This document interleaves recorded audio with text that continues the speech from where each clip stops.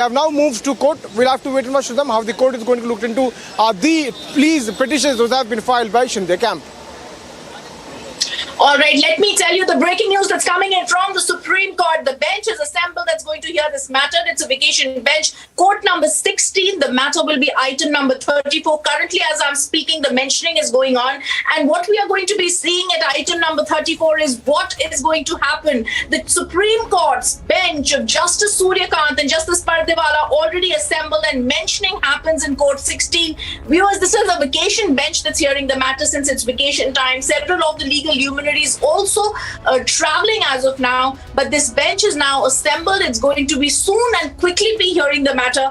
Mentioning is happening as we are speaking. I also want to go across to Sambhav, who's joining us. Sambhav, take us through what's happening in the court. Yes, so the bench has assembled, the vacation bench of the Supreme Court of Justice Suryakant and Justice G.V. Pardiwala has assembled, and hearing is likely to begin any time. Now, speaking of the two petitions filed by the Shinde camp of Shiv Sena as the Maharashtra political crisis has hit the legal ground, one of the petitions challenges the decision of the Deputy Speaker Narhari Zirwal to recognize Ajay Chaudhary as the leader of Shiv Sena legislative party instead of Shinde. And speaking of the other petition, it is regarding the challenges of the disqualification notices served on Shinde and other 15 MLAs who are there in Guwahati. Now, likely the team for Shinde, as you have pointed out, Rhythm, it could be Ranjit Kumar, the former Solicitor General, and Neeraj Kishan Kaul, also the former Solicitor General and Senior Advocate, and Congress MP and Senior Advocate Abhishek Manu Singhvi for Shiv Sena.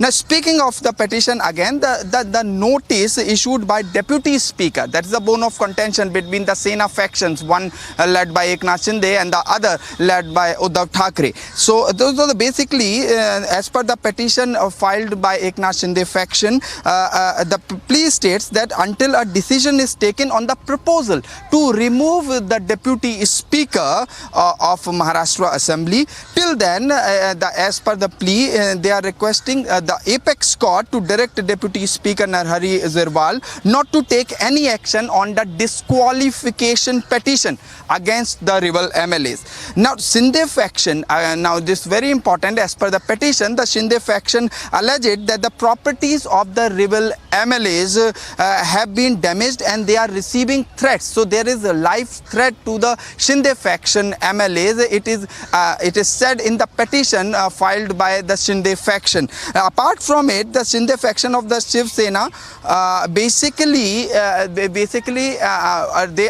the petition is regarding basically they are saying that they have a number. They have number of 39 out of 55 Shiv Sena MLAs, which according to them doesn't fall under the anti-defection law of the 10th schedule of the Constitution of India. So this is the bone of contention. On one hand, they are claiming that they have the number, the Shinde faction has the numbers. On the other hand, a political tussle is going on between the Shiv Sena faction headed by Uddhav Thackeray, wherein Sanjay Raut says that they do not have the number. If they do have the number, they come to the Mumbai and prove the numbers. So this is the basic bone of contention. Now today, when the matter is in the apex court, the apex court might take a stay on the whole matter, or what the apex court do is a matter of time. We'll let you we'll update you regarding what's going on in the apex court. Rhythm.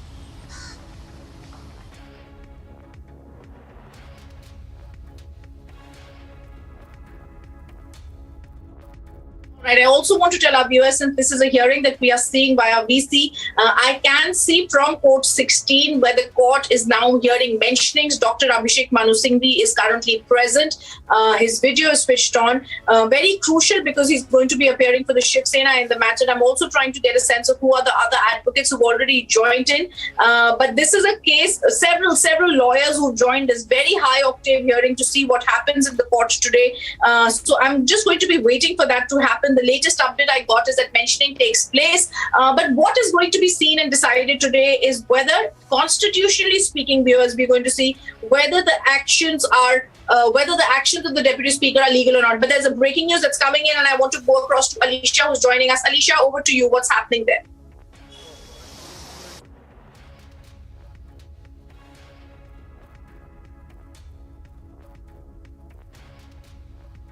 They're just waiting what is exactly happening. Even if we know that the statement that was released by Bharatiya Janata Party clearly stating that is they have nothing. Party clearly stating that is they have nothing to do with the ongoing issues of the Shiv Sena. But yes, there were series of meeting, and even we know that Devendra Fadnavis, who was in touch with the Delhi BJP leadership. So this is the clear indication, and I'll just show the visuals if we can. My video journalist Kanti can show you that we are right outside the Sagar Bungalow where Devendra Fadnavis is, and there could be a meeting that is going to be held of Bharatiya Janata Party, because they are also been waiting. They all eyes on the Supreme Court. What will be the verdict? So that this is something, because BJP at this point of time is why important to them is just because they have the number of 106, and even we know that from a source that some of the either way BJP is going to ask for the speaker as well, because we know that the speaker post is still vacant since the time Nana Patole, who was the speaker of the Legislative Assembly, but then he resigned as has been given by the MPCC chief post, and from that way we know that the post of the speaker was vacant, and there is why the Bharatiya Janata Party can go to the governor and ask for the to appoint the speaker of the Legislative Assembly, and this can really help the Bharatiya Janata Party, and also this can give a benefit to the Eknath Shinde camp. But everyone has been waiting what the Supreme Court says, because we know that the application that has been given and the Supreme Court is going to hear the matter on the petition that has been filed by Eknath Shinde, clearly stating that the removal of him as the leader of Shiv Sena Legislative Assembly is something invalid and unconstitutional. It's just because he has the number, he has the majority. He already gave a letter to the Deputy Speaker saying that he has the 37 number, the 2/3 majority which is being required for being elected as the legislator, even if that not considering to the fact where Deputy Speaker has appointed Ajay Chaudhary, who was recommended by the Uddhav Thackeray camp. So this is now hearing is going to take place in the Supreme Court, and on other hand it's also about the whip chief, because Eknath Shinde, who considered Bharat Seth Gogavne to be the whip chief, but Sunil Prabhu has been appointment, and even they have requested, because some of the either way the no confident motion that has been rejected by Deputy Speaker, and after which we know that the application given by Uddhav Thackeray camp to disqualify 16 Shiv Sena rebel MLAs, and the notice has already been sent to them, and they have time till today, that is by 5:30 they have to give a reply. But Shinde camp is just waiting for the Supreme Court hearing what will be come up, and then only the action will be taken, because Deepak Kesarkar in the press conference has clearly stated that they are going to give a befitting reply. It's just because the whip that was issued on a meeting that was called by Uddhav Thackeray at a Varsha Bungalow, so the whip only can be issued only in the assembly and not for the meeting, is what Eknath Shinde has clearly clarified. It stated that under constitutional 10th schedule, the whip that has been issued, it should be inside the house and not for the meeting, and the disqualification petition that has been given by the Uddhav Thackeray camp is something very invalid and unconstitutional, and that is why that has been challenged. The notice that has been issued against 16 MLAs, that has been challenged, but they have been waiting what the Supreme Court says, because only after that they will be giving a report, a reply to the Deputy Speaker, because they have a time till today by 5:30. Either they can come personally or by their lawyers. Yes.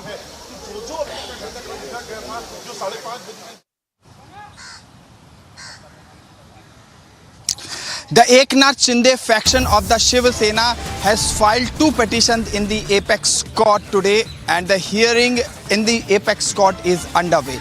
Now, what will happen today in this Maharashtra political crisis, we will give minute-to-minute update to you. Stay tuned to Republic Television. Supreme Court is all set to hear the petitions filed by Eknath Shinde camp. After this very short break, we'll got all the details as a very important hearing is also to take place in Supreme Court today. Stay tuned.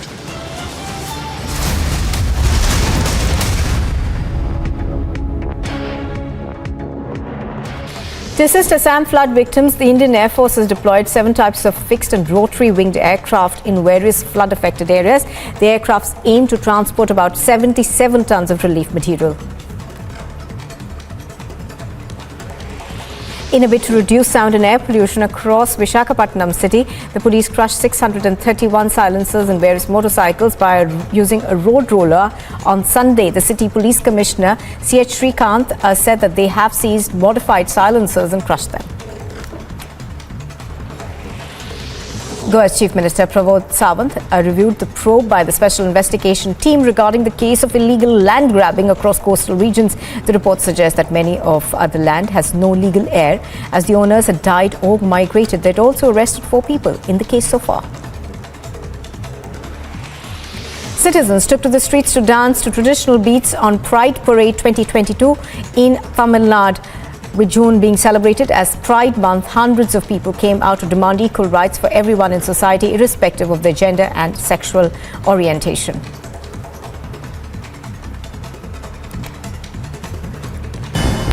And in other international news, NASA launched a rocket from the Arnhem Space Centre in Australia's Northern Territory on Sunday. This is NASA's first launch from a commercial spaceport outside the US and the first in Australia in 27 years. Rocket struck a residential area of Kharkiv, causing damage to residential properties and a hospital.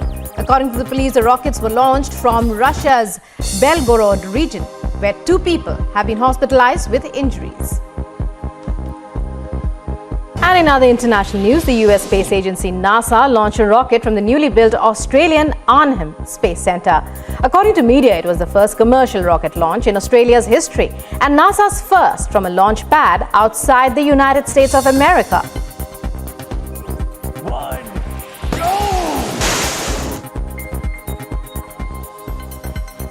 US first.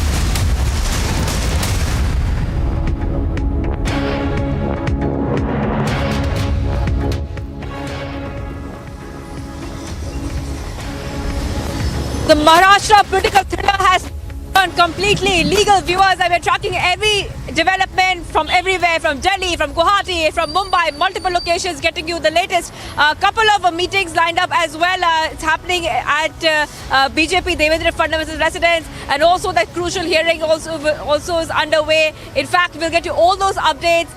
And also in Guwahati, Uday Samant will soon have a briefing. Many updates coming up, and we'll keep tracking all of them. Stay tuned to Republic TV, much more coming up on the other side.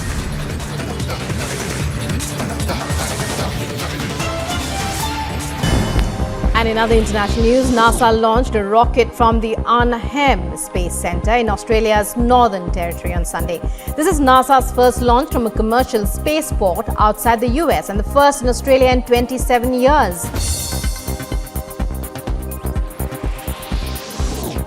Rocket struck a residential area of Kharkiv, causing damage to residential properties and a hospital. According to the police, the rockets were launched from Russia's Belgorod region, where 2 people have been hospitalized with injuries. And in other international news, the US space agency NASA launched a rocket from the newly built Australian Arnhem Space Centre.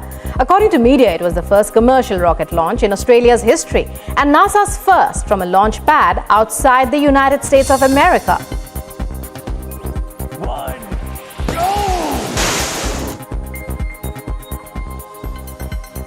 US First Lady Jill Biden arrived in Spain ahead of the NATO summit. Her arrival was 2 days before her husband, US President Joe Biden, who will travel to Madrid to participate in the summit on the 29th and the 30th of June.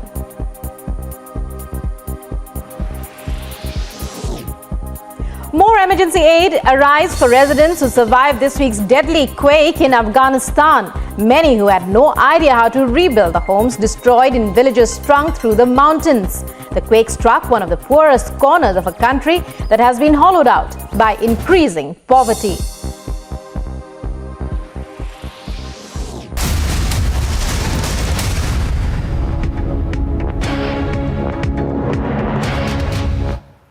Maharashtra political crisis reaches the top court. Supreme Court hearing on Shinde camp's petition against the Deputy Speaker in rejection of the no confidence motion is underway. Protests and counter-protest, defections and open challenges, now a legal battle. It's Uddhav Thackeray versus Eknath Shinde. Deputy Speaker's deadline to 16 Shinde camp MLAs ends today. All eyes are now on Shinde's next move.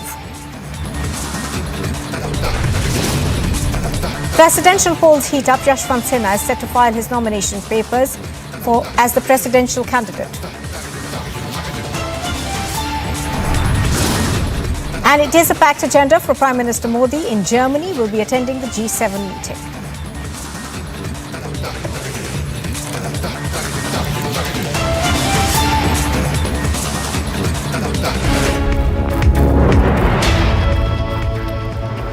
Well, good morning and welcome. You're watching live and breaking on Republic TV. I'm Nupur Talwar Suri, and we're going to cut across live to Rhythm Anand Bharadwaj, our legal editor, to get the latest on what's happening in the Supreme Court. Rhythm. Right, let's tell our viewers that inside the bench is presided Nupur, that is currently sitting to be hearing the matter. We're also being told that there was a PI that was filed in a separate case against Eknath, Shinde and other rebel Shiv Sena MLAs for neglecting their official duties and seeking directions for them to resume office in the Supreme Court. I'm trying to get in a sense that what happened is the matter was mentioned before the bench led by Chief Justice. But we shall see what happens in this case in just a short while from now. Coming back to the case, item number 34, Court 16 of the Supreme Court that's going to be hearing the case. We've already seen Dr. Abhishek Manu Singhvi is appearing in the case. We've also been told Neeraj Kishan Paul, senior advocate, is going to be appearing for the Shinde camp.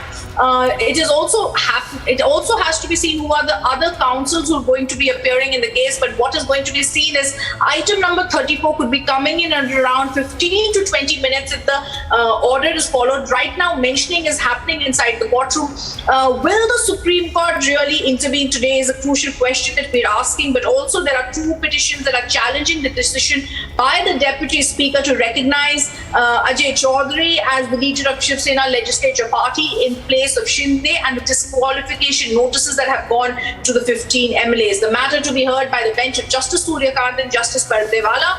We've also seen that several top legal luminaries are going to be appearing in this constitutional legal matter that's going to be deciding a political crisis. As we've seen for the Shinde Senics, there are 39 who've already gathered, and Uddhav Senics are at a number of 16. As the political number game continues in Guwahati, we've been told there are several meetings and developments taking place at Fadnakis's office, where Alisha was reporting from earlier. She told us about details about what could be happening. And of course, at Matushri, we've also seen tension. We've got Shivangi, Alisha, Piyush Ohri from the Vidhan Bhavan, Sambha from the Supreme Court, and Piyush Mishra also joining us from Guwahati. If I could come across to you, Shivangi, at Matushri, any meetings, what's been happening? Have you seen anyone go inside? What is the general mood there like? Well, Rhythm, when it comes to the meetings, like we told you earlier, there will be a rally later which will take place in Mumbai by Uddhav Thackeray, but nobody has really come in and gone out right now, because in the past few days we did see that leaders coming in and going out. No such meeting right now inside, though there's speculation that some leaders might come later on. But right now, of course, the action is at the Supreme Court. Remember that the Uddhav Thackeray camp is also extremely, it's very important for them. It's extremely important juncture for them, Rhythm, of course, so you will agree with me. The survival also depends on what will happen later at top court. But when we talk about the developments in Matushri, we saw, this is the space, Rhythm, where we saw a lot of developments happen for the past couple of days. We saw Uddhav Thackeray pack up his bags and come here. We saw a show of strength a couple of days ago where there were many supporters, many Shiv Senics were completely emotional about what is happening. And we also saw a couple of leaders come and go. Now, when we talk about the leaders, Sanjay Raut has been making a couple of statements, and he has been maintaining the same stance, Rhythm, for the past couple of days. He's saying nothing is wrong. And even today, he went on to say that Shinde is a very good friend of his and they have shared the good times and the bad times. So Shiv Sena, they're really playing on an emotional plane. Now, as it's being played on an emotional plane, we can also see a legal battle also happening. We can also see a political battle happening. So this is a political thriller, Rhythm, which is seeing multiple angles. multiple angles, not just political, now legal and emotional, and also the question of legacy, the question of Bala Saheb Thackeray's legacy also comes into play. And of course, as the day progresses, we'll be getting you all those updates. Now, when it comes to the stance of the BJP, now sources have been telling Republic TV that a meeting happened between Shinde and BJP. Nothing official, because BJP has distanced itself from what's happening, the political crisis and what's happening in Guwahati. They say that we have nothing to do with the split in the Shiv Sena. But Ramdas Athavale yesterday met Devendra Fadnavis, and he said something very interesting, Rhythm. He said that we are behind Shinde camp. That gives a clue to what we can expect politically in the next couple of days. So this is the top developments right now, Rhythm, and of course we'll be tracking everything from Matoshri as and when it happens.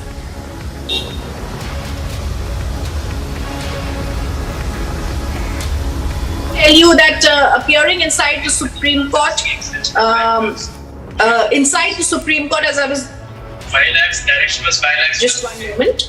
All right, let me tell you inside the Supreme Court, mentioning continues. I also want to go across to Alisha joining us from Fadnavis's residence.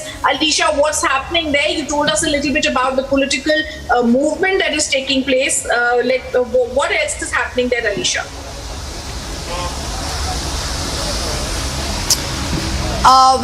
Rhythm, let me show you the visual. We are right outside the Fadnavis bungalow, that is Sagar bungalow, where Ashish Shelar has already reached. We have to wait. I'm sure along with Eknath Shinde camp, the Bharatiya Janata Party is also keeping a close eye on the court proceeding that is going to be held in some time from now in the Supreme Court. It is just because we know that some of the either way where Eknath Shinde camp is going to, they wanted to continue with the Bharatiya Janata Party, but the statement already given by the BJP that there is they have no hands in the ongoing situation in the Shiv Sena. But what update that we are getting is that a new PL that has been filed in the Bombay High Court. 7 citizens of Maharashtra have moved the PL in the Bombay High Court to consider their fundamental rights and direct Eknath Shinde, who is an official leave with other ministers, to return to the state and assume duty. So this is a public interest litigation that has been filed before the Bombay High Court over the ongoing Maharashtra turmoil in politics, and they have been asking to Bombay High Court to direct Eknath Shinde and the other minister to come back to Maharashtra and assume their duties, because it has been said that they have been in an official leave, and this has really turned, and this is something like really very is getting something affected for the state of Maharashtra and for the people, and that is where they have filed an appeal, and it is going to be mentioned before the Bombay High Court as well.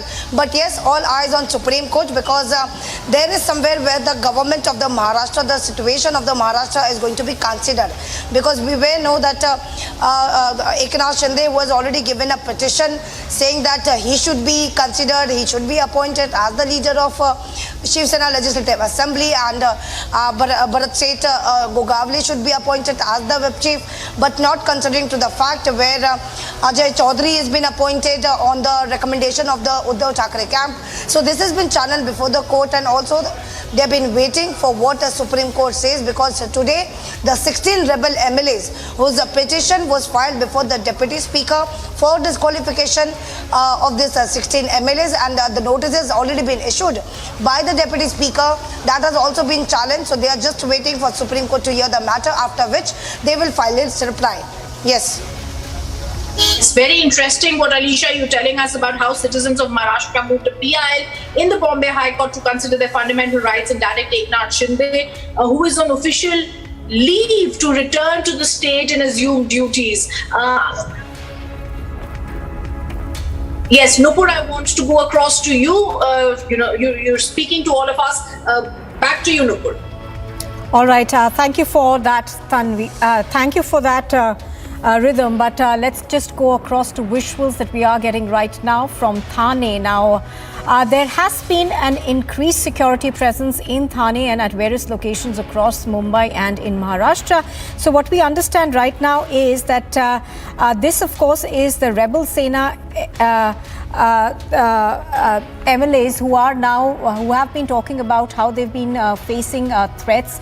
After this, of course, what we are seeing is Thane police has been deployed at the Anand Ashram, where Shinde supporters are gathering in support of Eknath Shinde. Now, what's happening in Maharashtra is also perhaps a show of strength by both sides. On the one side, of course, is Uddhav Thackeray's camp, which has challenged Eknath Shinde. Eknath Shinde, of course, and his rebel MLAs now at a number of 39 continue to say that they are the real Shiv Sena. The battle now is in the Supreme Court, but tension high in Thana. Now, Thana, of course, is essentially seen to be where Eknath Shinde's support comes from. He's a mass leader from Thana, and do remember that the Thana Municipal Corporation is also actually controlled by the Shiv Sena.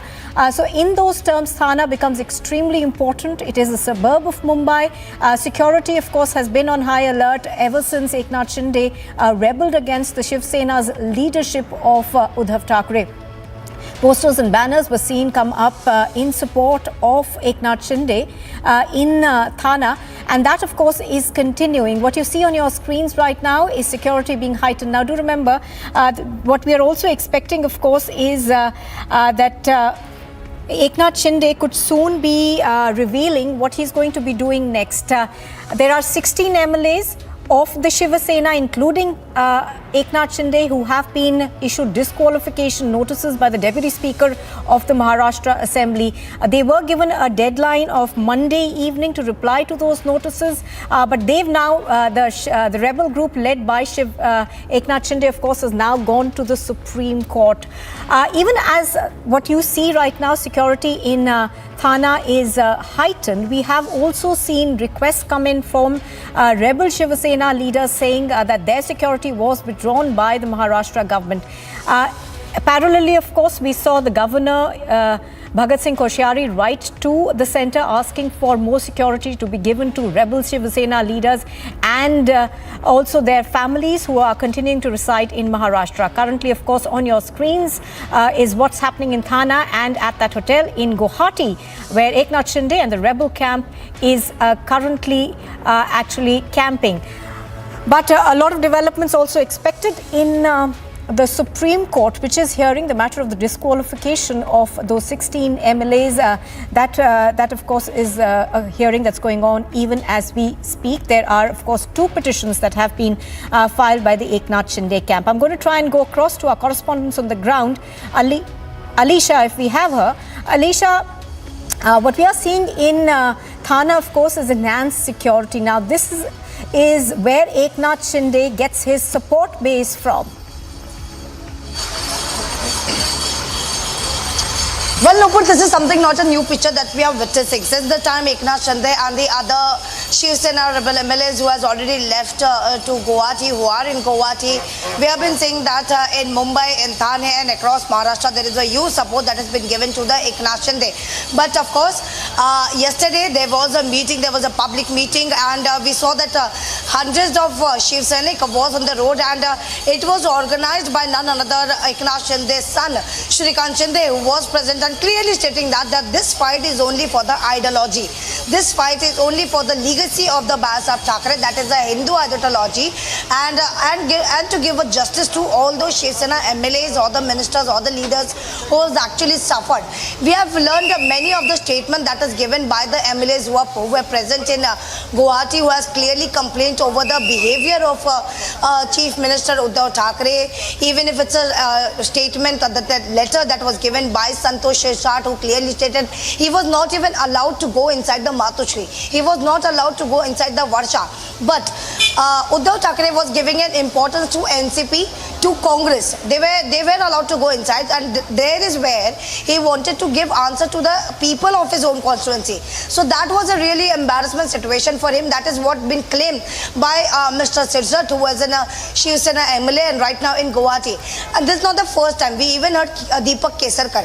Deepak Kesarkar at time before 2019, where Deepak Kesarkar was MOS home. He was a Minister of State home when BJP and Shiv Sena Sena was in power, and right now he's been known to be a very loyal to the to the Shiv Sena party. But now he's also claimed that there are some of the injustice that has been happening with them, and there is the reason why they wanted to go with the Bharatiya Janata Party. But right now they have ruled out it. But now they have been fighting for their own party. They have been fighting for their own rights. The petition that has already been filed before the Supreme Court, and they're just waiting for Supreme Court to hear the matter so that some of the conclusion can come. And the sources have already informed right after the Supreme Court order, they are likely to go to governor, because they have been hoping the Supreme Court order will be in their favor, that is in the favor of Eknath Shinde camp.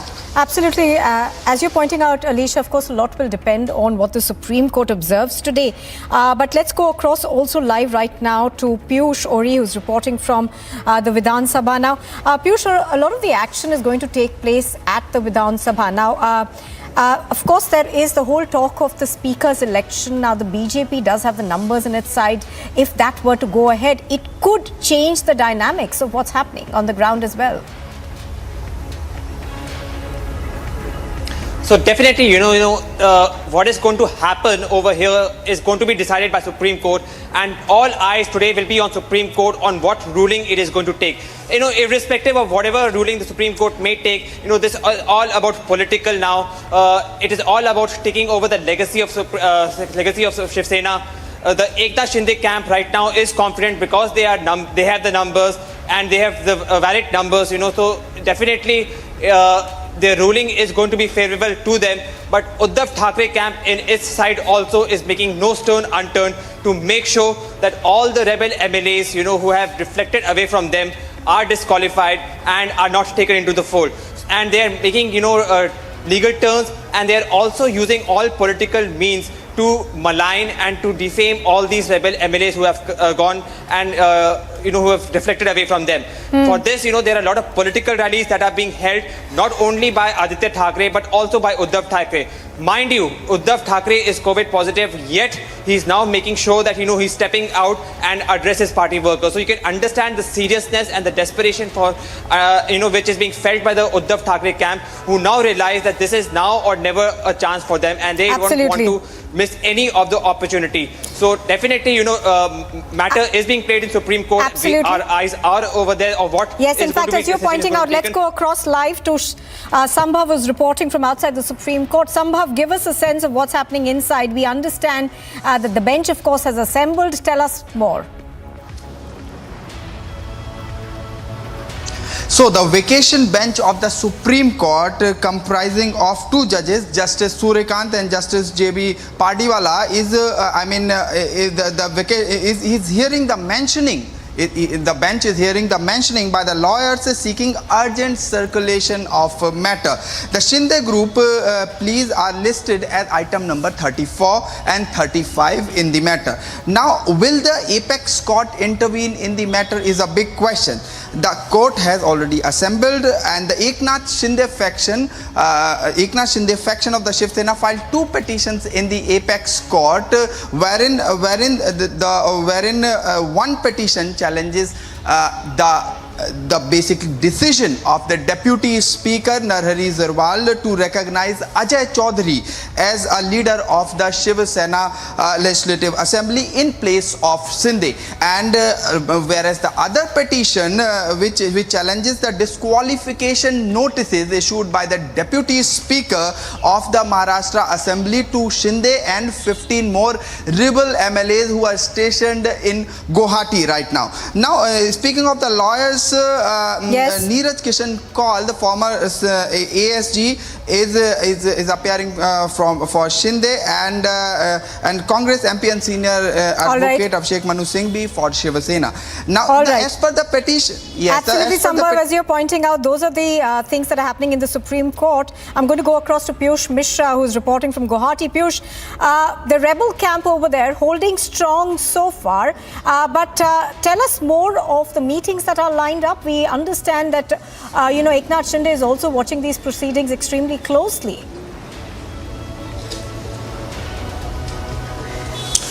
Well, absolutely. And since beginning, we have seen Eknath Shinde camp coming out in open and challenging the notices those were issued by the speaker. Remember that they have mentioned that they should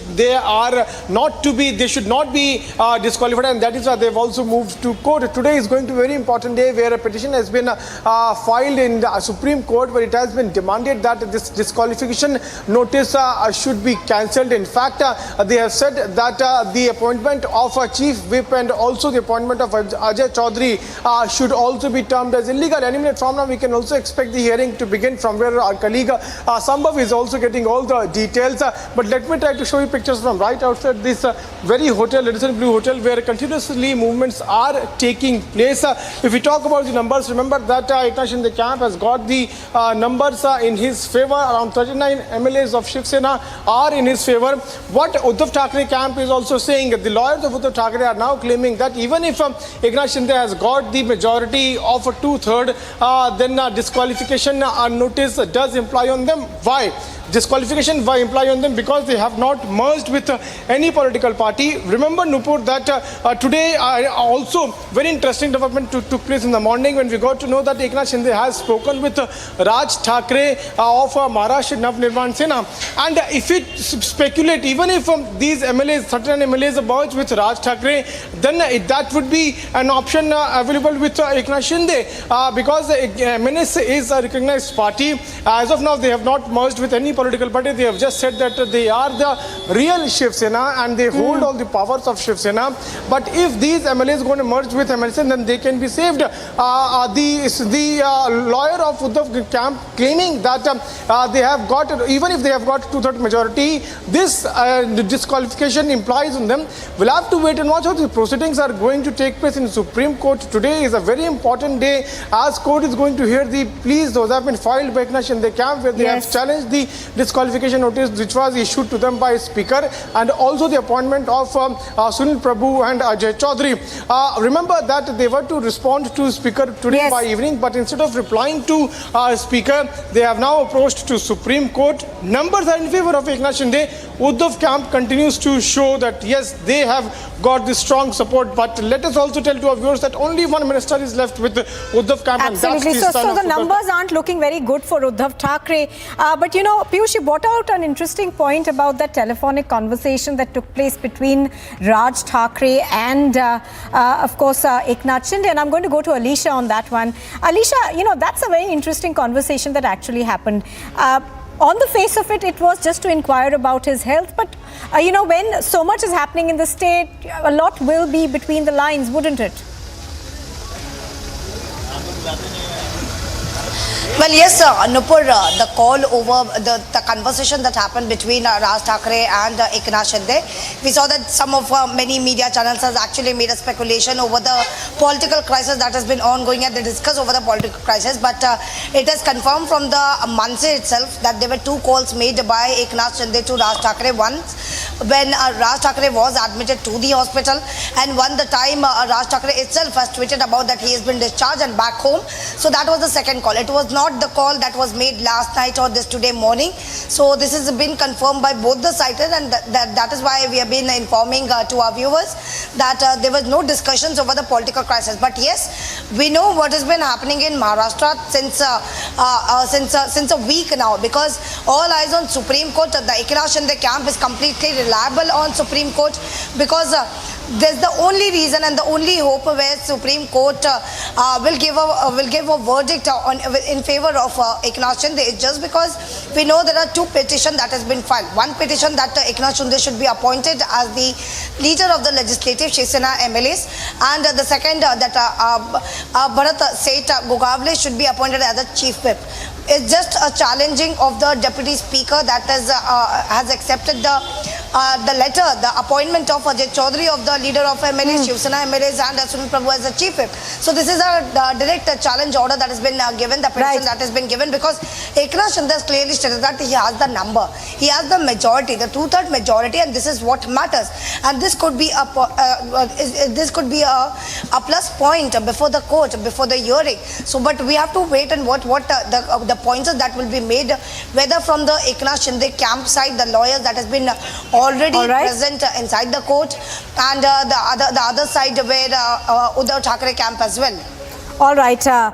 So a lot happening right now in the state. We'll have to wait and watch out for what the Supreme Court observes.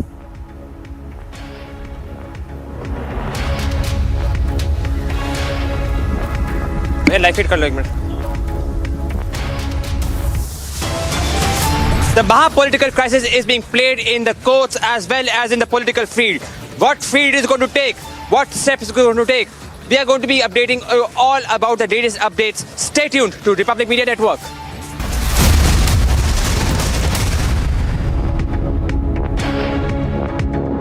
And in other international news, the US space agency NASA launched a rocket from the newly built Australian Arnhem Space Centre. According to media, it was the first commercial rocket launch in Australia's history and NASA's first from a launch pad outside the United States of America.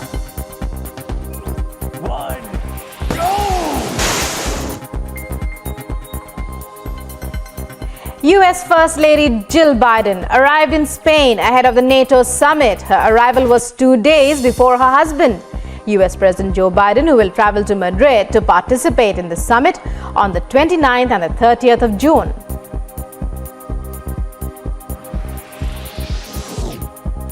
More emergency aid arrives for residents who survived this week's deadly quake in Afghanistan. Many who had no idea how to rebuild the homes destroyed in villages strung through the mountains. The quake struck one of the poorest corners of a country that has been hollowed out by increasing poverty. G7 leaders posed for a last photo op after the first day of a 3-day summit in the Bavarian Alps, intending on keeping economic fallout from the war in Ukraine from fracturing the global coalition working to punish Russia's aggression.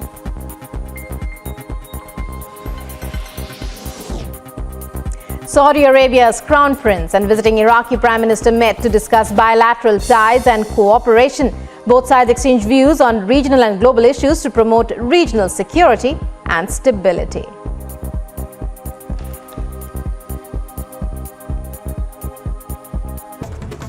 And in other national news, in the by-polls for the 2 Lok Sabha seats in Uttar Pradesh, the BJP won the Rampur seat and Samajwadi Party's stronghold Azamgarh as well. Just after BJP's landslide victory, Uttar Pradesh Chief Minister Yogi Adityanath expressed gratitude to the people of the state, saying that the by-election results put a seal of public's faith in the double-engine BJP government.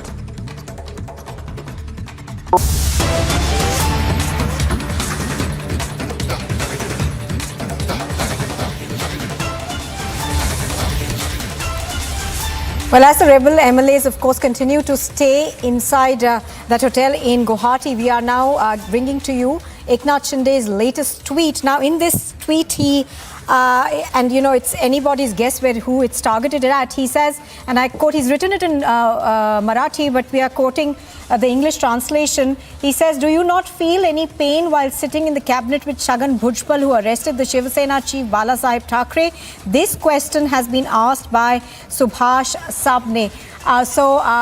Essentially going on to say that Chhagan Bhujbal, who originally, just to tell our viewers, was from the Shiv Sena, he rebelled later and joined the NCP later on. This tweet by Eknath Shinde essentially says that Chhagan Bhujbal, who arrested Shiv Sena chief Balasaheb Thackeray, do you not feel any pain while sitting with him? I'm going to go across to Alisha on this one. Alisha, a lot of what we are seeing in Maharashtra is also a battle for political legacy of Balasaheb Thackeray. Well, yes, of course, it's a new tweet from Eknath Shinde clearly stating that Chhagan Bhujbal, who has arrested the Samrat Shiv Sena Pramukh Balasaheb Thackeray. So, well, the Shiv Sena Kanda Uddhav Thackeray is ready to forgive, and this is the statement that has been coming in from the same person, where he's one of the Shiv Sena MLAs who has already given a bite and clearly stated that what this NCP and Congress has done to the Shiv Sena in the past earlier when they were in power. So we know that even Eknath Shinde, who has been fighting for the same legacy, for the same Hindutva ideology, he's been saying the same that we are not here for the power, or we are not here for the post. Even we know that there were many posts. There were many posts that was given, but now Many posts that was given, but now all eyes on the Supreme Court hearing that is going to be start in a short while from now. Minute to minute update will be given on Republic TV. We'll be back after a short break. Stay tuned.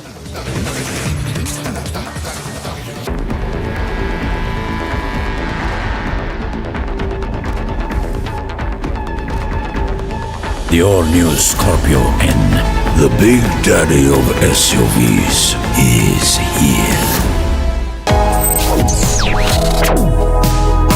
Reading allows us to become familiar with ourselves. We don't read, we won't know what is knowledge. I just find it very interesting to know people's lives, how they went through certain situations, how they dealt with things. So wherever you want to go in life, if you read books along those lines, then that would really help you in growing. Reading could mean a million different things to every individual. What does it mean to you? Visit readindia.info to find out more. And in other national news, in the by-polls for the 2 Lok Sabha seats in Uttar Pradesh, the BJP won the Rampur seat and Samajwadi Party stronghold Azamgarh as well. Just after BJP's landslide victory, Uttar Pradesh Chief Minister Yogi Adityanath expressed gratitude to the people of the state, saying that the by-election results put a seal of public's faith in the double-engine BJP government. दोनों चुनौतीपूर्ण लड़ाई को Bharatiya Janata party ने जीत में बदल करके 2024 के लिए एक दूरगामी संदेश दे दिया है. Bharatiya Janata Party candidate Ghanshyam Singh Lodhi won the Lok Sabha by-poll in Rampur under the leadership of Chief Minister Yogi Adityanath. The bastion of Samajwadi Party big shot Azam Khan. मेरी उम्मीद से थोड़ा कम रहा जीत का अंतर. अच्छा. जैसे मैं क्योंकि थोड़ा परसेंटेज कम हुई गर्मी की वजह से, या शादी समझ लो या काम की समस्या समझ लो, मैं इससे भी चाहता, मेरा जो मन था मैं 1 लाख से ऊपर जीतता.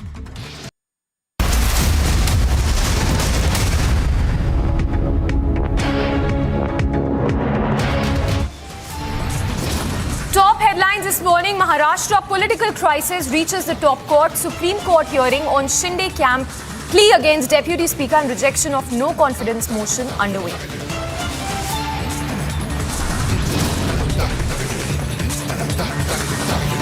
Protests and counter-protests, defections and open challenges, and now the legal battle. It's Uddhav Thackeray versus Eknath Shinde.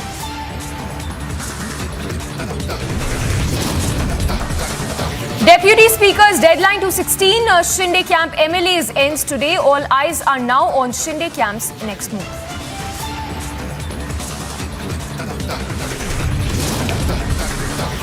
Presidential polls heats up. Yashwant Sinha set to file his nomination as the presidential candidate.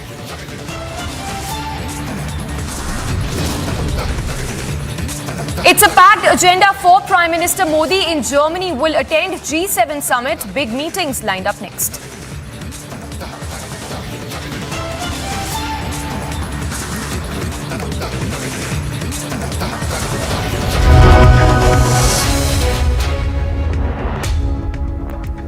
Good morning, viewers. Thanks for tuning in. Tracking all the latest on Maharashtra political upheaval. In the latest, Eknath Shinde has taken to Twitter. He said, and I quote here, "Do you not feel any pain while sitting in the cabinet with Chhagan Bhujbal, who arrested Shiv Sena chief Bala Saheb Thackeray?" This question has been asked by Subhash Sabne, the ex-Sena MLA.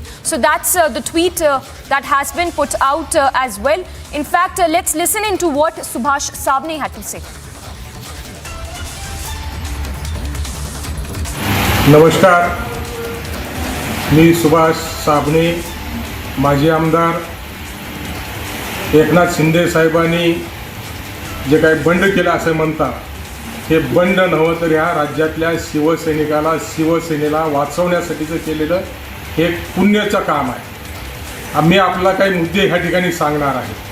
that is a request to the people of Maharashtra. ह्या राज्यामध्ये स्थानिक स्वराज्य संस्थेच्या निवडणुका What is happening in the state of Maharashtra after Mahavikas Aghadi came into the power? मध्ये आमच्या शिवसेनेचे शिक्षक मतदारसंघातले We saw that they were आदरणीय श्रीकांतजी देशपांडे हे तिथं आपले शिवसेनेचे उमेदवार होते. त्यांच्या विरोधामध्ये त्या ठिकाणी अनिल देशमुख माजी मंत्री यांच्या मेहुण्याला त्या ठिकाणी उभा करून त्या ठिकाणी पाडण्याचं काम शिवसेनेला पहिला धक्का जर देण्याचं काम कोणी केलं असेल तर राष्ट्रवादीने विदर्भामध्ये केलेला. दुसऱ्या काही मी घटना आपल्याला ह्या ठिकाणी सांगणार आहे नम्रपणानं. पंढरपूरची पोटनिवडणूक त्या ठिकाणी लागली. पोटनिवडणूक लागल्याच्या नंतर कुठलाही पक्ष आपला पक्ष वाढवला पाहिजे, आपला चिन्ह त्या लोकांपर्यंत गेला पाहिजे, ह्याच्यासाठी पक्षाची धडपड असते. पण आमच्या पक्षाने आपलं मुख्य. And we have Alisha reporting live from outside Fadnavis residence. Alisha, we believe there's some action happening. Give us more details. Well, yes, Samiksha, we saw that Ashish Shelar and Girish Mahajan, who has already reached to Devendra Fadnavis. I'll just show you the visuals right after because we can see that there are police who has been deployed, and some of the other meeting they would have been going inside the Devendra Fadnavis office. We see the continuously movement here outside, and we know that Bharatiya Janata Party, who is something on a wait and watch mode. Now the all eyes on the Supreme Court, and then only after some of the either way we know that Devendra Fadnavis and the other senior BJP leaders who is going to stand over what is going to happen, because at this point of time and at this time when Eknath Shinde with the other 39 MLAs, because we know that there are in total now 39 Shiv Sena MLAs with the support of independent MLAs. In total there are 51 MLAs. So for that, if they really wanted to form a government, Shiv Sena, that the Shinde camp has to get in merge, whether with the Jan Prahara Shakti Party, which is Bachchu Kadu is the chief, and he is already there present in the Guwahati, or whether with the Bharatiya Janata Party, which has a number of 106. So it's very important, but all eyes, the decision only will be taken right after the Supreme Court order, because it's all about the disqualification of Eknath Shinde as the leader of Shiv Sena Legislative Assembly. The whip chief that should be appointed, the Bhagat Gogavle should be appointed as the whip chief.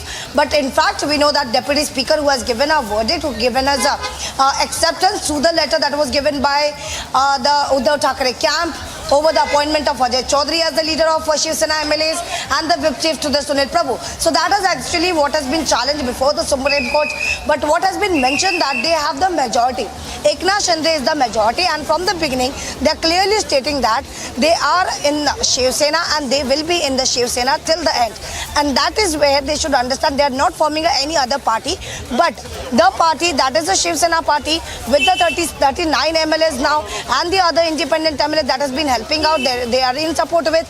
And with this is the real Shiv Sena, that in the Eknath Shinde camp is the real Eknath Shinde camp, and Eknath Shinde should be considered as the leader of Shiv Sena MLAs. Yes. All right, Alisha, stay with us. We have Sambal also reporting live from outside the Supreme Court. Sambal, we believe that the bench has assembled. If you could tell us if the hearing has started. So the hearing in the vacation bench of the Supreme Court has begun with Justice Suryakant and Justice J.B. Pardiwala starting hearing the matter listed on the board. The vacation bench, the Shinde group pleas are listed as item number 34 and 35. Now here, will the apex court intervene is a big question. And now the Eknath Shinde faction of Shiv Sena has filed two petitions in the Supreme Court of India, wherein one petition challenges the decision of Deputy Speaker Narhari Zirwal to recognize Ajay Chaudhary as the leader of the Shiv Sena Legislative Party in place of Shinde. That's one petition. And summarizing the other petition, it's about challenging the disqualification notices served on Shinde and 15 other rebel MLAs who are stationed in Guwahati. Now these are the two petitions, and apart from it, the Shinde faction also alleged, according to the petition which is filed in the Supreme Court, the Shinde faction alleged that the properties of the rebel MLA is in danger and their life, they have a life threat. It's a big allegation being leveled by the rebel MLAs in the petition which Supreme Court is hearing right now. And now apart from it, we'll give you minute-to-minute update regarding that. Apart from it, speaking of the petition itself, so the bone of contention here we need to understand in the petition is Ajay Chaudhary. As Ajay Chaudhary was recognized as the leader of Shiv Sena Legislative Party by the Deputy Speaker, so which is being challenged in the Supreme Court by the Shinde faction. Apart from it, speaking of the two petitions, one of the petitions reads, the disqualification notice is the classic example of the Maharashtra Assembly Deputy Speaker Narhari Zirwal acting hand in glove. As per the petition, they are accusing the Deputy Speaker is acting hand in glove with the government in an attempt to hastily disqualify the petitioner, that is the Shinde and the 15 other MLAs along with the supporters. So that's the petition. And apart from it, the disqualification rules and the Maharashtra Legislative Assembly rules are sought to be completely bypassed, it is said in the petition. So now the matter is in the Apex Court, and Apex Court is hearing the matter. Now, as day by day, the power tussle in the Sena versus Sena fight is getting intense. Yes. So here, these are the updates currently we are tracking. Yes, on Sambhav, stay television. with us. Let me also go across to Piyush Mishra reporting live from Guwahati. Piyush, while the hearing is underway, if you could once again give us the breakup of the numbers at this point. We understand 51 MLAs are with Eknath Shinde at this point.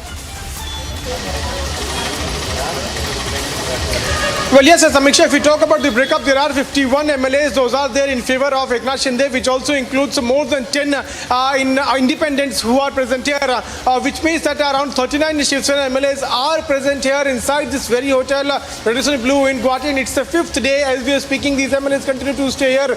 We've also seen the multiple pictures coming in. Whenever new MLA comes up, there's a video and photograph which is shared by Eknath Shinde camp. And in that particular photo, we can also count the heads up, which certainly tells us that it has crossed the mark of 50. So good number of MLAs, those are there in support of Eknath Shinde, and continuously we are seeing war of words also going on between Shinde camp and Uddhav Thackeray camp.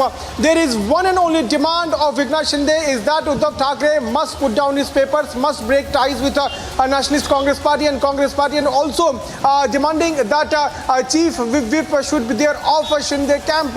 And that is why they've also moved to Supreme Court, challenging the notice which was issued by Supreme Court, by Speaker, saying all these MLAs to be summoned today by evening. But instead of replying to that, they have now moved to Supreme Court, terming this as the illegal. In fact, they have also termed the appointment of Ajay Chaudhary and Sunil Prabhu as the illegal move by Uddhav Thackeray camp. We'll have to wait and watch how the Supreme Court is going to look into the matter. In fact, Uddhav Thackeray camp lawyer is now coming out and saying that even if Shinde camp has got the 2/3 majority, then his party, his members will have to get merged with a party, and then only this disqualification notice will not be implied on them. But if they do not, then it does. Remember that among these all the interesting developments, amidst all the interesting developments, there is one more very important development which has taken place, and that's the talk which has taken place between Eknath Shinde and Raj Thackeray. That is now also being seen as a very important one, because today we got to know how he spoke to Raj Thackeray for 2 times, and though the camps are not coming out openly about what actually happened, we are learning from our sources that yes, political developments those have taken place in Maharashtra was also discussed.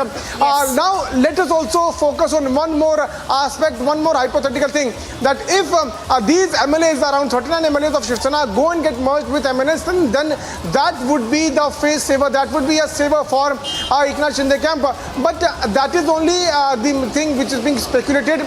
Let's see how the Supreme Court is going to look into the plea which has been filed by Eknath Shinde camp, where they have moved forward and challenged the speaker's notice of disqualification. So also after this very short break, as the Supreme Court is going to hear the matter, we'll get all the details. Numbers are in favor of Eknath Shinde camp. Only one minister is left with Uddhav Thackeray, and that's Aditya Thackeray. Stay tuned for more and more deep updates after this very short break.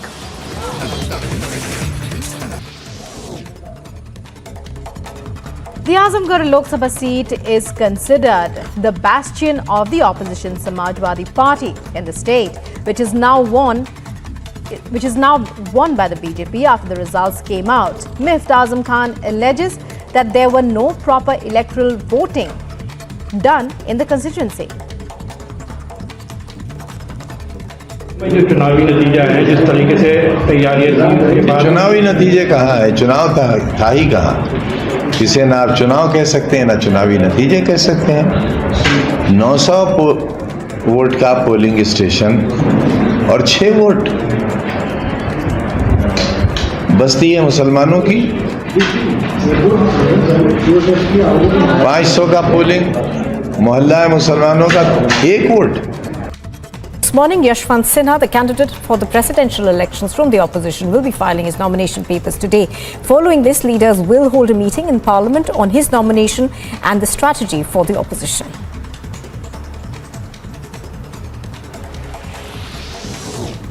Union Minister Amit Shah chaired a parliamentary consultative meeting aimed at strengthening national security. During the meeting, he assured the central government is committed to enhancing security and citizen-friendly justice system. He further urged the investigative agencies to be one step ahead of criminals by using technology. After the BJP won the by-elections in Rampur and Azamgarh, Uttar Pradesh's Chief Minister Yogi Adityanath has said that the victory has sent an optimistic message for 2024's general elections. Taking a dig at the Congress party, he said the victory also sends a clear message to the Parivarwadis. To assist Assam flood victims, the Indian Air Force has deployed 7 types of fixed and rotary-winged aircraft in various flood-affected areas. The aircrafts aim to transport about 77 tons of relief material. In a bid to reduce sound and air pollution across Visakhapatnam city, the police crushed 631 silencers and various motorcycles by using a road roller on Sunday. The city police commissioner, C.H. Srikanth, said that they have seized modified silencers and crushed them. Goa's Chief Minister Pramod Sawant reviewed the probe by the Special Investigator.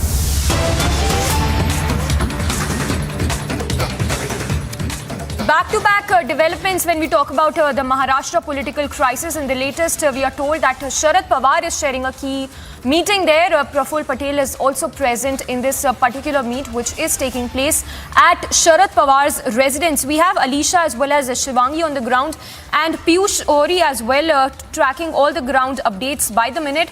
Let me go across to Alisha first. Alisha, a lot of key meetings there.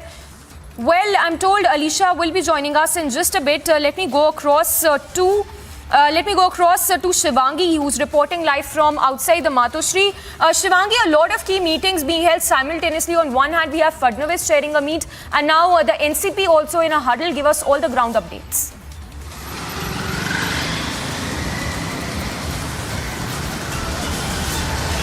Well, we have lost that connection with Shivangi. We will go across to Shivangi in just a bit.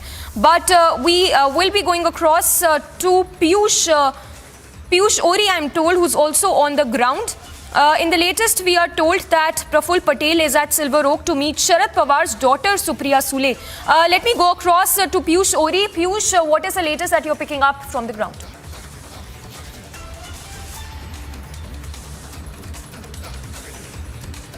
Sharad Pawar isn't ready for the presidential campaign, and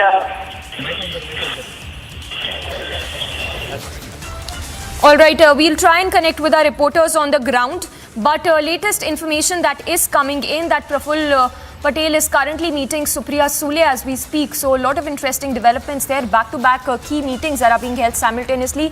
Remember, Fadnavis is also chairing a meet simultaneously as we speak.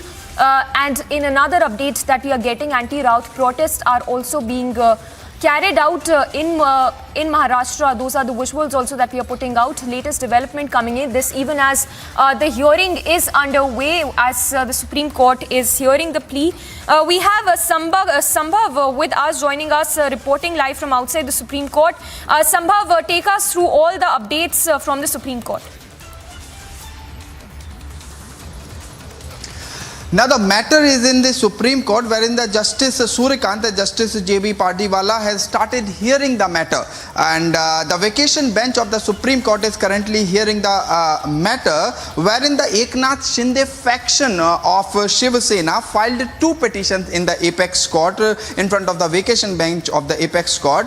And if I summarize the petitions, one petition challenges the decision of Deputy Speaker Narhari Zirwal to recognize Ajay Chaudhary as the leader of Shiv Sena Legislative Party in place of Shinde. That's one bone of contention that's there in the petition mentioned by the Shinde camp. The other, if I may summarize, the other petition challenges the disqualification notices issued by the Deputy Speaker served on Shinde and 15 other MLAs. So these are the 2 petitions. Apart from it, if I get into the petition, so the main ground of the petitions are Deputy Speaker, according to the petition in the Apex Court by Shinde, the Deputy Speaker cannot disqualify any member in under Schedule 10 of the Constitution of India during the pendency of a resolution seeking its removal.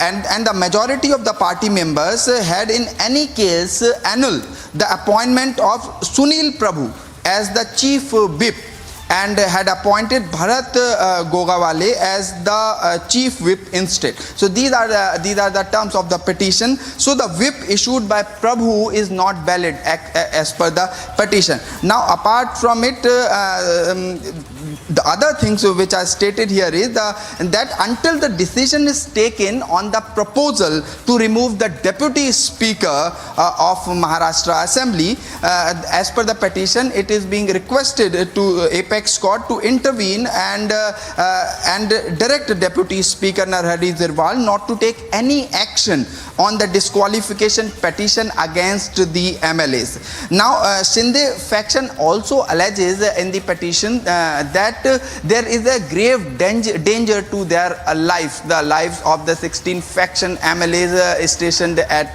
Guwahati. So that's one thing, and the rebel, and apart from it, there is an allegation that the properties of the rebel MLAs have been damaged by the faction headed by Uddhav. That's there in the petition. So these are the 2 petitions being heard at the Supreme Court of India. Currently we are tracking minute-to-minute update on Republic Television. Yes. Back to studio. Yes, Sambhav, stay with us. Let me go across to Shivangi now, who's reporting live from outside the Matoshri. Shivangi, if you could give us the latest that you're picking up on the ground. Brother Samiksha, we continue to bring you live coverage and rolling coverage on Republic TV. This is the big news we're tracking the entire day, and all our reporters are on ground, Guwahati, Delhi, and also Mumbai. I am outside Matoshri. This is Matoshri right behind me. This is the residence of CM Uddhav Thackeray, who says he will quit but has not quit yet. That's a big story. Of course, now the entire fight has completely become legal. It's gone to the Supreme Court, as my colleague Sambhav is tracking all those developments from New Delhi. But as for what's happening right now, we're seeing a couple of statements come in since morning from Sanjay Raut. Now, what he said, once again, he said Shinde was very close to him at one point of time. And again, playing on those emotions, once again, we're seeing a lot of these emotional comments come from the Shiv Sena side and from Uddhav Thackeray side, where he also said that I want to talk to those rebel MLAs. Please come to talk to us. Even saying that you have to talk to us one day or the other. You'll have to come to Mumbai one day or the other. So talk to us. But it seems as if it's beyond the talking point. It's beyond, any kind of civil conversation. Because right now the conversations will all be legal. It's going to be played out there in the Supreme Court, where the hearing, of course, is going to be underway. My colleague is tracking those developments. And when we talk about the BJP now, we have been seeing key meetings also happening there outside Devendra Fadnavis's residence, where Alisha has been tracking all that. But when we were there yesterday, we got this very crucial information from Ramdas Athawale, which kind of gives a sense of where the BJP stands. Officially, they say that we're not with the rebels. Officially, they say that we have nothing going to do with it. But our sources keep telling us that there is some kind of a meeting happening between Shinde and the BJP. Now, Ramdas Athawale had said that that we will stand behind Shinde. He also said that Uddhav Thackeray is taking part in hooliganism. So these are very crucial statements coming out. As for now, later on, there will be a rally which will be addressed by Uddhav Thackeray to the party cadres. So that also will be a very crucial meet there when it comes to the Thackeray camp. Aditya Thackeray has been coming out continuously and addressing rallies, also speaking to a couple of party workers, including the youths, and making sure and telling that the Bala Saheb Thackeray legacy is something which definitely cannot be played with, because then again, this is a question of legacy, Samiksha, at the end of the day, the way it seems right now. Attending a key meet there, and that is a live visual that in fact we are tracking. In fact, remember on that note, the NCP and Congress is also in a huddle at this point. The visuals coming in show Sharad Pawar leaving from his residence, and this in the backdrop of the key hearing which is underway in the Supreme Court.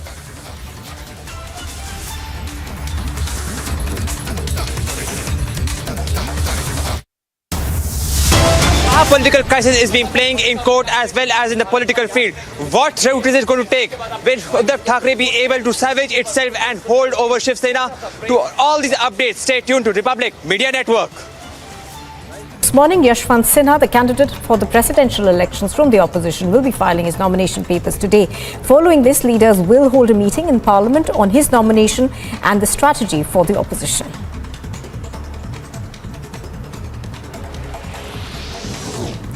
Union Minister Amit Shah chaired a parliamentary consultative meeting aimed at strengthening national security. During the meeting, he assured the central government is committed to enhancing security and citizen-friendly justice system. He further urged the investigative agencies to be one step ahead of criminals by using technology.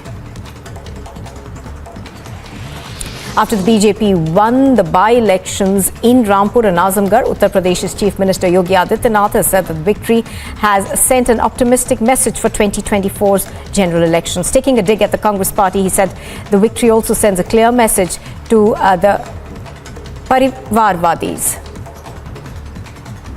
To assist Assam flood victims, the Indian Air Force has deployed 7 types of fixed and rotary-winged aircraft in various flood-affected areas. The aircrafts aim to transport about 77 tons of relief material. In a bid to reduce sound and air pollution across Visakhapatnam city, the police crushed 631 silencers and various motorcycles by using a road roller on Sunday. The city police commissioner, C.H. Srikanth, said that they have seized modified silencers and crushed them.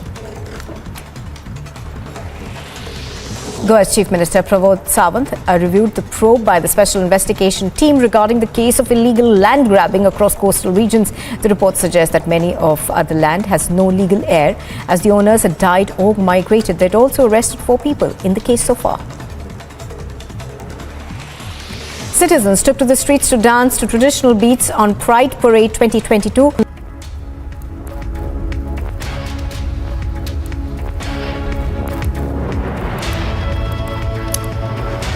And as we speak, key hearing is underway in the Supreme Court at this point. Our Executive Editor for Legal Affairs, Rhythm, is joining us for more details. Rhythm, over to you.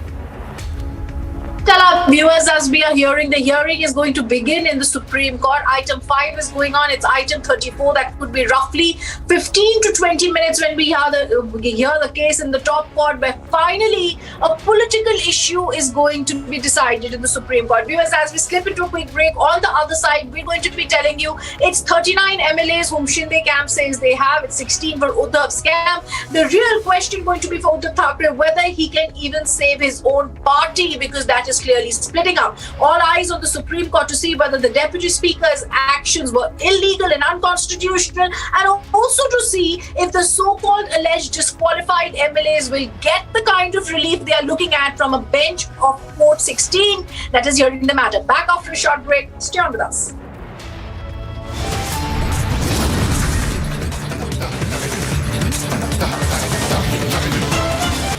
To assist Assam flood victims, the Indian Air Force has deployed 7 types of fixed and rotary-winged aircraft in various flood-affected areas. The aircrafts aim to transport about 77 tons of relief material. In a bid to reduce sound and air pollution across Visakhapatnam city, the police crushed 631 silencers and various motorcycles by using a road roller on Sunday. The city police commissioner, C.H. Srikanth, said that they have seized modified silencers and crushed them. Goa's Chief Minister Pramod Sawant reviewed the probe by the Special Investigation Team regarding the case of illegal land grabbing across coastal regions. The report suggests that many of the land has no legal heir, as the owners had died or migrated. They'd also arrested 4 people in the case so far. Citizens took to the streets to dance to traditional beats on Pride Parade 2022 in Tamil Nadu. With June being celebrated as Pride Month, hundreds of people came out to demand equal rights for everyone in society, irrespective of their gender and sexual orientation.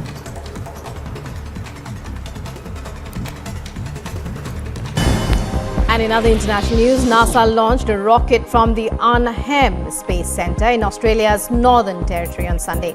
This is NASA's first launch from a commercial spaceport outside the US and the first in Australia in 27 years. Rocket struck a residential area of Kharkiv, causing damage to residential properties and a hospital. According to the police, the rockets were launched from Russia's Belgorod region, where 2 people have been hospitalized with injuries.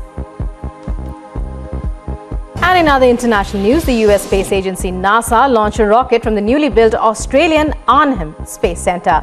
According to media, it was the first commercial rocket launch in Australia's history and NASA's first from a launch pad outside the United States of America.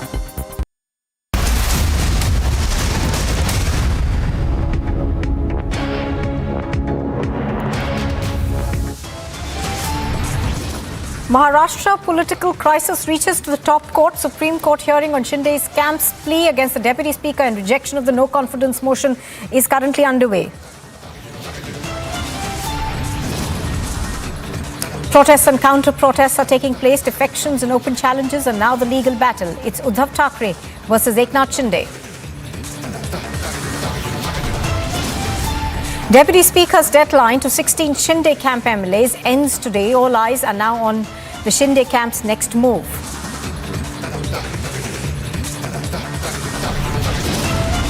Presidential polls heat up. Yashwant Sinha is set to file his nomination as the presidential candidate.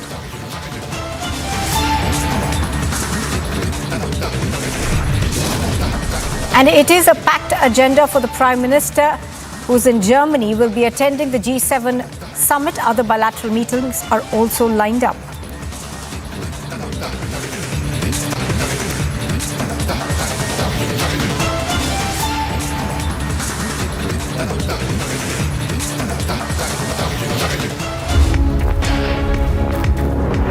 Good afternoon and thank you for staying with us on Republic TV. This is Live and Breaking. I'm Nupur Talwar Suri. Now, the ongoing political crisis in the Maharashtra government, fueled by Eknath Shinde's rebellion, is getting bigger. Now, what we are learning, of course, is that even as this happens, there is a lot of developments that are taking place. Now, the Supreme Court is also hearing the case. Do remember that the rebel group led by Eknath Shinde had approached the Supreme Court over the disqualification letter that was issued to them, the notice rather that was issued to them by the Shiva Sena. That, of course, is a matter that's being heard in court. Let's go across right now to our reporters who are on the ground. Alicia, of course, is live from outside Fadnavis's residence, Shivangi at Matoshri and Piyush at the Vidhan Bhavan. I think we've also got our legal editor, Ridham Anand Bhardwaj, now joining us. Ridham, there's a lot taking place even as we speak. Now, we're, of course, the big thing, a lot will depend on what happens in the Supreme Court. We're seeing a very high octave hearing today in the top court, as we're seeing several people have already joined the Supreme Court. Viewers, it's Court 16 that's hearing the matter. That is Justice Suryakant and Justice Pardiwala's bench. And what we have to see is when the case will be coming up. Item 7 is now currently going on. So roughly 20 matters away, when 20 to 30, 25 matters away that we're going to hear the case. What has to crucially be seen is whether the Supreme Court today gives a hearing to the disqualified MLAs who've come and appeared before them, stating that there can be no disqualification and the Speaker's actions are illegal and unconstitutional. Let me go across to all the reporters who are joining us. We've also got right now a tweet that's coming in from Eknath Shinde, who had spoken out earlier and spoken about how the Hindu Heart Emperor Shiv Sena Chief Bala Saheb Thackeray is the people whose ideals they need to continue following. Sambhav, I want to come across to you in the Supreme Court first. What's happening there?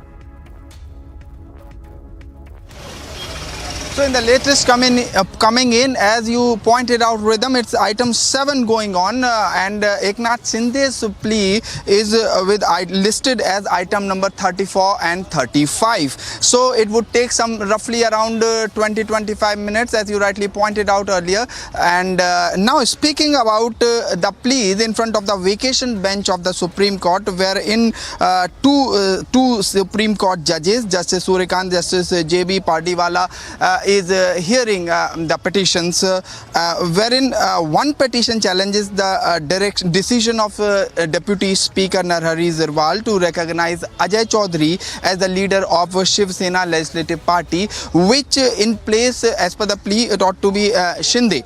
And if I may summarize the petition number 2, it challenges the disqualification notices served on Shinde and the 15 rebel MLAs who are stationed at Guwahati. So these are the two petitions stated as item number 34 and 35 in the Apex Court to be heard in 20-25 minutes from now.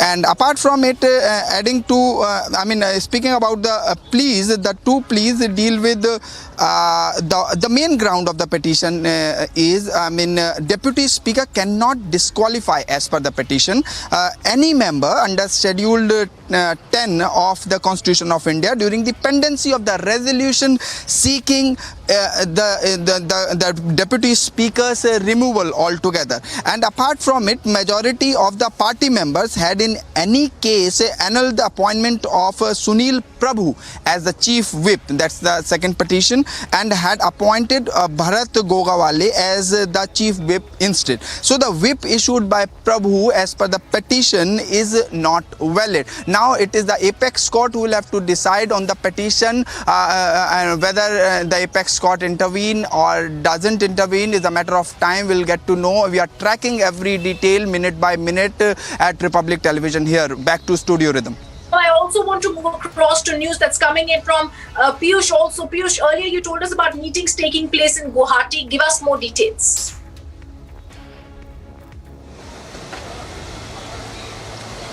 Well, yes, absolutely. As we are speaking, there are multiple developments which are now taking place. लिखा हुआ है कि इस वजह से MBA government continues to आगे हम पढ़ के आपको सुनाते हैं। लगातार ये तस्वीर हम आपको दिखा रहे हैं। ये जो लिखा हुआ है, इसमें साफ तौर पर समझा जा सकता है कि misuse of the office of deputy speaker यानी गलत तरीके से इस्तेमाल किया जा रहा है, और 38 विधायकों का समर्थन ही नहीं है, तो फिर महाविकास अघाड़ी जो फैसले ले रहे हैं वो कैसे वैध हो सकते हैं? वो अवैध फैसले। अनामिका लगातार हमें अपडेट दे रही है। अनामिका के पास एक बार फिर चलेंगे, इसके बाद हमारे सहयोगी वैभव, सुमित भी हमारे साथ और अमित हमारे साथ बने हुए हैं। अनामिका, ये तस्वीर बताने के लिए काफी है। देखिए, दर्शकों को हम पढ़ के भी बता चुके हैं कि साफ तौर पर लिखा है कि महाविकास अघाड़ी इसका गलत इस्तेमाल कर रही है और जो फैसले ले रही है वो भी अवैध हैं।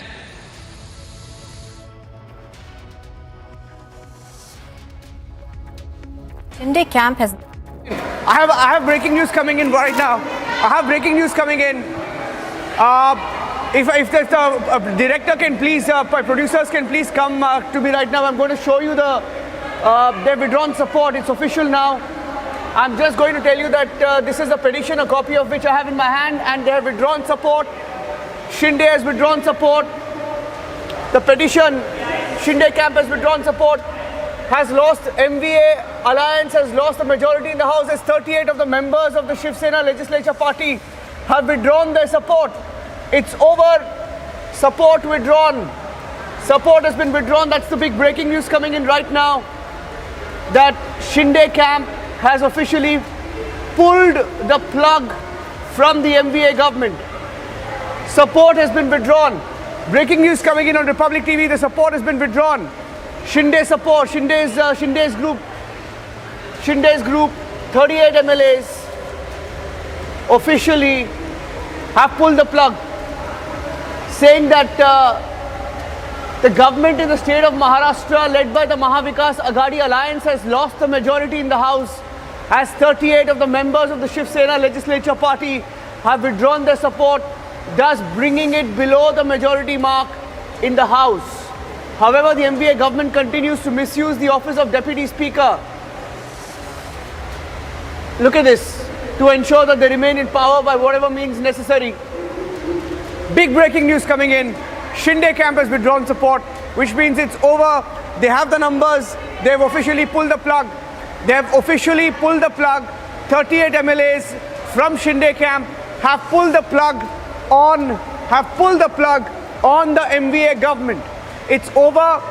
They have withdrawn their support, and they have told the court, if Rhythm is with me, Rhythm, this petition proves that, and this mention here proves that they no longer, that is the Mahavikas Aghadi government, no longer has the support of 38 MLAs. They're a minority government now. Can we say that now? Rhythm. All right. I have to see, Niranjan, this particular part in the petition that you're reading out becomes extremely clear, because this is an official document that is filed before the top court of the country, where the Shinde camp asserts that they are withdrawing support to the Mahavikas Aghadi government.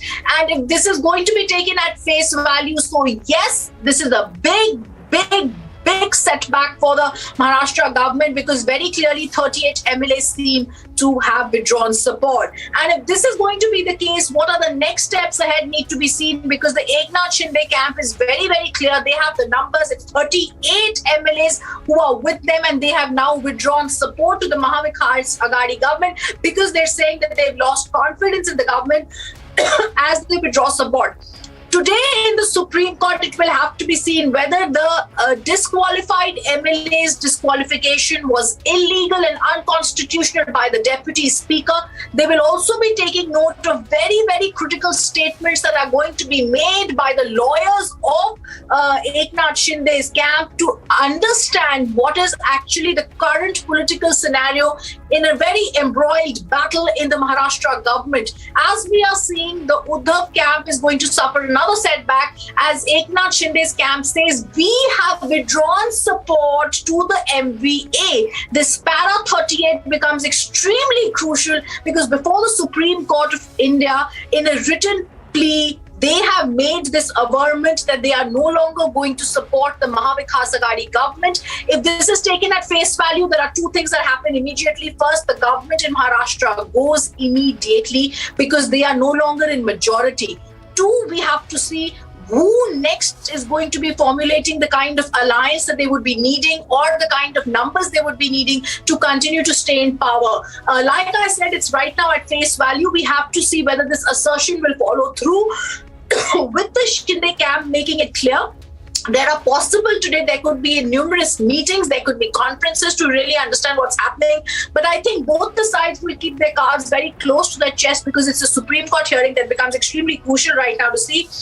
We did last year, item 8 is on. And if I can actually read out from what Niranjan is showing on the screen, the Mahavikas Aghadi Alliance has lost the majority in the House, as 38 of the members of the Shiv Sena legislature party have withdrawn their support, thus bringing it below the majority number in the House. The petition reads, however, the MBA government continues to misuse the office of the Deputy Speaker to ensure they remain in power by whatever means necessary. All right, so I want to also tell our viewers that this is an averment they have made in this particular case, where they also go on to state that the security of our families and relatives have been compromised by removing the security personnel, but there is an ongoing agenda within the various leaders of the MVA government. They are instigating the cadres of their respective parties. Another averment that has been made is it is common knowledge that the current government in the state of Maharashtra, led by MVA, has lost the majority in the House, which I read out earlier. And it said, it's further submitted that while the said order is dated 21st June, the same was published in the media on 24th June. Further, petitioner was not even given any prior notice. So keeping all these aspects in mind, the writ petition makes this averment that it is common knowledge the current government has lost majority. So this is an assertion that's coming in as if it's a matter of fact. The wording that has been used in the final writ petition that's been filed by the Supreme Court is more, Niranjan, to show that this is already a given, which means they are very, very clear that they have 38 MLAs with them. Support has gone from the MVA. It's clear that the numbers seem to be with the Shinde camp, and we really have to see what action they will now take after the Supreme Court hearing, because I do believe, as I said earlier, both the camps will hold their cards very close to their chest. They are waiting for the Supreme Court order, short order, or stay to come on the Deputy Speaker's decision if that happens. Shinde camp, and of course the eye that led by Dr. Singh is going to try and see the Deputy Speaker's actions are continuing to seem to be legal. So which side will win in the Supreme Court today or get a reasonable, favourable order in the Supreme Court today will become extremely crucial. Absolutely, Rhythm. And I think if, because this is the first time that they are making it official that they've withdrawn the support. Now, this is extremely critical, because this is where the government falls, and it's officially a minority government now. They have been claiming that as per the rules, they're supposed to be given at least a minimum of 7 days time to respond to the disqualification plea. Now, as per the petition, from whatever I just was able to read and pointed out, they are saying that the government is already in minority and that they don't have the numbers anymore. And if they don't have the numbers anymore, this is a tactic to harass the MLAs to somehow desperately stay in power. Now, looking at the past precedent, I think the numbers are on their side. So, it's a simple case where over 2/3 majority is with Shinde's camp. Legally speaking, what do you expect in court? The different arguments that will be made, Rhythm, by both sides. Well, I do believe if I actually go across to what's going to happen, like I've been saying, this is going to be a political battle fought in the legal courts of the country constitutionally to understand whether the Deputy Speaker had the power. According to the Eknath Shinde camp, the Deputy Speaker did not have the power to have the disqualification because the House was not in session. This is something that is needed under the 10th schedule, which defines anti-election law in the country, where it says that only disqualification is taken of the MLAs if in fact the House was in session. So the Eknath Shinde camp is going to go to the Supreme Court, and today very, very clearly being led also by senior advocate Neeraj Kishan, they are going to make the point that disqualification is incorrect because the House was not in order. They're also going to be saying the very critical point, Niranjan, that you've just raised here. 38 of the MLAs are with them, and therefore the MVA government has fallen according to them. And they're also going to say that there's security threat to several of these MLAs. Now, the other side that's going to come forward, that's going to have Devdutt Kamath, senior advocate, as well as Dr. Abhishek Manu Singhvi, is going to make a point that the Deputy Speaker's actions are not illegal. What is the court going to do in such a scenario is going to be very, very critical, because it's a constitutional matter. In several other cases that are going to be there of different governments that are possibly formed later in the future in India, this particular judgment will also have a lot of notice. It has to go down as a precedent. So we have to see a very critical judgment. Court 16 of the top court of India, Justice Suryakant and Justice Pardewala, are hearing this matter roughly in some time from now. Around 22 matters away, item 34 is going to be heard. But before I can go across to anything, I want to go back to that plea and that particular point broken by Niranjan here, where we are saying that it says in the petition, it is common knowledge the current government in the state of Maharashtra, led by the MVA alliance, has lost the majority in the House, as 38 of the MLAs, as 38 of the members of the Shiv Sena legislature party have withdrawn their support, thus bringing it below the majority number. Now, if I just stay with this point, it's clearly an indication that the MVA loses support, as 38 of the MLAs are no longer with them. It seems that Eknath Shinde's assertions have been proved correct, even though we've been seeing the Uddhav camp say that no, in fact, several numbers are with them. We've come out with Sanjay Roth trying to make statements of confidence, but a plea and a paragraph in the final plea filed before the Supreme Court Court makes it very critical that in fact the MVA's support has been withdrawn by 38 MLAs. They've also said, as the party has withdrawn their support, the MVA government continues to misuse the office of the Deputy Speaker, and the security of several MLAs is under threat. Viewers, I want to give you a quick update that item 9 is now going on in the Supreme Court. So we are inching closer to that high-octave battle in the top court of the country to get a sense of whether the Deputy Speaker's actions are going to be seen to be illegal and unconstitutional, or whether the disqualification of the 16 MLAs will stand. Why this is crucial is because of the breaking news that we're getting you, because an assertion has already been made by Eknath Shinde's camp that 38 MLAs are with them. If that is so, then the majority government in the Mahavikas Aghadi government has already fallen. We have to see how the court is going to be looking at the matter. The petition also goes on to say it is submitted the security of the relatives have been compromised by removing the security personnel, but there's also an ongoing agenda where various leaders of the MVA government are instigating the cadres of the respective parties to take up violence to further intimidate them. A very, very serious charge has been made before the Supreme Court, before this hearing comes before them, where they are saying that it's also the security of these people, the 38 MLAs, that has been compromised by removing the security personnel, and also saying that the cadres of respective parties are being instigated for violence. So these are very serious charges coming before the Supreme Court. But Niranjan, if I could just come back to you, it could be a complete shocker, because the statement that comes is in the final writ petition which is filed before the Supreme Court. So it is made with full confidence, it is made with full authority, and it's made under the oath of the law, because they're coming forward and giving out this in black and white before the top court of the country that 38 MLAs have withdrawn support to the MVA. That means the government, according to them, is shaky, unstable, and about to fall anytime. Well, absolutely, and I think from here on, this was just a formality, because if you look at the number game rhythm, to ensure that the anti-defection law doesn't kick in, they needed 2/3 of the majority of the legislature party, which they have right now. They have in fact more than the required number. The required number is 37. They have 39 on their own, including sitting ministers.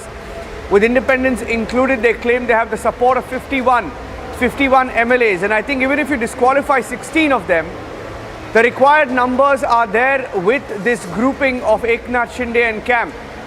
And I think that's the big game changer for Eknath Shinde's camp, as the numbers completely tilt on their side. Even if they have disqualified the 16, if it comes down to the numbers, once again, I'm purely going upon the disqualification. If you disqualify 16, it still shows that the numbers are with Eknath Shinde's camp. And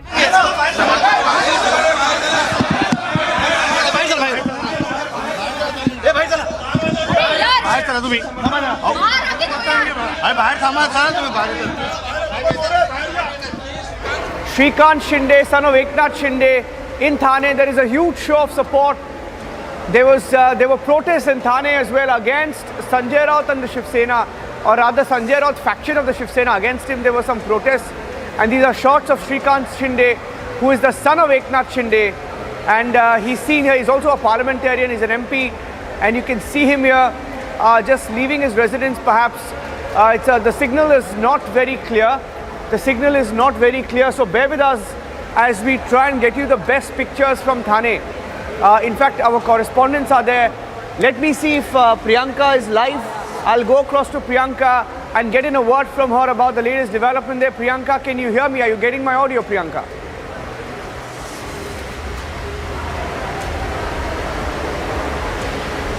Priyanka, if you can hear us, tell us about this show of strength, the Shinde camp's show of strength in Thane. Priyanka.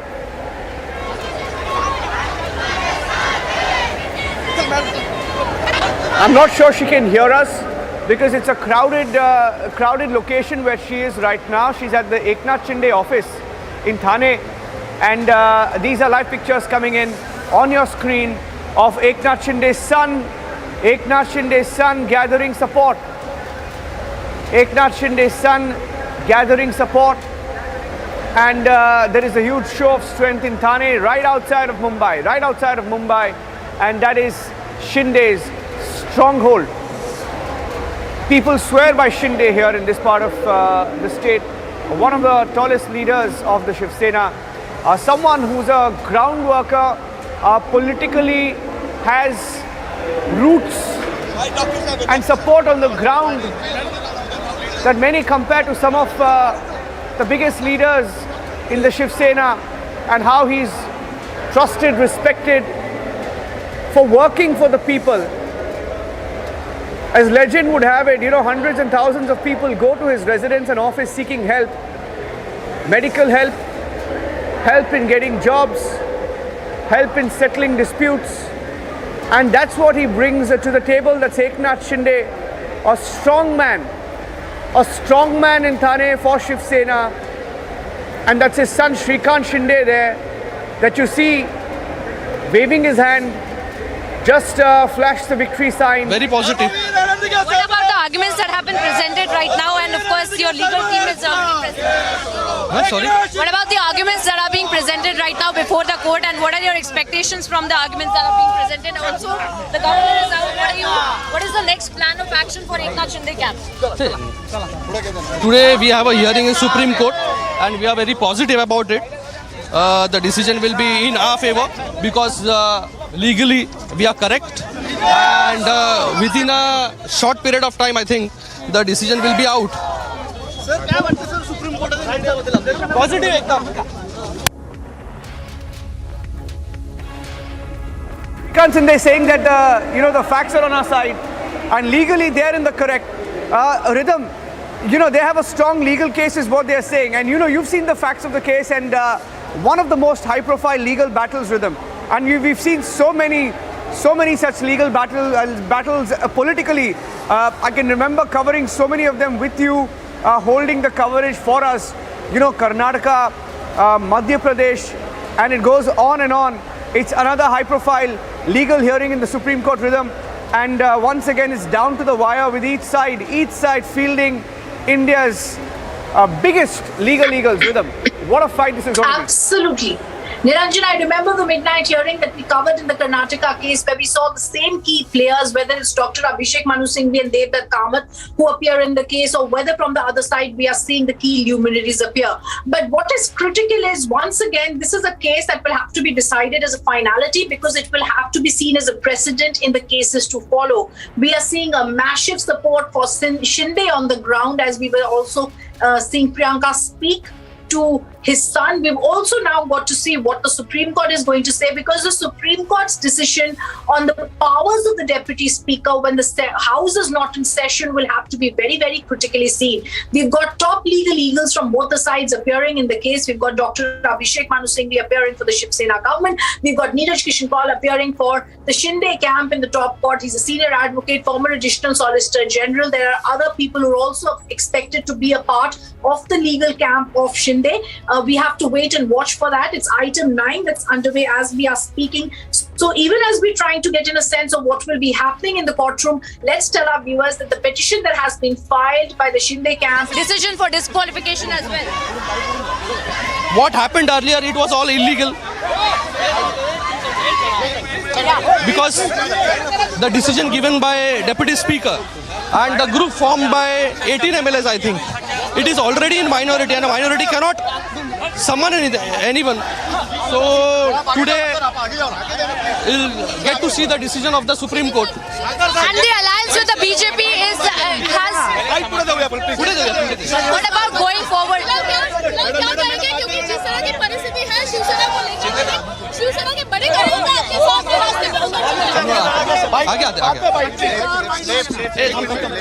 एक minute आप आगे चाहिए I'll give you the bite. इधर मत गिरेगा कोई भी side में आओ ना आप मैडम साइड में आओ ना madam Padel madam Padel Okay, we just lost the audio there. There's a little bit of a jostle there. So we'll try and the moment I have that audio back, I'm cutting back across. But that you just heard Eknath Shinde's son, Shrikant Shinde, Eknath Shinde's son, saying that the law is on their side. He says they're on a stronger legal wicket, saying that whatever the deputy speaker is trying to do is illegal. Very, very, extremely confident that legally they have a fight, legally they have a point, legally they have a case. Let me go back to the audio. Shrikant Shinde there marching with the Shinde camp. That is Shinde's son. Let's cut across right. Very quickly, Supreme Court hearing is underway right now. What are you expecting will be the outcome of this? Very positive. What about the arguments that have been presented right now? And of course, your legal team is already present. Sorry? What about the arguments that are being presented right now before the court? And what are your expectations from the arguments that are being presented? Also, the governor is out. What is the next plan of action for Eknath Shinde camp? Today we have a hearing in Supreme Court and we are very positive about it. The decision will be in our favor because legally we are correct, and within a short period of time I think the decision will be out.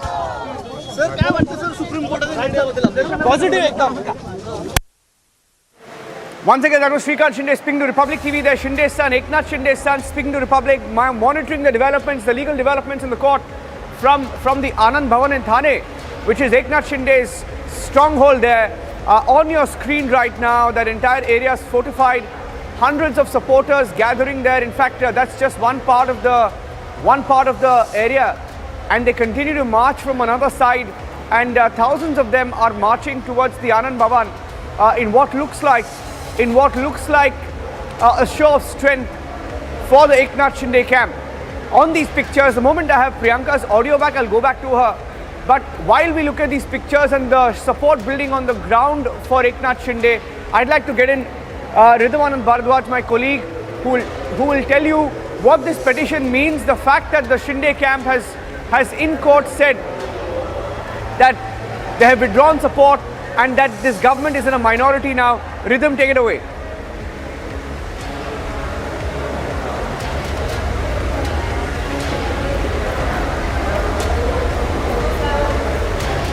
Okay, I lost Rhythm's feed as well. I'll try and get Rhythm also back. We just lost the line with Rhythm. And I'll go across to Priyanka as well on the ground. Those are pictures coming in where you can see that Shrikant Shinde, Shinde's son, and supporters gathering outside the Anand Bhavan in Thane. They're gathering in large numbers in what is turning out to be a fight on the ground, a fight in the streets, show of support on both sides. And Priyanka's live. Let me cut across. Priyanka. Shrikant Shinde himself, Eknath Shinde's son, in fact, going towards the Anand Bhavan and paying his respects to Anand as well, and trying to send across a message that the Shiv Sena is intact, and of course that the Shiv Sena is with Eknath Shinde as well, and this really is the message that really wants to be sent across with respect to the new rebel MLAs. In fact, the Eknath Shinde camp that is in Guwahati, and the Supreme Court hearing is also underway right now, and we are seeing how Shrikant Shinde along with the supporters, this is right now in Thane. Thane is the Eknath Shinde bastion, where we are seeing these kind of supporters who have gathered here to show their support to Shrikant Shinde, along with all the workers who have been gathered here and walking towards the Anand Bhavan as the Supreme Court hearing is underway in the Apex Court. Priyanka, keep talking, Priyanka, and tell our viewers what's happening on the ground there.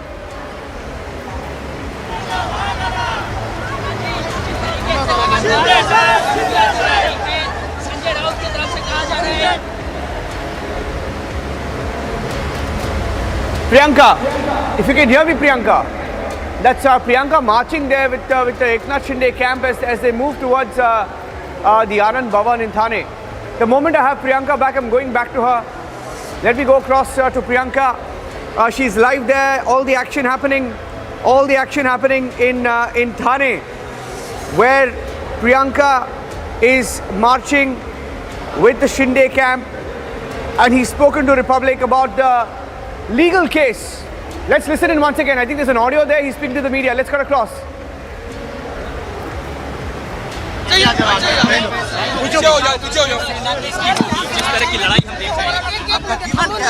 Shiv Sena जो है वो बाला साहब ठाकरे जी की है और हम जो है वो शिवसैनिक आज भी है। इतने बड़े पैमाने पर जो है वो शिवसैनिक यहाँ पर आए हैं और हम लोग सभी लोग आज जो है दिगे साहब के समाधि पर जो है वो दर्शन कर रहे हैं। बगावत का अंत कहाँ तक होगा? आखिर ये लड़ाई जाएगी? ये बगावत नहीं है, ये लोगों को जो चाहिए वो महाराष्ट्र के जो लोगों को चाहिए, जनता को चाहिए, वो जो है वो आज एकनाथ शिंदे साहब के नेतृत्व में जो है वो सभी आमदार सभी MLA लोगों ने मला वाटतं हे सगळं जे होतं आहे हे पूर्ण महाराष्ट्राची जनता असेल, हिंदुस्थानाची जनता असेल हे बघत असेल आणि ही संस्कृती महाराष्ट्राची नाही आणि भारताची ही संस्कृती नाही आणि हे सगळ्या धमक्या पोकळ धमक्या ज्या त्या कोणाला तरी दुसऱ्याला जाऊन त्यांनी दिल्या पाहिजे आणि या सगळ्या गोष्टी ज्या आहेत ह्या वैफल्यग्रस्त झाल्यामुळे या सगळ्या वक्तव्य जे आहेत ते होत आहेत आणि त्यांनी लक्षात घेतलं पाहिजे हे जे कोणाला सांगतायत की मृतदेह येतील करून, अरे ते कोणाचे तरी भाऊ आहेत, ते कोणाचे तरी वडील आहेत, ते कोणाचा तरी मुलगा आहे. तर या सगळ्या गोष्टी ज्या जेव्हा माणसाच्या पायाच्या वाळू घसरते तेव्हा या सगळ्या गोष्टी होतात.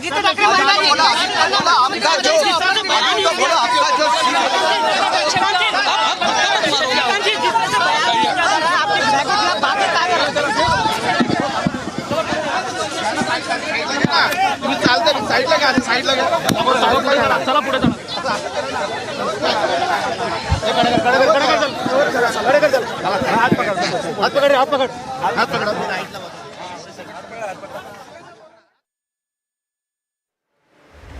Okay, staying with the live pictures there, that's Shrikant Shinde, who's the son of Eknath Shinde, a parliamentarian himself from the Shiv Sena, marching towards the Anand Bhavan. As you're seeing the fight, you know, on the ground and also in the courts, in the Supreme Court right now, the matters are being heard, and this is case number 34, which will come up in a few minutes from now. Should take at least another half an hour. Let's cut across to ANI Live Service. ANI Live Service, again, where supporters of Eknath Shinde are speaking. Let's Shinde साहब के भूमिका के समर्थन में, हिंदुत्व की भूमिका के समर्थन में और राष्ट्रवादी और कांग्रेस का जो हमारे कार्यकर्ताओं के ऊपर महाराष्ट्र के जो अन्याय अत्याचार हो उसके खिलाफ जो उन्होंने भूमिका ली उसके समर्थन में मैंने इस्तीफा दिया. देख रहे हैं काफी धमकियां भरे सिस्टम देख रहे हैं आपके ही अपने ही नेता, हालांकि आप सब एक ही, लेकिन खुल के धमकी दी जा रही है. हमको नहीं किसी ने धमकी दी. जो विधायक वहाँ पे बैठे नहीं मेरे को किसी ने धमकी नहीं दी. थाना में किसी ने. आपके जो विधायक वहाँ पे एकाच वेळी घ्या प्रत्येक वेळी नाही बोलू शकत. एकाच वेळी तुम्ही चलो जान असं नाही होत. नरेश आपको नहीं, लेकिन आपके जो विधायक है, आपके संजय राउत खुद नेता है, वो कह रहे हैं कि आप यहाँ के आके उठाइए, बॉडी की बात कर रहे हैं. वो बड़ा बात है. हाँ बोला सर, बोला कि सर चलो भाई अपना काम हो गया. In fact, what you just heard also is Eknath Shinde's son and supporters hitting out at the kind of statements that are being made by some people in the Shiv Sena, namely Sanjay Raut. You saw protests against Sanjay Raut as well. If Priyanka is live with me, let me try and go across to her. Priyanka, can you hear me now? Priyanka, if you can hear me, take us through. Why don't you walk us through this march that you're seeing there, which you're a part of in Thane? Priyanka.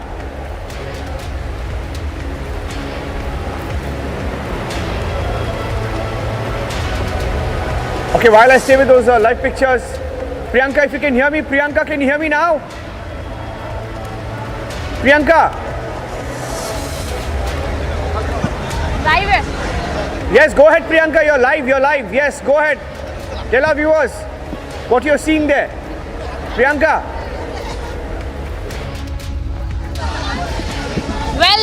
Well, yes, Niranjan, what we are right now showing you are the visuals of Shrikant Shinde, in fact, going in Thane towards the Anandige Bhavan, and we had been, in fact, were able to have a word with him, and he has said that they are positive about the hearing that is underway in the Supreme Court, and also they have said that the people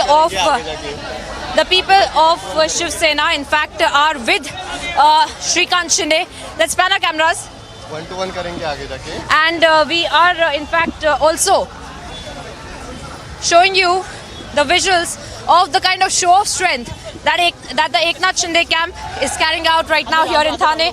We have seen that from the very beginning of this entire Maharashtra political crisis. But today the messaging that Niranjan, the people on the ground, Shiv Sainiks on the ground here, which Shrikant Shinde want to send across, is that the normal cadre of Shiv Sena, in fact, is with Eknath Shinde, and this is where we're going. This is where we're going. He's in fact, Shrikant Shinde is going to pay his respects to Anand Dige, and we had seen how 2 days back as well, when there was an impromptu rally. Coming in.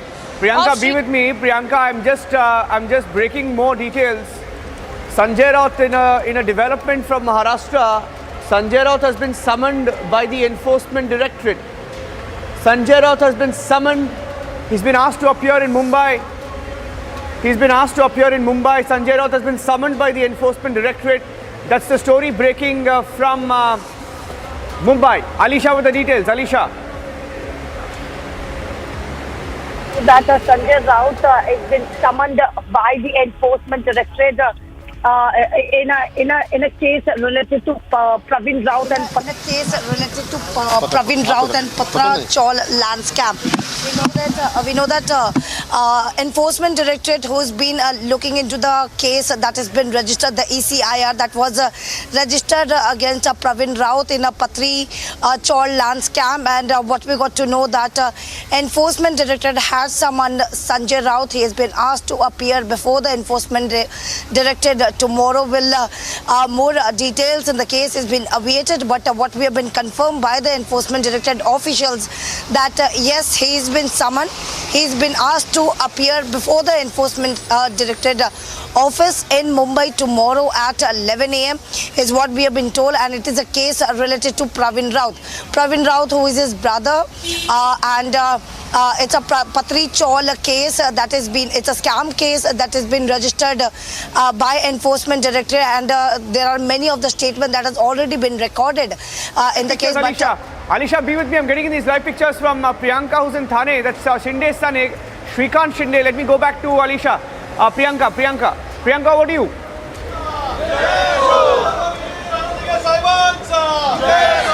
Niranjan, we're showing you the pictures, constant pictures of Shrikant Shinde, and today is really a show of strength that Shrikant Shinde is carrying out in the backdrop of the Supreme Court hearing as well. And we are seeing that the kind of statements that were made by Shrikant Shinde, claiming that all the workers of Shiv Sena are actually with Eknath Shinde, and this is really the real Shiv Sena. And we had seen that several leadership of Thane, in fact, of the Shiv Sena, has tendered their resignation from the party designation.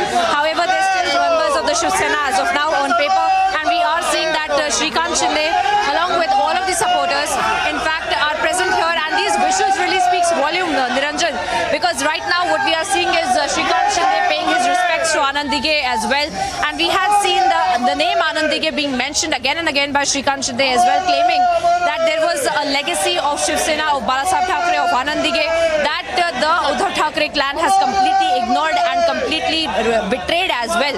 Now, after those statements, we are seeing these kind of visuals, and every time we get in a word from Shrikant Shinde, he says that they have the numbers and they have all the MLAs in their favor, that they are going to form the government, and that the MP alliance is that of a very unholy alliance with the Congress and the NCP, and we are seeing that more and more leaders, in fact, are joining with the Eknath Shinde camp, and that's exactly what Shrikant Shinde is also claiming, that this is going to happen because more people, more MLAs, more leaders going towards Guwahati, joining the Eknath Shinde camp, and we are tracking for you those visuals. Those are telling visuals of how Shrikant Shinde is paying his respects to Anand Dige, and also we are seeing the number of people, in fact, who have shown up to give their support in solidarity of Eknath Shinde, and we are tracking how the cadre, the ground level worker of Shiv Sena is also reacting to the kind of legal and political developments that are taking place in Delhi and in, of course, at Vidhan Bhavan as well.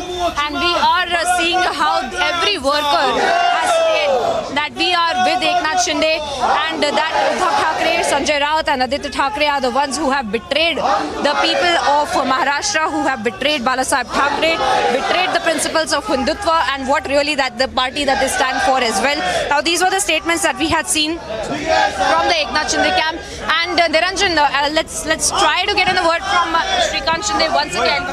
Shrikant, Supreme Court hearing is going on. We are seeing Supreme Court hearing going on. You had said about the Deputy Speaker's answer, the move to actually disqualify the MLAs.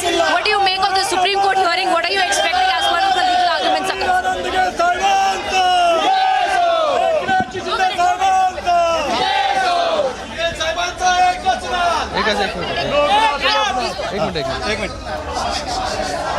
Supreme Court, we have a hearing today, and the outcome of the Supreme Court judgment, I think it will be a positive one, because the decisions taken and the notices given by the Deputy Speaker was in itself illegal.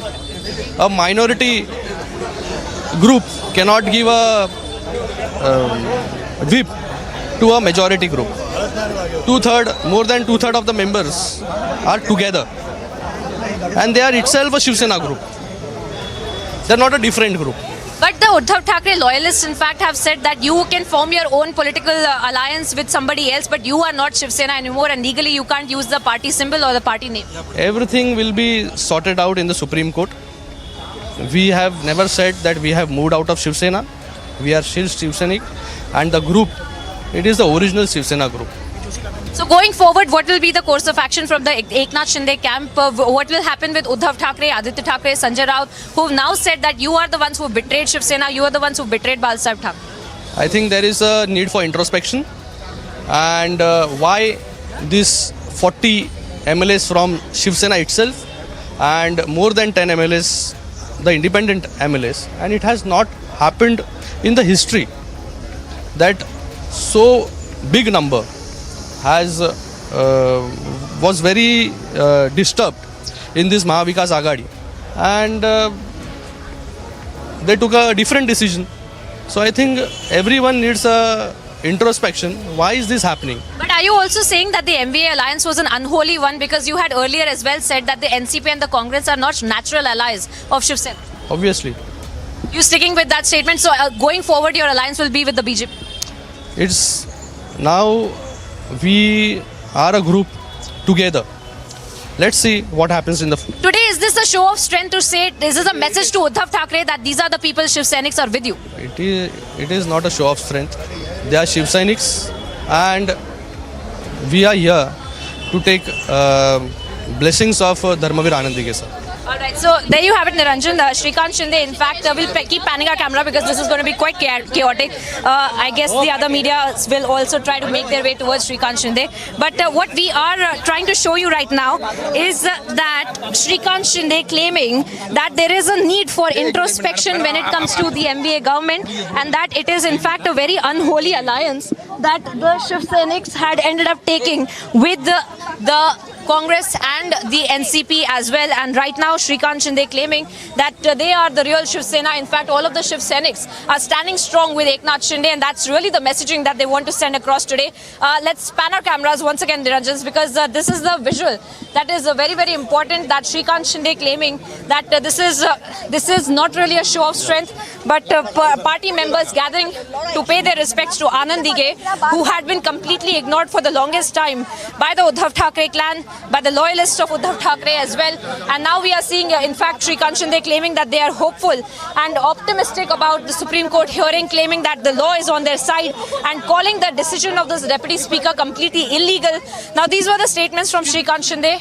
And now he is also claiming that going forward, they will have to do some introspection when it comes to the Uddhav Thackeray clan as to what they really want to do going forward as far as the political trajectory of the Maharashtra government is concerned. But as of now, the message very strong, Niranjan. Shrikant Shinde here paying his respects to Anand Dige, saying that the Shiv Sainiks are here with them, saying that the Shiv Sainiks are completely loyal to Eknath Shinde, and all of them really saying that we are standing strong with Shrikant Shinde, with Eknath Shinde, with all the MLAs that have gone to Guwahati. Niranjan.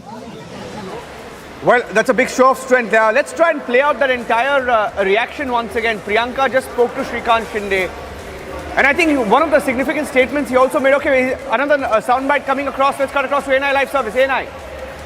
देखा है तो क्या कहेंगे जिस तरह के विधान और मुझे लग रहा है ये सब बातें जो है वो महाराष्ट्र की जनता जो है वो गौर से सुन रही है, और आने वाले समय में जो है महाराष्ट्र की जनता ही उनको उत्तर देगी। कहा जा रहा है ये खंजर भोपा है, ऐसा कहा जा रहा है। सर क्या कहेंगे, सर क्या कहेंगे, सर क्या कहेंगे, सक्सेस ठीक है ना, कहा गया है।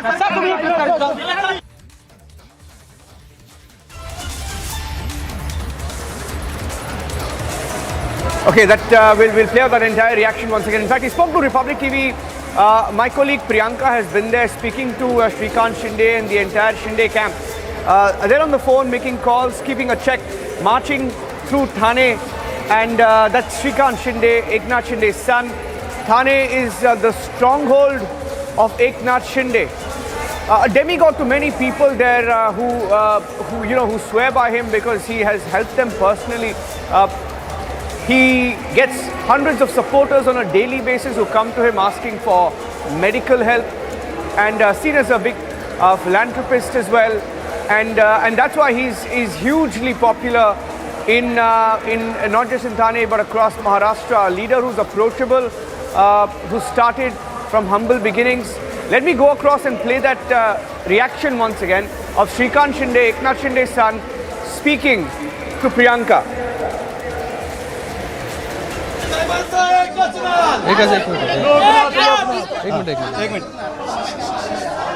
Supreme Court, we have a hearing today, and the outcome of the Supreme Court judgment, I think it will be a positive one, because the decisions taken and the notices given by the Deputy Speaker was in itself illegal.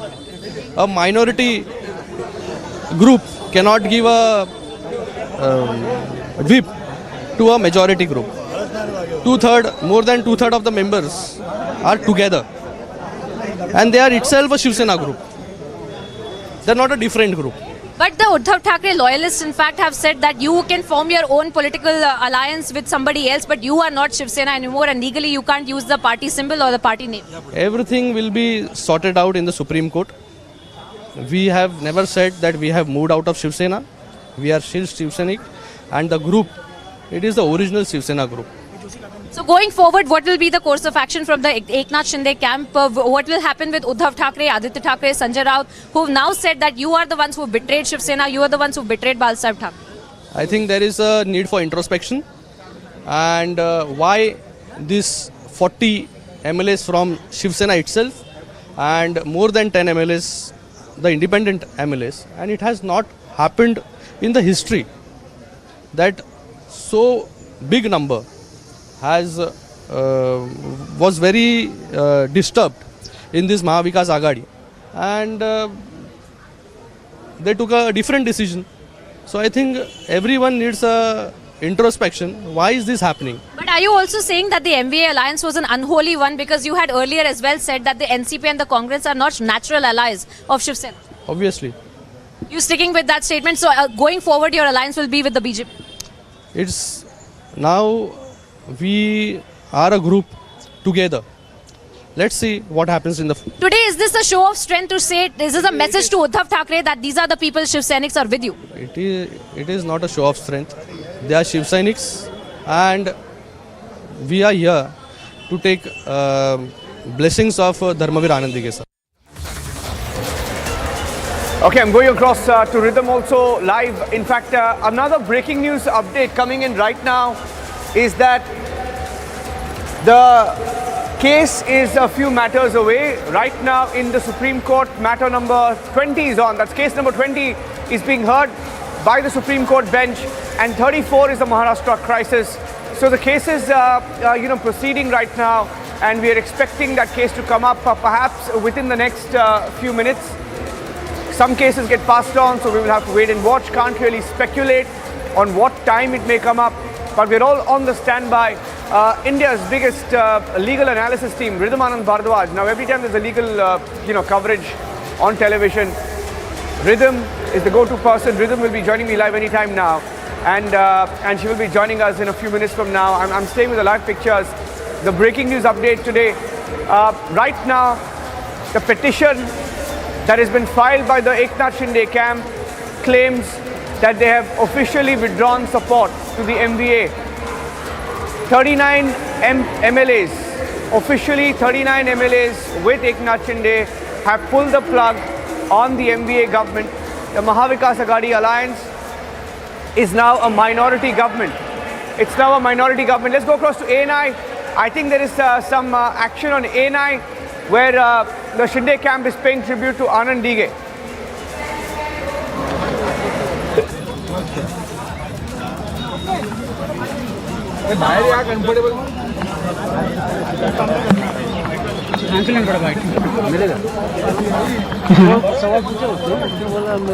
Absolutely, Niranjan.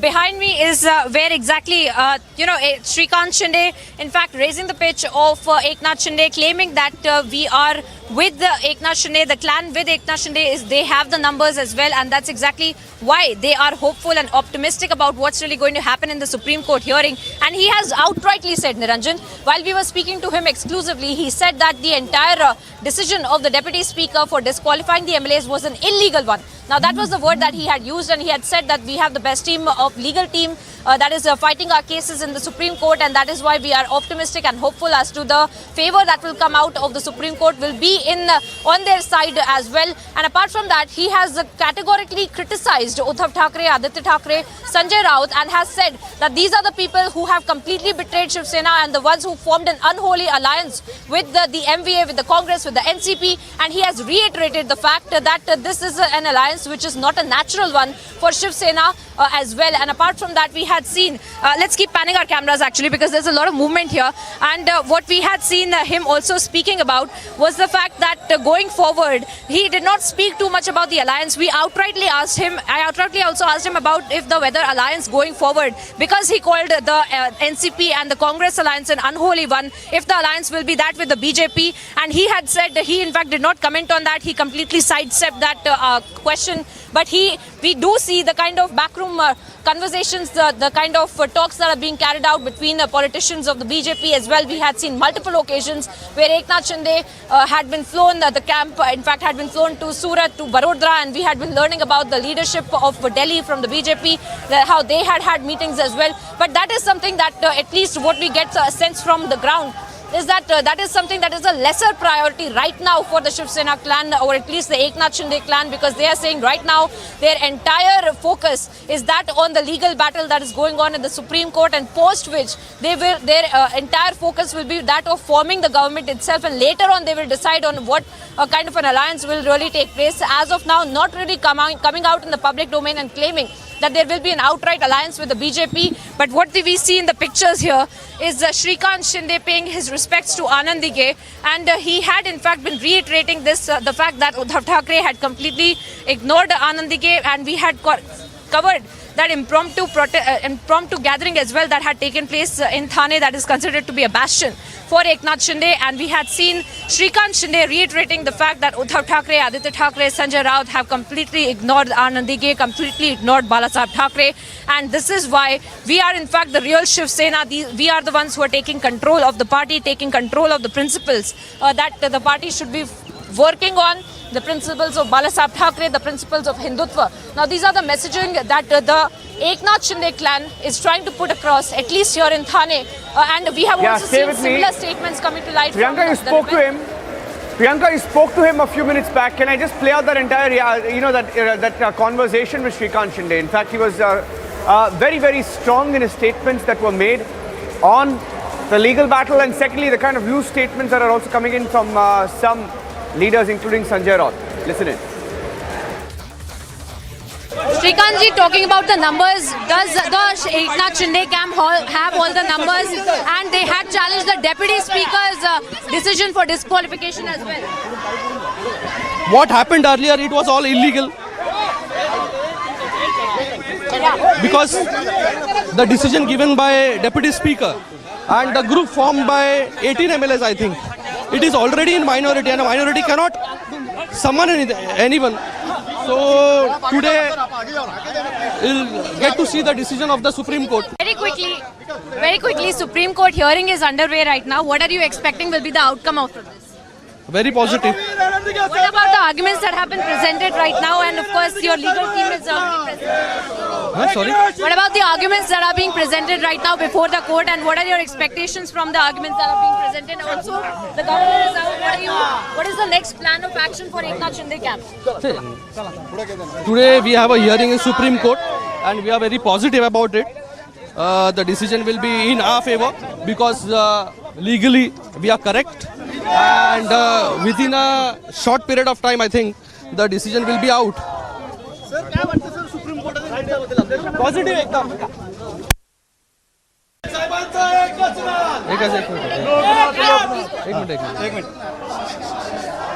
Supreme Court, we have a hearing today, and the outcome of the Supreme Court judgment, I think it will be a positive one, because the decisions taken and the notices given by the Deputy Speaker was in itself illegal. A minority group cannot give a whip to a majority group. More than two-thirds of the members are together, and they are itself a Shiv Sena group. They are not a different group. But the Uddhav Thackeray loyalists, in fact, have said that you can form your own political alliance with somebody else, but you are not Shiv Sena anymore, and legally you can't use the party symbol or the party name. Everything will be sorted out in the Supreme Court. We have never said that we have moved out of Shiv Sena. We are still Shiv Sainik, and the group, it is the original Shiv Sena group. So going forward, what will be the course of action from the Eknath Shinde camp? What will happen with Uddhav Thackeray, Aditya Thackeray, Sanjay Raut, who have now said that you are the ones who betrayed Shiv Sena, you are the ones who betrayed Balsaheb Thackeray? I think there is a need for introspection, and why this 40 MLAs from Shiv Sena itself and more than 10 MLAs, the independent MLAs, and it has not happened in the history that so big number has was very disturbed in this Mahavikas Aghadi, and they took a different decision. So I think everyone needs a introspection. Why is this happening? But are you also saying that the MVA alliance was an unholy one, because you had earlier as well said that the NCP and the Congress are not natural allies of Shiv Sena? Obviously. You sticking with that statement? So going forward, your alliance will be with the BJP? It's now we are a group together. Let's see what happens in the... Today, is this a show of strength to say, is this a message to Uddhav Thackeray that these are the people Shiv Sainiks are with you? It is not a show of strength. They are Shiv Sainiks, and we are here to take blessings of Dharmavir Anandige sir. In fact, there's another related breaking news update now coming in, that there is a big huddle now at the Raj Thackeray residence. Raj Thackeray has called for a critical meeting of his party. Raj Thackeray has called for a critical meeting of his party where all senior leaders of the MNS are present, and that meeting has been called at the residence of Raj Thackeray right now, and that meeting is underway, is the update that we have from Mumbai. All senior party leaders of the MNS have been called for that meeting. I'd like to go across to Alisha, who just broke that story, but before I do that, let me get in a word also from Piyush Ori and Shivangi also live with us. Piyush, before I come across to you, Shivangi, what's the update? Any update from Uddhav's residence? Well, Niranjan, we actually have been reporting live since morning here now. Like we told you earlier, we reported earlier, there will be a rally later that Uddhav Thackeray is going to address at around 6 p.m. to party workers. But as we are seeing so much of activity happening in Thane, show of strength for Shinde, nothing really happening. No show of strength here. No leaders have come so far. It is completely silent. As numbers keep dwindling for Uddhav Thackeray, there has actually been no word right now, apart from Sanjay Raut, who earlier addressed the media and said that Shinde and I used to be very close. Again, playing on this emotional sentiments, Niranjan. Stay with me. Alisha is joining me live. Let me go across to Alisha. Alisha is connected. Alisha, big meeting at Raj Thackeray's residence. Big meeting at his residence. What's going on? Now, there is a huge speculation that Raj Thackeray could have a huge role in this. Now, he does not have the MLAs to do much. But what are the possibilities with the MNS right now? Well, yes, Niranjan, what we have been informed that it's a very crucial meeting that has been underway at Raj Thackeray residence in Dadar, and all the senior leaders has been present at Raj Thackeray residence in Dadar, and the meeting is been underway is what has been told.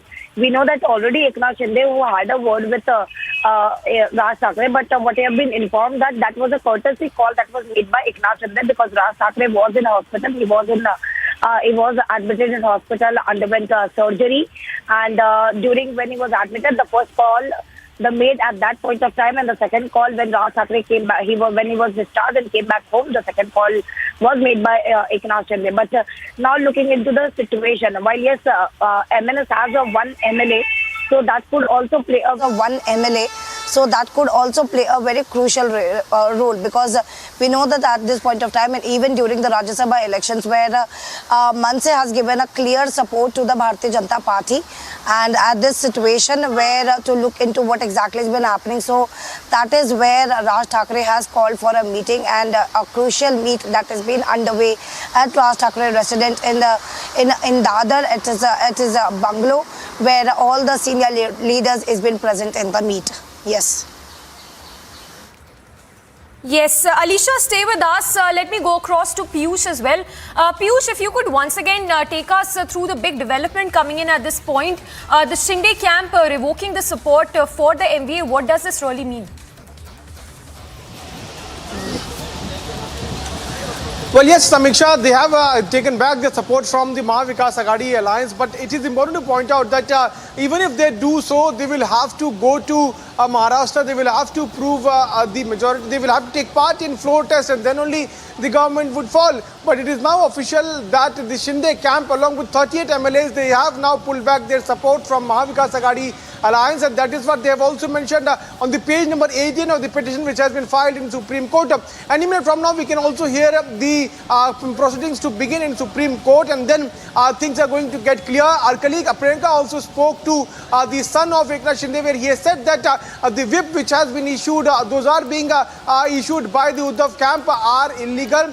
We have the numbers and we should be called as the original Shiv Sena. But everything will clear after Supreme Court takes into account of the petitions. Those have been filed by Eknath Shinde camp. In fact, in their petitions, they have also said that they have got numbers. They have also mentioned that the appointment of Ajay Chaudhary and Sunil Prabhu as the whip and Ajay Chaudhary's appointment as Sena's legislative party leader in assembly should be termed as illegal.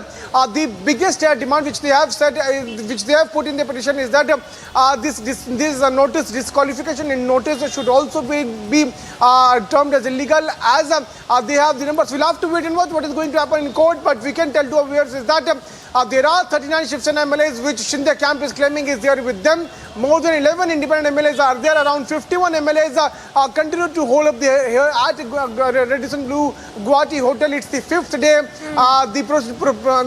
Fifth day the MLAs are staying here. At one side, series of meetings are underway there in Mumbai at Devendra Fadnavis's residence, yes, at Raj Thackeray's residence. Also, Shiv Sena is also in huddle. On the other side here in Guwahati, Eknath Shinde also held a crucial meet. So he's keeping a close watch on all the developments.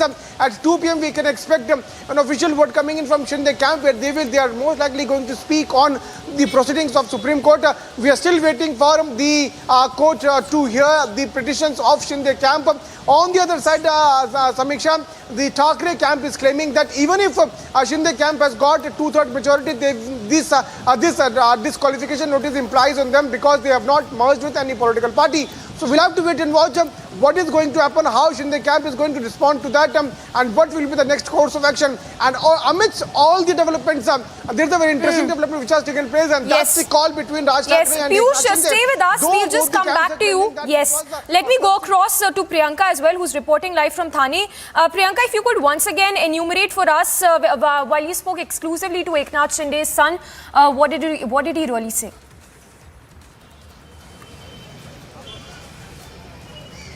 Well, clear message coming out from the Eknath Shinde camp via his son, the Shrikant Shinde, Samiksha, where he's clearly saying that this is the numbers, in fact, are on their side, that they are optimistic about the Supreme Court hearing, that they know that the Deputy Speaker's decision for disqualification of the MLAs had been completely illegal. Now, these are strong statements that Shrikant Shinde had made while in that exclusive conversation, Samiksha. Let's actually take a listen in to that exclusive conversation of Shrikant Shinde that he had with us just a few minutes ago.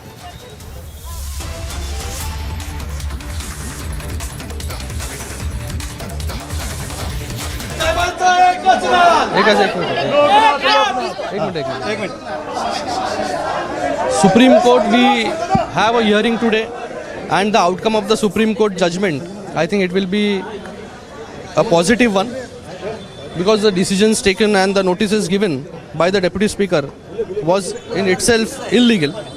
A minority group cannot give a whip to a majority group. More than two-thirds of the members are together, and they are itself a Shiv Sena group. They're not a different group. But the Uddhav Thackeray loyalists, in fact, have said that you can form your own political alliance with somebody else, but you are not Shiv Sena anymore, and legally you can't use the party symbol or the party name. Everything will be sorted out in the Supreme Court. We have never said that we have moved out of Shiv Sena. We are still Shiv Sainik, and the group, it is the original Shiv Sena group. So going forward, what will be the course of action from the Eknath Shinde camp? What will happen with Uddhav Thackeray, Aditya Thackeray, Sanjay Raut, who have now said that you are the ones who betrayed Shiv Sena, you are the ones who betrayed Balsaheb Thackeray? I think there is a need for introspection, and why this 40 MLAs from Shiv Sena itself and more than 10 MLAs, the independent MLAs, and it has not happened in the history that so big number has was very disturbed in this Mahavikas Aghadi, and they took a different decision. So I think everyone needs a introspection. Why is this happening? But are you also saying that the MVA alliance was an unholy one, because you had earlier as well said that the NCP and the Congress are not natural allies of Shiv Sena? Obviously. You sticking with that statement? So going forward, your alliance will be with the BJP? It's now we are a group together. Let's see what happens in the... Today, is this a show of strength to say, this is a message to Uddhav Thackeray that these are the people Shiv Sainiks are with you? It is not a show of strength. They are Shiv Sainiks, and we are here to take blessings of Dharmavir Anandige sir. Yes, and we have some big breaking news update coming in. The Uddhav camp, camp has revoked the portfolio of the Shinde camp rebels there. Let me go across to Piyush right now. Piyush, this is something you think on the expected lines, because earlier in the past few days we also reported how the Uddhav government had issued a whip as well to the rebel camp. Well, we will go across to Piyush. Let me go across to Alisha for more on this. Alisha, what more can you tell us? Well, yes, it's a changes in the portfolio of the rebel ministers, and if I read out the statement that has been issued by the Chief Minister office, clearly stated that Chief Minister Uddhav Thackeray has decided to hand over the portfolios of 5 cabinet ministers and 4 MOS to the other ministers to ensure the smooth functioning of the public interest and to ensure the smooth functioning of the department in case of heavy rains and calamities. And if I read out the cabinet, the portfolios that has been given to the other, we can see that Eknath Shinde, who is an urban development public work department, has been given to Subhash Desai. Gulab Rao Patil's water supply and sanitation department has been given to Anil Parab. Dadaji Bhuse's agriculture and ex-servicemen welfare department has been given to Shankar Garak.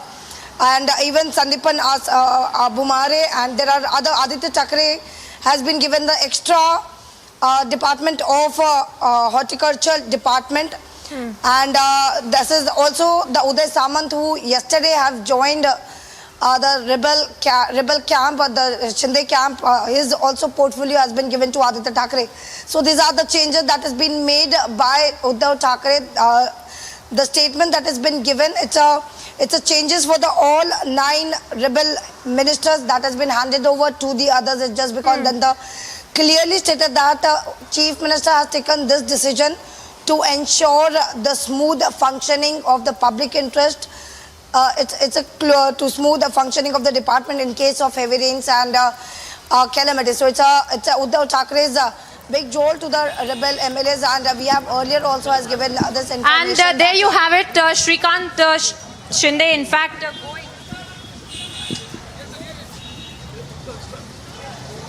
going after paying his respects to Anand Dighe, and we had seen the clear messaging that had come to light from Shrikant Shinde. Actually, very quickly, if I could also get in a word from him because of the latest developments that we have gotten to know. Shrikant, we have just gotten to know that the cabinet ministers, in fact, the portfolios will be taken away. Uddhav Thackeray camp is clearly retaliating, isn't it? I don't know. But then what do you make of these MLAs and whose cabinet portfolios will also be taken away from them, and Uddhav Thackeray also saying that they are taking strict actions against your Shinde camp as well? I think they are trying everything. Let's see what happens in the Supreme Court. All right, we will get in a word from him later as well, because we are seeing that right now multiple developments that are coming out,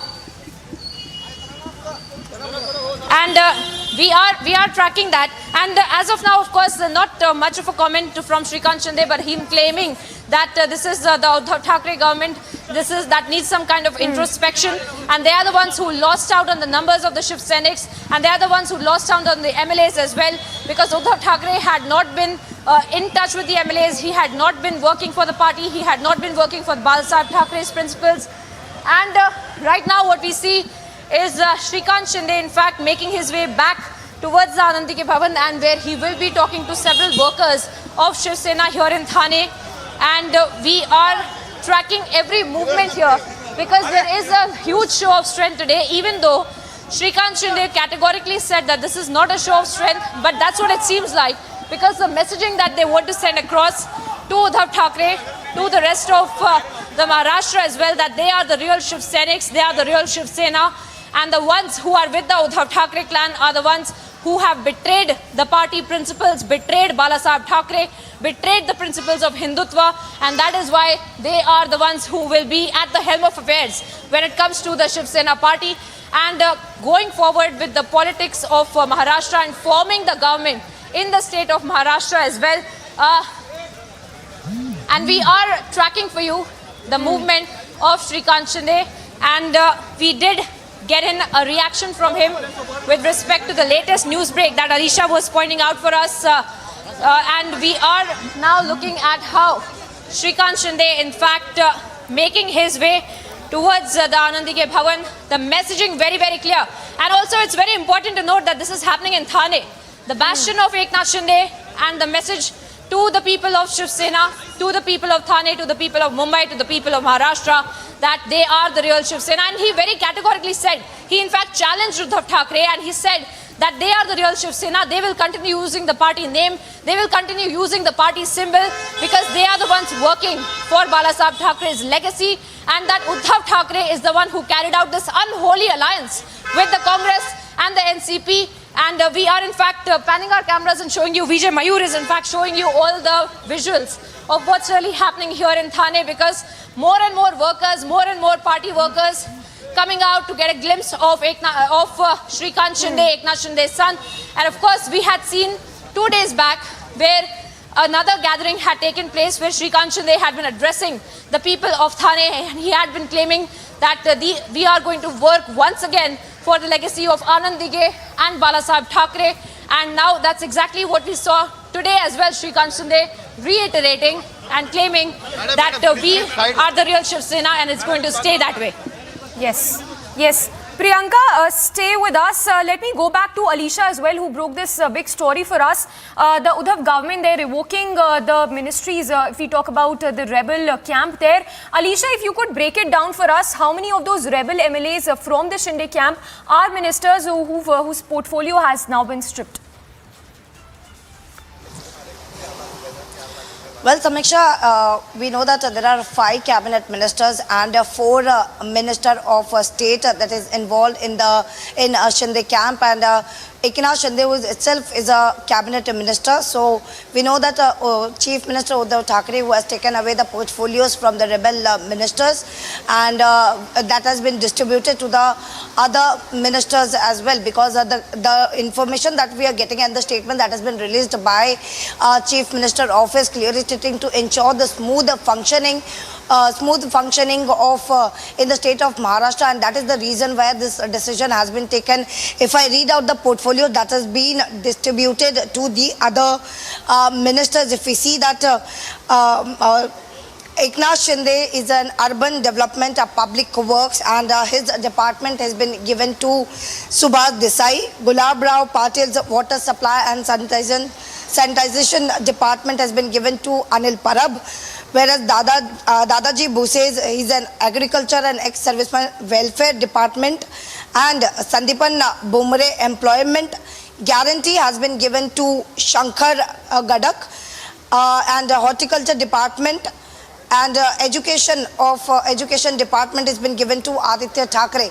So these are the 5 cabinet ministers. Their portfolios have been distributed as they are not in Maharashtra. And earlier also we have informed to our viewers that there could be a possibility that the portfolio will be taken from the rebel minister, and that is what has been done. The decision has been taken by the Chief Minister Uddhav Thackeray, and in a press release, in a press statement that has been issued by Chief Minister Office, clearly stated that the 9 ministers who have been involved, who have been in Shinde camp, they have been, and right now who are in Guwahati, their portfolios have been distributed to the other ministers. Yes. Yes, Alisha, stay with us. Let me get a quick word from Sambhav as well. We will be going across to Sambhav, who's reporting live from outside the Supreme Court, slipping into a very short break for now.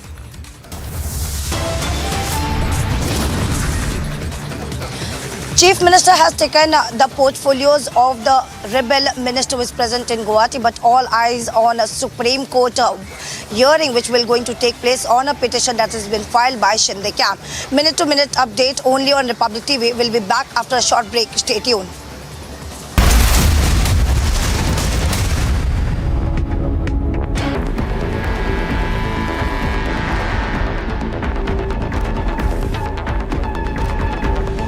The all-new Scorpio N, the big daddy of SUVs, is here. Amity has been ranked India's #1 private university for 9 years by India Today University's rankings, a testimony to Amity's world-class quality. And in other international news, NASA launched a rocket from the Arnhem Space Center in Australia's Northern Territory on Sunday. This is NASA's first launch from a commercial spaceport outside the US and the first in Australia in 27 years. Rocket struck a residential area of Kharkiv, causing damage to residential properties and a hospital. According to the police, the rockets were launched from Russia's Belgorod region, where 2 people have been hospitalized with injuries. And in other international news, the US space agency NASA launched a rocket from the newly built Australian Arnhem Space Center. According to media, it was the first commercial rocket launch in Australia's history and NASA's first from a launch pad outside the United States.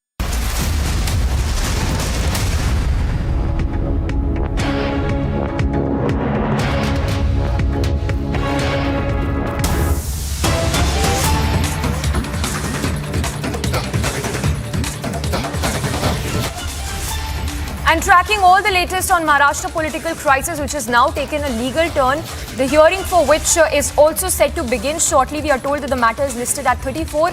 We will be going across to Sambhav as well, who's reporting live, tracking all the court updates from outside the Supreme Court. The latest we are learning is that the hearing was set to begin very shortly, and Eknath, Shinde's son, is also very confident of the numbers. We have our executive editor Rhythm also joining us for her perspective. Rhythm, if you could give a legal analysis as to the hearing which is set to begin anytime now.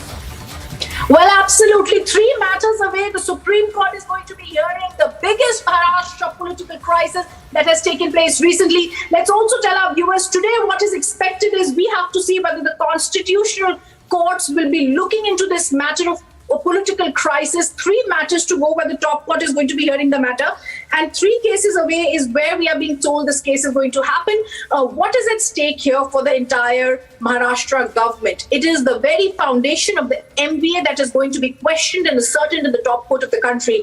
Appearing for the Shiv Sena, we've seen Dr. Abhishek Manu Singhvi, legal will be leading them. On the other side, for the Eknath Shinde camp, we've been told that there will be Neeraj Kishan Kaul, former Additional Solicitor General of India. As the high-octave hearing will begin in the top court of the country, the first thing that Eknath Shinde's camp is going to be telling the Supreme Court is the disqualification of 16 MLAs by the Deputy Speaker has been unconstitutional and illegal. Viewers, as we continue to stay with the reporters who are bringing us non-stop updates from Guwahati, Mumbai, the Supreme Court, and the capital, we first tell you that in the Supreme Court, what is going to be seen is whether the actions of the Deputy Speaker were illegal and unconstitutional in going ahead and saying that 16 MLAs were expelled and they were no longer a part of the Legislative Assembly.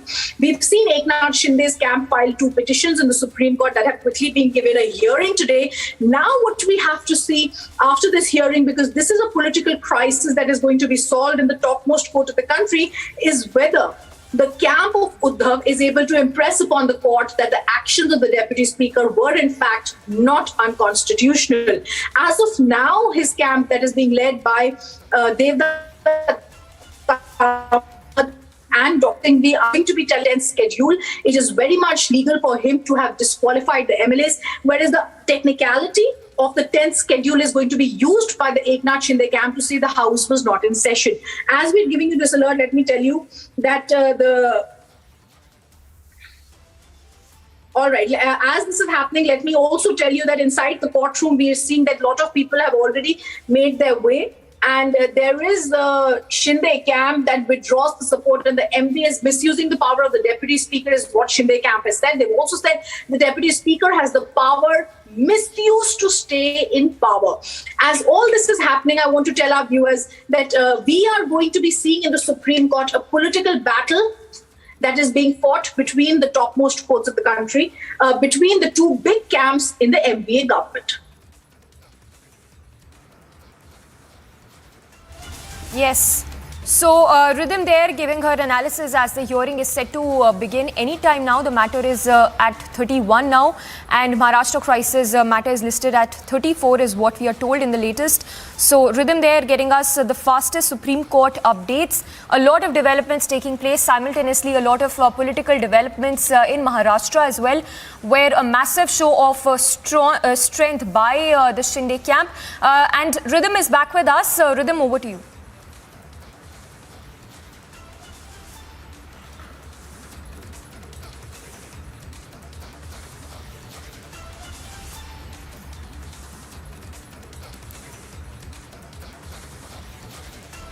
Okay, all right. So let me also tell you, viewers, as we are giving you the latest updates, item 32 is being heard in the top court of the country. It is 2 matters away that court 16, Justice Suryakant and Justice Pardiwala are going to give a hearing to the Maharashtra point boiler of a thriller.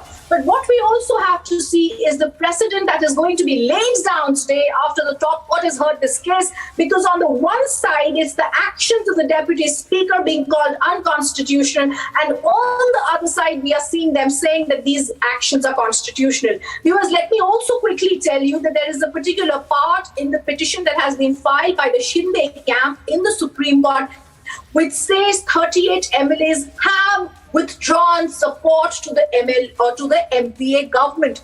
If this is so, there are 2 things that quickly happen. One, the MPA government in its present form becomes a minority government. It loses its constitutionally endowed majority that it had earlier. It clearly means that this government has fallen. Today, they are only waiting for the Supreme Court to be giving a final authoritative stamp on whether the MLA's disqualification is illegal. Next week, we are going to be quickly seeing this week fast-paced developments in the state. If the Supreme Court today says, yes, the Speaker's action should be set aside or stayed for the time being till they possibly hear the case further. But the second point that happens now is this 38 MLAs, if they are no longer a part of this government, will therefore ensure that this government is compromised, unstable, and completely cannot continue in power. Item 32 continues to be item 32 continues to be heard in the top court of the country. And as we are repeating this, I also want to go across to the words that are there in this particular case that have been given in the paragraph that are so clear, where it says, it is common knowledge that the current government in the state of Maharashtra, led by the Mahavikas Aghadi government alliance, has lost the majority in the House. All right, before I continue, item 33 is on. Yes, let me also go across to Editor-in-Chief Arnab Goswami, who's joining us on the phone line. Arnab, we bring a massive news alert. Item 33 is on 1 case away. How are you looking at these developments that are going to be taking place outside and inside the court? Well, I really doubt if, you know the courts better, I really doubt if there's going to be a very prolonged hearing today to them. I think that both sides will be asked to appear and their counsels will present themselves. And I think even if there is an argument, it's going to be a brief argument. And I think what the Eknath Shinde camp would be hoping is that they get a stay on the disqualification. Now, if there is a stay on the disqualification of these 16 MLAs, then it's a big setback that we have for Uddhav. And I think what the Shinde camp is hoping is that once they have that setback, then they will probably hit the ground in Maharashtra. So I think it's just one matter away. But I really doubt if there's going to be a very long and prolonged hearing today, Rhythm, on this case. I don't think so. I think at the most they're expecting that notices will be given, both sides will be presented, another date will be given, and there'll be an interim stay. I think that's what the Shinde camp will be hoping for. What do you think? Absolutely, Arnav, that's a very correct legal analysis, because today, as we are seeing the courts of the country hearing this politically controversial matter, we have to see in a short hearing the vacation bench is able to take a long judgment or whether it's going to give a short order. Arnav, I also want to ask you one question about something that's become so critical. It's a part of the petition where the Shinde camp has alleged before the Supreme Court that the majority of the MVA government is over because they have withdrawn their support, thus bringing it below the majority in the House. I think the only thing is the writing on the wall is clear. What the Shinde camp is really waiting for is some sort of an authoritative order from the top court of the country, or not. Well, I think what they will be also hoping is that if they can manage to get a stay on the disqualification of the 16 MLAs, then the next question will be about the appointment of a speaker. You see, Rhythm, the position of speaker is still vacant. Now, if the Eknath Shinde camp, even if they absent themselves, is the BJP in a position along with the independents to appoint the speaker? So what I think they're looking for is sort of two quick successes if that happens for them. One will be the disqualification of the 16 MLAs, and then they will possibly hope for the appointment of a speaker. That puts them in a situation where they can try and claim a numerical majority, and then get into the other question of whether a minority group can actually appoint a leader over the majority group. That is a third question. But if I were to, I think you're understanding where the picture is. I think that what the Shinde camp wants now is a series of legal victories. Let the semantics and the rest of it, be done by the other side for now. I think they're looking for a few legal victories before they return to Maharashtra. Rhythm. Absolutely. And if that does... Are we on 34 yet? Are we on 34 yet? Yes. Arnav, we are on item number 33. That is currently going on. One matter away, and this matter reaches the Supreme Court of India, which is going to be giving a hearing to this. Arnav, the one thing that has been stated in the two petitions that have been filed before the court is that the Deputy Speaker's actions are illegal. We've also seen Dr. Singhvi, who's appearing for the Shiv Sena camp, clearly being told to state what Devdutt had stated in a case yesterday, that the House was not in session is not going to be a ground to see the Deputy Speaker's action as illegal. Even as this technicality will have to be decided by the courtroom, this becomes extremely crucial, because this is going to set the precedent for later cases that are going to be relying upon this. Yeah, but this whole action by the Deputy Speaker, obviously there's a political angle to it. He's looking at technicalities, whether the signature was correct, what signature looks forged, etc. And as of now, what they are doing is they're using the actions of the Deputy Speaker to buy time. But then what is buying time for? Buying time would be effective if the Eknath Shinde camp were to break up. But we have seen yesterday that one more MLA has joined them. So the sheer act of buying time is not leading to any erosion of the number of MLAs who are sitting at the Radisson Hotel in Guwahati. So I think today is the day. I mean, if there is a victory that these guys score, if they get a stay of any kind, then the game shifts, then the ball shifts away. I mean, then the Eknath Shinde camp will have the edge. Absolutely. And as you're giving us those details, Arnab, I want to ask you another question. One case to go, the matter and excitement in the Supreme Court reaching a fever pitch with a high-octave battle being seen in the Supreme Court. Let me ask you, Rhythm, do you think there's going to be a prolonged hearing today? I mean, do you think, as the way things go in the first hearing, is this going to be a prolonged hearing in your view? You think it'll be prolonged? Well, what's going to happen, what usually happens in such cases, Arnab, is that a notice is issued to the other side to give out their written replies, which takes time. But keeping in mind that this is a political crisis, the court could possibly hear this matter today for some time maybe and grant some sort of a stay, or something could possibly happen as an interim order could be passed by the Supreme Court if the lawyers are able to impress upon the court the urgency and the need of this case to be heard today itself. So there are two things that can happen. One, it can be a quick 10-minute hearing on when a notice can be issued and both the sides will have to wait for the next hearing. Or in the second alternative, if the lawyers are able to... Yeah. Hello? Yes.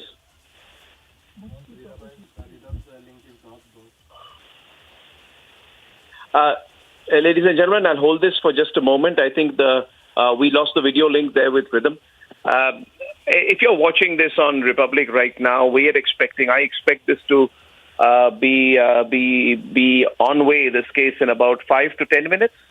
Having seen many such cases in the past, my own assumption would be there would be a limited amount of argument on both by the litigators, but it wouldn't go beyond a 10-15 minute session. Rhythm broadly agreeing with me. Please stay, ladies and gentlemen, with us. We are all on our tenterhooks right now. Rhythm, back to you. We lost the link in between. I was holding it there. We know what waiting for cases is like. Yeah, we always laugh about this, Rhythm. You and I have waited for so many cases involving Republic with the Maharashtra government on the other side that this is interesting in another manner. Watching this, are we on 34 yet? Yes, absolutely. Arnab, let's tell you the breaking news that's coming in. The hearing on the petition of Eknath, Shinde and 15 rebel MLAs begins in the top court of the country. The bench of Justice Suryakant and Justice Pardiwala have started the hearing in the case. And as we are speaking this and giving out, Dr. Singhvi is appearing in this case for the Shiv Sena. We've seen Neeraj Kishan Kaul making an appearance in the courtroom, who's appearing for the Shinde camp. We're also being told that it's possible there are... all right, let me go across viewers to the first updates coming in from the Supreme Court. Senior Advocate Neeraj Kishan Kaul for the petitioners has already started saying the Deputy Speaker cannot proceed with the disqualification proceedings when the resolution seeking his removal is pending. He also cites the Nabam Rebia decision of the Supreme Court. So as we are speaking, already we can see Neeraj Kishan Kaul making those arguments before the top court of the country, saying the Deputy... Arnab, if I can just come across to you, massive as the first words are that the Deputy Speaker's disqualification is. He's gone for the jugular. You see, Neeraj Kishan Kaul is a great and veteran constitutional expert. He knows that he has to get to the jugular right at the start. He doesn't know how much time he's going to get to argue. So I think by saying that the Deputy Speaker is in no position to disqualify MLAs when his own position is in doubt, is going to raise the hackles on the other side. I think it's a fantastic argument with him. I think he's gone for the jugular right at the start, and I think that's the headline right now. Shinde camp goes for the jugular right at the start. It's a brilliant argument that's been put out there. We'll have to see. Abhishek Singhvi is no greenhorn. He's going to respond hard. This is going to be interesting. Yes. Absolutely. And Arnab, I want to also ask you, as this is the first statement that is coming in, this is very clear. As Senior Advocate and former Additional Solicitor General of India, Neeraj Kishan Kaul speaks and says the Deputy Speaker cannot proceed with the disqualification. It's crystal clear. In one line, the case is made out that when there is a petition for his resolution for his removal pending, how can he be taking such decisions? It's happened earlier also that we've seen certain decisions are taken by authorities when they have a constitutional post, but later it's found to be illegal, Arnab.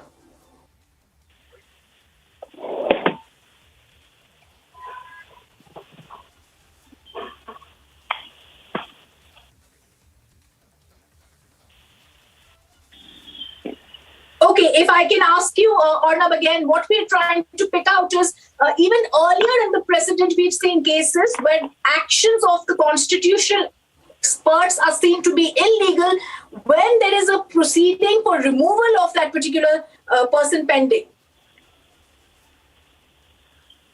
Rhythm, I lost you in the last part, please. Sure. Let me, Arnab, tell you that the leader of rebels, Eknath Shinde, has moved to the Supreme Court, and what we are being told as I'm speaking right now is in the application Shinde has said, Roth said MBA government is not in control of the crowd. If they do anything against me and other MLAs, action needs to be taken. Another point is going to be the security of these MLAs. Arnab, that will come up, but I want to first go across to another breaking news alert coming in from the Supreme Court that is hearing the matter, where the first questions have been asked by the judge. Justice Suryakant makes an observation, Mr. Kaul, why have you not approached the High Court? To which Neeraj Kishan Kaul has answered, I have three answers. First, the 226's existence is not a constitutional bar to come to the Supreme Court in Article 32. Second reason, in any number of cases like the floor test, disqualification, your lordships have passed on to Article 32. And the third reason is that a minority of the legislative party is subverting the state machinery, or attacking our house, saying our dead bodies will be returned. The atmosphere is not conducive for us to exercise our rights in Maharashtra and in the Bombay courts. Well, these are the kind of statements which have been unfortunately been made by Mr. Sanjay Raut yesterday.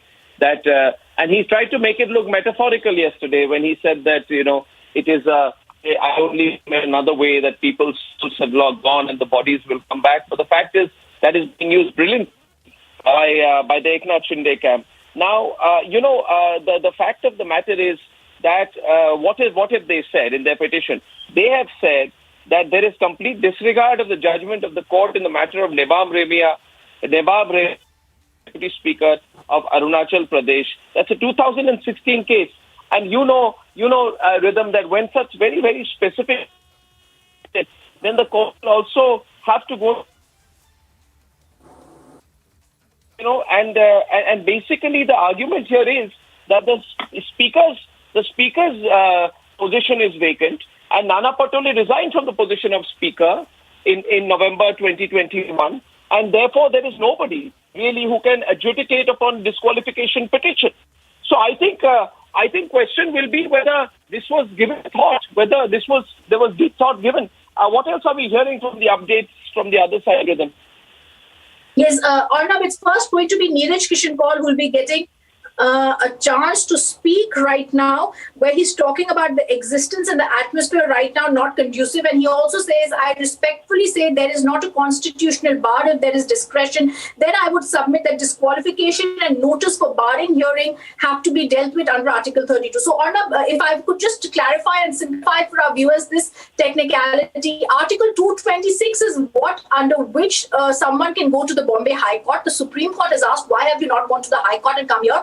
In Article 32, which is a right of every citizen. To reply to that, Justice Neeraj Kishan Kaul has clearly stated that the atmosphere in the state is not conducive.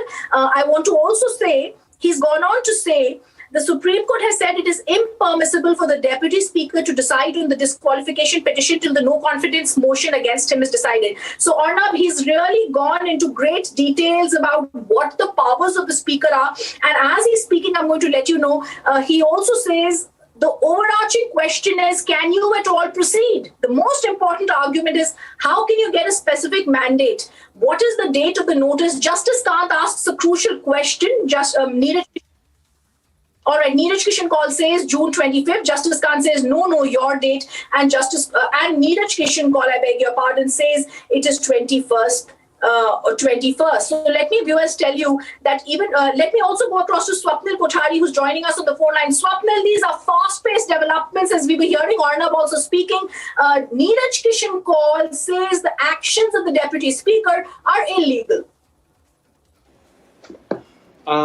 Rhythm, Mr. Neeraj Kishan Kaul is absolutely going straight for the main point here, and he's ensuring that what happens in this case is that it's not going to be a prolonged hearing. It's going to be possibly some arguments, and there's definitely going to be a stay on the aspect of if the arguments don't get concluded today, that the Speaker cannot adjudicate upon the disqualification plea invoked by the Mr. Uddhav Thackeray's regime, simply because the Speaker himself has not been appointed properly, especially because it was not there was no session. Also, the Shiv Sena, as it stands today, or as it stood on that day when it appointed the Deputy Speaker, did not have the requisite numbers to do so. So it's very clear that this is not going to pan out the way most people in Mr. Thackeray's camp would expect to do. The Supreme Court is going to go by the sheer number of it, and also going to ensure that no injustice is done to either side, and more so to the side that faces a disqualification angle, especially from somebody who's been appointed by the Shiv Sena, as it were, because this deputy speaker has to be impartial. Here, obviously, there will be a partiality bias sort of a perception here. And that is where there could possibly be a change of the deputy speaker as far as this aspect is concerned. And that is what they would have asked for, that if at all disqualification notice has to be decided, it has to be decided upon by another speaker. Now, the Supreme Court will have to deal with 2 points. First of all, the most important point is that whether the speaker himself had the power to issue a disqualification notice. If he did not have the power, the question of adjudicating upon such a notice does not arise. This point is that you will have to then appoint a second speaker who is a neutral speaker, because that is also will be an assertion or an averment by the Neeraj Kishan Kaul's camp out there, that is the Eknath Shinde camp, that you need to appoint somebody who's neutral.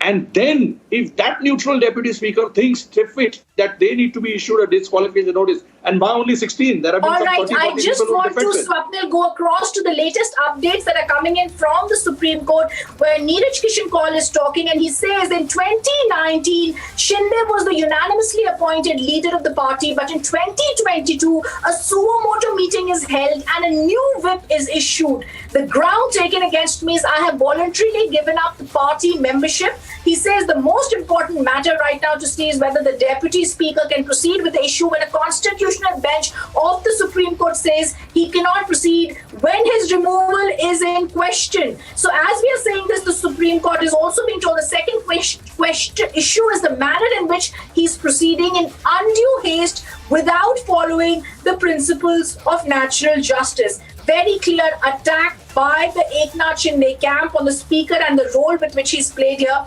I also want to tell our viewers that he says that this undue haste is absolutely illegal with which the speaker has acted out today. And I also want to say the other alerts that are coming in from the Supreme Court, as I'm going to continue to stay with Swapnil as well, are the overarching questions, and also what has been stated by him when he's asked about the date, that the majority of the legislative party appointed Eknath Shinde as the chief, then the minority faction, which is 19 MLAs, has now made Ajay Chaudhary as their chief in a quiet meeting. They informed the deputy speaker and Chaudhary is declared. So what is it that is being stated by Kaul inside the courtroom is the majority faction wrote to the deputy speaker about their decision. Then the rebel MLAs get a notice to report for a meeting by the minority MLAs. When the MLAs do not attend, based on the notice issued on the same day, a disqualification is filed. He says, but the deputy speaker cannot proceed when there is a no confidence motion, and Justice Kant then asks, June 24th you issued notice, and that is after June 25th. Why cannot you raise this before the deputy speaker itself? The Justice Kaul says, but the Supreme Court expressly bars, kindly see the judgments, just be Paris. All right. So Swapnil, I want to once again come back to you. This has now become a legal issue when they're talking about the powers of the deputy speaker. Well, absolutely. The question is that the powers can be exercised only by a legitimate deputy speaker. If the appointment of the deputy speaker itself is in question, then obviously the question of exercise of any powers comes, it's a secondary issue. So what Mr. Kaul is arguing upon is that the appointment itself is illegitimate. So obviously, and he's going to cite some 2-3 judgments in support of that. And, the question by Justice, whoever the judge is asking him that why don't you approach the deputy speaker itself yourself? Well, obviously, there is an Article 32 petition. There are other overarching questions apart from this itself. So obviously, the court itself is seized of the jurisdiction. It's an appropriate jurisdiction. And as Mr. Kaul rightly pointed out, that Article 226 is not a bar to approaching the Supreme Court under Article 32, because there is no law that says that you cannot approach the Supreme Court directly, especially when fundamental rights are involved. And Article 32 deals with that. And there is obviously a fundamental right to freedom of association, freedom of speech and expression. So there is no question when both these fundamental rights, and of course Article 14, which is equality, because this issuance of the whip by a so-called deputy speaker has been arbitrary, unconstitutional, and has been quite hasty in that sense. So it's without application of mind. So that is what the assertion of the Neeraj Kishan Kaul is. And that is exactly what it's going to, appeal to the Supreme Court, hopefully in that sense. And they will exercise their power to give a stay on the disqualification aspect. But I believe that what they need to do is that apart from giving a stay, they need to conclude the arguments as fast as possible so as to give a direction to the state of Maharashtra as to what they need to do and how the governor needs to proceed, whether they need to approach the floor of the house to get their numbers vetted or not. Because that is the more important issue rather than the disqualification aspect, which needs to be over and done with in pretty fast. Because this cannot be, prolonged beyond a certain point, because the state cannot be held in abeyance with a council of ministers or with the, without rather the appropriate government in force. You cannot have this going on. It's been going on. This is day 6 or day 7, I believe, of what has happened, what has been transparent since the last week or so.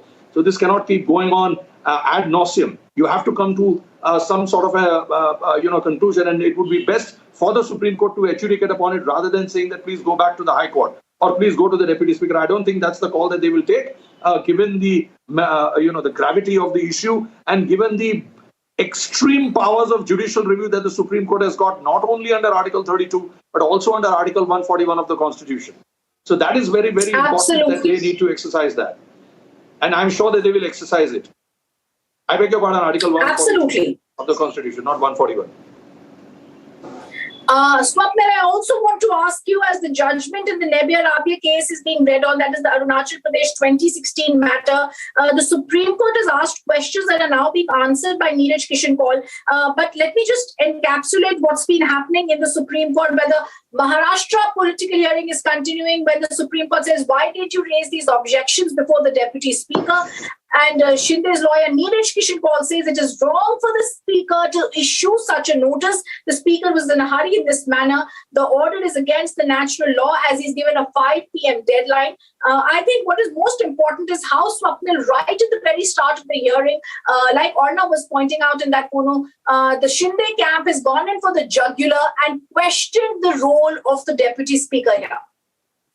Well, absolutely. Arnav was absolutely bang on point there. There's no question that anybody who's representing the Shinde camp will go straight for the fact that the Deputy Speaker's appointment itself was illegitimate and did not have the appropriate numbers. Now, it is for the court to look at that, and I believe the court will look at it the way the Shinde camp, Mr. Kaul's arguments, and be persuaded by that, simply because unless they say that it doesn't have to be in session for the Deputy Speaker to issue the whip. Now, if that is the call that the Supreme Court takes, then it may not gel well with the Shinde camp, but then they'll have to gulp it with a pinch of salt and then wait for the disqualification, which may or may not happen. And if the disqualification so happens after the legitimacy of the Deputy Speaker given by the Supreme Court, then the rebel camp can always approach the Supreme Court saying that, look, we've been disqualified illegally. We had the numbers. The anti-defection law does not come into the picture. The paragraph 4 of the 10th schedule of the Constitution, as amended by the 91st amendment, clearly says that 2/3 majority is very much legitimate, and either the party merges with the party that it wants to associate with, say, for example, the rebel faction merges with the BJP, or alternatively forms a new faction, which is as per the paragraph 4 of the 10th schedule of the Constitution. So in any case, the Supreme Court will look at it very objectively and say that, yes, you have the 37. If the 37 stand before the Supreme Court, not only just the lawyer, but not only the signatures, but even all 37 physically standing before the Supreme Court and saying that, yes, this is what we 37 are, then in that sense, the Supreme Court will have no other option but to nullify the disqualification taken by the Speaker, firstly assuming that the Speaker so appointed is legal, if that is what the Supreme Court arrives at. But I don't know whether it's going to arrive at that conclusion today itself. It may post the arguments tomorrow for a later stage, saying that, look, meanwhile, there is a stay on this, and then tomorrow we'll hear these arguments conclusively, because I believe that this battle is not going to end so fast, especially within All right, an hour or so. I just want to interrupt you for 1 minute as our editor-in-chief, Arnav Goswami, rejoins us on this rolling coverage that we have from the Supreme Court. Arnav, the bench has risen for a 2-minute break and the hearing will continue post that. But till now, what we've heard is Neeraj Kishan Kaul, senior advocate appearing in the courtroom, has said the Deputy Speaker acted in a hasty manner, and he's given time till only 5 p.m. today. It is principles of natural justice that need to be looked at. So as Neeraj has begun his arguments, Arnav, the clear picture we are getting, as you earlier said, they're going in for the jugular and questioning each action of the Deputy Speaker. Yeah, absolutely. And I think, of course, there's a shadow on the actions of the Deputy Speaker. At this point of time, I think any slight observation by the court also on the actions of the Deputy Speaker will be a huge blow to the Uddhav Thackeray camp. And I really doubt if the court will let this pass, Rhythm. I mean, there are obvious issues here. There's a constitutional and court precedent. There's a legal precedent of 2016 which has been cited out here. So there isn't much legroom. I'd really like to see what Abhishek Manu Singhvi's argument is going to be here, because it's also a question of numbers. And as you know, the other question is, which I'm sure Mr. Kaul will argue, will be about the appointment at some point of time later when the argument comes about the appointment of the leader of the legislature party. It's quite clear that protocol and processes have been broken there as well. So once the court resumes, it seems to me that this could be a lengthy hearing, because the court is in no mood to just have a 10-minute hearing like we thought it could. I think it's going to be a long one with them. I think it's going to continue today. I think the court is beginning to understand the urgency of this matter, and maybe that's why it was listed as item number 34 in the first place. Absolutely, I think we could see maybe perhaps even a decision from the court today on the matter. It seems to me. Yes, Arnab, it's possible that an interim order comes, like you're correctly saying. Arnab, the one thing that has been stated when the Supreme Court has asked them, why have you not gone to the High Court, is also that the atmosphere in Bombay is not conducive in this matter, and therefore they have come straight to the Supreme Court in Article 32. We've seen it earlier also, Arnab, when the atmosphere is not conducive. Several people believe that it's the Supreme Court that needs to be completely gone to. But this is very critical, because here he's not talking about common citizens like you and I. He's talking about politicians and saying the atmosphere is not even conducive for them. This is a very serious charge against the current MPA government. Yeah, and of course, you see the numbers are also changing so fast. And many of the MLAs who, as they are pointing out, who had signed in favor of Ajay Chaudhary as the Shiv Sena legislature party leader have also moved. Since then, some of them have ended up going to Radisson, Guwahati themselves. That is also a factor that the court will have to go into. Yes. Rhythm, has Abhishek Singhvi begun his arguments? What's he saying? So the bench has taken a short break, Arnab, a 2-minute break, and they have risen for that. So roughly in around 5 minutes or now, we shall once again see Neeraj Kishan Kaul continuing with the arguments. After Neeraj Kishan Kaul, settles down, we're going to then see a reply, a response, a rejoinder from Dr. Abhishek Manu Singhvi appearing for the Shiv Sena. And Arnab, the critical point they're going to be stating is that under the 10th schedule, even if the House is not in session, the Deputy Speaker had the right to disqualify the MLAs. The larger point that is being spoken about now, Arnab, is if there are no numbers, if 38 MLAs are indeed no longer a part of the MVA, irrespective, the government is shaky, it is unstable, and it should immediately step down if it becomes a minority government. There's another aspect out here, is that of the objectivity of the Speaker's chair or the Deputy Speaker's chair, which has really been put into question out here. And I would be surprised if that is not an argument that Mr. Neeraj Kishan Kaul puts in here today. And that's precisely the point. Some of the happenings that have happened in the Maharashtra legislature, especially in the course of the last couple of years, have put that shadow over the objectivity and functioning of the Maharashtra legislature. And point to note here will be that you remember the case where they had summoned me with a half-an-hour notice, when some summons were issued saying you're showing disrespect to the Chief Minister, we need you to come and explain yourself before the House. At that point of time I don't want to overstep right now, but I see the functioning of the chair at that time has been anything but objective. I mean, if the Deputy Speaker becomes an extension of the political apparatus, then it casts deep shadows on the functioning of the legislature. And that is a question which the court will be very interested in looking at, because this is not the first time that a shadow has been cast on the functioning of the chair in the Maharashtra Assembly, Rhythm.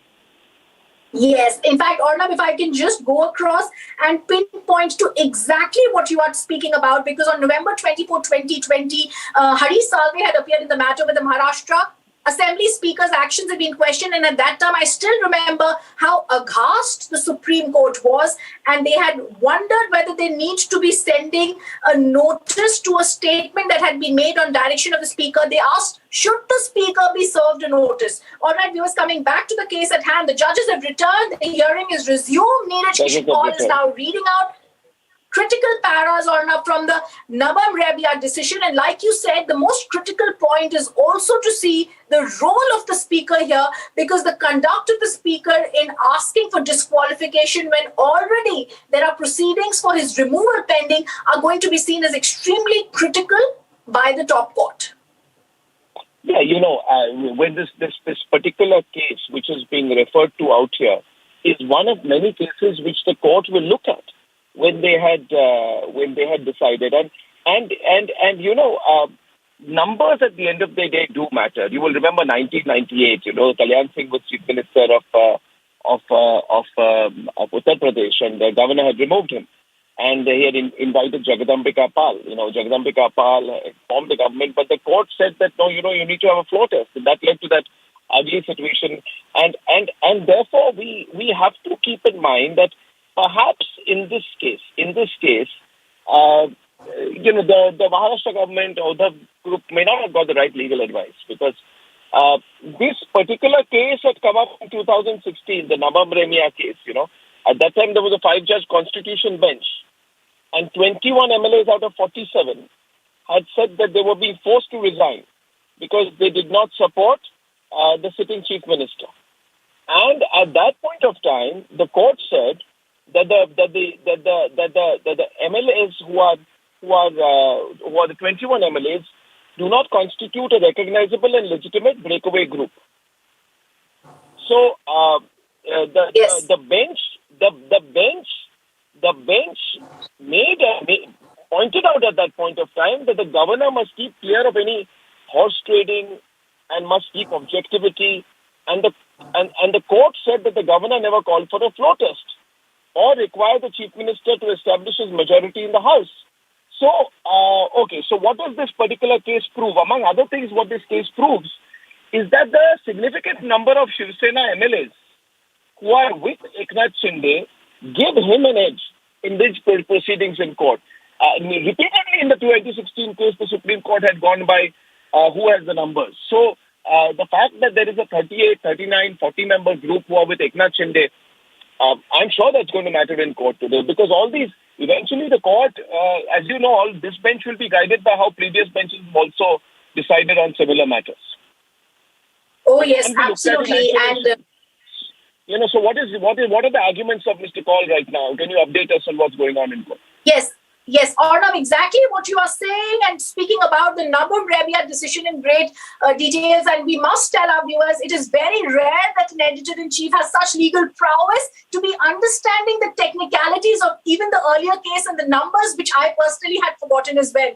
So Arnab, I just want to go back to what Neeraj Kishan Kaul is saying, why would a speaker who is confident of his majority fear a floor test? He's gone to the butt of the matter when he's reading out the Nabam Rabia judgment and said, when the position of the speaker is under challenge through a notice of resolution for his removal, it would seem just and appropriate that the speaker first demonstrate his rights to continue, and then he goes on to something that is being feared, I believe, by the Uddhav camp, talking about a floor test and saying, why would a speaker who is confident of his majority fear a floor test?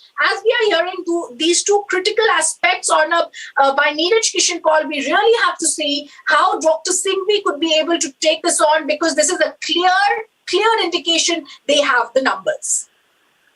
Yeah, I mean, there is. That's why I'm saying I'm very curious beyond, of course, political factors, how Mr. Singhvi is going to make an argument in this case. Because you want to have a floor test. If you have a floor test, then you cannot have a false disqualification before that. Why is the false disqualification happening? Because someone has figured out mathematically that if you remove 16 MLAs out of this group, then this group cannot, will lose the ability to be qualified or to bypass the anti-defection law. And probably the numbers also would be just about under the halfway mark. So that's why this calculation of 16. Why are only 16 people disloyal out of a group of 39? Rhythm? Does that make any sense? Is it going by personal preference? At the end of the day, personal preferences don't matter. If there are 38 people who have avowed their loyalty to Eknath Shinde, then let all 38 be disqualified. Why disqualify 16 and keep the others intact? These are political subjectivities which cannot be argued in court. The court will simply be curious to know, and I'd be very surprised if the bench does not ask this question. Why are you disqualifying 16? On what basis? Have they? Which is the Lakshman Rekha? Which law have they broken? Are they convicts? Are they people who have violated any rule which does not allow them to remain to be MLAs? This is completely subjective. So I think they're in a very confusing situation out there. I think, but I'd still be very, very curious. You know, Abhishek Manu Singh, experienced like hell. I know he knows how to argue the case. So I'd be very interested in seeing how he frames his argument. In fact, I'm more curious to see his argument than this side. Well, I do believe that our sources tell us, Arnab, the basic argument that Dr. Singhvi shall be making here is going on the 10th schedule that deals with the anti-defection law and stating that since these people had done activities that were against what they should have done, if the House is in session, the 16 MLAs disqualification should be upheld. But the critical point in that is the House has to be in session when certain activities occur, and the Shinde camp is saying there is no House in session. But we'll still have to wait for what the Deputy Speaker says. Arnab, I also want to say that as the Deputy Speaker is being challenged, the Neeraj Kishan Kaul is now reading out articles of the Constitution to say how they have been conflicted, where he says any change in the strength and composition of the Assembly by disqualifying sitting MLAs for the period during which the notice of resolution for removal of the Speaker is pending is in conflict, they say, Arnab, with the mandate of Article 179C. So they've really a constitutional case in which constitutional expert, a very experienced lawyer, Neeraj Kishan Kaul, former Additional Solicitor General and Senior Advocate of the top court, has gone in and stated that even under articles of the Constitution, the acts of the Deputy Speaker are unconstitutional. Yes, of course. I think that if the Deputy Speaker gets a drubbing today, look at the political impact. I'm only looking at this as a political journalist. If the Deputy Speaker gets a drubbing today, it is a big blow for whatever is left of the MBA alliance, and that will lead to sort of a strengthening of the position of the Eknath Shinde camp. And we are anyway debating this at 9 o'clock tonight. But I think Mr. Kaul is in his elements, and his first argument itself was going for the absolute jugular on the first one. Right? So yes, it will be fascinating to see how he figures this one from here on. Fascinating to see how he figures this one from here on. Very, very exciting. I'm going to see you in the studio in a bit. I've got to take a couple of calls. I'll see you in the studio in a bit. All right.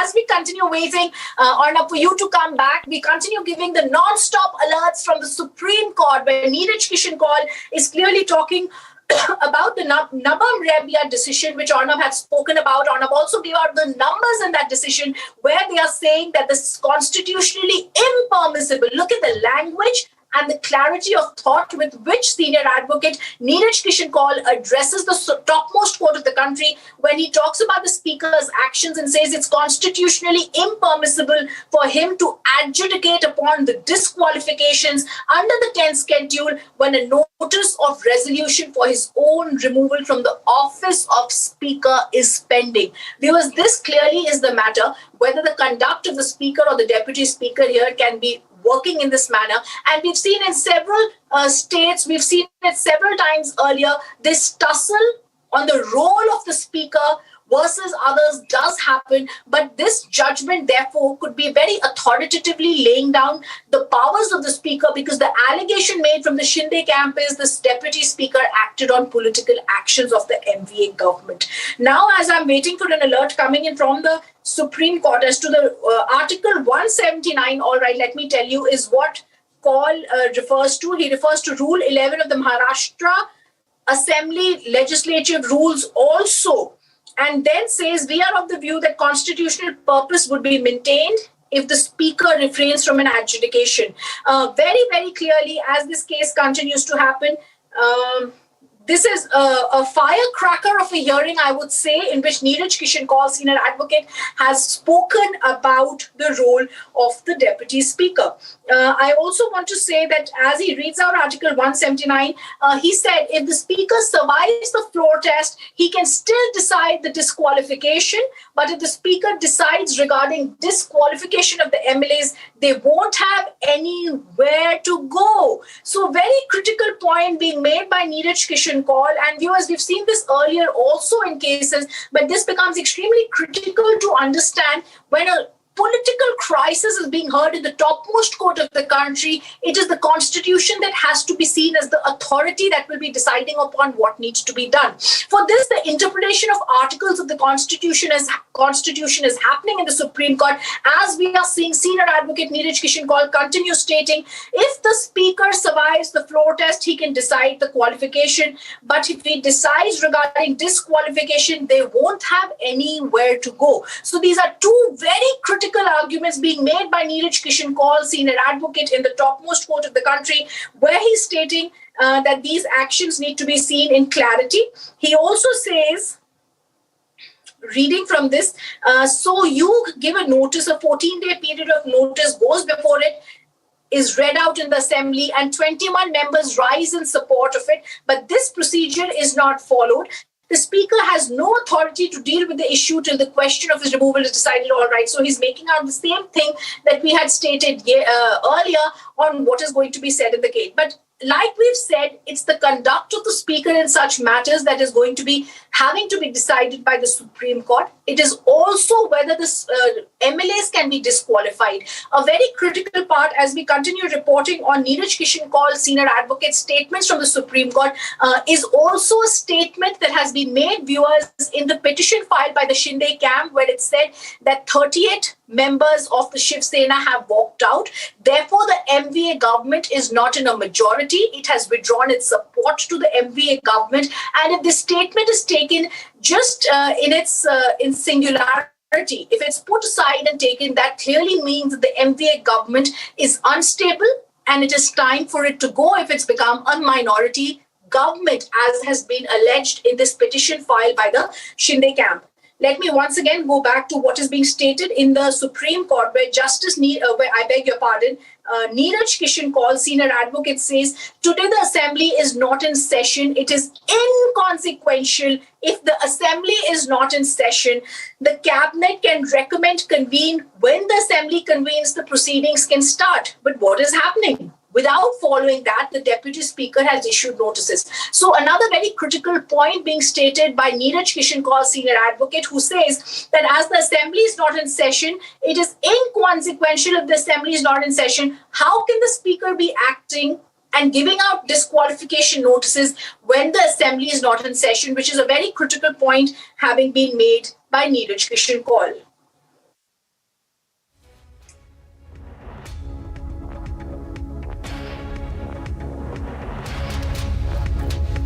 All right. I also want to say that as this is happening, the Supreme Court has also said if the speaker survives the floor test, he can decide and still decide the disqualification. Neeraj Kishan Kaul continues to be reading out from the Rebia judgment, and he started off by saying it's already been. The court had risen for 2 minutes, viewers, but they've started hearing of this case where the Supreme Court has heard that it's constitutionally impermissible for them. Let me also go across to Swapnil Kothari, who continues to be with us. Swapnil, if I can get in a sense of what's been happening in the Supreme Court from you. Well, Rhythm, as Arnab pointed out the details of that case, and I'm glad that he's not a lawyer. Otherwise, I wouldn't be standing a chance to come on Republic TV at all. He himself would fill in. So I'm glad that he doesn't officially have a law degree. But his entire mastery over that subject is fantastic. It's always been great. And, it's a pleasure to have you as well, because you also have a fantastic grip over this. And, just to tell you that, Neeraj Kishan Kaul is literally hitting upon the constitutionality of the appointment of the speaker.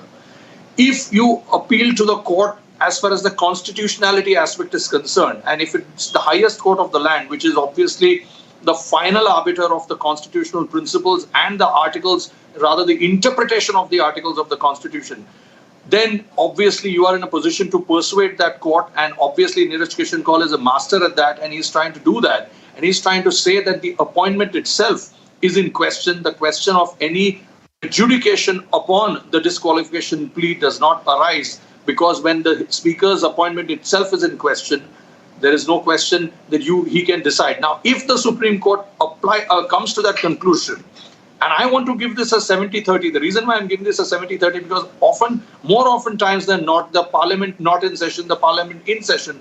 If you look at the precedents in the past 50, 60 years, I'm sure both the sides will have equal representation of cases. So more so rather than the decisional law, it will be more the instinctive aspect of the judges, which at that time will say that looking at the situation itself, looking at the surround sound of this entire case, do we come to a conclusion that the speaker's appointment is unconstitutional? And obviously they will not say the surround sound aspect, but that will weigh in on their mind, and that may eventually play a role. They may say that these are 6 judgments here and these are 6 judgments on this side, because obviously Mr. Abhishek Manu Singhvi is also going to cite certain judgments, and he's going to go by the interpretation of the 10th schedule. I don't know how much of a leeway or a headway he'll make in that, because the 10th schedule is very, very clear about certain things. But nevertheless, I'll grant it to him, because I'm sure he'll have some arguments up his sleeve.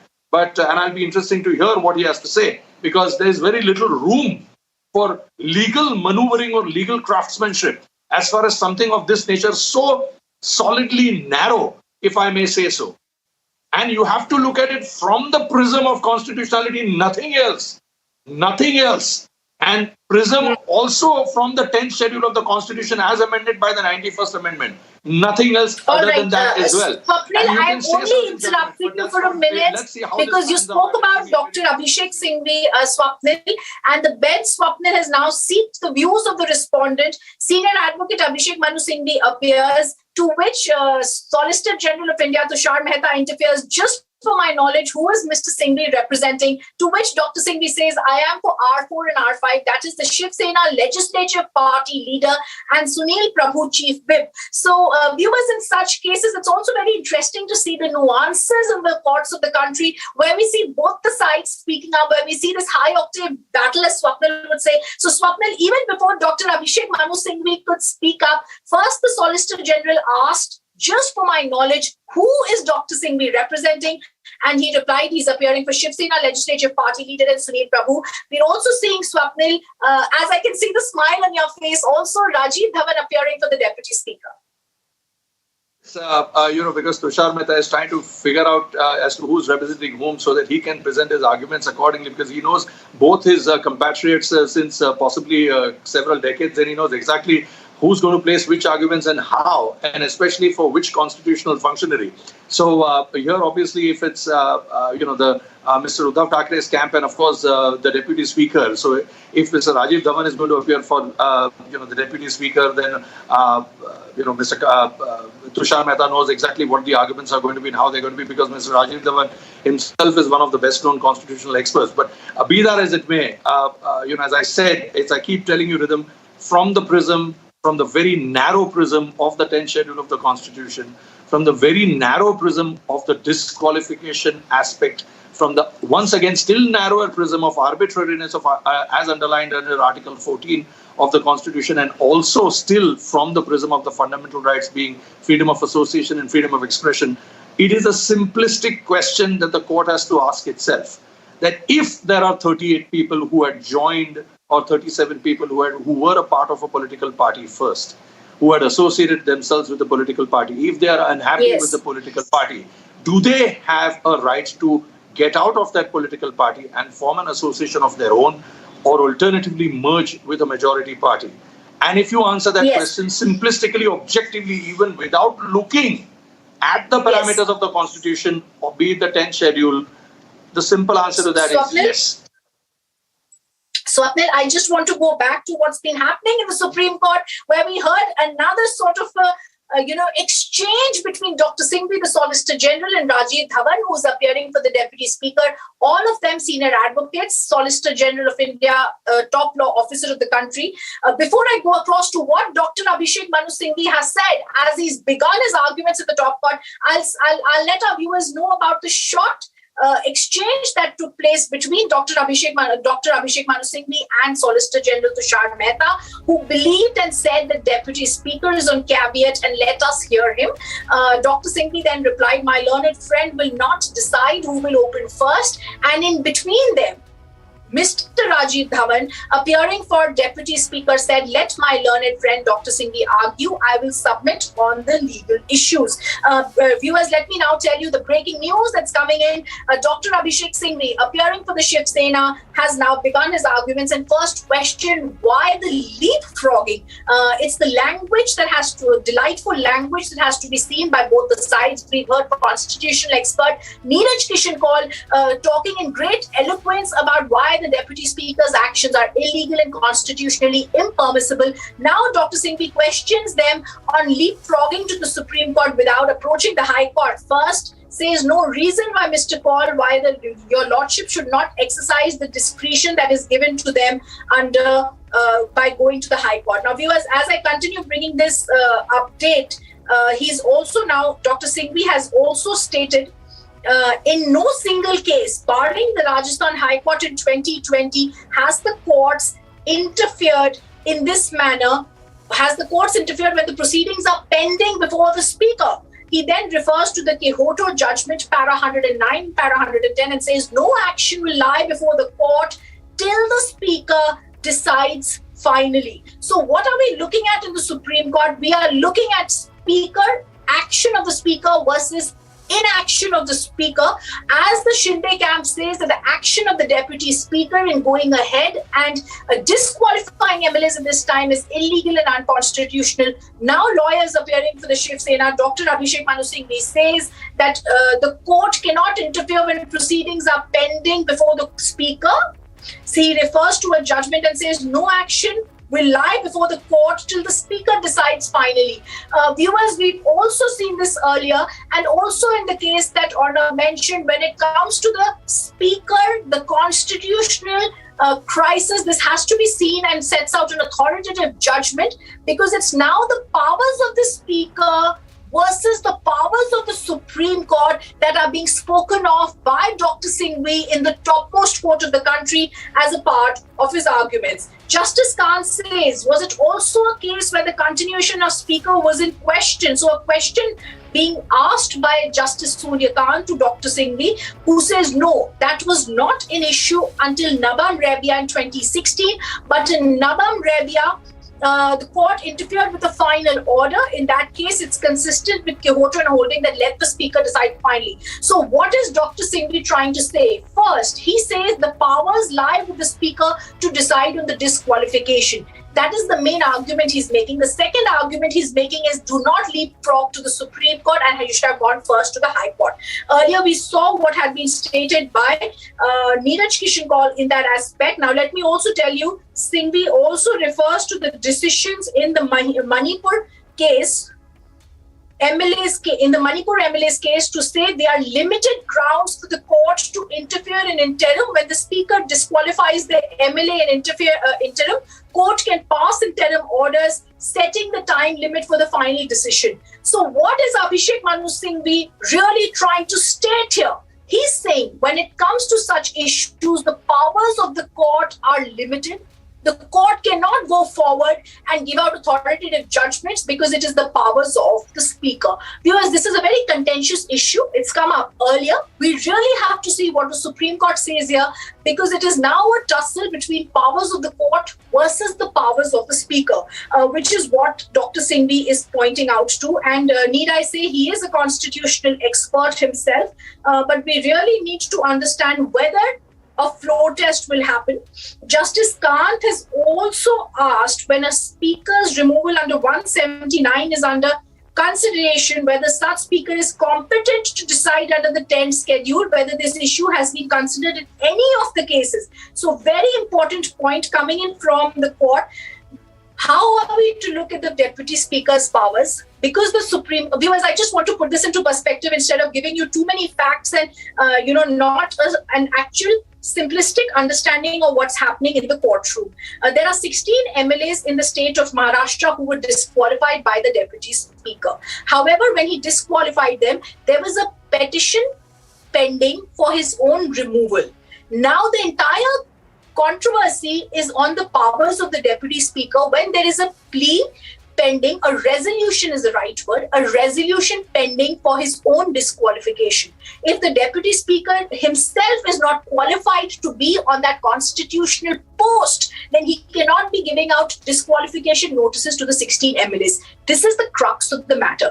Dr. Abhishek Singhvi, appearing for the Shiv Sena, is being asked, how has it ever happened that we have seen a speaker's removal being under Article 179C under consideration, whether such speaker is competent to decide under 10th schedule, whether this issue has been considered in any cases, to which Dr. Singhvi refers to Article 212 to say there is a constitutional bar on the courts inquiring into the legislative process. So what is Dr. Singhvi trying to do? He's trying to say the powers of the Supreme Court in such cases or the courts are limited. We have to see whether the court takes into account this argument or whether the court says that the speaker's powers here have to be questioned by them. He reads it out and says Article 212 bars the lordship scrutiny when the speaker is deciding. All internal management has to be barred from judicial scrutiny. It's a very strong, contentious point being made by the Supreme Court. It can go and tilt either way. If the Supreme Court feels that the resolution of the disqualification for the speaker is constitutional and correct, then the entire gamut changes. Swapnil continues to be with us. Swapnil, how are you looking at these arguments? Well, I disagree with Mr. Abhishek Manu Singhvi here, saying that the courts don't have the power of reviewing the speaker's powers, simply because the court has the judicial review power. It was obviously in Kyoto Holohan's case only, if my memory serves me right, it was decided that that particular section of the 10th schedule, that particular paragraph has been held to be unconstitutional, which bars the jurisdiction of the courts. So if that has been held to be unconstitutional because the power of judicial review forms part of the basic structure of the Constitution, then I believe that the court can go into everything and anything that relates to the powers, or including the powers of the speaker, especially when the speaker himself has not been appointed legitimately. If that itself is in question, are you trying to suggest to the court that you cannot enter into the question of whether the speaker has been legitimately appointed?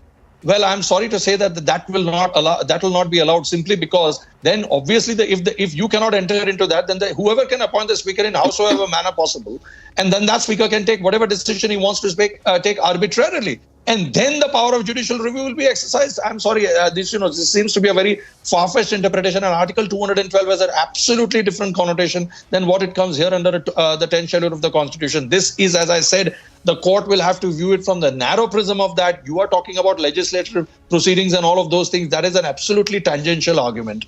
So in that sense, Mr. Singhvi is trying to give his own interpretation, naturally, because he's holding a brief. But then I believe that is not going to appeal to the Supreme Court in that sense, to say that we cannot go into the powers or to decide whether the speaker has legitimate powers, especially when the speaker's appointment itself is in question. So if that is the case, then obviously the Supreme Court has to come first to the conclusion that whether the speaker has been legitimately appointed. As far as the second thing is concerned, the first prong of his argument was that why leapfrog to the Supreme Court? Then why have Article 32 of the Constitution? Then in any case and in every case, everybody has to approach the High Court under the Article 226 of the Constitution. Then why have Article 32 itself? Then you should have, sort of asked for the delimiting power of the Article 32, saying that you go to the Article 226 first. And if there is if that is an adequate alternative remedy, as the language of the law that we use, especially in our petitions, that if that was an adequate alternative remedy, then go always to the High Court first, because you're always afraid to go to the Supreme Court, because the Supreme Court is going to say, why leapfrog to us? So those arguments do not hold enough water. The Supreme Court is fully empowered under Article 32. And not only that, but as I said, under Article 142 of the Constitution itself, to pass any order to do complete justice. And in case I believe that even Article 142 will not be coming to the picture here, Article 32 itself would suffice, simply because they are very well within their powers under Article 32 itself to decide, especially when the fundamental rights of the litigants, which is the case here, has been violated. So there is no question that this is the case here, and the Supreme Court will not entertain that particular prong, saying that go back to the High Court. Otherwise, the court could have said straight away within 15 minutes or 20 minutes or so of the arguments, saying that please go back to the High Court, do not come to us, and then we'll take it from there. But the fact that the court is listening and entertaining the arguments of both the sides, the court is not going to come to that. Now, as far as the second prong of the argument is concerned, which is that a court does not has a very limited power of judicial review, that falls flat on its case simply because the court, whether the court comes to a conclusion that the speaker is legitimately appointed, is a separate issue rather than whether the court can come to a conclusion. What Mr. Abhishek Manu Singhvi is arguing here, that the court cannot come to a conclusion simply because the court has limited powers of judicial review. And that is something which I believe the Supreme Court will dispense with, saying that, sorry, we have the powers here to decide whether or not the speaker has been legitimately appointed. Absolutely. Let me also tell you that we've just heard Dr. Singhvi referring to para 109 of the Kehoto Holahan when he was asked a question by the Supreme Court judge, are we really dealing with the proceedings of the assembly? Dr. Singhvi said, yes, your lordships are dealing with the questions of the proceedings with the assembly. So Swapnil, I also believe, like you're hinting at, that this is not something the Supreme Court would possibly be taking lightly, because the Supreme Court has being told that their powers are restricted here. The Supreme Court is now being told by Dr. Singhvi, referring to para 119 of the Kehoto case, that even after a final order, your lordship's scrutiny is limited. And, Dr. Singhvi's frame froze for a minute when Devdutt Kamath took over, but he's come online again and he takes over again from Kamath. Now he reads out judgments from Kehoto to say the Supreme Court has limited powers in deciding on internal matters of the Legislative Assembly, where he says judicial review cannot be available at a stage prior to the making of a decision by the Speaker, and a qua time-at action would not be permissible, nor would interference be permissible at an interlocutory stage of the proceedings. So these are very sharp arguments. And Swapnil, I just want one word once again from you. When the Supreme Court is being told, and this is going completely different from the hearing at Bay, where we saw Neeraj Kishan appearing for the Shinde camp and say the Deputy Speaker's actions are constitutionally permissible, as a reply to that, instead of trying possibly to defend the actions of the Deputy Speaker, another tangent has been taken and the courts have been told, you cannot interfere here. Well, that is obviously the legal wizardry of Mr. Abhishek Manu Singhvi, where he himself tries to throttle the Supreme Court and say that you have very limited powers, and the scrutiny, your powers of judicial scrutiny, as per the Kehoto Holohan's judgment, are restricted so as not to interfere into the legislative proceedings unless a certain decision has been made. That is all very fine, but here the decision-making power itself. Sir, ED ने आपको notice दिया हुआ, ये सूचना है, कल आपको बुलाने की तैयारी है? नोटिस, मैं सामना कार्यालय में हूँ, ये मेरा घर नहीं, यहाँ नोटिस नहीं आ सकता। ये तो बाला साहब ठाकरे की वास्तु है। अगर घर में नोटिस आई होगी तो मैं देख लूँगा। जिस तरह की राजनीतिक हलचल मुंबई में चल रही है, महाराष्ट्र में, देश में चल रही है, तो मुझे पूरा अंदेशा था कि मेरे बारे में मुझे रोकने के लिए, शिवसेना को रोकने के लिए कुछ लोग इकट्ठा आएंगे महाराष्ट्र के खिलाफ, और मुझे और मेरे कोई साथी हुए उनको तकलीफ देंगे। लेकिन चाहे आप मुझे कितनी भी तकलीफ दीजिए, मुझे फांसी पर चढ़ाइए, मेरी गर्दन काट लीजिए, मैं गुवाहाटी में जाने वाला नहीं। लेकिन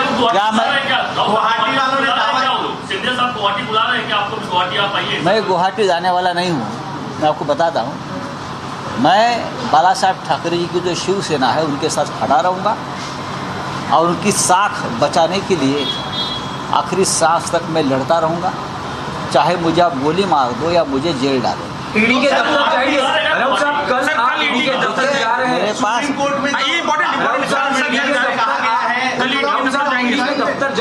मेरी अलीबाग में सभा है और भी सभाएं मैंने शेड्यूल की है पार्टी की तरफ से। उसके बाद मैं ईडी से टाइम ले लूँगा, लेकिन ज़रूर मैं ईडी के दफ्तर में जाऊँगा और जो कानूनी प्रक्रिया है उनके सामने जाऊँगा। मैं भागने वाला नहीं हूँ। सर, आपका बयान चर्चा में लाश को लेकर, गुवाहाटी जाने को लेकर, मुंबई जाने को लेकर म्हणणं आहे, सर्वोच्च न्यायालयाची सुनावणी सुरू आहे, याचिकाकर्त्यांचं असं म्हणणं आहे की आम्ही मुंबईत महाराष्ट्रात येऊ शकत नाही कारण आमच्यावर हल्ले होत आहेत, आमच्या घरावर हल्ले होत आहेत, आम्हाला धमक्या दिल्या जात आहेत. तुमचा उल्लेख जो आहे 40 आमदारांचे मृतदेह मुंबईत येतील. त्यांनी मराठी भाषा समजून घेतली पाहिजे. मी काय म्हणालो आहे, मी इतकंच म्हणालो की जे गुवाहाटीला आता आहे ते शरीरानं तिकडे आहे, त्यांचा आत्मा मेल आहे आणि असे शरीर जेव्हा इथे येतं तेव्हा ते निर्जीव आणि मृत असतं. याचा अर्थ समजून घ्या. हिंदी में बताइए सर, क्या बोला था कल आपने? नहीं कहा था कल, जो लोग 40-45 कितने भी हो जो गुवाहाटी में है उनका ज़मीर, उनका आत्मा मर चुका है और जिनका आत्मा मर गया होता है उनका सिर्फ शरीर रहता है, उनका कोई फ़ायदा नहीं होता, कोई वजूद नहीं होता. ऐसी बॉडी ऐसे शरीर यहाँ आकर क्या होगा? उनका तो सिर्फ पोस्टमार्टम होता है. लोग उनके विचारों का और उनके कृति का पोस्टमार्टम करते हैं. ये मैंने कहा, ये पॉलिटिकल स्टेटमेंट है. राऊत साहेब, पण ज्या पद्धतीने उपाध्यक्षांच्या विरोधात अविश्वासाचा ठराव आहे, कोर्टात जे म्हणणं मांडलं गेलेलं आहे की त्यांना अधिकार नाही आहे फ्लोअर टेस्ट, त्यांना आधी कोर्टामध्ये काय चाललंय त्याच्याविषयी मी कोणतेही भाष्य करणार नाही. ती न्यायालयीन लढाई आहे, ती कायदेशीर लढाई आहे. त्यासाठी आमची लिगल टीम, आमचे शिवसेनेचे काही प्रमुख लोक दिल्लीमध्ये उपस्थित आहेत आणि त्याच्यावर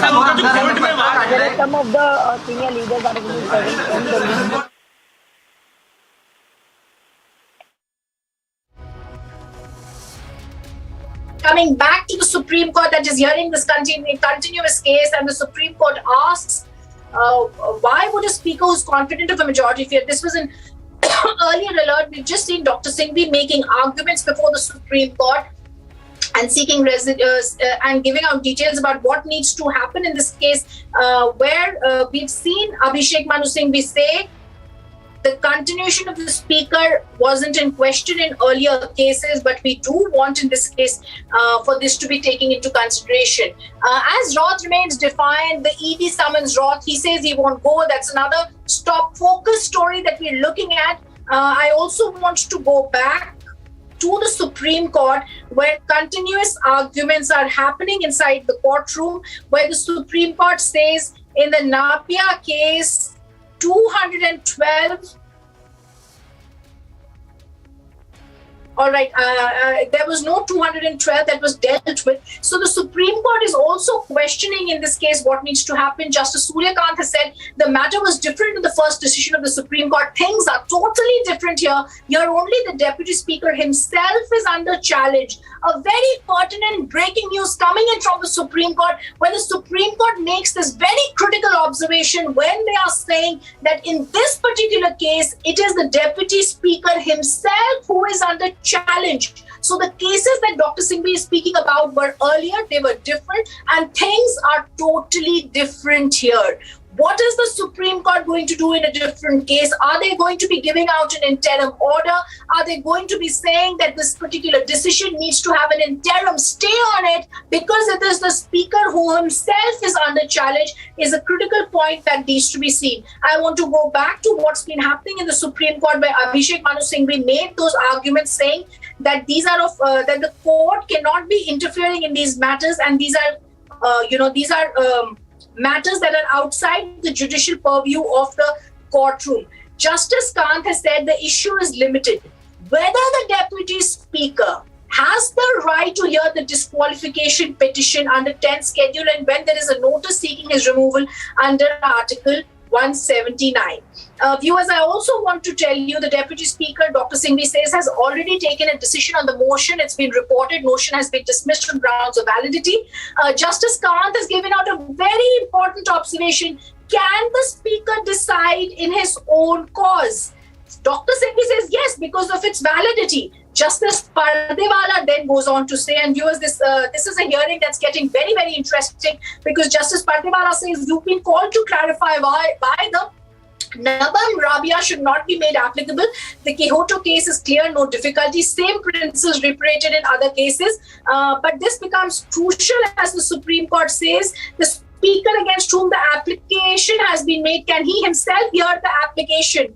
I want to say very critical. I am also joined by other guests whom I want to go across as the used observation comes from the Supreme Court. Amitabh Sinha, senior advocate of the Supreme Court, as well as Naveen Chomal, lawyer, live from Mumbai. I want to go across to Amitabh Sinha.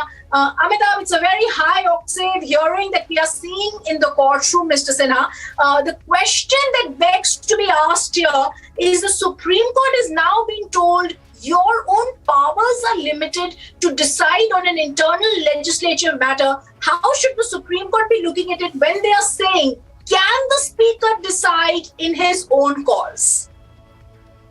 The important point, there is no problem if we as a lawyer, make this submission before the Honorable Court that this is out of the jurisdiction of the Honorable Court. So there is no problem in that. So it's quite okay for as far as the line of argument is concerned. But here, the very important point is that whether the malafide and the mens rea can be examined or not. Yes, certainly rule of law. Who will protect the rule of law?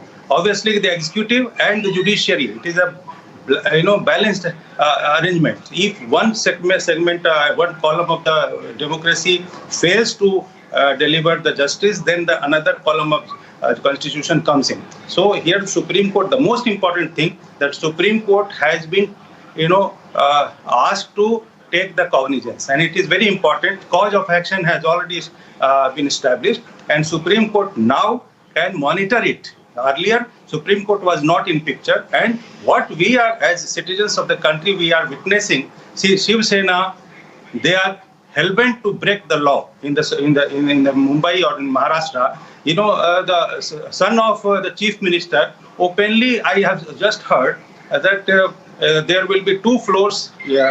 Floor testing will be there. One is on the streets and one in the assembly. So okay.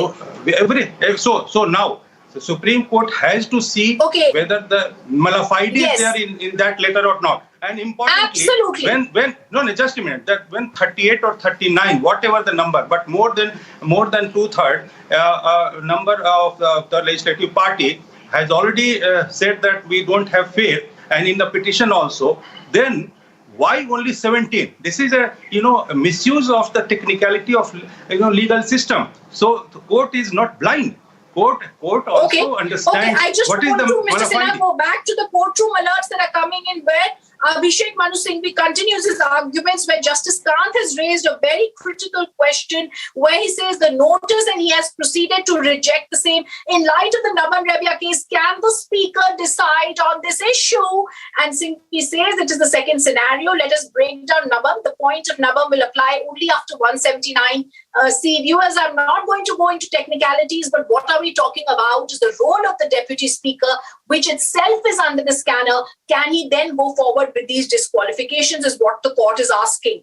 Dr. Singhvi says the Speaker has taken note of the unverified letter and rejected the same. Justice Kant says if the Deputy Speaker says no notice has been served, then we will require the authority to say that. And also, they've said that if we want to ignore Nabam Rabia case prima facie, we have to take the view that 212 was considered. All right, I don't want to go into those details, but the Supreme Court says, can the Speaker, so as to say, become the judge in his own cause? We have a constitutional bench judgment close to the facts of the case. Why should we not apply it here? And I think before I go across to Mr. Chomal, the most important observation from the Supreme Court also is the Deputy Speaker says on record he was never given any notice to remove him. If so, we will ask you to file an affidavit. On the other hand, the question arises, if the Speaker got the notice, did he reject it? These are very clear points, Naveen Chomal, that are being made by the Supreme Court in questioning the actions and the conduct of the Deputy Speaker.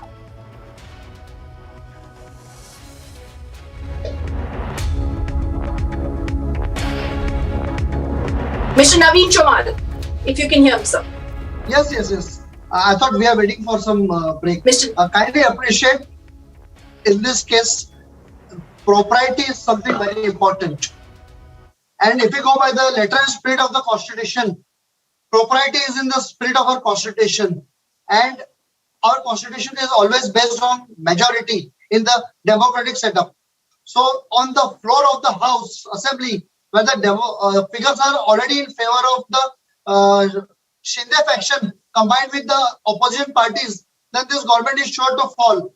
And when the deputy speaker has already questioned the 179C of the constitution, I think the propriety demands that he steps behind. He doesn't decide the issue till his own status is decided by the floor.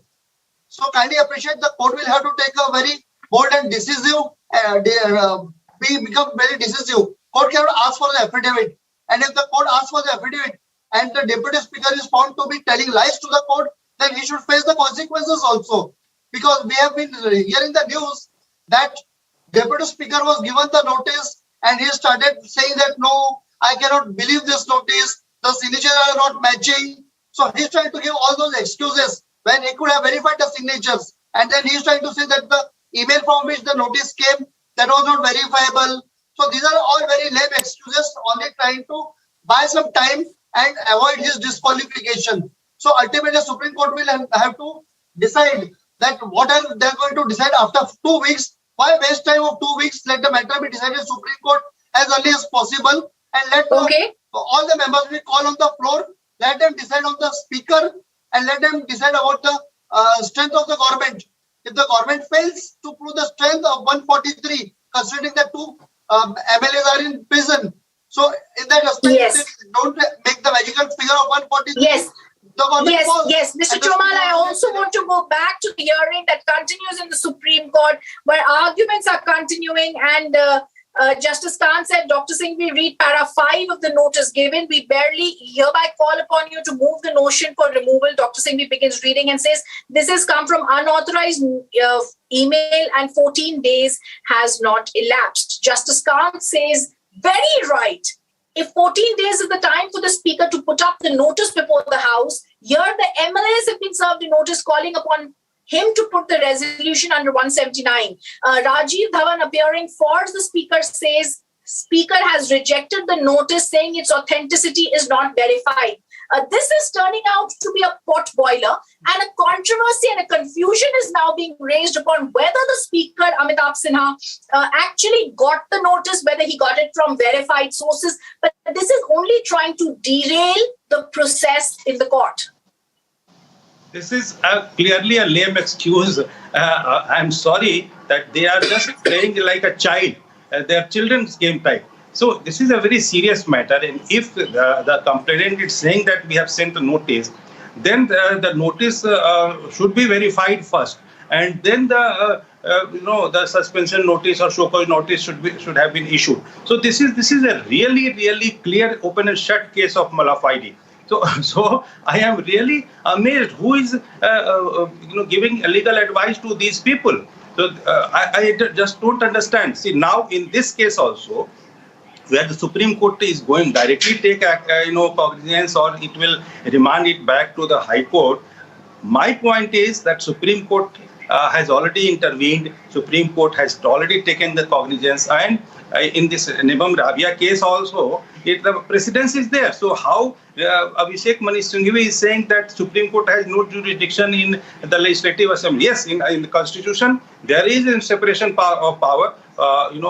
There so many provisions are there, but Supreme Court, because Supreme Court has the onus to look after the rule of law, and in UP case also, Supreme Court has a UP Assembly case, Supreme Court has intervened, and in a very historic manner, they had instructed and gave the verdict that the ballot paper should be used in this majority floor test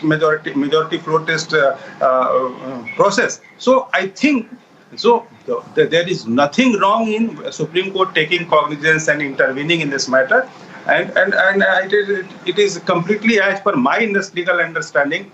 Now things are very clear, and because the desperation of the ruling alliance there and direct threat of violence, so the threat for collapse of constitutional machinery also is there. The violence is being apprehended. So I think the governor also has asked. I only interrupt you to get you the latest updates that are coming in from the Supreme Court, where a very bizarre argument, Swapnil, is being given out in the Supreme Court, where they say the notice that was received was not from verified sources. And Rajiv Dhawan says a fly-by-night notice will not do. A notice sent by Vishal Acharya will not do. What is the notice and when does the period start? It is a serious matter. But truthfully, I believe they are unable to give it a proper focus. And Justice Kant is asking extremely pertinent questions, Swapnil, when he says, in Nabiyan Rabia case, Dhawan says the 14 days had elapsed.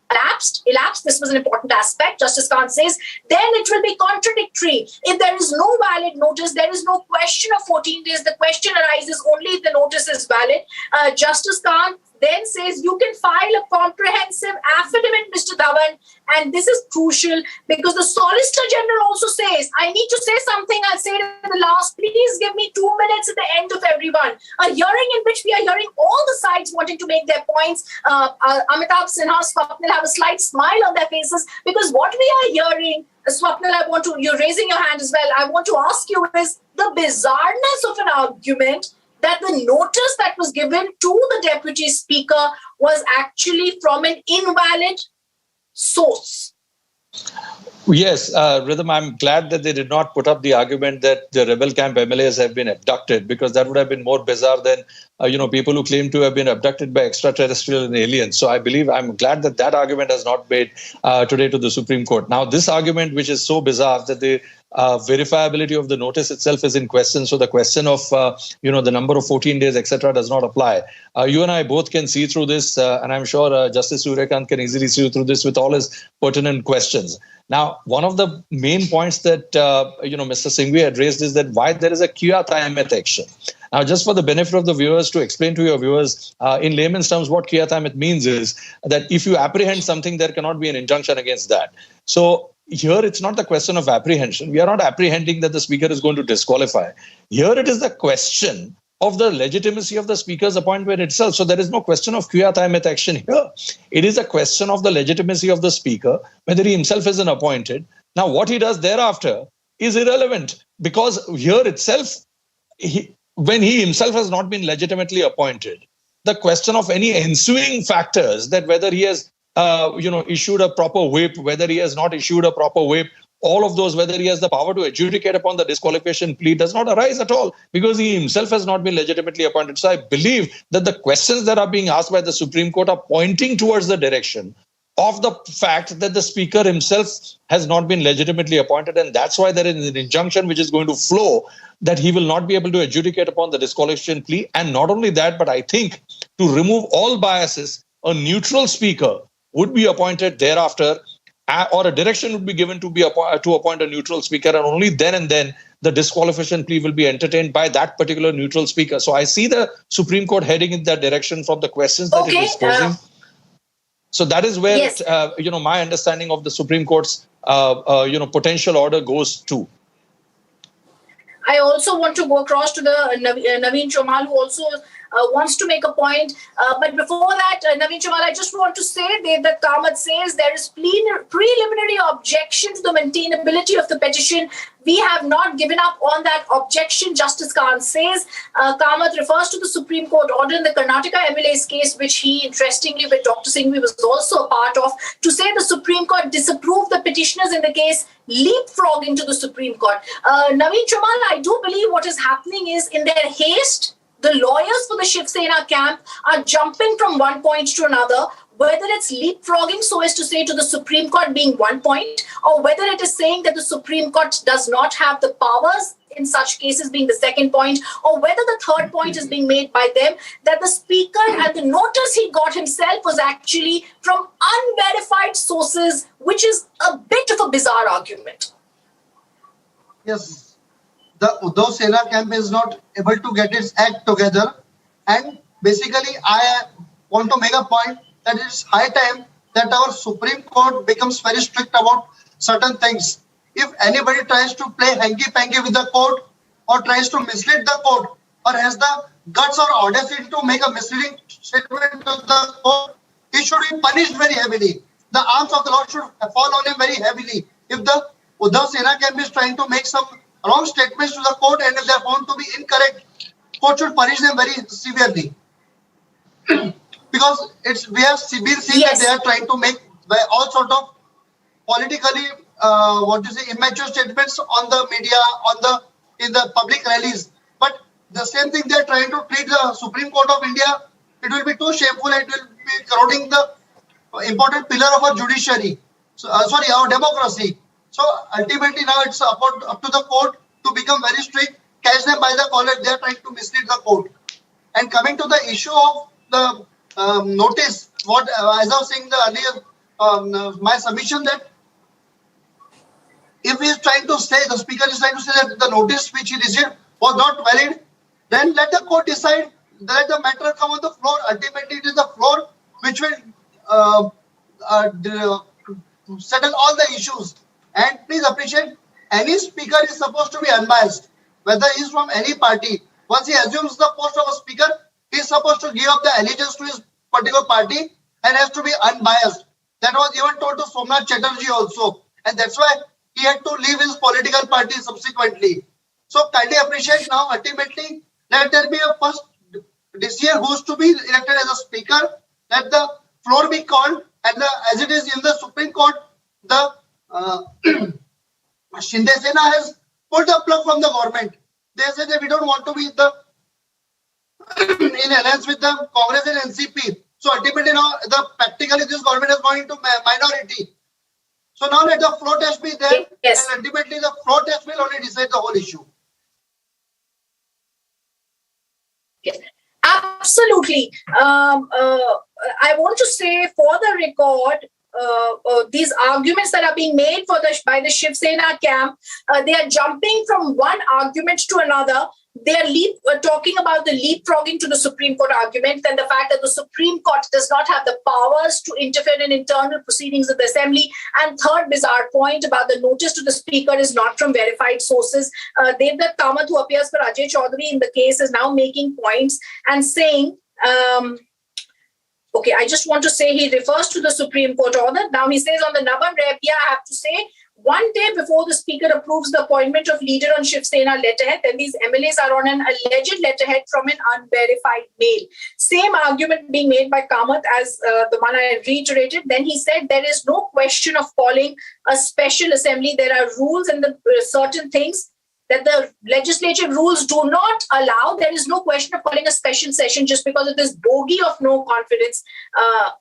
It's the language that is being used by Devdutt Kamath that has to be seen in great criticality, where he says that this is a bogey, etc. He says to express no confidence on Chief Minister, no reason is to be given. But as far as the Speaker is concerned, the word used is removal. For removal, reasons have to be given. You know, they're going into very great technicality to make out a case which is clearly seeming to be a bit flimsy. Justice Khan says, is it your case that once a Speaker or Deputy Speaker is elected, it's only on a charge that he can be removed? To which Kamath says yes. Justice Khan says in that case, the person will be condemned, unheard, and the consequences will be far-fetched. Justice Khan then makes a very important observation in the top court of the country where he says, will it not be against the dignity of the Speaker that allegations of charge are made and without hearing him, he is removed? So, you know, this particular point that has been now raised, viewers, by Devdutt Kamath, Rajiv Dhawan, on the fact that the Speaker and his did not get this particular notice from verified sources is being taken into great scrutiny by the Supreme Court, that is saying, can we actually remove him, condemn him, without giving him the dignity of giving him a proper hearing? So great constitutional details being gone into. Amitabh Sinha, I do believe it's now becoming about the powers of the court versus the powers of the Speaker.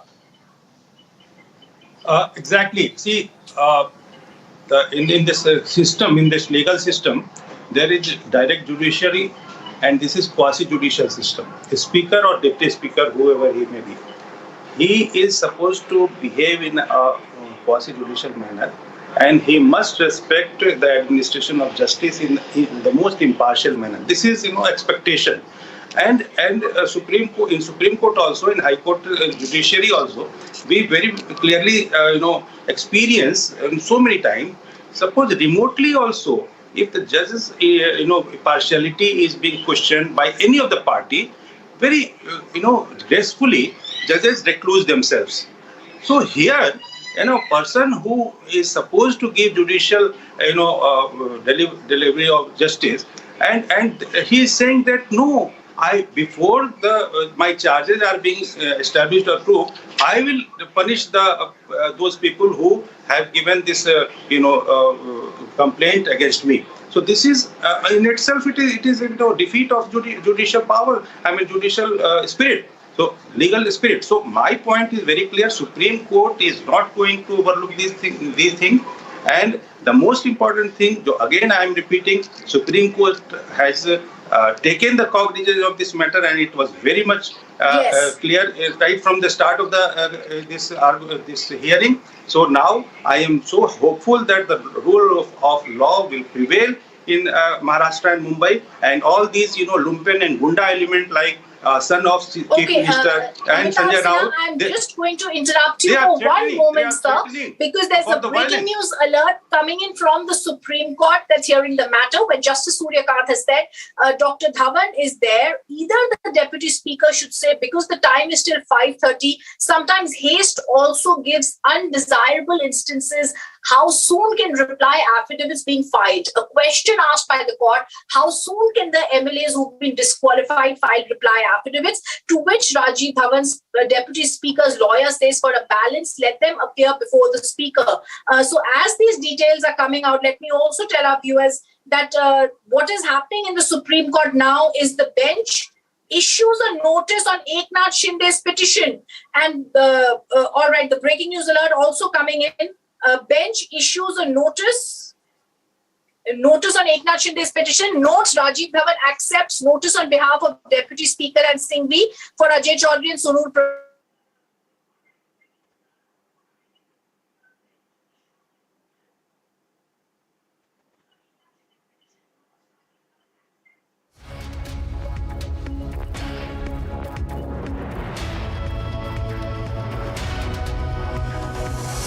Great details. The implication is that Rajiv Dhawan has accepted the notice. Singhvi for Ajay Chaudhary, Sunil Prabhu, SG accepts the notice for the centre. All of these people will now have to be heard in great detail before the court can come to an order. For now, the court is not going into great details of it, and we have to see whether before the court gets up, they are going to be giving out a final, they're going to be giving out some interim order. So that is something that has to be seen now, but a very clear thing coming in from the Supreme Court. SC issues notice to all parties to reply before them on this case. So that's the breaking news that's coming in. The Supreme Court issued a notice to all the parties in the Eknath Shinde petition. Notes that Rajiv notice has been accepted by the lawyers for Deputy Speaker, by Sunil Prabhu's lawyer and Ajay Chaudhary's lawyer, and the Supreme Court has accepted the notice for the centre. Viewers, let me also tell you, as I will quickly go across to our lawyers once this breaking news is over. The bench has issued a notice, and what are we looking at now? It's we have to see whether any interim sort of order is going to be given out. But I do believe that as an interim, the court has only issued a notice to all the sides. Desh Ratan Nigam also joining us. Desh Ratan Nigam, how are you looking at these proceedings that have happened in the Supreme Court? Well, in fact, these proceedings are going on in a manner which was expected. As I had already spoken yesterday on various TV channels, that Nabam Rebia's case will come into the picture, and the issue which has to be decided first is the no confidence motion against the Deputy Speaker, which can only be taken on the floor of the House. And he cannot proceed with the disqualification, because that changes the strength of the parties inside the House. And there it was Nabam Rebia's case which is holding the ground right now, and therefore it was expected that notices will be issued, matter will be admitted in the initial stage, and therefore I believe because of the settled law, it is on expected lines. Absolutely. So the breaking news coming in, Supreme Court issues a notice in Eknath Shinde's plea. Counter affidavit to be filed in 3 days from now. So this case could be heard in the courts within 3 to 4 days. It seems that once these notices have been issued, we'll have to see how the court is going to be proceeding. And I also want to say the counter affidavits, if any, be filed within 5 days, rejoinder to be filed within 3 days. This is the matter for hearing on July of 11th. So till then, the court has given time to both the sides to file their replies as notices have been issued. All right, the breaking news that's coming in, the hearing is now on the 11th of July, after replies are to be filed within 5 days, and then the rejoinder in 3 days. So viewers, 8 days is the time given to both the parties, 5 days to the Shiv Sena camp to be filing their reply, and 3 days to the Eknath Shinde camp to be filing their rejoinders. Once all the papers are before them, the hearing is on 11th of July. The Supreme Court will next hear the case. What are the implications for today? We have to see now. It seems to be the court is not going to be coming out with any interim order quickly on whether the speaker needs to be disqualified or whether the actions of the speaker were correct or not without giving out a hearing. Viewers, this is the law, and this is how it happens in all the cases in the Supreme Court before them. Every party has a right to be heard. To be heard means that in black and white, they should be giving out their submissions before the Supreme Court. The Supreme Court, before it can come to any authoritative order or judgment or interim order, will have to see the replies that are filed by the Shiv Sena camp before them. Then time has been given of 3 days for the Eknath Shinde camp to be giving out their rejoinders. Only then, once all the papers are before the Supreme Court, will the court be looking into this matter in more detail or not. Let me also tell you, the court has also issued notice in the rebel MLA. It has issued notice in the rebel MLA's plea, which was now heard. And all right. Very strange arguments, or sometimes from some of the lawyers, in the manner in which they are sometimes speaking, because Kamath tells the court, no court has ever granted a stay of disqualification process. The proceedings of the House will be interdicted. The Solicitor General says, may I say something? To which Kamath says, I don't know how the Solicitor General is interested in this. This is very strange. You know, in such cases, one has to be careful about the kind of wording that is spoken about. And Singhvi says that generally courts will not record a statement made on behalf of the Speaker, as it will amount to a division between judiciary and legislature. It's very clear that they're all going into arguments that are going to be seen to be questioning the powers of the Supreme Court. Viewers, let me quickly tell you that the last words that we've got from the courtroom are how the Solicitor General wanted to say something, and the Kamath said, why is he even why is he even speaking out here? And then Kamath says, referring to para 6 to the 10th schedule, disqualification proceedings shall be deemed to be proceedings of the Assembly till a final order is passed. There is no question of judicial review and no question of interim order. So what is it really happening? Next date of this case is 11th of July. After which the Supreme Court is also being told notices have been issued, so all the parties will be filing their reply. And what is also critical to understand here is that Kamath is almost telling the court in details, I think in haste, saying no court has ever granted a stay of disqualification process. The proceedings of the House will be interdicted, trying to say that the court should not be interfering. If I can go across to our guest, Deshrata Nigam is with us. We have Gaurav Goyal, who's also joining us. Ashwini Dubey, advocate on record of the Supreme Court, also with us. Gaurav, if I can come across to you, the Supreme Court admits the matter. The court will be hearing the matter by the 11th of July.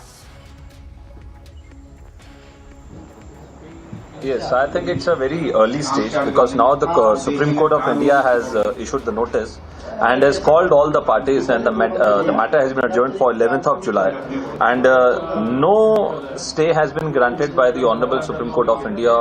So I think it will take some time. It's a matter of deliberations, and all the parties will deliberate on the point, and I think we should wait for 11th of July.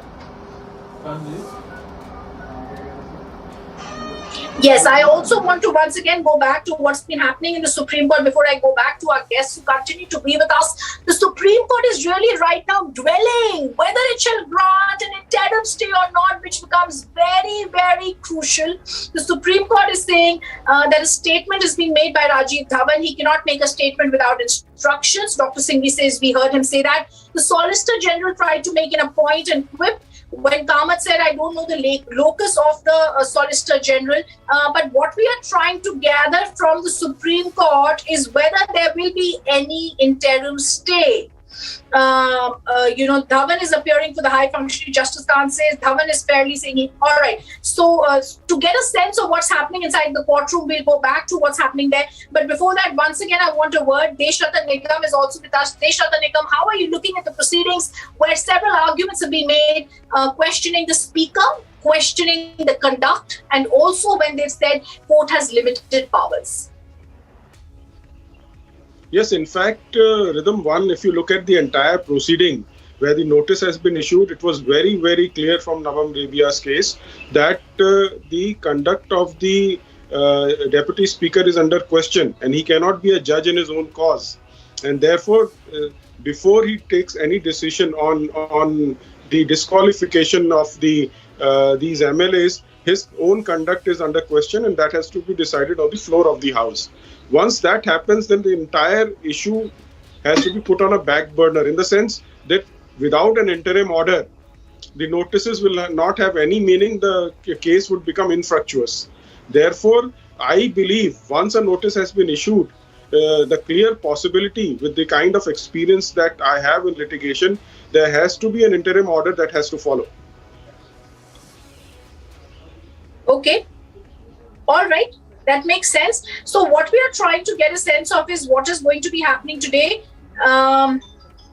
where Dhawan said, let them appear before the speaker. So this is an argument that Dhawan, who is appearing for the deputy speaker, continues saying the MLAs should appear before the speaker. Ashwini Dubey, I also want to get you in what you're making out of these arguments that are being given for the deputy speaker, for the other side, and a bit of a bitter acrimonious atmosphere when we are seeing Kamath say, why should the SG be appearing here? He does not have locus.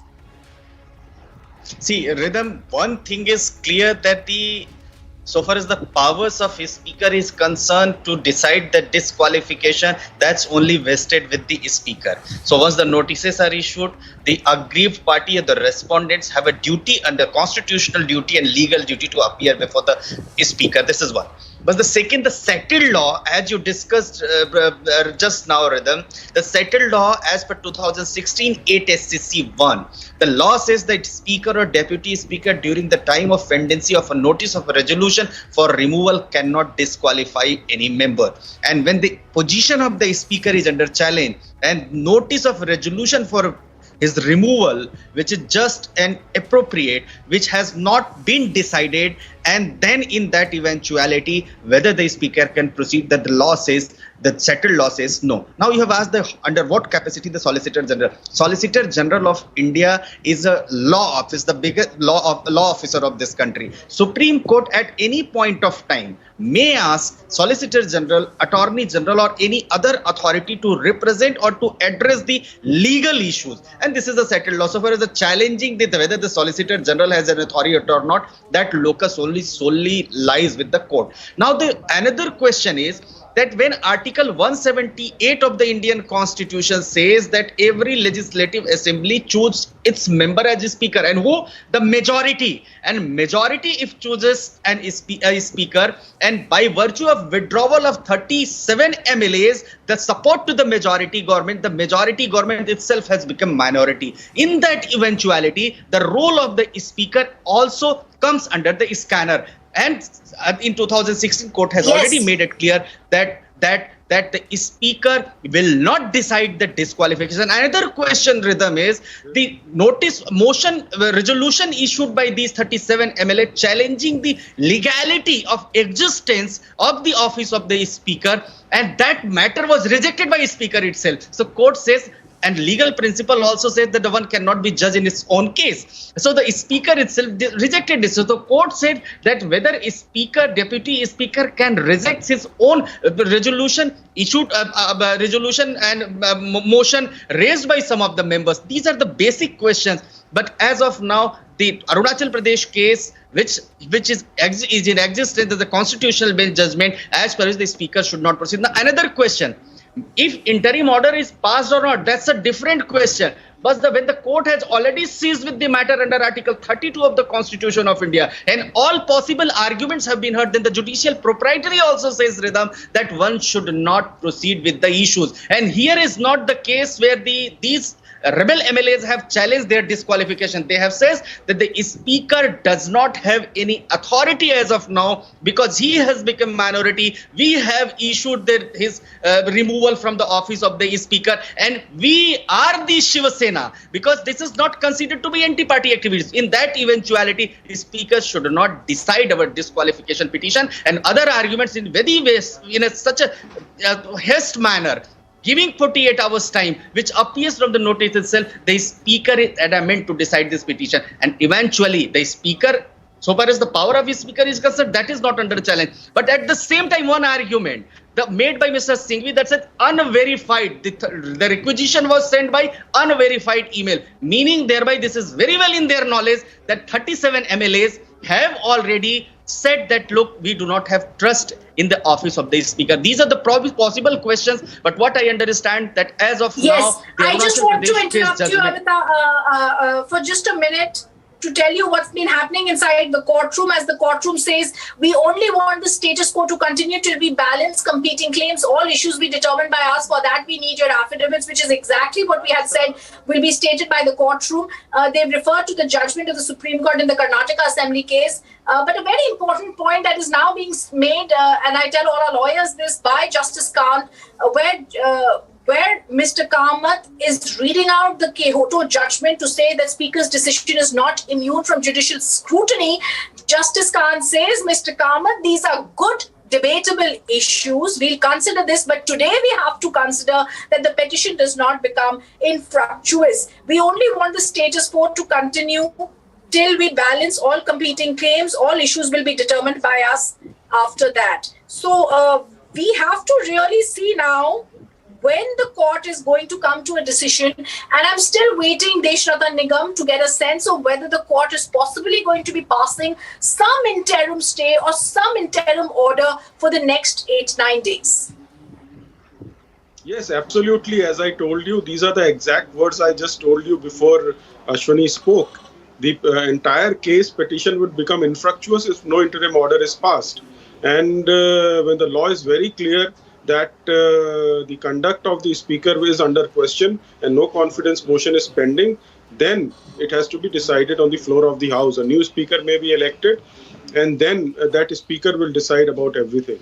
So the issue now is very, very clear. And again, I will stake my reputation that a notice issued without any interim order at this stage would make the entire matter infructuous. So courts have to protect the interest of both the parties and ensure that nothing happens, and finally the due process can carry on as provided in the Constitution and the rule book of the Legislative Assembly. Yes, I also want to tell you, all right, the breaking news alert coming in from the Supreme Court. Justice Kant has said we are listing on July 11th the matters. Meanwhile, as an interim measure, the time granted by the Deputy Speaker to the MLAs to submit their written submissions today by 5:30 will be extended till 11th of July, 5:30 p.m. So extension of time, and Justice Kant dictates the order. The petitioners and the MLAs are at liberty to submit their reply without prejudice to their rights in the writ petition.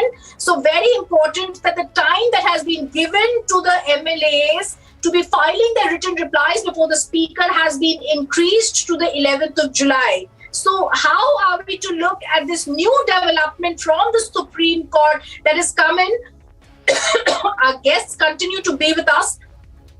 Amitabh Sinha, if we can break this down, the time for the reply has also been extended for the disqualified MLAs. I also have Ashwini Dubey, Gaurav Goyal, Deshrata Nigam, and Naveen Chauhan continue to be with me. If I could take that question to Ashwini Dubey, the court has right now stated that time extension is there to the MLAs to be given till 11th of July now, Ashwini.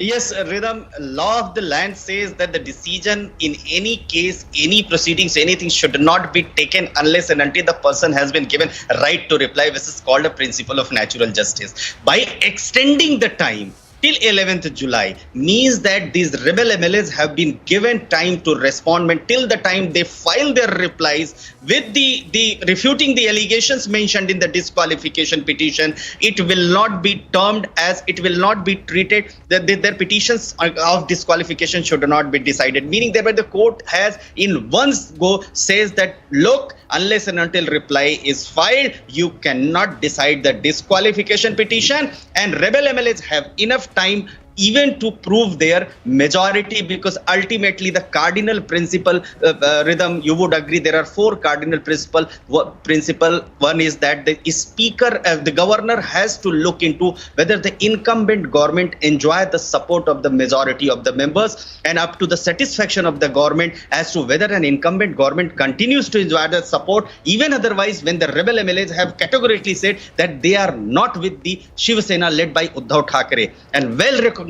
principle is that a floor test within the shortest possible time is appropriate measure where there is any doubt arise over whether an incumbent government continues to enjoy the support of the majority in the Legislative Assembly. And 174 of the Constitution of India puts an obligation of the governor to call for the floor test. Before I go across to those questions, I want to really get a sense, Deshrata Nigam, of what this really means, because the next hearing in the case, they are saying, is going to be on the 12th of July. This is the written replies filed by the MLAs before the Deputy Speaker. An extension of time has been given. How does this play out? Does this seem to be like a relief now, finally coming in for the disqualified MLAs? Yes, since the immediate proceedings before the MLA, that disqualification that he could have taken after the expiry of time today, that goes away now.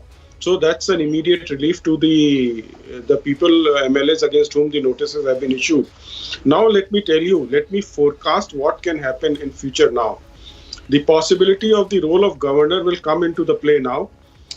Probably somebody will stake the claim before the governor, and that governor will summon the assembly. The floor test will take in the House. New speaker will be elected. This is my view of things to happen in the future. And then the entire, probably everything before the speaker, this present deputy speaker, will become infructuous by that time.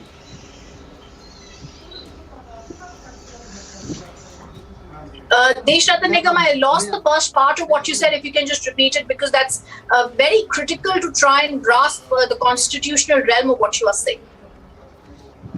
See, what I'm saying is that now immediate relief has been given to the MLAs against whom notice has been issued by Deputy Speaker. That's an immediate relief. Time has been extended. So they cannot be qualified. The time limit was expiring today at 5:30 p.m.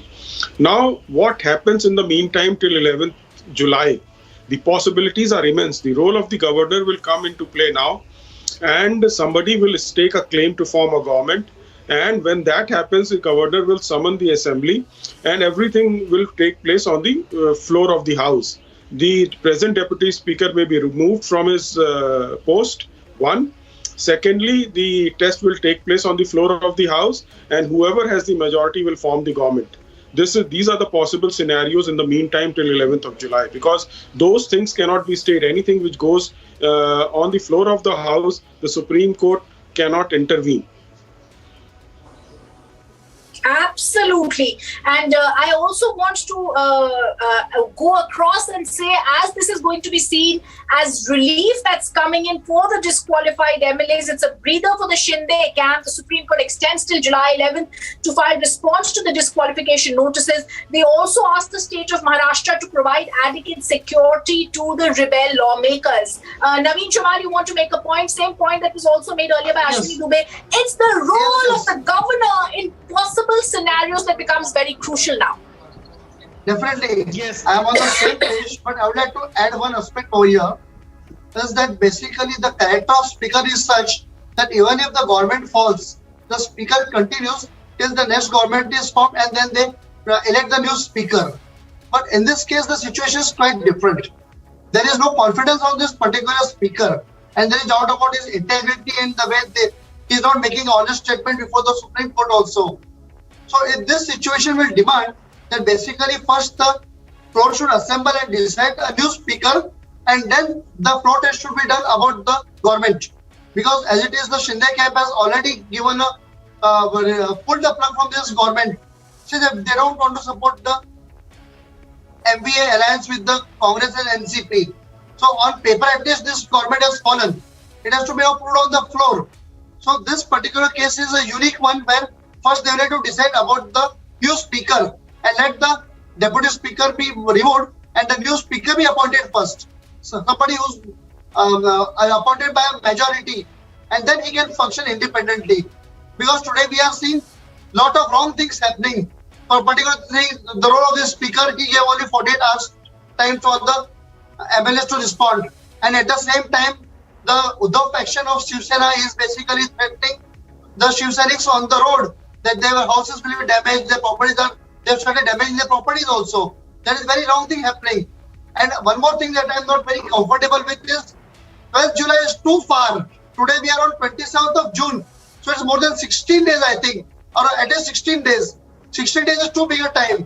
Both the parties are prepared with their facts about the law also. So ideally, Supreme Court should have given far lesser time for the matter to be decided. Because 16 days the government will be hung. It will be totally abeyance. So there is going to be utter chaos in the state of Maharashtra. Now the rainy season is started. Floods may come in the place. So there is no government in place. Many of the MLAs are in Guwahati. Okay, I just want to, Naveen Chumar, understanding that point, I also want to just break this down for our viewers. Modification in the order by the Supreme Court, time is extended till July 12, 5:30 p.m. when the disqualified MLAs can give their replies. Viewers, the big breaking news, two sets coming in from the Supreme Court, as the Supreme Court has first said 11th of July is the next stage of the hearing. They've given time for the disqualified MLAs to be filing their replies before the Deputy Speaker, which is a big breather for them, because without them filing their replies, they cannot be disqualified by the Speaker. So time has been extended.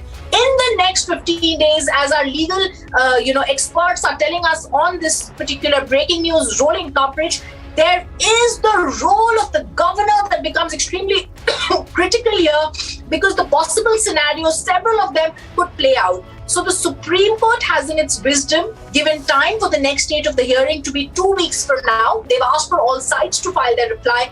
And Ashwini Dubey, I come to you and ask you, what could possibly be happening next, as the Supreme Court also asks the Maharashtra government to provide security to all 39 MLAs? In view of the threats extended by the Shiva Sainiks the party led by Uddhav Thackeray, the way they were vandalizing the houses of the rebel MLAs, the way one of the tall leader of the Shiva Sena, Sanjay Raut, was openly through his social media, through publicly, through news channels, was extending threat that ki agar aao 40 ke 40 tum sab jinda laash ho, tamam, making several allegations. It was that serious security threat to those MLAs. So even otherwise, if you see, the governor also requested the Home Secretary to provide adequate security of the central forces, central battalion to the MLAs, and the Supreme Court today also raised the concern over the security of the MLAs and asked to provide the security. Because the moot question is that ultimately, as per Part 6 of the Constitution of India, as per Article 174, the floor test is to be needed. And by virtue of making a bald allegations in the petition itself, Rhythm, you see, categorical statement was made by these rebel MLAs that they do not support the Shiva Sena led by the Uddhav Thackeray, because they enjoy the majority. They have the more than 2/3 MLAs with them, and also they are the real Shiva Sena who are believing in the ideology of Balasaheb Thackeray and ideology of the Shiv Sena, and they are the real Shiv Sena. Therefore, they should be given opportunity, they should be given right to represent their case. And at the same time, they have also said that the Eknath Shinde was illegally removed from the leader of the legislature party, which is also one of the legal question which was raised by them. So all these aspects, all these probabilities will be decided inside the floor. But one thing is also clear, Rhythm, whenever the floor test will take, and since the allegations have been raised against the speaker, deputy speaker, so pro tem speaker will be appointed, as we have seen in Karnataka's case and as we have also seen in the Mahavikas Aghadi's 2019 matter. And pro tem speaker will discontinue and hold the proceedings if floor takes place. And ultimately, the constitution puts an obligation on the governor in the given circumstances to look into to take the accounts and to take the affairs of the house, and also when it has come to the knowledge of the governor that the incumbent government does not enjoy the majority. So therefore, the constitutional, moral, legal obligation comes on the incumbent government to resign or to participate in the floor of the house to prove their majority. Absolutely. Let me also go across as the court hearing has possibly concluded. We're trying to get in a sense of that. Sujata Pandey is also joining us live from Mumbai along with Gaurav Goyal, Naveen Chomal, Ashwini Dubey. Sujata, if I could get a sense of the Supreme Court proceedings where two things are for clear. One, there's a breather for the Shinde camp. Supreme Court extends time till 12th of July to file a response to their disqualification notices. The Supreme Court also states Maharashtra is to provide adequate security to them. But this is becoming a very crucial thing to see, Sujata. What could possibly be happening in the next 2 weeks? Yes, Rhythm, I mean, I think it's going to be a landmark judgment as well, because, you know, first for the political crisis, I think in this Mahasangram of the Maha-political crisis, the first round has gone to Shinde camp. The second thing is that the very important observations have been made by the Supreme Court, because the Supreme Court basically questions the Deputy Speaker role in it, and how when he was himself facing a no confidence motion, he could send a notice for the disqualification of the rebel MLAs, which in turn, you know, in a way, it's also implicating that he was probably not keeping the trust and the constitutional binding of his post, and probably acting as a party cadre or a party leader more than the speaker chair, which is, I think, which is going to be a defining moment for us in the Indian polity as well, when the constitutional chair, the constitutional post needs to maintain their duties and whatever is expected out of them, and not act out of turn because they belong to a certain party. That I see, because the Supreme Court also, you know, mentions it that the references of the cases that's been given in this particular doesn't apply, because the circumstances are very different. Here the government itself is in minority. The Deputy Speaker himself he's facing a no confidence motion. So, you know, you cannot just apply those references here. I feel, you know, I remember Rhythm, that, you know, when in India we say that I'll see you in the court. I think when people of Maharashtra were denied justice, when their representatives were on the verge of being disqualified, when the state of Maharashtra was on the verge of being thrown into a political and administrative and a law and order crisis, I think the court has come to its rescue. Absolutely. So viewers, two things have happened right now. A big breather coming in because the disqualification has been out on hold till the 12th of July. Like several of our panelists saying, in Gaurav, I want to come across to you now. All scenarios open right now. See, the order of the Supreme Court is quite clear. Status quo order has been granted. That's an important order, as my learned senior colleague Mr. Nigam has said. Because what will be the effect of a status quo order? The effect is that the Deputy Speaker cannot do anything, and the date has been extended to file the replies the 11th of July 2022. That's a very good order. And coming back to the role of governor, very important, because what will happen? Somebody will come forward and he will stake the government, and the moment he put his claim for the government, the new speaker will be appointed, and there will be a floor test in the new assembly will be, and the floor test will be there. And in any case, the rebel MLAs or any other party succeed, I think this is a temporary. Now the Maharashtra government led by Shiv Sena is a temporary government, and very soon this is my opinion, that on 11th of July, when all the MLAs will file their reply, and as Sujata has categorically stated, a landmark judgment will be given. Yes, landmark judgment will definitely come from the Supreme Court now on this issue. All right, absolutely. So the rebel MLAs of the Shinde camp in their petition has mentioned they have taken their support back from the MVA government. The Supreme Court extends time for the MLAs to submit their replies till 12th of July, 5:30 p.m. And this is crucial. Supreme Court also records the Maharashtra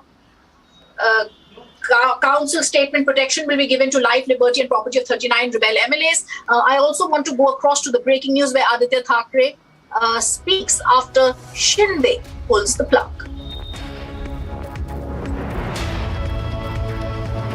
Okay, we're trying to wait for that audio, but the visuals on our screen showing how Aditya Thackeray shots on the screen.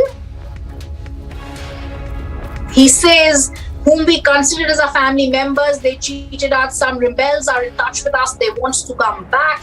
Even Shiv Sainik and Maharashtrians are with us. Rebels have two options. Even today, the kind of rhetoric coming in from Aditya Thackeray is one of being defensive and saying that the Shiv Sainiks and Maharashtrians will teach a lesson to the rebels. Possibly, again, this kind of a rhetoric is what the rebels have asked for security from the Maharashtra state from, and the Supreme Court has said adequate security needs to be provided to them. So the visuals on the screen showing Aditya Thackeray, who's currently there, shots on, shots that are coming in, speaking about this particular crisis, and he is at BDD Chaul redevelopment area, and he's saying only our ally partners strongly stand with us. So even as the Supreme Court hearing is going to come to a conclusion, we are hearing a show of strength or a show of confidence coming in from Aditya Thackeray, even as Shinde pulls the plug and the vacation bench heard these matters, saying ally partners are with us. So simple rhetoric continuing where he says there is no place for rebels, but if any of them want to come back, our doors are always open for them.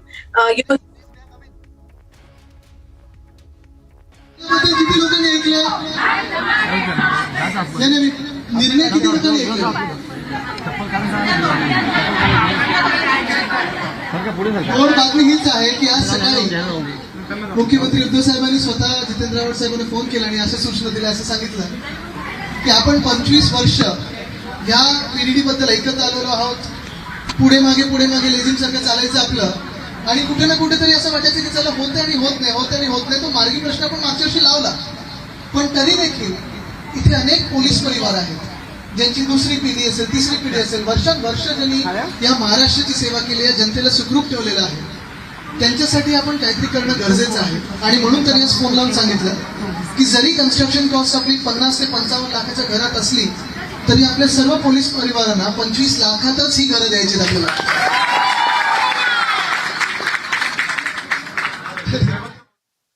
All right, we just heard Aditya Thackeray there trying to make a statement where he's talking about how they're all right if the rebel MLAs want to come back in a very politically motivated and loaded statement. He also says our ally partners are strongly standing with us, and he says that if some rebels are in touch with us, they want to come back.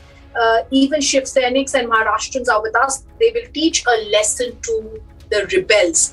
So the kind of rhetoric coming in from Aditya Thackeray, even as the Supreme Court has come forward and given its judgment, and there are two big breaking points. That judgment from the Supreme Court where relief is given to the Shinde camp. 12th of July is the date by which they have to file response to the disqualification notice, which means they have time that has been given by the court.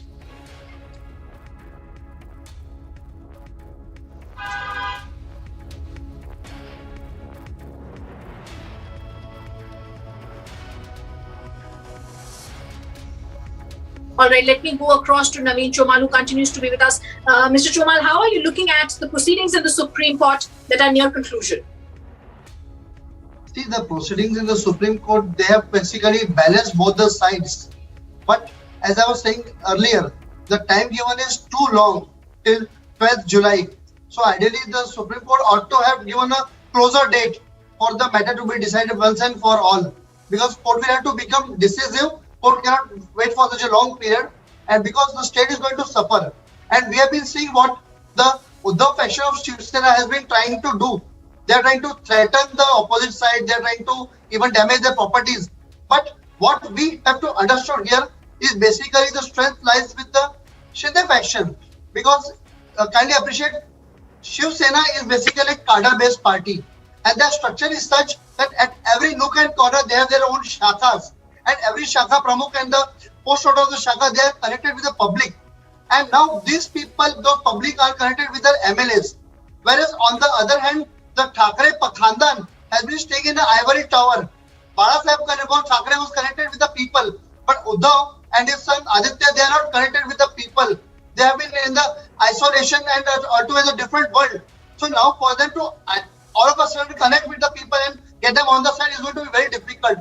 People have the sentiments towards Balasaheb Thackeray and Shiv Sena. And kindly appreciate, as I have been born and brought up in Maharashtra, I have worked on the field in ABVP, Hindu Rashtra Sena, I have worked with Shiv Sena also. So kindly appreciate the spirit of Maharashtrian public.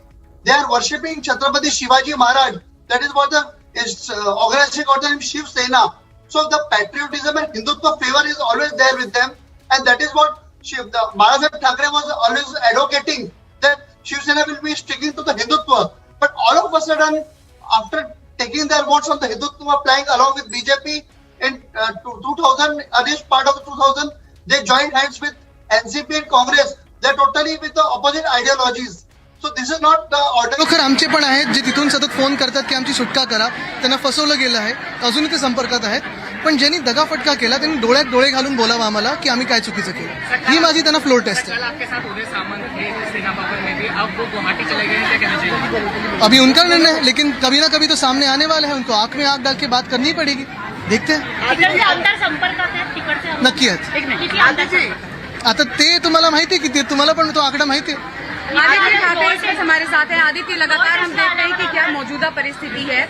ED ने समन किया है संजय राउत को भी. आप लोग क्या इसको राजनीति के हिसाब से देख रहे हैं? नहीं, ये राजनीति नहीं, ये तो भी सर्कस बन गई है. और ये बताइए, एक और सवाल, फ्लोर टेस्ट के लिए आप लोग तैयार हैं? फ्लोर टेस्ट से मुझे सबसे बड़ी टेस्ट यही है, अगर जो भी बागी है, जो भाग के गए हैं, जो खुद को रिबेलियन कह रहे हैं, रिबेलियन करना होता तो यहाँ हिम्मत से करते, राजीनामा देते, रिजाइन करते और सामने चुनाव के लिए खड़े रहते. मेरी बात पूरी होती. दूसरी फ्लोर टेस्ट यही होगी कि मेरे सामने बैठे आंखों में आंखें डाल के बोले कि हमने क्या गलत किया.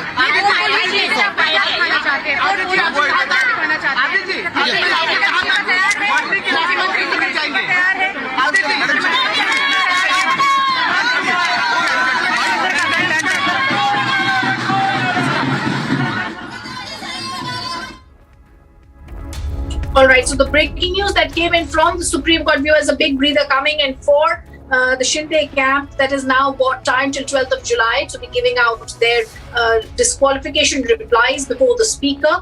Sujata, if I could come back to you, they've also asked for adequate security to be arranged. Seeing what Aditya Thackeray has just stated, talking about that he's all right with the rebel MLAs coming back and all, there is a Supreme Court direction that security by the government needs to be provided to these rebel MLAs. How are you looking at all these fast-paced developments?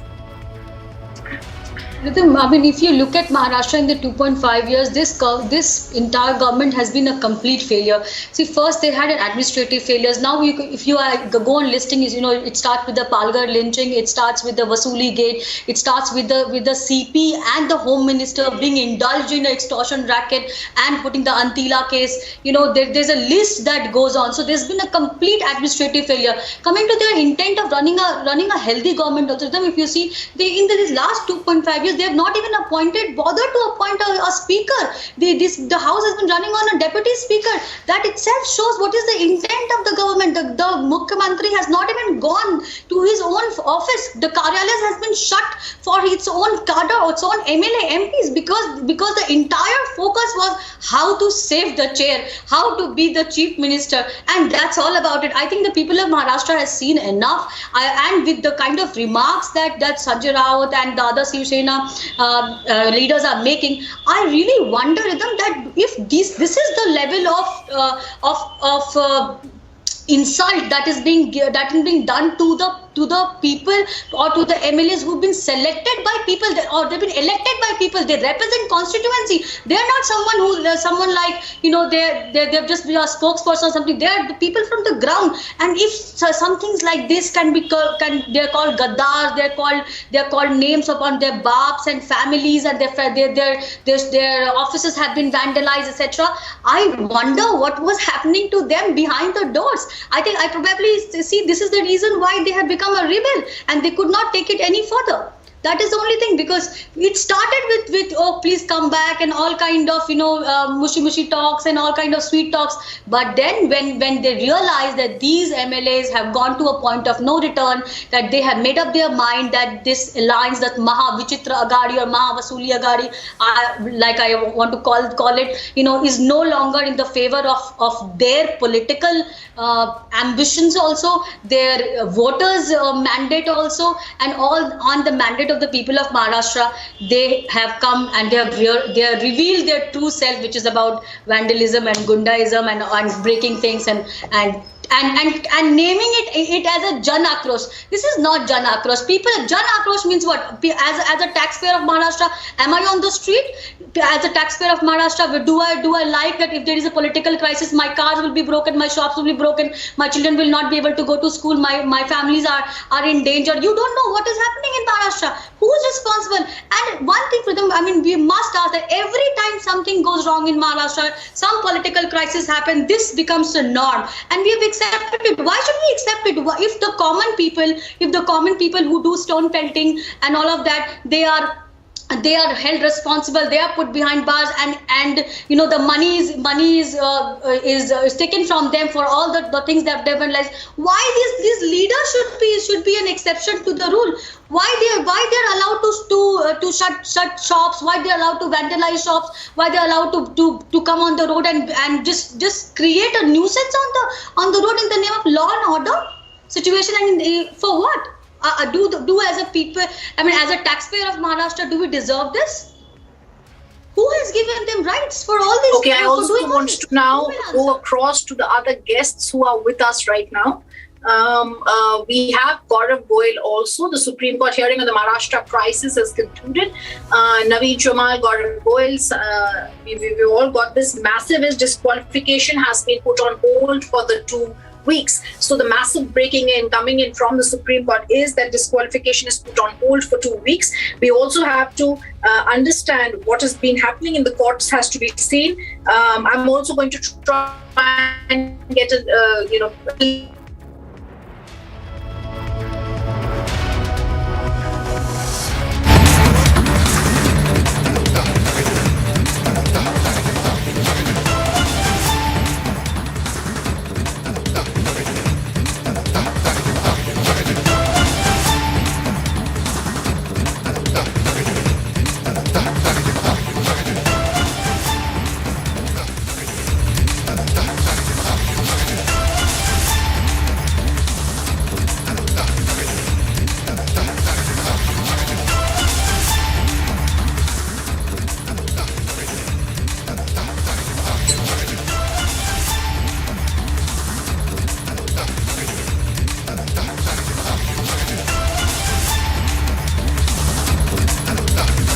top breaking news coming in. As Eknath Shinde pulls the plug, the show of strength by Shinde is there, and the government is clearly in minority now. What could the next scenarios for the next 2 weeks, that's 14-15 days, be is extremely crucial to see as the Shiv Sena factions face off in the courtroom, where the Shiv Sena has clearly told the courtroom that the Deputy Speaker's action, not defending the action, but defending the Deputy Speaker and stating that we don't even know whether he got the actual notice is what the Deputy Speaker said. The Shiv Sena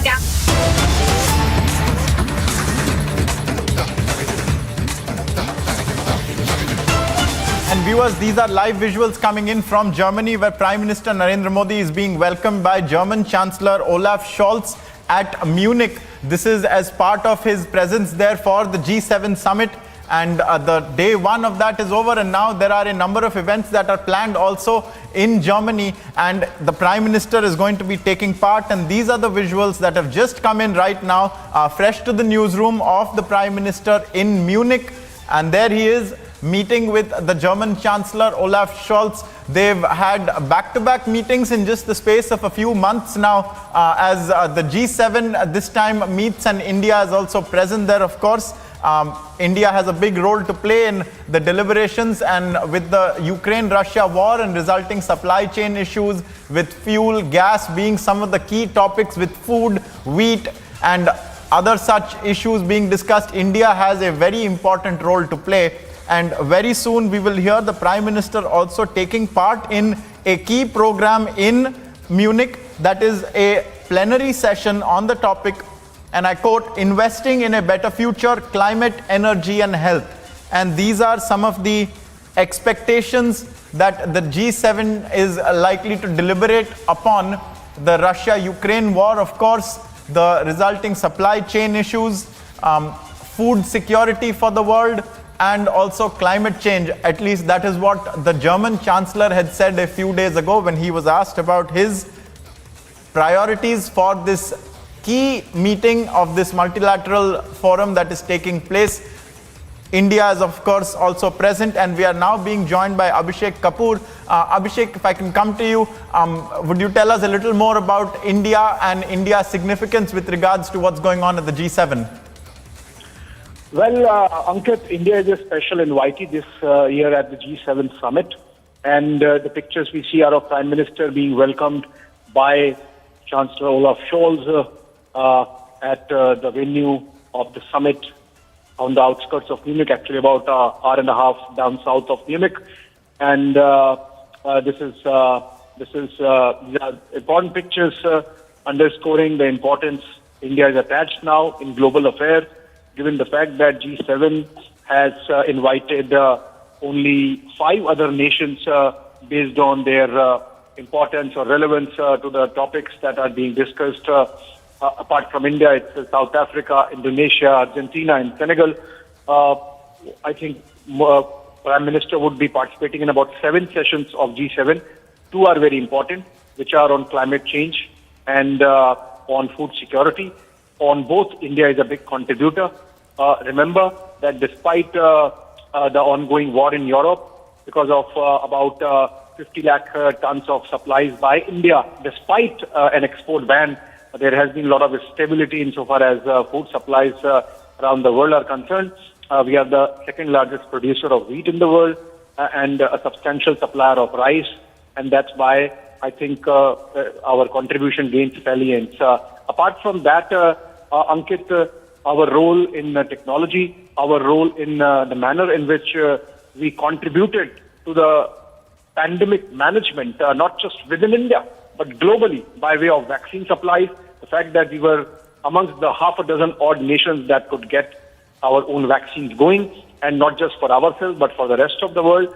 I think the responsibility and the spirit of camaraderie with which we have conducted ourselves in the Committee of Nations has been acknowledged under the leadership of Prime Minister Narendra Modi, and that's why this is the 3rd time he is a special invitee at G7. The first was in 2019 in France, the second was in 2021 in the UK, and now in 2022, the German Chancellor again inviting India. Remember, it's not just about money, it's not about size of economy, because if that had been the case, even the Chinese could have been invited, but that's not the case. India has a special relevance because of our conduct and the moral leadership that we have provided to the world during the pandemic period. I think so. That's why it's relevant. Also, on the issue of climate change, also the responsibility with which we have conducted ourselves, the Modi government, for example, fast-tracking all the targets that have been set, and the spirit of equity with which we have participated in the global affairs on the issue of climate change. I think that's getting acknowledged, and that's why in these pictures we see the warmth with which Prime Minister is being received. Also, Ankit, it has to be said, given the invite that Prime Minister got and the reception that he has been getting since yesterday. For example, the Bavarian band, which welcomed him at the Munich airport. Since 2015 only, Barack Obama was one who was given that. And in fact, in the G7 summit also, about 20 odd world leaders, but Prime Minister Modi being extended that. So I think importance of India getting highlighted in these pictures, essentially. No doubt, Abhishek Kapoor sharing key details of what is expected as Prime Minister Narendra Modi attends the G7. We'll be tracking this very closely. Apart from the G7, there are also a number of bilaterals to be held with the Prime Minister of Canada, with the President of the European Commission, Ursula von der Leyen. So a lot of meetings coming up, and we'll be tracking the Prime Minister's visit to Germany very closely. Stay with us on Republic. We'll be back after a short break.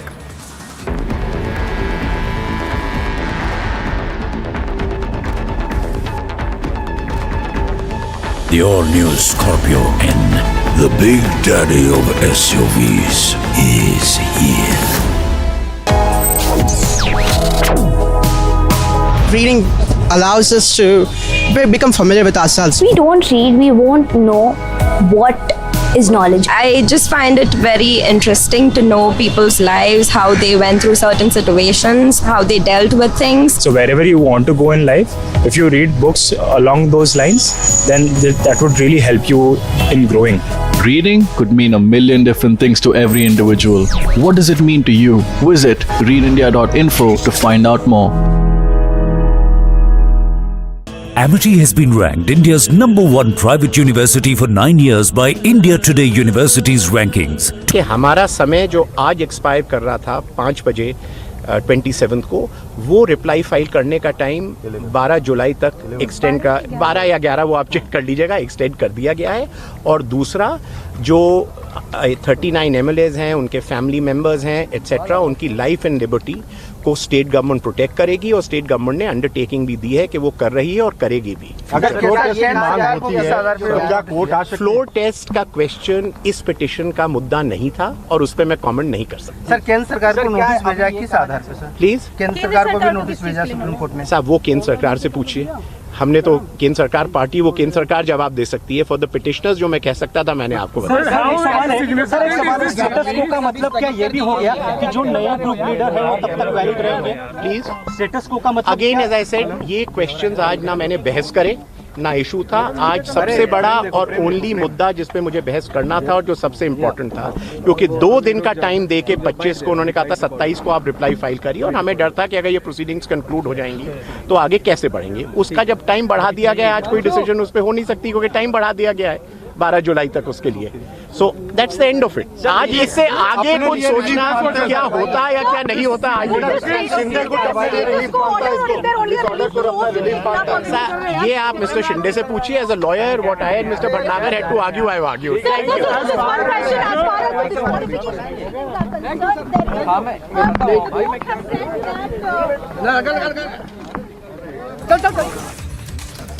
A massive setback for Uddhav Sena with the Shinde camp now finally getting the relief. Let's just break it down for all of viewers who are tuning in right now. Firstly इस very action को court ने कहा है कि time और दिया गया है। अब इन द मीन टाइम अगर वो ऐसी कोई डिसीजन लेते हैं तब उसकी बात तब देखी जाएगी, क्योंकि आप मुझसे वो सवाल पूछ रहे हैं जो आज के दिन में ना हुए हैं, जब होंगे तब देखा जाएगा। माना क्या जाए ना ऐसी कोई स्टे मानी नहीं। स्टे तो जो 16 MLA थे वो अपने लिए ही मांग सकते हैं ना, वो सबके लिए तो नहीं मांग सकते। Thank you very much.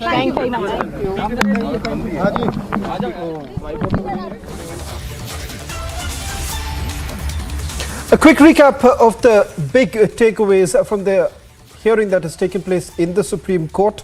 In fact, the Apex Court has now issued a notice to the Deputy Speaker of Maharashtra Assembly, the Secretary of the Maharashtra State Legislative Assembly and others on the plea by the rebel Shiv Sena legislators against the disqualification notice that has been served on them. What's the big takeaway? There would be no disqualification. Remember, they had basically been asked to appear before the Deputy Speaker around 5:30 this evening. In fact, the court was hearing 2 petitions challenging the decision by the Deputy Speaker to recognize Ajay Chaudhary as the leader of the Shiv Sena legislature party in place of Eknath Shinde, as well as the disqualification notices that were served on Shinde as well as 15 MLAs.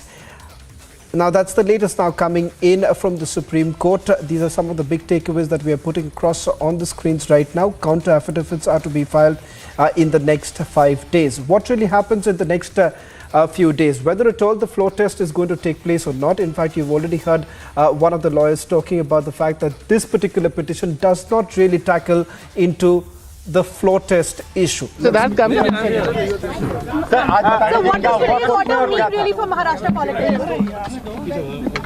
What happened today was we had moved our petition challenging the disqualification notice issued to us, saying that in view of the Rabia judgment of the Constitution Bench of the Supreme Court, the jurisdiction is not with the Speaker to either initiate, continue or conclude a proceeding as far as disqualification is concerned till the issue of removal of the Deputy Speaker is decided. The court heard arguments, has given time to the other side to file reply, and in the meantime has said, A, the time to file our reply to the notice of the Deputy Speaker for our disqualification is extended till the 12th of July. Secondly, has directed and recorded the undertaking of the state government that all protection to life and liberty of these 39 MLAs, as also their family members, shall be extended by the state government. Sir, one issue that was raised by Mr. Devdutt Kamath was what happens if there is a floor test that is forced by the other side. That is not the subject matter. Can there be a floor test? I can't comment on it because that's not the subject matter of this petition. Sir Hindi में एक बार हिंदी में बता दें। आज ये matter आया और हमने इसमें जो चैलेंज किया था वो ये किया था कि हमारे खिलाफ जो डिस्क्वालिफिकेशन का नोटिस दिया गया है डिप्टी स्पीकर ने ऑन द पिटिशन जो फाइल करी गई है रिस्पोंडेंट्स की तरफ से, उस पे वो आगे बढ़ नहीं सकते हैं क्योंकि सुप्रीम कोर्ट की कॉन्स्टिट्यूशन बेंच जजमेंट है जिसमें लिखा गया है कि जब तक एक नोटिस एक डिप्टी स्पीकर या स्पीकर के रिमूवल के लिए पेंडिंग हो तब तक वो डिस्क्वालिफिकेशन ऑफ मेंबर्स की इशू नहीं डिसाइड कर सकते हैं। कोर्ट ने दूसरी साइड को टाइम फाइल करने का रिप्लाई फाइल करने का टाइम दिया है और इन द मीन टाइम ये कहा है कि हमारा समय जो आज एक्सपायर कर रहा था 5 बजे 27 को, वो रिप्लाई फाइल करने का टाइम 12 जुलाई तक एक्सटेंड का 12 या 11 वो आप चेक कर लीजिएगा, एक्सटेंड कर दिया गया है। और दूसरा जो 39 MLAs हैं, उनके फैमिली मेम्बर्स हैं एट्सेट्रा, उनकी लाइफ एंड लिबर्टी को स्टेट गवर्नमेंट प्रोटेक्ट करेगी और स्टेट गवर्नमेंट ने अंडरटेकिंग भी दी है कि वो कर रही है और करेगी भी। अगर फ्लोर टेस्ट का क्वेश्चन इस पिटिशन का मुद्दा नहीं था और उस पर मैं कमेंट नहीं कर सकता। सर केंद्र सरकार को नोटिस भेजा किस आधार पर सर? प्लीज केंद्र सरकार को भी नोटिस भेजा सुप्रीम कोर्ट में? साहब वो केंद्र सरकार से पूछिए, हमने तो केंद्र सरकार पार्टी, वो केंद्र सरकार जवाब दे सकती है। फॉर द पिटिशनर्स जो मैं कह सकता था मैंने आपको बताया। स्टेटस को का मतलब क्या ये भी हो गया कि जो नए ग्रुप लीडर है वो तब तक वैलिड रहेंगे? प्लीज स्टेटस को का मतलब अगेन एज आई सेड, ये क्वेश्चंस आज ना मैंने बहस करे ना इशू था। आज सबसे बड़ा और ओनली मुद्दा जिस पे मुझे बहस करना था और जो सबसे इम्पोर्टेंट था, क्योंकि 2 दिन का टाइम दे के 25 को उन्होंने कहा था 27 को आप रिप्लाई फाइल करिए और हमें डर था कि अगर ये प्रोसीडिंग्स कंक्लूड हो जाएंगी तो आगे कैसे बढ़ेंगे। उसका जब टाइम बढ़ा दिया गया, आज कोई डिसीजन उस पर हो नहीं सकती क्योंकि टाइम बढ़ा दिया गया है 12 जुलाई तक उसके लिए। So that's the end of it. आज इससे आगे कुछ सोचना क्या होता या क्या नहीं होता आज ये आप मिस्टर शिंदे से पूछिए। As a lawyer what I and mister Bhatnagar had to argue, I argue. Thank you.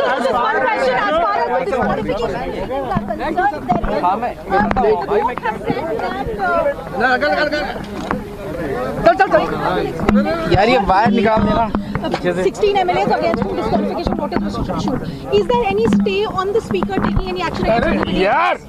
Firstly इस वेरी एक्शन को कोर्ट ने कहा है कि टाइम और दिया गया है। अब इन द मीन टाइम अगर वो ऐसी कोई डिसीजन लेते हैं तब उसकी बात तब देखी जाएगी, क्योंकि आप मुझसे वो सवाल पूछ रहे हैं जो आज के दिन में ना हुए हैं, जब होंगे तब देखा जाएगा।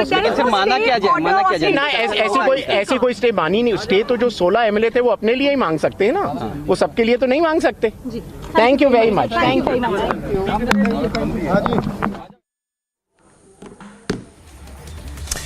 A big relief for Eknath Shinde camp. A quick recap of what we know so far. The Supreme Court has now issued a notice to the Deputy Speaker of Maharashtra Assembly as well as the Secretary of Maharashtra State Legislative Assembly and others on the pleas by the rebel Shiva Sena MLAs. Now, what does this essentially mean? One, as far as the disqualification is concerned, that's not going to happen anytime soon. In fact, time has already been given. Notices have been issued, number one. Secondly, with regards to whether at all protection would be granted to the rebel MLAs, this comes in the light of various threats that have already been issued, and this has also been highlighted by Eknath Shinde's camp that the atmosphere right now in Mumbai is not conducive for the rebel MLAs, and they essentially need the kind of security. The security today would be granted to the family members of the Shiv Sena rebel MLAs. In fact, we're given to understand that the government has given an undertaking before the court with regards to providing protection to Eknath Shinde's camp, the rebel MLAs. These are some of the big takeaways that you see on your screens right now. This is going to be a body blow for the Uddhav Sena at this point in time, because they were essentially hoping that there would be the disqualification process would essentially continue. Let's listen in to Eknath Shinde's son, Shrikant Shinde, who spoke to Republic TV a short while back.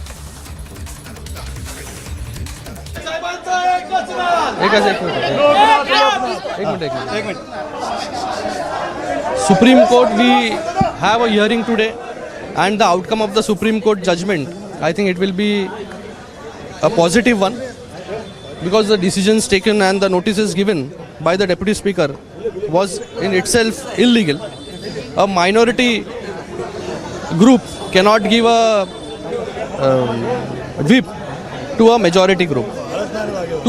More than two-thirds of the members are together, and they are itself a Shiv Sena group.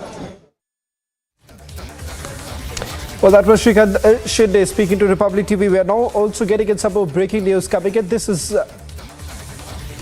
a big development taking place within the Eknath Shinde camp, where we are picking up that in all likelihood, the Shinde camp may be approaching the governor, saying that they have no confidence on Uddhav and they essentially want the floor test to be conducted. Remember, this was a question that was also asked to the lawyers a short while back in the Supreme Court, whether at all there is some sort of a direction with regards to the floor test or not. The reply that came in from the lawyers was that this particular petition, the two petitions that were filed before the Supreme Court, does not deal with the floor test. It was essentially with regards to the disqualification process, which they've already called in illegal, and also the fact that appointment of the SSLP was also illegal. Now, that's what the petition was essentially looking at. But what's the big thing with regards to whether at all the floor test is going to happen or not? In the past, we've already seen the rebel MLAs indicating that the government right now, the Maha Vikas Aghadi government, is in minority and a floor test should be conducted. Does this really pave way for the floor test to be conducted? In fact, sources within the Eknath Shinde camp now mulling the option of approaching the governor anytime soon. If that happens, remember, questions are also now being raised whether at all the legalities that were attached to this entire process of the floor test, whether that is going to be challenged now by the Uddhav Sena.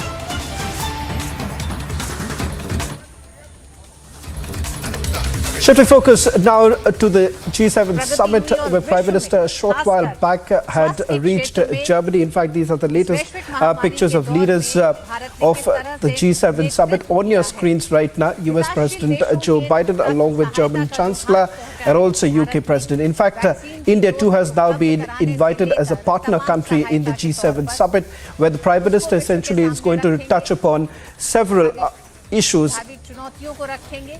ये G7 शिखर सम्मेलन की family photo है जो आप देख रहे हैं इस समय, और उसके बाद प्रधानमंत्री दूसरे सत्र को संबोधित करेंगे, जो जलवायु, ऊर्जा, माफ करिएगा, जो खाद्य सुरक्षा और लैंगिक समानता पर है। जेंडर इक्वालिटी के क्षेत्र में भारत ने कई ऐसे कदम, कई ऐसी योजना, नीतियां अपनाई हैं जिसने लैंगिक समानता के क्षेत्र में भारत ने कई उन पिछले कह सकते हैं 20 दशकों के आंकड़ों को तोड़ते हुए और सस्टेनेबल डेवलपमेंट गोल्स के जो मानदंड हैं उनको पूरा किया है पिछले कुछ सालों में।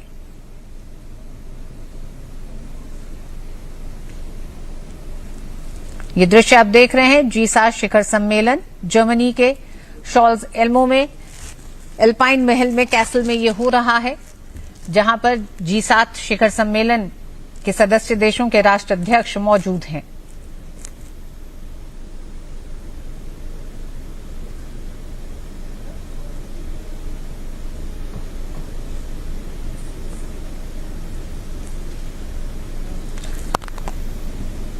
G7 समूह का भारत हालांकि हिस्सा नहीं है, लेकिन 2014 के बाद से ये तीसरी बार है प्रधानमंत्री नरेंद्र मोदी को इस शिखर सम्मेलन में आमंत्रित किया गया है। और इस विशेष निमंत्रण के साथ ही प्रधानमंत्री नरेंद्र मोदी 2 सत्रों को संबोधित भी करेंगे, जो अब से कुछ ही देर में शुरू होने जा रहा है। पहला सत्र जलवायु, ऊर्जा और स्वास्थ्य पर रहेगा। साथ ही साथ ये दौर वो भी है जब रूस यूक्रेन के बीच युद्ध के दौरान पूरे विश्व में राजनीतिक कूटनीतिक जो परिस्थितियां हैं वो बदली हैं और पूरा विश्व एक तरह से इन 2 मोर्चों पर बटा हुआ भी नजर आता है। ऐसे में भारत ने पहले दिन से रूस यूक्रेन संकट से अपने उस रुख को कायम रखा है, जिसमें उन्होंने कहा है कि बातचीत के जरिए ही इस संकट, इस समस्या का हल है। भारत का तटस्थ रुख रहा है और उस रुख को लेकर भारत वैश्विक मंचों पर अपनी आवाज को भी मजबूती से रखता रहा है। आप देख रहे हैं प्रधानमंत्री नरेंद्र मोदी, साथ ही इमैनुअल मैक्रोन और जर्मनी के चांसलर ओलाफ शोल्ज।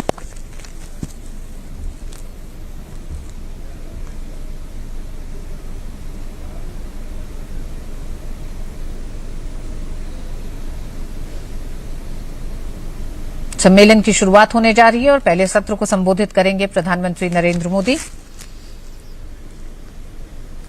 इस बात की पूरी उम्मीद है कि इस साल का G7 शिखर सम्मेलन का पूरा फोकस यूक्रेन युद्ध पर ही रहेगा, जिस पर रूसी आक्रमण ने पूरी दुनिया में एक उथल पुथल को जन्म दिया है।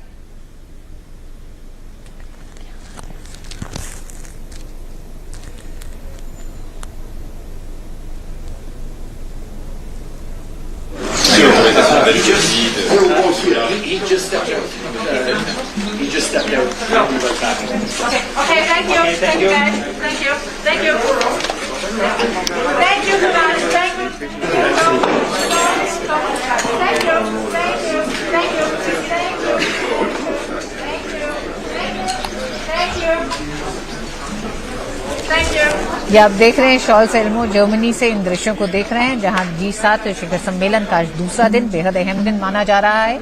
इसकी शुरुआत हो चुकी है। औपचारिक फैमिली फोटो के बाद 2 प्लेनरी सेशन है, जिसमें प्रधानमंत्री नरेंद्र मोदी को 2 सेशन संबोधित करने हैं। पहला सत्र रहेगा स्वास्थ्य और ऊर्जा पर और दूसरा सत्र खाद्य सुरक्षा और लैंगिक समानता पर रहेगा। रूस और यूक्रेन के संकट के बीच हो रहे G7 शिखर सम्मेलन पर रूस यूक्रेन संकट का मुद्दा भी रहेगा मुखर रूप से। साथ ही दर्जनों देशों पर गंभीर खाद्य संकट मंडरा रहा है। रूस और यूक्रेन के बीच युद्ध को देखते हुए किस तरह से इस समस्या के समाधान पर आगे तमाम ये ताकतवर मुल्क बढ़ेंगे, क्योंकि G7 का समूह उन आर्थिक रूप से मजबूत देशों का समूह है जो विश्व में इन चुनौतियों को लेकर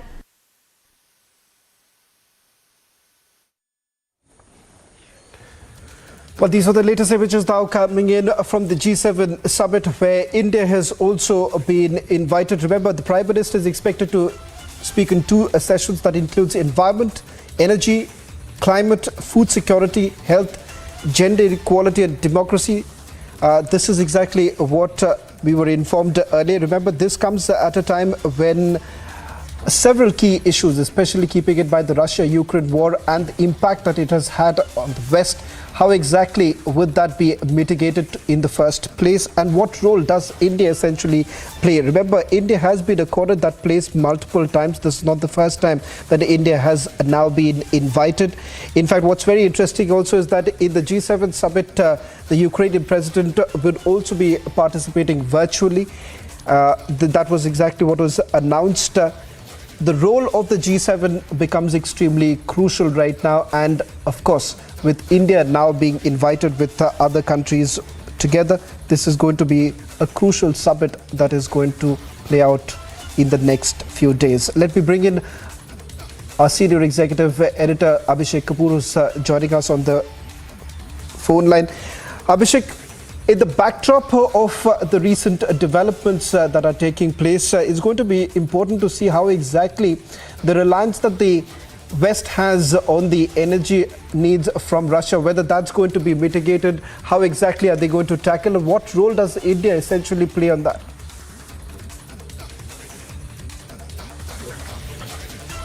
This particular session. Try and reconnect with Abhishek in a short while. Are you getting me, Shawan? Are you getting me, Shawan? Go ahead, Abhishek. Go ahead. Yes. So this particular session, the plenary session 1, in fact, that is happening as we see in the pictures, is investing in a better future, climate, energy, and health. Now, if you look at it, how we have fared on climate change. In fact, we have been the first few nations to talk about climate change, Shawan, under the leadership of Narendra Modi. We are the first few nations who have actively executed on ground projects. For example, the Modi government's scheme of changing all the incandescent light bulbs with LED lights and on a massive scale, focusing on solar energy to a level where the International Solar Alliance, for example, is headquartered out of New Delhi. So these are some of the things which reflect the constructive manner in which India has contributed, and that's why our presence there underscores the spirit of responsibility and contribution with which we have, played our role in the Committee of Nations, and that's why they invite. Look at health, for example, and look at our conduct over the last 3 years during the COVID pandemic and post-pandemic.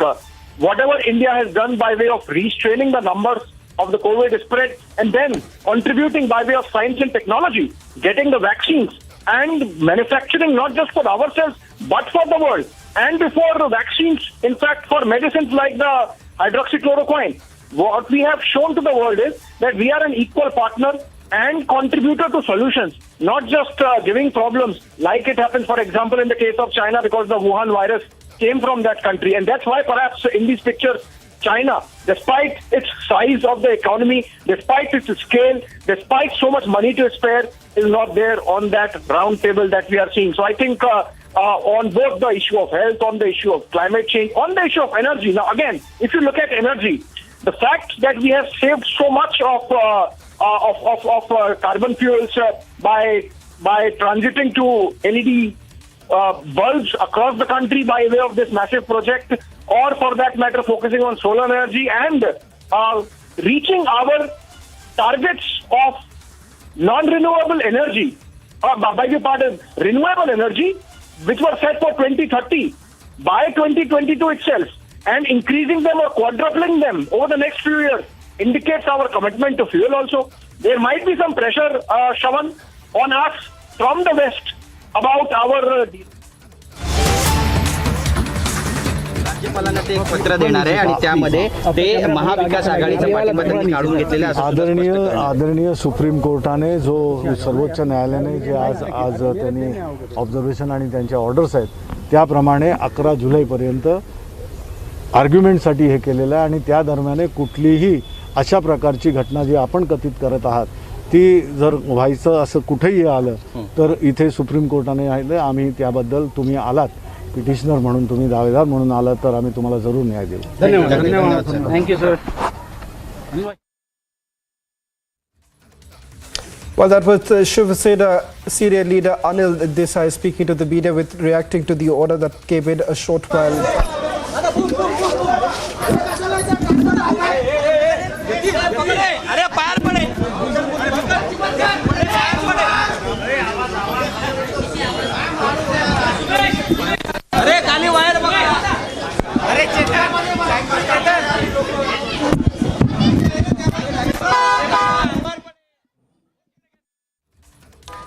Latest images now coming in from Sanjay Raut's office. In fact, he's stepping out from the Samna office right now.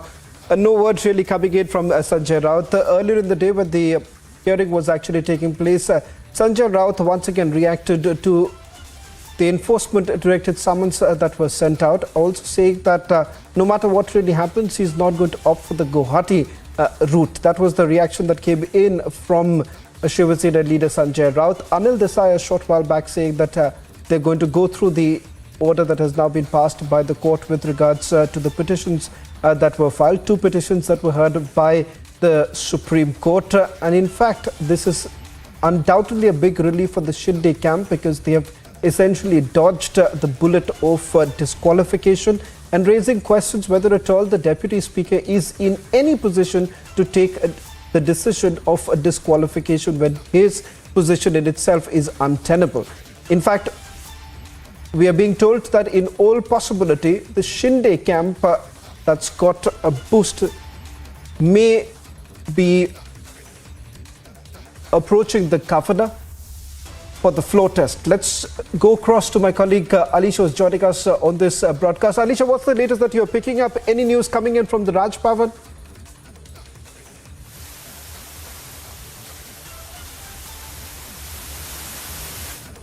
Saying that they have no confidence in Uddhav Thackeray and they want a floor test. Well, yes, they are going to approach it to the governor. It is just a decision that they have been taken. And this is something very important development is what we are getting to know. But they will be seeking the information with the, they will going to discuss it with their legal team is what we have been said.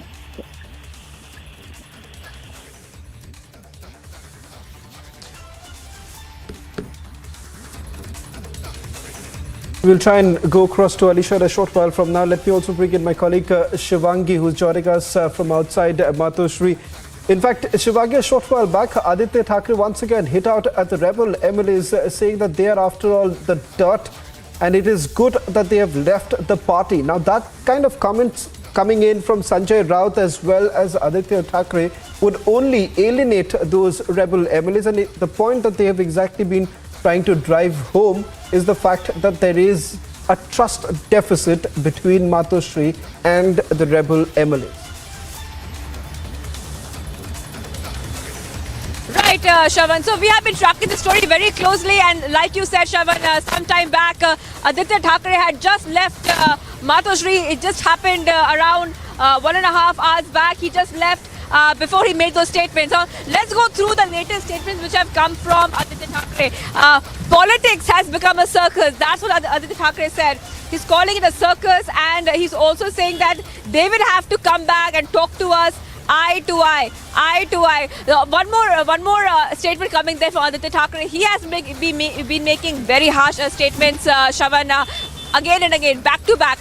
Remember that yesterday he said that the entire thing about the rebels is all about money. Their focus is on money, and that's what they want. Money and power is the focus. It's not about supporting Shiv Sena. It's not about the legacy, just about money. And today, there's another statement coming in. He also said that rebels have 2 choices. He said rebels have 2 choices. Disqualification or merger with the BJP. So Aditya Thackeray there, making very, harsh statements there, which is very different, Shravan, from what Uddhav Thackeray has been saying. Now, Uddhav Thackeray has been saying that, playing on more emotional notes. We saw that he said he's COVID positive and he is not feeling well. And this is not the right time for the rebels to abandon the Uddhav Thackeray camp. So, Shravan, we are seeing these kind of statements come. Now, when we talk about Sanjay Raut, he has been, saying 2 different things, at the same time. He said that I know Eknath Shinde very well. We have shared sorrows together. But then again, he also said that we will fight the legal battle. He's also saying that he stands with Uddhav Thackeray. He stands with the loyalist camp of Uddhav Thackeray. Right. So, a couple of statements coming in, and of course, this political thriller, Shravan, continues, and we keep reporting from Matoshri. Trust you to keep us ahead of this story, Shivangi. We'll quickly go across to my colleague Anirudh, who's joining us from outside the Radisson Blue Hotel. That's the place where the rebel MLAs have been camping for several days put together. Anirudh, a lot of developments actually taking place. Sources essentially indicating that there is a high possibility that they could now approach the governor for a floor test. This comes at a time when they've got some relief from the Supreme Court as far as the disqualification is concerned.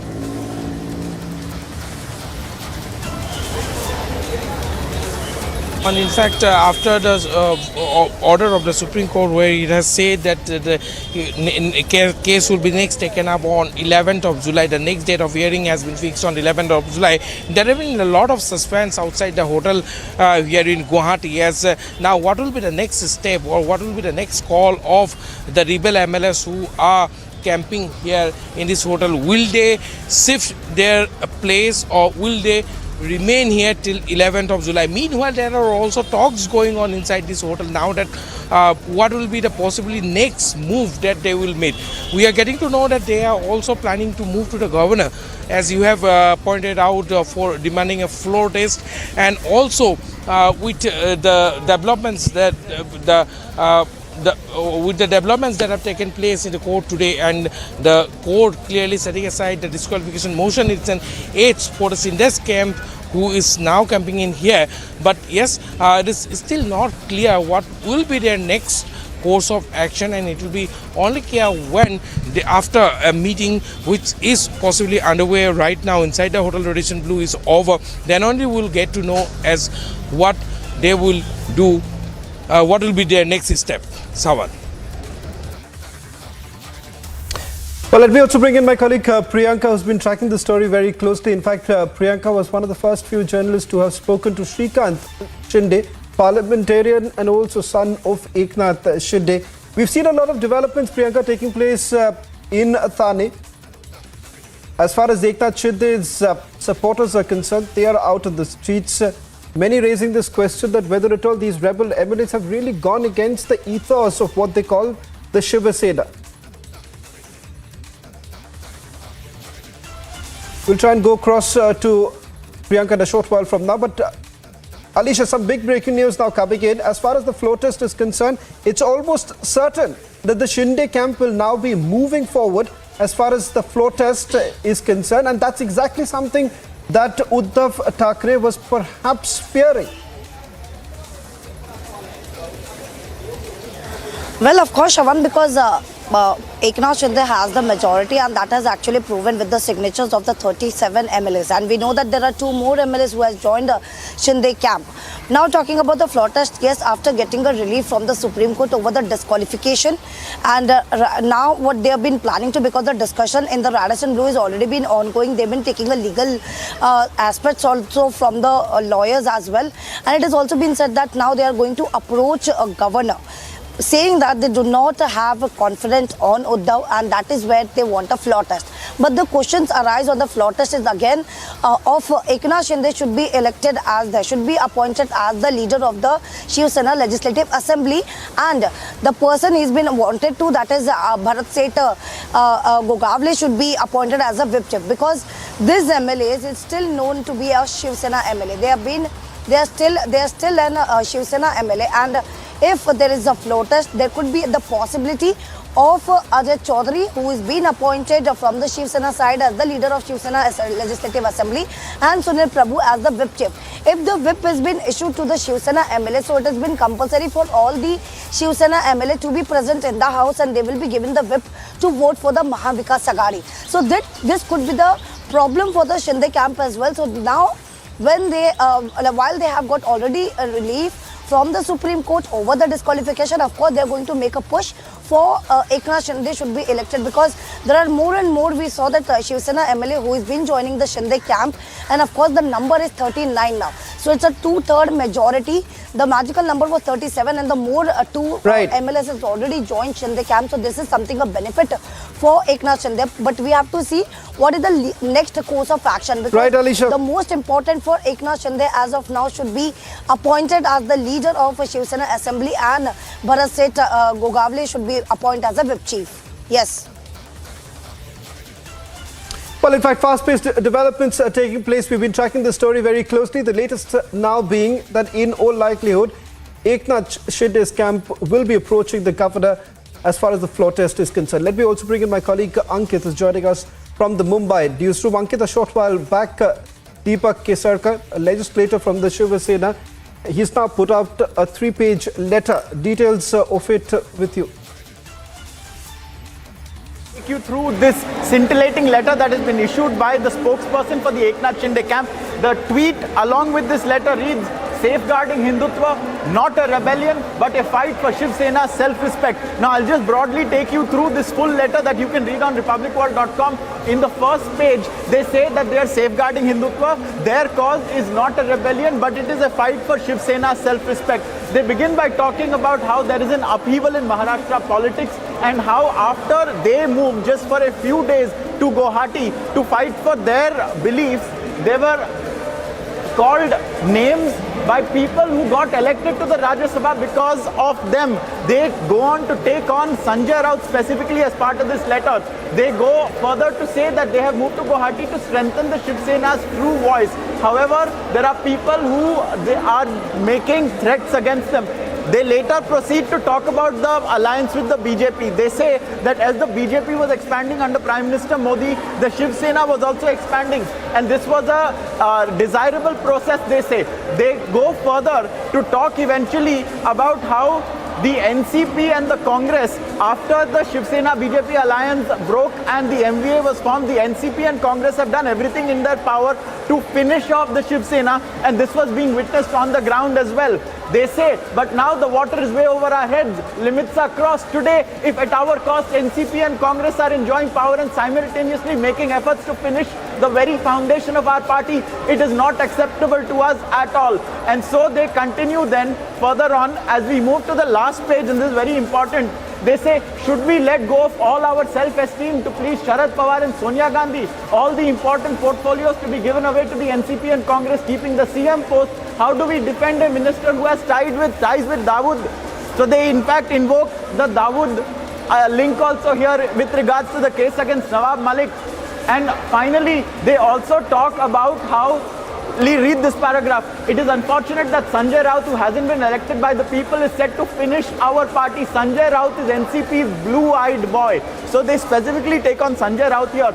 And now as we reach their demands, and so this is not a rebellion. This is a fight for Shiv Sena's self-esteem, and we shall not stop till we win it. I request our party chief, Shri Uddhavji Thackeray, to consider, view and make a new alliance with the BJP. This alliance of BJP and Shiv Sena Yuti is in line with the verdict given by the people of Maharashtra. This alliance will take Maharashtra to great heights of development, and they conclude that is why we are getting the blessings and wishes of Maharashtra. We will not give up. We shall not be defeated. We shall not stop until we take Maharashtra to greater heights. Jai Maharashtra, signed by Deepak K. Sarkar, the spokesperson of the Eknath Shinde camp. Viewers, you can read this entire letter on republicworld.com. And so here they have taken on Sanjay Raut.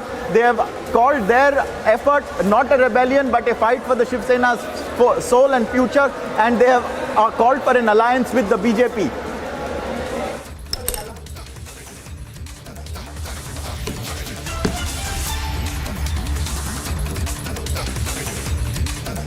Well, in fact, that's the latest news now coming in from the Eknath Shinde camp. We are given to understand the floor test is now almost certain. This comes in the backdrop of the interim order that was passed by the Supreme Court as far as the disqualification petition is concerned. Two petitions that were filed before the court. It has now been admitted the matter has been taken up. In fact, we are given to understand that as far as the disqualification is concerned, that's not going to take place. It's been put on hold. Secondly, the court has basically directed the Maharashtra government to provide security to the rebel MLAs and their family members. This comes in the backdrop of the threats that have been issued to the family members of the rebel MLAs. In fact, let's listen in to some of the reactions that are now coming in. A short while back, Shrikant Shinde, son of Eknath Shinde, spoke to Republic TV. Let's listen in.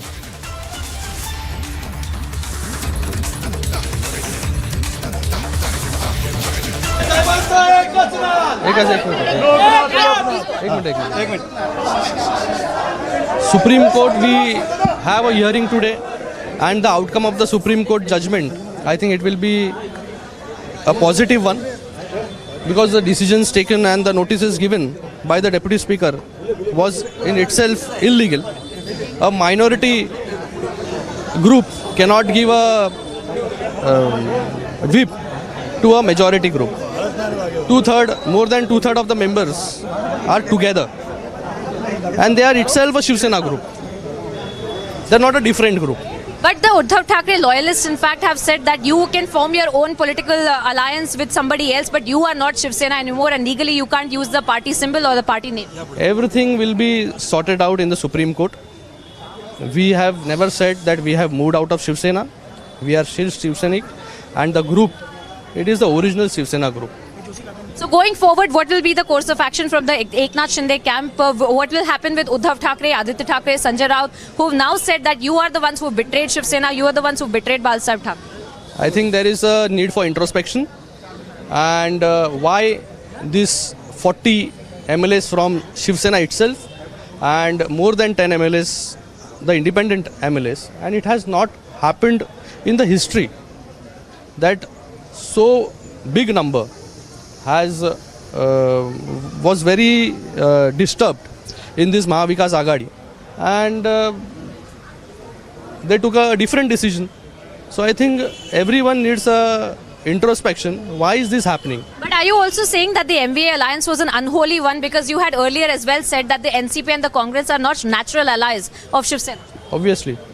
You sticking with that statement? So going forward, your alliance will be with the BJP?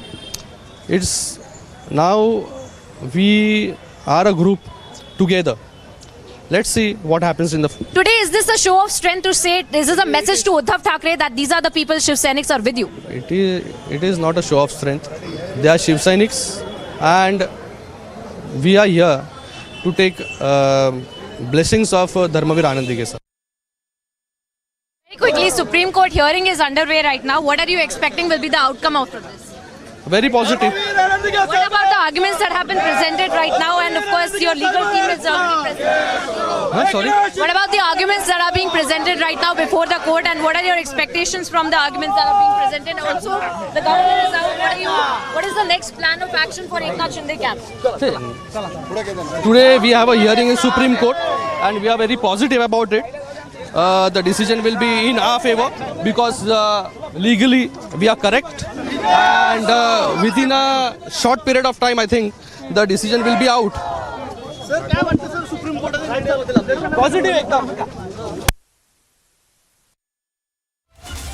Numbers, does the Eknath Shinde camp have all the numbers, and they had challenged the deputy speaker's decision for disqualification as well?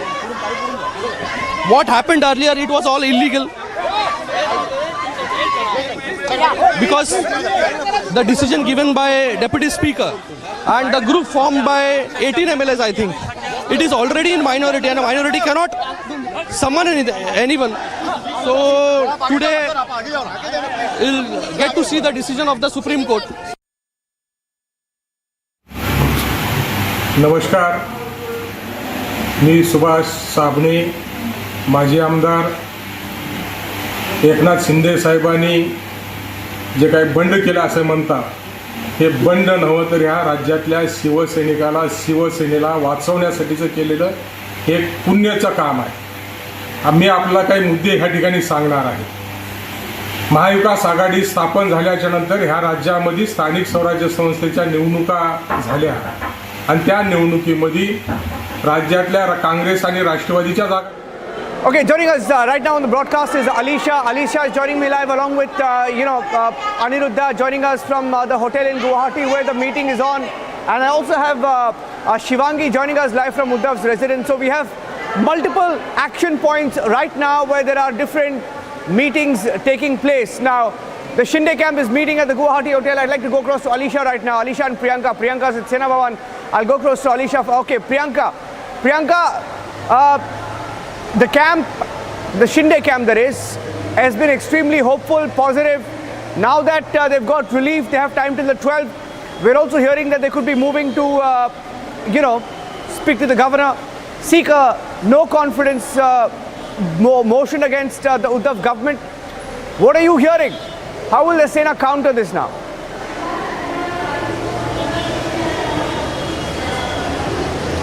Well, we are at Sena Bhavan right now, Niranjan. Right behind me, in fact, there was a meeting as well that was being called for, and Sanjay Raut just a few minutes ago has also left from Sena Bhavan, and he was specifically talking about what has transpired in the Supreme Court today, and he has specifically said that this is now a legal fight and we will fight this legally as well, and this is all he had to say about the entire hearing that took place in the Supreme Court, and he also said that this is a fight that the Shiv Sena is ready to fight, and that they are prepared for it, and that they are going to fight for their the MVA government as well, and they have said that the MVA government is going to remain intact. However, we do see some kind of faltering when it comes to the statements that are being made by Sanjay Raut, Niranjan. We had always seen Sanjay Raut up until today making a lot of power posturing statements, claiming that the MVA is going to remain intact, Uddhav Thackeray is going to remain the Chief Minister.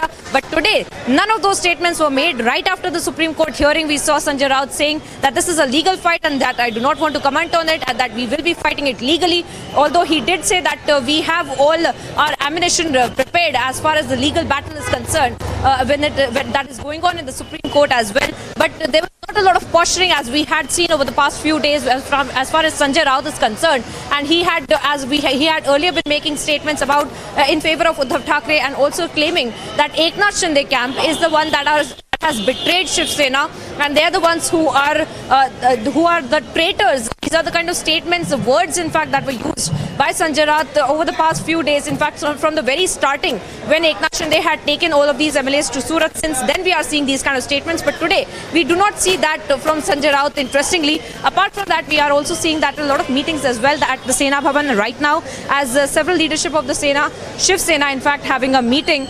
And apart from that, we had seen that multiple meetings as far as the BMC elections is concerned. So that might be also another part of the agenda as far as these meetings that are going on right now at the Sena Bhavan. But apart from that, we do see Sanjay Raut, the main leader, in fact, leaving from the Sena Bhavan, claiming that... Priyanka, stay with me. I'll take a short break. We'll come back with the live and breaking updates, getting you the latest on the news that's coming in from Guwahati, that they're going to, in all possibility, ask for a floor test.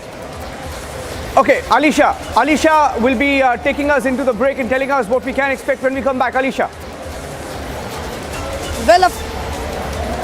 Well, of course, it's a relief from the Supreme Court, and right after getting a relief over the disqualification, now we got to know from our sources that Shinde camp is likely to approach a governor, saying that they don't have a trust on Uddhav Thackeray and go for a floor test. Minute-to-minute update only on Republic TV. We will be back after a short break. Stay tuned.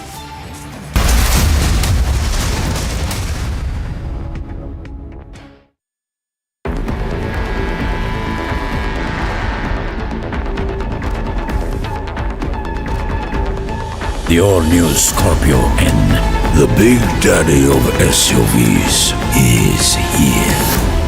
This morning, Yashwant Sinha, the candidate for the presidential elections from the opposition, will be filing his nomination papers today. Following this, leaders will hold a meeting in Parliament on his nomination and the strategy for the opposition.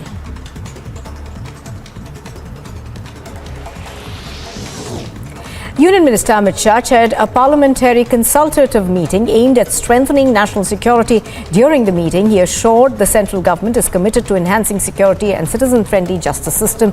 He further urged the investigative agencies to be one step ahead of criminals by using technology. After the BJP won the by-elections in Rampur and Azamgarh, Uttar Pradesh's Chief Minister Yogi Adityanath has said that the victory has sent an optimistic message for 2024's general elections. Taking a dig at the Congress party, he said the victory also sends a clear message to the Parivarwadis. To assist Assam flood victims, the Indian Air Force has deployed 7 types of fixed and rotary-winged aircraft in various flood-affected areas. The aircrafts aim to transport about 77 tons of relief material. In a bid to reduce sound and air pollution across Visakhapatnam city, the police crushed 631 silencers and various motorcycles by using a road roller on Sunday. The city police commissioner, C.H. Srikanth, said that they have seized modified silencers and crushed them. Goa's Chief Minister Pramod Sawant reviewed the probe by the Special Investigation Team regarding the case of illegal land grabbing across coastal regions. The report suggests that many of the land has no legal heir, as the owners had died or migrated. They'd also arrested 4 people in the case so far. Citizens took to the streets to dance to traditional beats on Pride Parade 2022 in Tamil Nadu. With June being celebrated as Pride Month, hundreds of people came out to demand equal rights for everyone in society, irrespective of their gender and sexual orientation.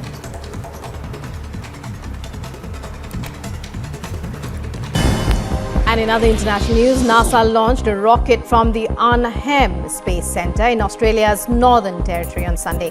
This is NASA's first launch from a commercial spaceport outside the US and the first in Australia in 27 years.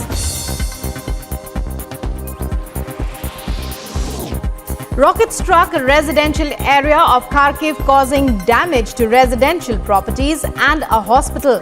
According to the police, the rockets were launched from Russia's Belgorod region, where 2 people have been hospitalized with injuries.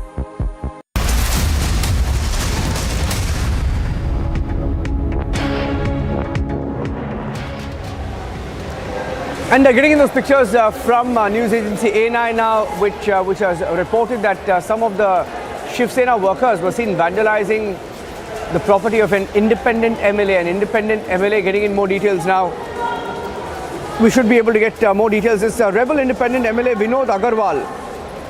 Vinod Agarwal, he's an independent MLA and his office has been vandalized. We'll take a short break on these pictures.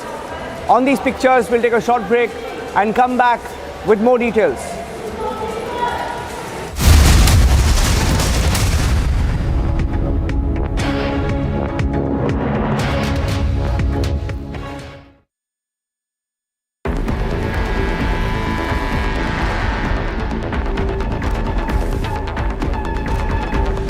The all-new Scorpio N, the big daddy of SUVs, is here.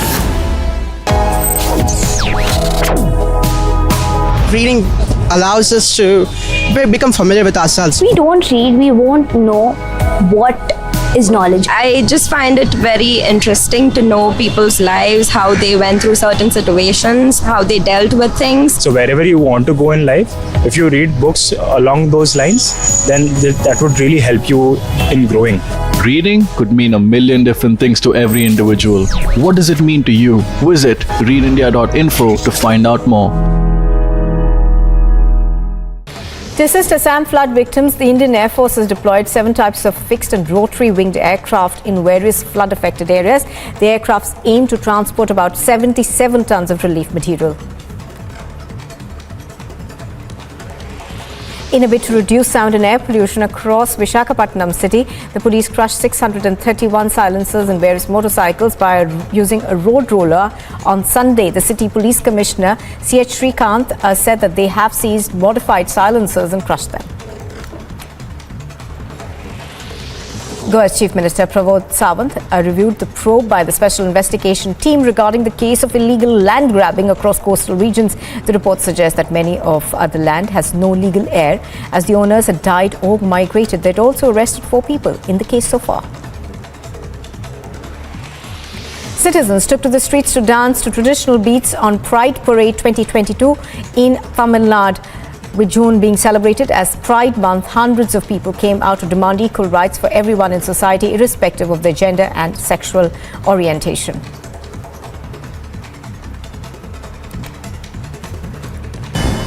And in other international news, NASA launched a rocket from the Arnhem Space Center in Australia's Northern Territory on Sunday.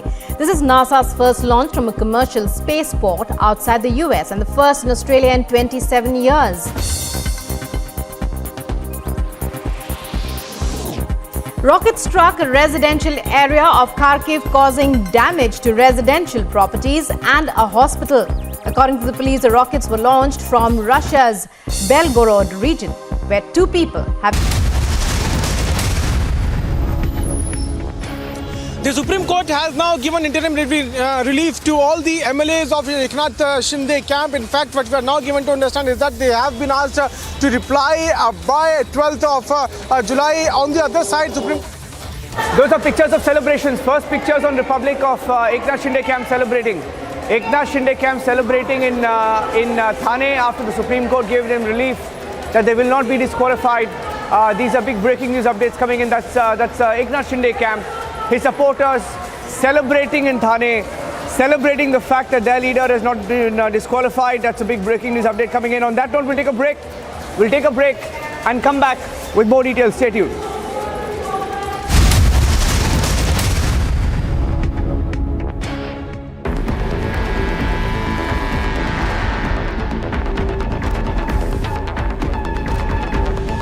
The all-new Scorpio N, the big daddy of SUVs, is here.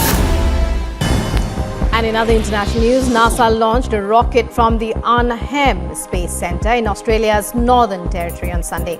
This is NASA's first launch from a commercial spaceport outside the US and the first in Australia in 27 years. Rocket struck a residential area of Kharkiv, causing damage to residential properties and a hospital. According to the police, the rockets were launched from Russia's Belgorod region, where 2 people have been hospitalized with injuries. And in other international news, the US space agency NASA launched a rocket from the newly built Australian Arnhem Space Center. According to media, it was the first commercial rocket launch in Australia's history and NASA's first from a launch pad outside the United States of America.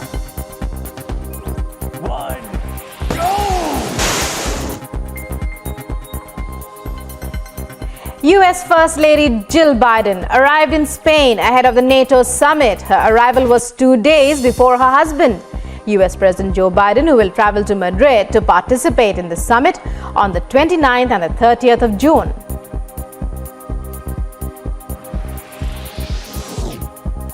More emergency aid arrives for residents who survived this week's deadly quake in Afghanistan. Many who had no idea how to rebuild the homes destroyed in villages strung through the mountains. The quake struck one of the poorest corners of a country that has been hollowed out by increasing poverty.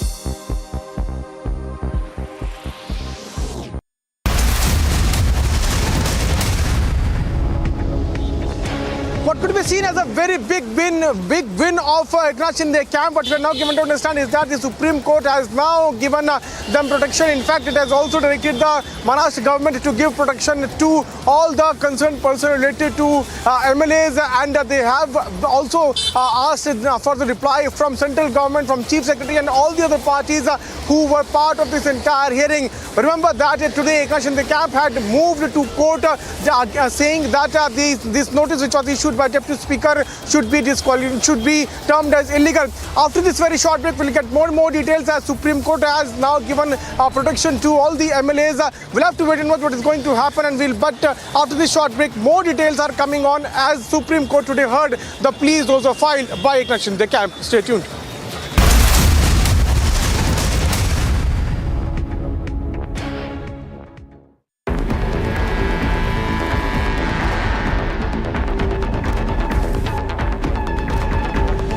The all-new Scorpio N, the big daddy of SUVs, is here. The Azamgarh Lok Sabha seat is considered the bastion of the opposition Samajwadi Party in the state, which is now won by the BJP after the results came out. Mifta Azam Khan alleges that there were no proper electoral voting done in the constituency. जो चुनावी नतीजा है जिस तरीके से तैयारियां चुनावी नतीजे कहाँ है, चुनाव था ही कहाँ। इसे ना आप चुनाव कह सकते हैं ना चुनावी नतीजे कह सकते हैं। 900 वोट का पोलिंग स्टेशन और 6 वोट बस्ती है मुसलमानों की, 500 का पोलिंग मोहल्ला है मुसलमानों का, 1 vote. This morning, Yashwant Sinha, the candidate for the presidential elections from the opposition, will be filing his nomination papers today. Following this, leaders will hold a meeting in Parliament on his nomination and the strategy for the opposition.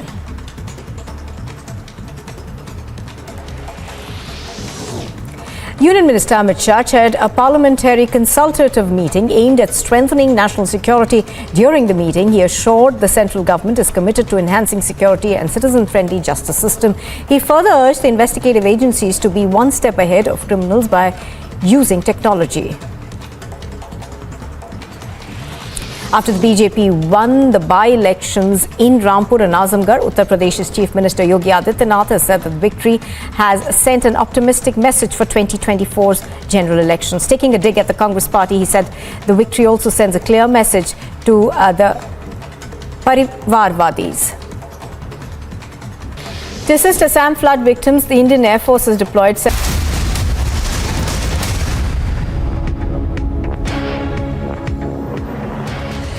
relief for the Shinde camp right now. That's the big news we have been breaking. At the same time, many comments coming from Aditya Thackeray, where he said that politics has become a circus. We're tracking every update from Mumbai, from Delhi, from Guwahati. I'm reporting outside Matoshri. This is the Uddhav Thackeray residence, and we'll be tracking every update for you on Republic TV and get you all the scoops. Stay tuned.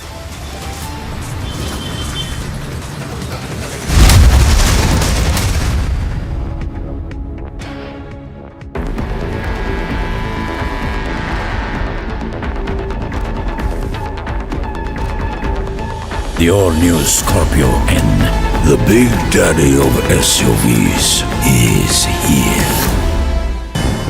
And in other international news, NASA launched a rocket from the Arnhem Space Center in Australia's Northern Territory on Sunday. This is NASA's first launch from a commercial spaceport outside the US and the first in Australia in 27 years. Rocket struck a residential area of Kharkiv, causing damage to residential properties and a hospital. According to the police, the rockets were launched from Russia's Belgorod region, where 2 people have been hospitalized with injuries. And in other international news, the US space agency NASA launched a rocket from the newly built Australian Arnhem Space Center. According to media, it was the first commercial rocket launch in Australia's history and NASA's first from a launch pad outside the United States of America.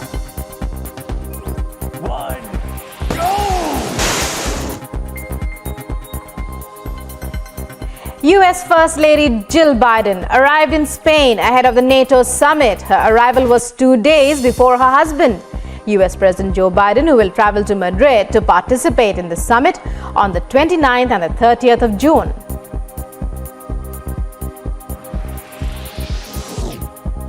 More emergency aid arrives for residents who survived this week's deadly quake in Afghanistan. Many who had no idea how to rebuild the homes destroyed in villages strung through the mountains. The quake struck one of the poorest corners of a country that has been hollowed out by increasing poverty.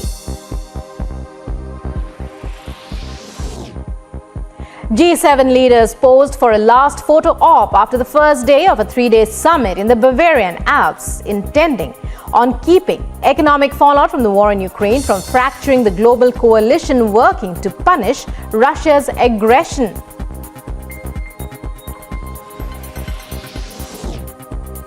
Saudi Arabia's crown prince and visiting Iraqi prime minister met to discuss bilateral ties and cooperation. Both sides exchanged views on regional and global issues to promote regional security and stability.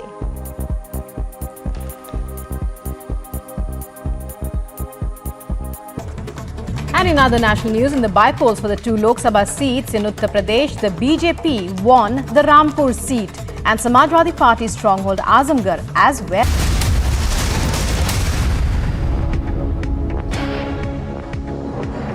After Supreme Court's relief to Shinde's camp, back-to-back meeting on at the hotel in Guwahati, we are tracking each and every development from Guwahati. Will be more updates coming in. Stay tuned. We'll be back after this break.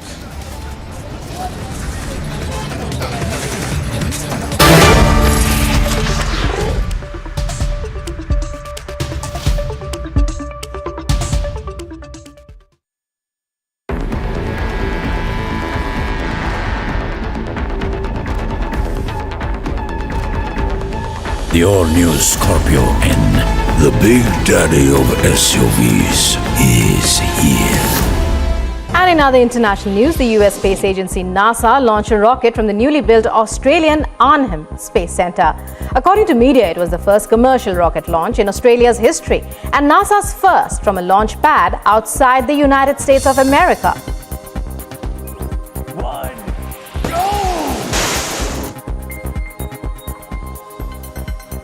US First Lady Jill Biden arrived in Spain ahead of the NATO summit. Her arrival was 2 days before her husband, US President Joe Biden, who will travel to Madrid to participate in the summit on the 29th and the 30th of June.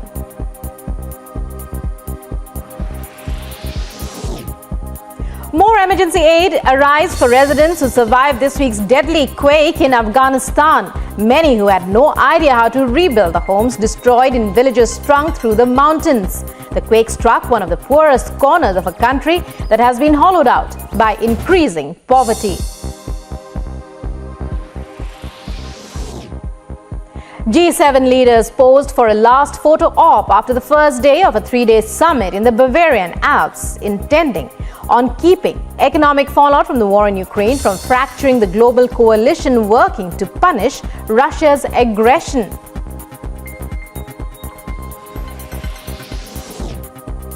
Saudi Arabia's crown prince and visiting Iraqi Prime Minister met to discuss bilateral ties and cooperation.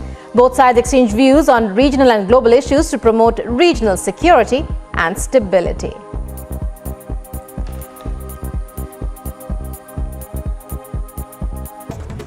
And in other national news, in the by-polls for the 2 Lok Sabha seats in Uttar Pradesh, the BJP won the Rampur seat and Samajwadi Party stronghold Azamgarh as well. Just after BJP's landslide victory, Uttar Pradesh Chief Minister Yogi Adityanath expressed gratitude to the people of the state, saying that the by-election results put a seal of public's faith in the double-engine BJP government. दोनों चुनौतीपूर्ण लड़ाई को Bharatiya Janata party ने जीत में बदल करके 2024 के लिए एक दूरगामी संदेश दे दिया है. Bharatiya Janata Party candidate Ghanshyam Singh Lodhi won the Lok Sabha by-poll in Rampur under the leadership of Chief Minister Yogi Adityanath. The bastion of Samajwadi Party big shot Azam Khan. मेरी उम्मीद से थोड़ा कम रहा जीत का अंतर. अच्छा, जैसे मैं क्योंकि थोड़ा परसेंटेज कम हुई गर्मी की वजह से, या शादी समझ लो या काम की समस्या समझ लो, मैं इससे भी चाहता, मेरा जो मन था मैं 1 लाख से ऊपर जीतता. The Azamgarh Lok Sabha seat is considered the bastion of the opposition Samajwadi Party in the state, which is now won.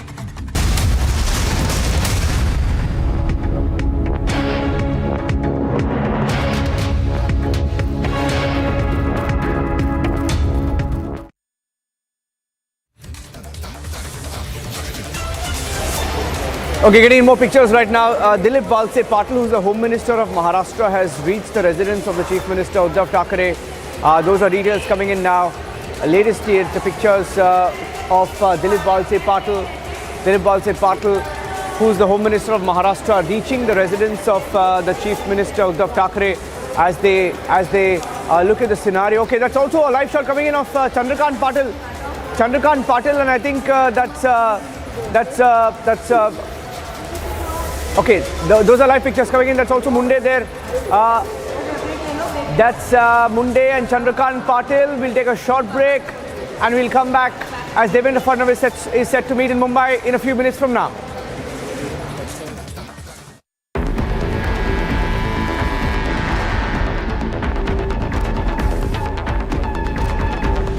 The all-new Scorpio N, the big daddy of SUVs, is here.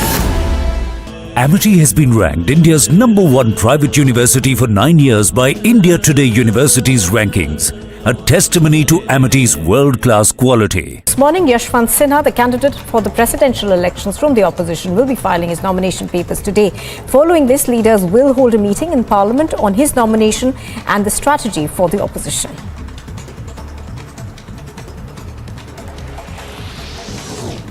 Union Minister Amit Shah chaired a parliamentary consultative meeting aimed at strengthening national security. During the meeting, he assured the central government is committed to enhancing security and citizen-friendly justice system.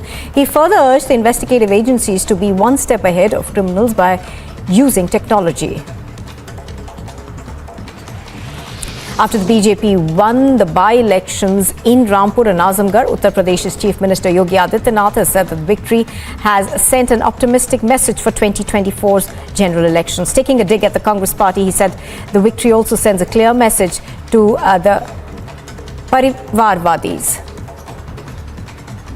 To assist Assam flood victims, the Indian Air Force has deployed 7 types of fixed and rotary-winged aircraft in various flood-affected areas. The aircrafts aim to transport about 77 tons of relief material. In a bid to reduce sound and air pollution across Visakhapatnam city, the police crushed 631 silencers and various motorcycles by using a road roller on Sunday. The city police commissioner, C.H. Srikanth, said that they have seized modified silencers and crushed them. Goa's Chief Minister Pramod Sawant reviewed the probe by the Special Investigation Team regarding the case of illegal land grabbing across coastal regions. The report suggests that many of the land has no legal heir, as the owners had died or migrated. They'd also arrested 4 people in the case so far. Citizens took to the streets to dance to traditional beats on Pride Parade 2022 in Tamil Nadu. With June being celebrated as Pride Month, hundreds of people came out to demand equal rights for everyone in society, irrespective of their gender and sexual orientation.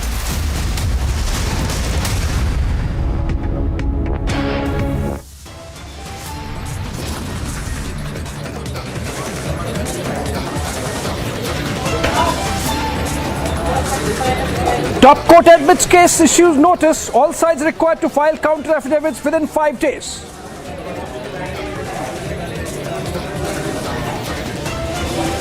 Supreme Court stays decision on disqualification of Shinde camp MLAs.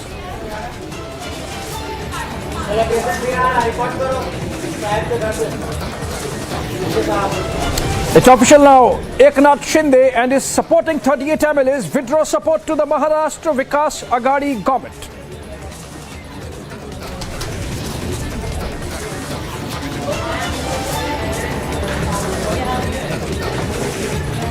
And from Guwahati, Shinde pulls the plug. In Thane, Shinde's son leads massive show of his strength.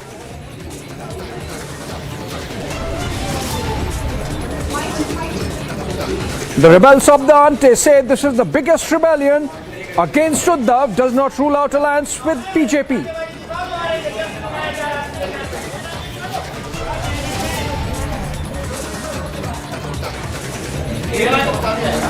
And the rebels also raise the pitch. Uddhav cracks the whip, revokes portfolios of those MLAs who have gone to Guwahati with Shinde.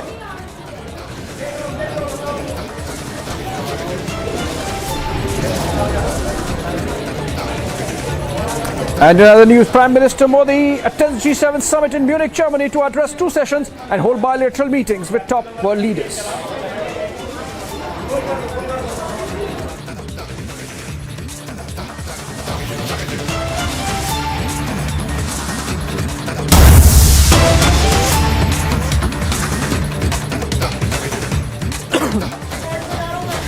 All right, in a major reprieve to the rebel camp, the Supreme Court of India, responding to their petition, has put a stay for the time being on all disqualification proceedings that were initiated by the Uddhav camp, following which the Deputy Speaker of the Maharashtra Assembly, Narhari Jirwal, had issued notices returnable within 48 hours.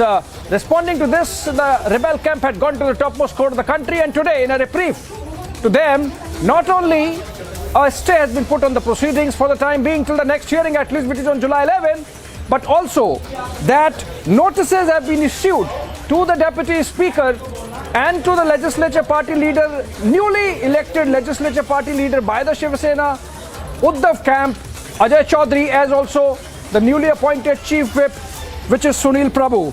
Those had initiated proceedings against the rebel MLAs, and now the Supreme Court providing a cover, a shield, a protection to these rebel MLAs by putting a stay on disqualification proceedings till the time that the topmost court of the country sees of the matter, and asking them to reply by way of notices issued today. And celebrations breaking out in the pictures that we see coming in from Thane, which is the bastion of Eknath Shinde, with supporters bursting crackers and coming out in celebrations as the news broke of the Supreme Court giving protection to the rebel camp. Let's go to Shivangi, who's outside Matushri. And Shivangi, we are seeing pictures coming across from Thane where Eknath Shinde supporters are seen celebrating, bursting crackers. What is happening at Matushri from where you are reporting?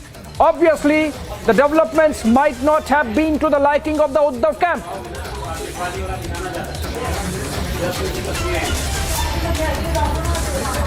from Matushri, and of course the visuals on our screen are of the celebrations in Thane. That is the Shinde stronghold. Now this is Matushri, Abhishek, and we saw a lot of hectic activity. Just a short while back.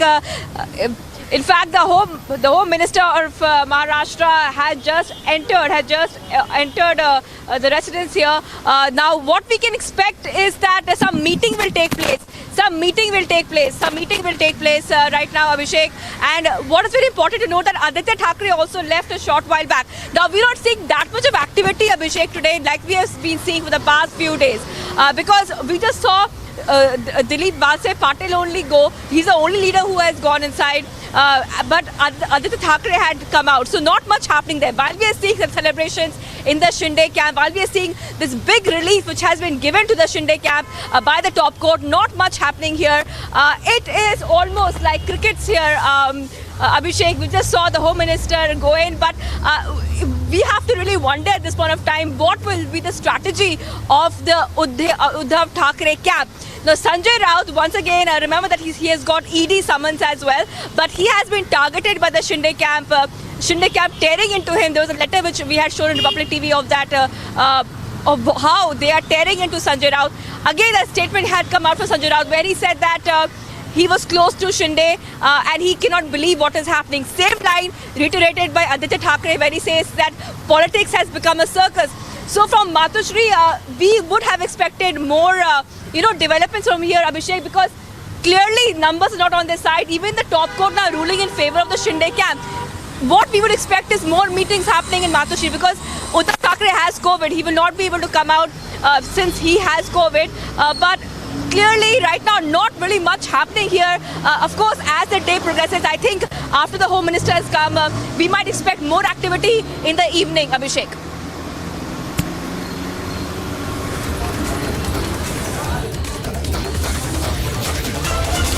All right, let's go to Guwahati as well, where the rebel camp is in fact closeted. And Anirudh Bakat is reporting from outside the Radisson Blue Hotel on the outskirts of Guwahati. Anirudh, favorable developments coming in from the Supreme Court to the rebel camp led by Eknath Shinde, a reprieve of sorts so far as their disqualification proceedings by the Deputy Speaker are concerned. What are you getting to hear from inside? Any celebrations, any strategy meet? What is the next move forward for the rebel camp? Yes, Abhishek. In fact, a very important strategic meet is underway right now. The meeting has started at around 4 o'clock, just soon after the Supreme Court gave a favorable order in favor of the rebel MLAs camp, that is Eknath Shinde-led camp. And we are getting to know from our sources inside the hotel that the rebel camp is now deliberating upon extending their stay in Guwahati further. They have got time till July 11th, and now we are getting to know that the Eknath Shinde camp is also in all likelihood will be moving to the governor's house, to the Raj Bhavan, seeking a floor test. So it now depends on the governor. It will then depend upon the governor as when the governor calls for a floor test and asks Eknath Shinde to parade his MLAs in front of the house or in front of the governor in Raj Bhavan, and that will be decided, that will be known to us in a short while from now, as soon as the strategic meeting is over. But yes, for now we are getting to know that the hotel stay, as far as the bookings at Radisson Blue are concerned, that is getting extended. Abhishek. Right. So the stay of rebel camp in Guwahati getting extended, but at the same time, possibility of the floor test emerging, with the rebel camp likely to approach the governor asking for a session of the assembly in Mumbai. But moving on, let's listen in to Sanjay Raut, who received a fresh summons in an enforcement directorate investigation connected with some of his relatives. How he is responding, let's listen in. दिया हुआ ये सूचना है, कल आपको बुलाने की तैयारी है। नोटिस, मैं सामना कार्यालय में हूँ, ये मेरा घर नहीं, यहाँ नोटिस नहीं आ सकता है। ये तो बाला साहब ठाकरे की वास्तु है। अगर घर में नोटिस आई होगी तो मैं देख लूँगा। जिस तरह की राजनीतिक हलचल मुंबई में चल रही है, महाराष्ट्र में, देश में चल रही है, तो मुझे पूरा अंदेशा था कि मेरे बारे में मुझे रोकने के लिए, शिवसेना को रोकने के लिए कुछ लोग इकट्ठा आएंगे महाराष्ट्र के खिलाफ और मुझे और मेरे कोई साथी हुए उनको तकलीफ देंगे। लेकिन चाहे आप मुझे कितनी भी तकलीफ दीजिए, मुझे फांसी पर चढ़ाइए, मेरी गर्दन काट लीजिए, मैं गुवाहाटी में जाने वाला नहीं। क्या मैं गुवाहाटी वालों ने दावा शिंदे साहब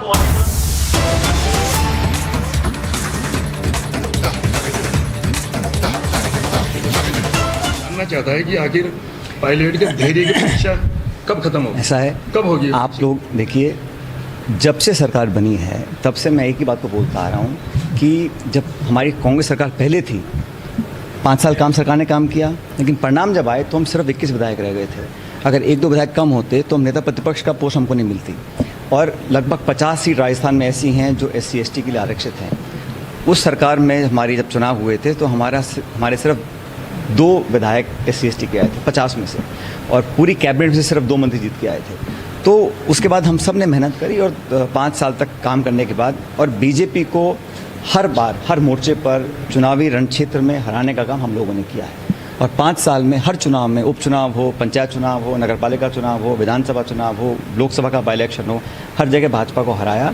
और वसुंधरा जी की सरकार ने जो कुछ करना था हमारे साथ किया, और उनकी लाठी में हमने खाई, हमने संघर्ष भी किया है। और खूब रगड़ाई करने के बाद ही हमारी सरकार बनी है, कांग्रेस की सरकार। तो हम तो चाहते हैं सरकार रिपीट हो, और मैं हमेशा फोकस करता हूं कि बाकी बातें छोड़े और बाकी लोग क्या बोलते हैं मुझे मालूम। मेरा फोकस ये है कि कैसे हम सरकार को रिपीट करें। कांग्रेस सरकार रिपीट कैसे हो, इस संदर्भ में सोनिया गांधी जी से, राहुल गांधी जी से, प्रियंका जी से, नेताओं से, जो हमारे AICs की लीडरशिप है, उन सब से हम लगातार बात कर रहे हैं। और जैसे मैंने पहले भी कई बार कहा कि जो सुझाव मैंने दिए हैं उस पर पार्टी ने काम करना भी शुरू किया है और उसके अच्छे परिणाम भी आएंगे। अब सिर्फ मेरे ख्याल 1.25 साल या 1.5 साल रहा है अगले चुनावों के लिए।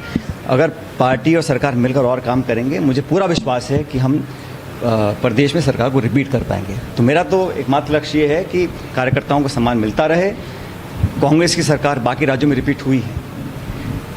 हम 2013 में जब हम सरकार से बाहर हुए थे तो किस हालात में हम लोग थे, हमारी पार्टी कहाँ थी उस समय। जिन लोगों ने पार्टी के लिए सब कुछ किया उसको हम कैसे बुला सकते हैं। और मुझे लगता है कि 23 का जो चुनाव होगा उसमें राजस्थान के अंदर भाजपा को सत्ता से दूर रखने का काम ये कोई करेगा तो हम लोग करेंगे, और हम लोग मिलकर काम करेंगे तो सरकार हमारी निश्चित रूप से बनेगी। ऐसा है, देखिए ऐसा है, आज से पहले भी मुख्यमंत्री जी ने मेरे बारे में कुछ कह दिया था, मुझे कुछ नाकारा, निकम्मा, बहुत सारी बातें बोल दी थी। लेकिन देखो अशोक गहलोत जी क्या है, अनुभवी हैं, बुजुर्ग हैं और पिता तुल्य हैं, तो वो कभी कभी कुछ बोल देते हैं तो मैं उसको अदरवाइज नहीं लेता हूँ।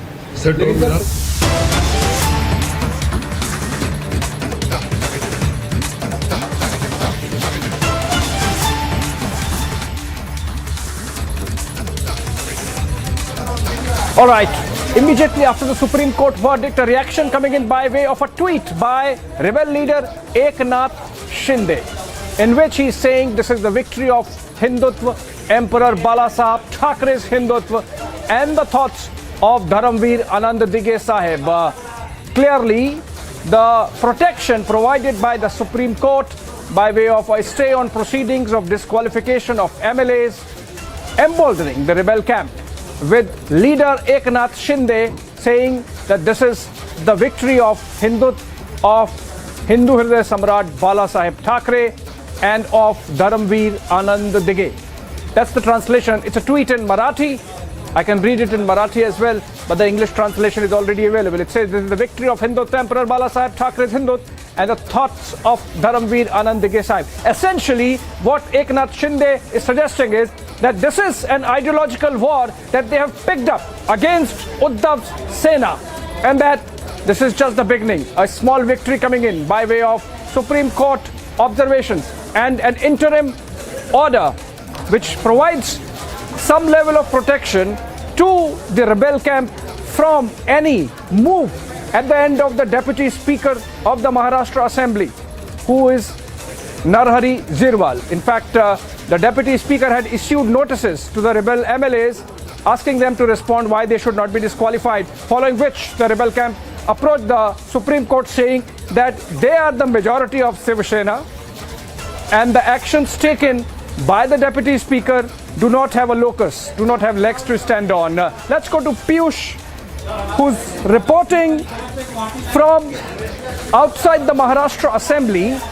Piyush Ori, if you are hearing me, tell us about this, how this is being seen. All right, sorry, we are going to Piyush Mishra, who's reporting from Guwahati. Piyush, tell us what's happening inside the rebel camp. Obviously, they are emboldened. They must be satisfied with the proceedings in the topmost court of the country today and the protection that they have got. They should be very happy about it. Are you getting to hear something from inside the hotel? Well, absolutely. They are very much satisfied, and that's why they are also holding a meeting. Abhishek, what we are now given to understand is that a meeting has been called in by Abhishek, called in by Eknath Shinde, and in that particular meeting, it is being discussed about the Supreme Court's observations, where Supreme Court has now given notice to Speaker, Chief Whip, the central government, as well as to all the MLAs. The MLAs have to respond by 12th of July, and before that, 11th of July, the hearing will also take place. Remember that in today's hearing, the Supreme Court has also told to Maharashtra government to ensure the protection of all the MLAs in their particular petition. And while the hearing was also going on, the lawyer of these MLAs had raised the point and raised what Sanjay Raut had also said, that there is a threat to all the MLAs, and statements, provocative statements are being made by Uddhav camp. And on that note, Supreme Court has now also recorded the statement of Standing Council of Maharashtra government and also directed them to ensure the protection of all these MLAs.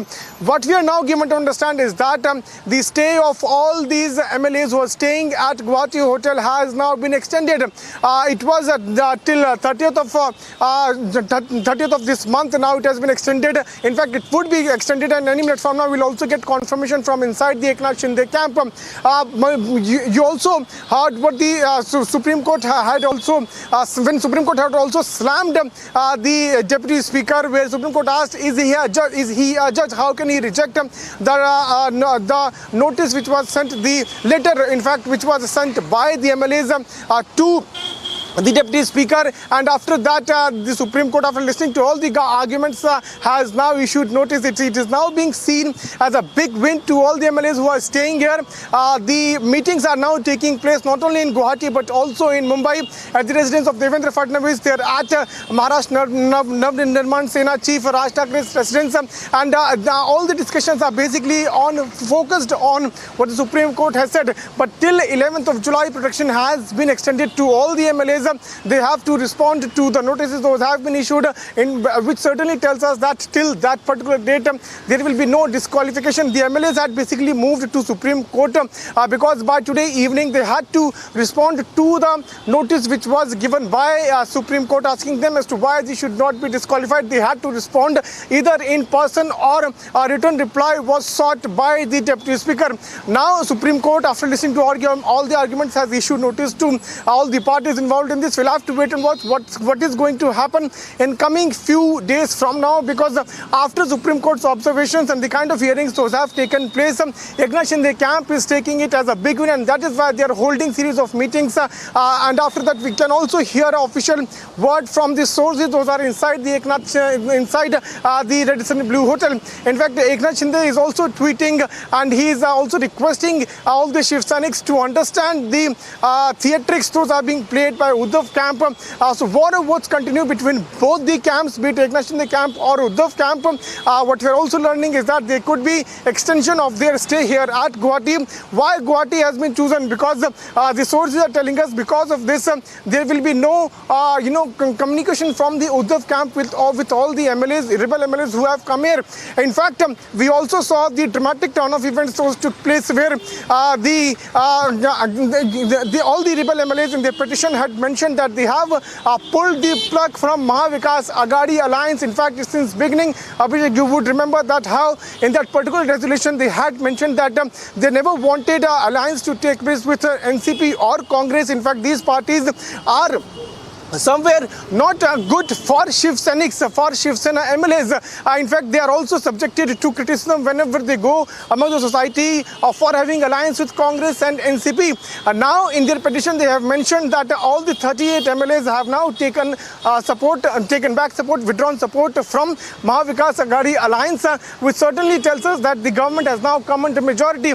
After the turn of events those have taken place, now the government has come into majority. We'll have to wait and watch how the other political parties are going to put forth what will be their move from this point. Uddhav Thackeray, looking at the events, he has now stripped the portfolios of all these rebel MLAs, in fact, which also includes around 8, in fact 9, 5 cabinet ministers, 4 MOS ministers from Shiv Sena quota, and their portfolios have now been stripped. In fact, their portfolios have either been given to few independent MLAs or to Shiv Sena MLAs, and also to Aditya Thackeray, who continues to be minister in Mahavikas Aghadi government. So things are now changing minute by minute. Now Supreme Court has issued notice to all the parties involved in this very case, and we can expect multiple developments taking place in coming few hours, either today or by tomorrow, because we are also hearing that there is a meeting going on in Mumbai at Devendra Fadnavis residence, and here in Guwahati Hotel, Eknath Shinde is also holding meeting with all the Amity has been ranked India's #1 private university for 9 years by India Today University's rankings, a testimony to Amity's world-class quality. And in other international news, the US space agency NASA launched a rocket from the newly built Australian Arnhem Space Centre. According to media, it was the first commercial rocket launch in Australia's history and NASA's first from a launch pad outside the United States of America.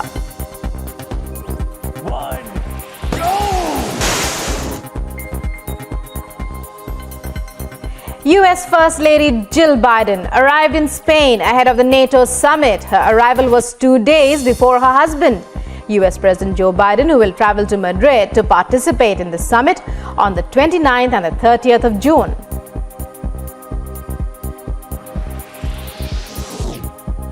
More emergency aid arrives for residents who survived this week's deadly quake in Afghanistan. Many who had no idea how to rebuild the homes destroyed in villages strung through the mountains. The quake struck one of the poorest corners of a country that has been hollowed out by increasing poverty.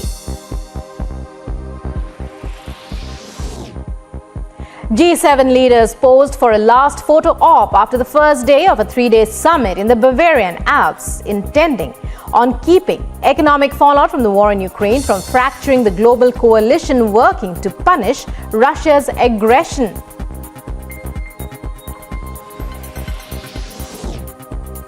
Saudi Arabia's crown prince and visiting Iraqi Prime Minister met to discuss bilateral ties and cooperation. Both sides exchanged views on regional and global issues to promote regional security and stability.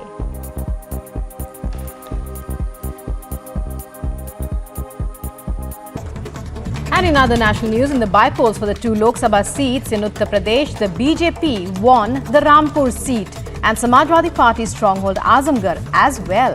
Just after BJP's landslide victory, Uttar Pradesh Chief Minister Yogi Adityanath expressed gratitude to the people of the state, saying that the by-election results put a seal of public's faith in the double-engine BJP government. दोनों चुनौतीपूर्ण लड़ाई को Bharatiya Janata party ने जीत में बदल करके 2024 के लिए एक दूरगामी संदेश दे दिया है। Bharatiya Janata Party candidate Ghanshyam Singh Lodhi won the Lok Sabha by-poll in Rampur under the leadership of Chief Minister Yogi Adityanath. The bastion of Samajwadi Party big shot Azam Khan. मेरी उम्मीद से थोड़ा कम रहा जीत का अंतर। अच्छा, जैसे मैं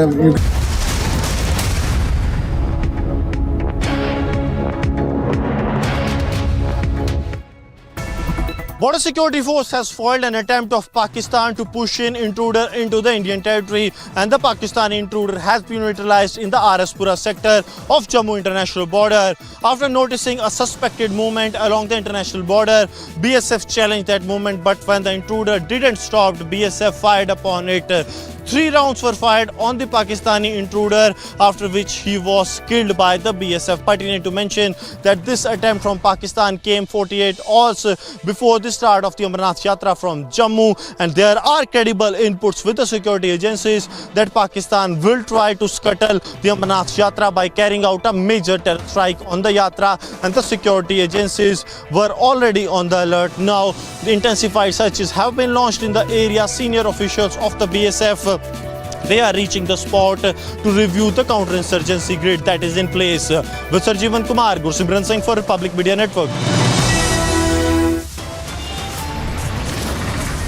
After the Supreme Court hearing on the petitions those were filed by Eknath Shinde, now political parties are in huddle. What we are given to understand is that Devendra Fadnavis is now chairing a very important meet. After this very short break, we'll get all the details of this crucial meet which is right now underway in Mumbai. Stay tuned.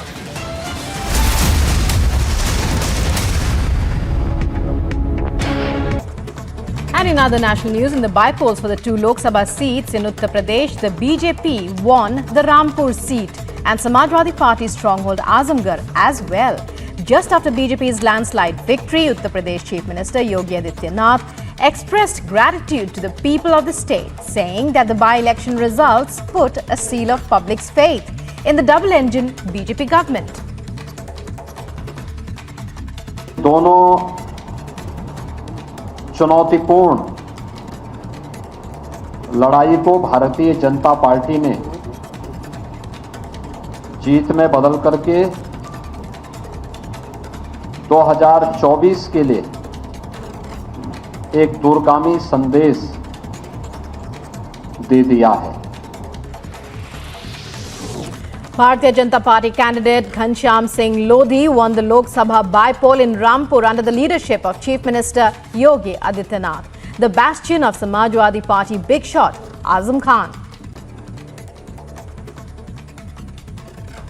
मेरी उम्मीद से थोड़ा कम रहा जीत का अंतर। अच्छा, जैसे मैं क्योंकि थोड़ा परसेंटेज कम हुई गर्मी की वजह से, या शादी समझ लो या काम की समस्या समझ लो, मैं इससे भी चाहता, मेरा जो मन था मैं 1 लाख से ऊपर जीतता। The Azamgarh Lok Sabha seat is considered the bastion of the opposition Samajwadi Party in the state, which is now won by the BJP after the results came out. Mifta Azam Khan alleges that there were no proper electoral voting done in the constituency. जो चुनावी नतीजा है, जिस तरीके से तैयारियां, चुनावी नतीजे कहाँ है? चुनाव था ही कहाँ? इसे ना आप चुनाव कह सकते हैं, ना चुनावी नतीजे कह सकते हैं। 900 वोट का पोलिंग स्टेशन और 6 वोट बस्ती है मुसलमानों की। 500 का पोलिंग मोहल्ला है मुसलमानों का, 1 vote. This morning, Yashwant Sinha, the candidate for the presidential elections from the opposition, will be filing his nomination papers today. Following this, leaders will hold a meeting in Parliament on his nomination and the strategy for the opposition.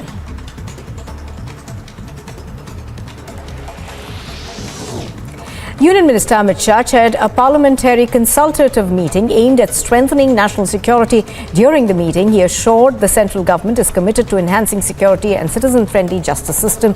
He further urged the investigative agencies to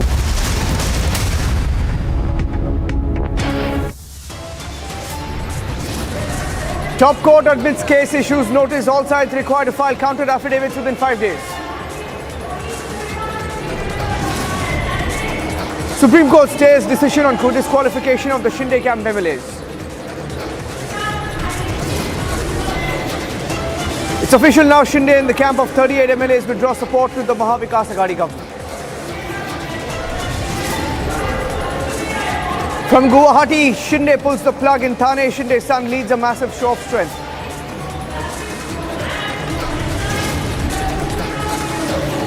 Shinde camp ups the ante, says this is the biggest rebellion against Uddhav, does not rule out an alliance with the BJP.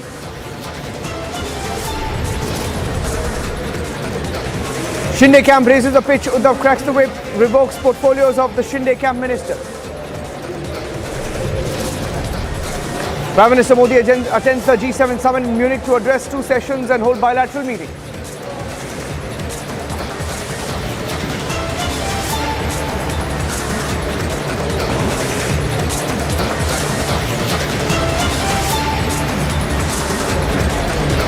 As Shinde wins this round in the Supreme Court, his son Shrikant Shinde spoke to Republic TV. There was a big show of strength in Thane, where Shrikant Shinde and the group of supporters of the Shinde camp gathered in large numbers. Listen in.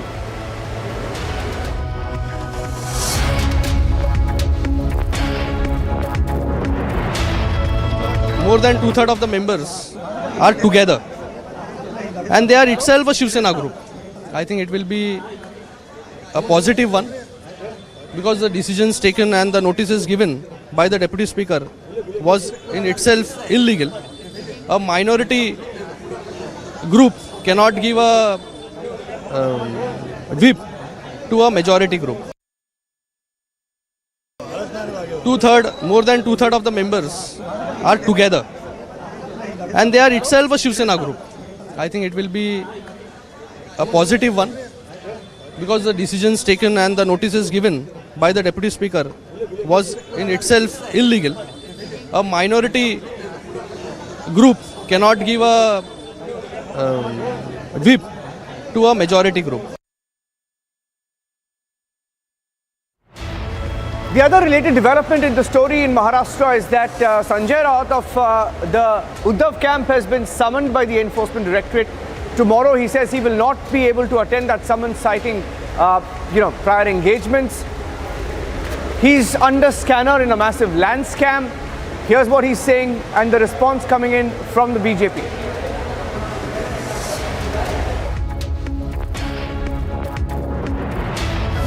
Sanjay Raut ने मुझे किरीट तुम्हारे को जितनी गालियां देनी है दे।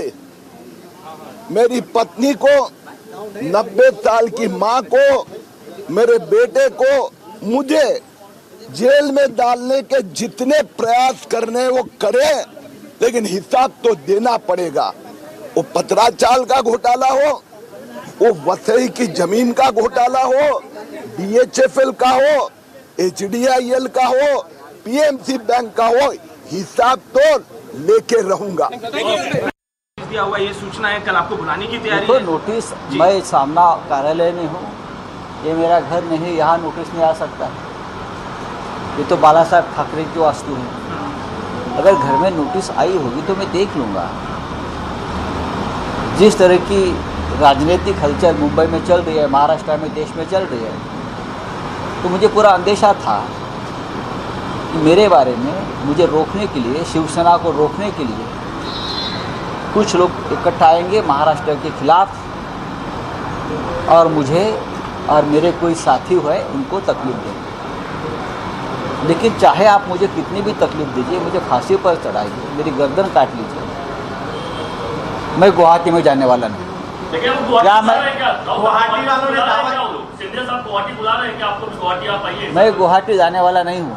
मैं आपको बताता हूँ, मैं बाला साहब ठाकरे जी की जो शिवसेना है उनके साथ खड़ा रहूँगा, और उनकी साख बचाने के लिए आखिरी सांस तक मैं लड़ता रहूँगा, चाहे मुझे आप गोली मार दो या मुझे जेल डालो। What happened today was we had moved our petition challenging the disqualification notice issued to us, saying that in view of the Rabia judgment of the Constitution Bench of the Supreme Court, the jurisdiction is not with the Speaker to either initiate, continue or conclude a proceeding as far as disqualification is concerned till the issue of removal of the Deputy Speaker is decided. The court heard arguments, has given time to the other side to file reply, and in the meantime has said, A, the time to file our reply to the notice of the Deputy Speaker for our disqualification is extended till the 12th of July. Secondly, has directed and recorded the undertaking of the state government that all protection to life and liberty of these 39 MLAs as also their family members shall be extended by the state government. Sir, one issue that was raised by Mr. Devdutt Kamath was what happens if there is a floor test that is forced by the other side. That is not the subject matter. Can there be a floor test? I can't comment on it because that's not the subject matter of this petition. I think it will be a positive one because the decisions taken and the notices given by the Deputy Speaker was in itself illegal. A minority group cannot give a whip to a majority group. उनकी खरीद फरोख्त और kidnapping में अपना दिमाग लगाते हैं, तो ये एक अलग प्रकार की सरकार मोदी सरकार चल रही है जहां पे विधायकों के किडनैपिंग का एक गिरोह बन गया है, सरकारों को गिराने का एक गिरोह बन गया है, किसी भी तरीके से इन के इन प्रकार लोकतंत्र की हत्या करके सत्ता हासिल करनी है। देखेंगे अब वो जो कोर्ट का क्या फैसला होगा उसका इंतजार करेंगे। वो फैसला आने के बाद अब जो चीजें आगे जो भी समीकरण बनेगा उससे जो तीनों पार्टियां मिलकर कदम उठाएंगे। मला असं वाटतं की अजून या गोष्टीवरती कोणी ठामपणे काय सांगू शकत नाही। फ्लोर ऑफ द हाऊसला जी परीक्षा होती त्या परीक्षेमध्ये आम्ही चांगल्या प्रकारे उत्तीर्ण होऊ याची मला खात्री आहे। जसं मी म्हटलं की रोड टेस्ट आणि फ्लोर टेस्ट दोन्हीसाठी आम्ही तयार आहोत। देखो एक बात बताएं, आप घर को चौपट करके चौपाटी पे चिल्ला रहे हैं। अब घर बच नहीं रहा है, मोहल्ले में शोर मचा रहे हैं, चौपाटी भी शोर मचा रहे हैं कि बचाओ बचाओ बचाओ। और वही एक है ना कि अपनों पे जुल्म गैरों पे करम, और गैरों के भरोसे ये टिके हुए हैं कि हमारी सरकार कितने दिन बचेगी। तो मुझे लगता है पहले घर बचाना चाहिए, फिर चौपाटी में शोर मचाना चाहिए। जो भी कुछ महाराष्ट्र के अंदर हो रहा है उसके लिए सिर्फ भारतीय जनता पार्टी जिम्मेदार है। भारतीय जनता पार्टी ने कितने MLAs के खिलाफ ईडी को इस्तेमाल कर रखा है। आसाम के अंदर बीजेपी की सरकार है, गुजरात में उनकी सरकार है। उन MLAs को गुजरात और आसाम के अंदर रख रखा है। उनका जो लीडर है उसे चार्टेड प्लेन से कभी दिल्ली बुलाया जाता है, कभी वडोदरा बुलाया जाता है। तो भारतीय जनता पार्टी लोकतंत्र के साथ खुला खिलवाड़ कर रहा। The biggest scoop on the Maharashtra thriller. On this is exclusive at 6 p.m.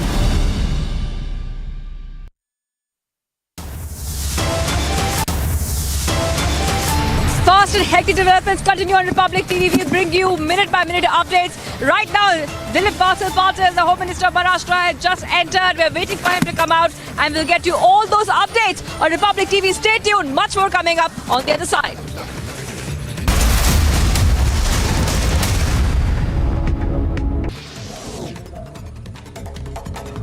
The Azamgarh Lok Sabha seat is considered the bastion of the opposition Samajwadi Party in the state, which is now won by the BJP after the results came out. Mifta Azam Khan alleges that there were no proper electoral voting done in the constituency. जो चुनावी नतीजा है जिस तरीके से तैयारियां चुनावी नतीजे कहाँ है? चुनाव था ही कहाँ? इसे ना आप चुनाव कह सकते हैं ना चुनावी नतीजे कह सकते हैं। 900 वोट का पोलिंग स्टेशन और 6 वोट बस्ती है मुसलमानों की। 500 का पोलिंग मोहल्ला है मुसलमानों का, 1 vote. This morning, Yashwant Sinha, the candidate for the presidential elections from the opposition, will be filing his nomination papers today. Following this, leaders will hold a meeting in Parliament on his nomination and the strategy for the opposition.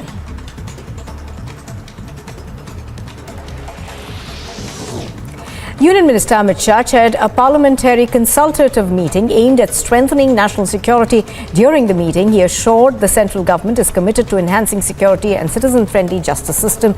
He further urged the investigative agencies to be one step ahead of criminals by using technology.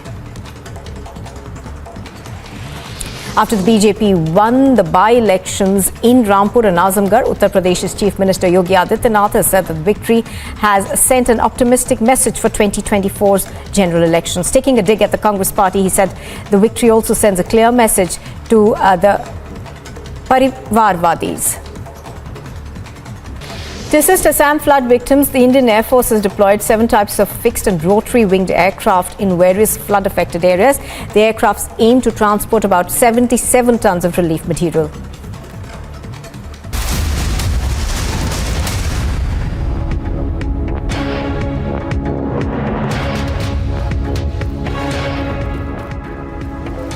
Shiv Sena, meanwhile, has begun work on the ground. They're starting to hold more meetings. There is the Uddhav faction of the Shiv Sena and whatever's left of the Shiv Sena, the Uddhav camp. Aditya Thackeray was at another event after the Eknath Shinde group pulled out. He's been going from location to location trying to build up the ground cadre. Here's what he said earlier today. Confidence जीत की तो पूरी है और प्यार भी पूरा है। जो दगेबाजी करते हैं वो कभी जीतते नहीं है, जो भाग के जाते हैं वो कभी जीतते नहीं है। मैं अभी मुझे थोड़ा पढ़ना है, जो भी अभी का निर्णय हो मुझे पढ़ना पड़ेगा। अभी उनका निर्णय है, लेकिन कभी ना कभी तो सामने आने वाले हैं, उनको आंख में आंख डाल के बात करनी पड़ेगी। नहीं, ये राजनीति नहीं, ये तो भी सर्कस बन गई है। और ये बताइए एक और सवाल, फ्लोर टेस्ट के लिए आप लोग तैयार हैं? फ्लोर टेस्ट से मुझे सबसे बड़ी टेस्ट यही है, अगर जो भी बागी है, जो भाग के गए हैं, जो खुद को रिबेलियन कह रहे हैं, रिबेलियन करना होता तो यहाँ हिम्मत से करते, राजीनामा देते, रिजाइन करते और सामने चुनाव के लिए खड़े रहते। मेरी बात पूरी होती। दूसरी फ्लोर टेस्ट यही होगी कि मेरे सामने बैठे आंखों में आंखें डाल के बोले कि हमने क्या गलत किया।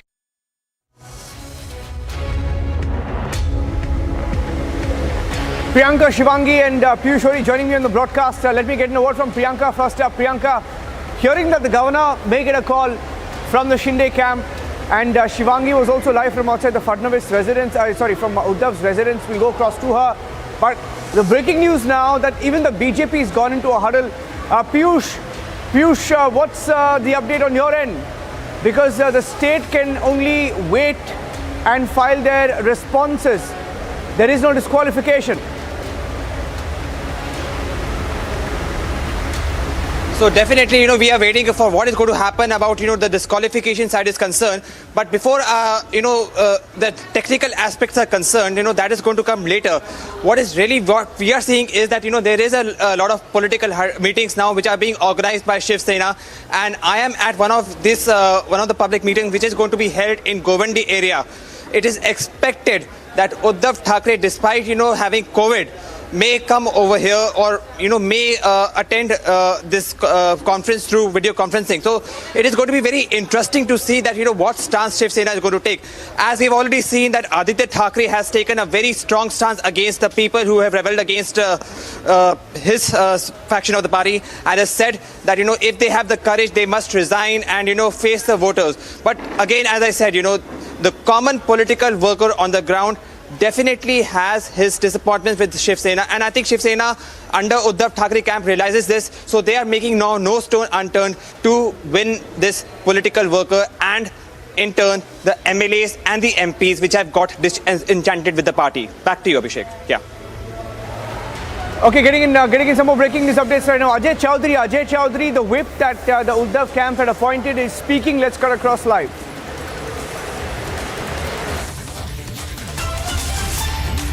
वरती प्रतिक्रिया देण्याची मला वाटते मला गरज नाही, कारण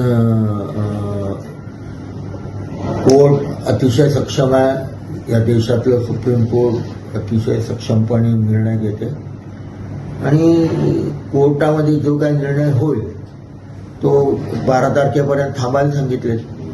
तोपर्यंत मला वाटते आपण सारे जण वाट We'll just go back to that. We'll go back to that. Ajay Chaudhary's, once we have a translation, I'm going back to that. Let's also get in a word from Guwahati, because the Shinde camp is meeting right now. That's the other big breaking news update right now, that the Shinde camp has gone into a huddle.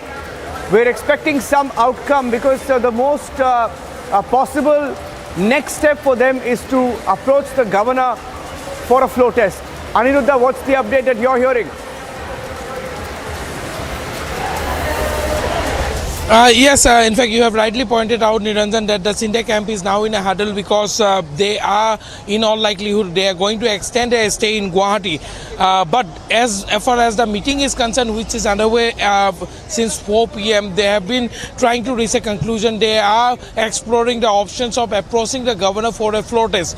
But even if the Shinde camp approaches the governor for a floor test, the camp led by Uddhav Thackeray can approach the Supreme Court seeking an stay on the floor test, because when today the matter was going on, the hearing was on at the Supreme Court, when the Shinde camp tried to bring the matter of floor test, then the Supreme Court had pointed out that the matter of floor test has not come yet. So when the floor test matter comes up, then you approach the court. So the Uddhav camp can then approach the Supreme Court and seek a stay. So that is the reason why now the Shinde camp is actually in a huddle. Meanwhile, multiple meetings are underway both in Maharashtra and Guwahati, as you have been pointing out. And here in Guwahati's hotel Radisson Blu, the meeting has started at around 4 o'clock, but it is still underway. But the sources who are inside this hotel, the sources have been telling us that yes, the first important thing that they are talking as far as the meeting's agenda is concerned is that they will be extending their stay in Guwahati, because unless and until they don't get a date for floor test, they are not moving out from Guwahati for multiple reasons. We have been pointing out from day one, that is 22nd of June, why at the first place this hotel in Guwahati was chosen. For many strategic reasons this hotel was chosen, and that is the reason why they have also decided that unless and until they don't get a date for the floor test, they are not moving out from here. Niranjan. Okay, getting in some more breaking news now. Thank you for that, Aniruddha. Let's get you the breaking news coming in right now from Delhi, where Delhi Minister Satyendra Jain, he will continue to stay in custody. Getting in the breaking news update right now. He's been sent to custody again, judicial custody till the 11th of July. Till the 11th of July, the judicial custody of Satyendra Jain, Delhi Minister, senior Aam Aadmi Party leader, has been extended. Arrested in a case of alleged money laundering and corruption, and Satyendra Jain will continue to stay in judicial custody for another 14 days. That's the other big breaking news update right now on Republic TV.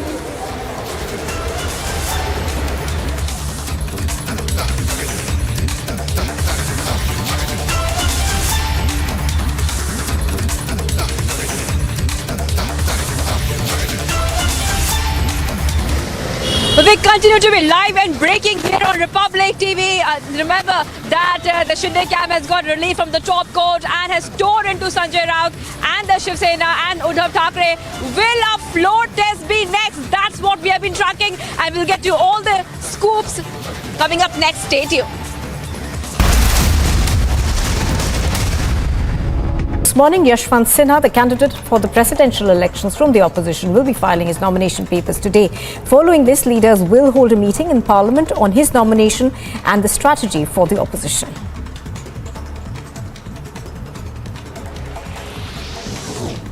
Union Minister Amit Shah chaired a parliamentary consultative meeting aimed at strengthening national security. During the meeting, he assured the central government is committed to enhancing security and citizen-friendly justice system.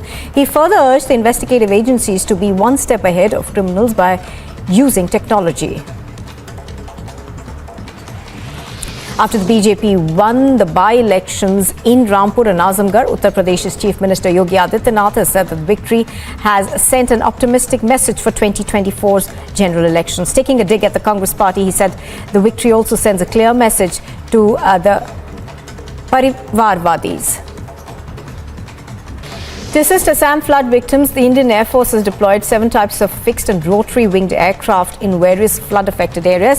The aircrafts aim to transport about 77 tons of relief material. In a bid to reduce sound and air pollution across Visakhapatnam city, the police crushed 631 silencers and various motorcycles by using a road roller on Sunday. The city police commissioner, C.H. Srikanth, said that they have seized modified silencers and crushed them. Goa's Chief Minister Pramod Sawant reviewed the probe by the Special Investigation Team regarding the case of illegal land grabbing across coastal regions. The report suggests that many of the land has no legal heir, as the owners had died or migrated. They'd also arrested 4 people in the case so far. Citizens took to the streets to dance to traditional beats on Pride Parade 2022 in Tamil Nadu. With June being celebrated as Pride Month, hundreds of people. The court has said the time to file our reply to the notice of the Deputy Speaker for our disqualification is extended till the 12th of July. Numbers on both factions remain intact.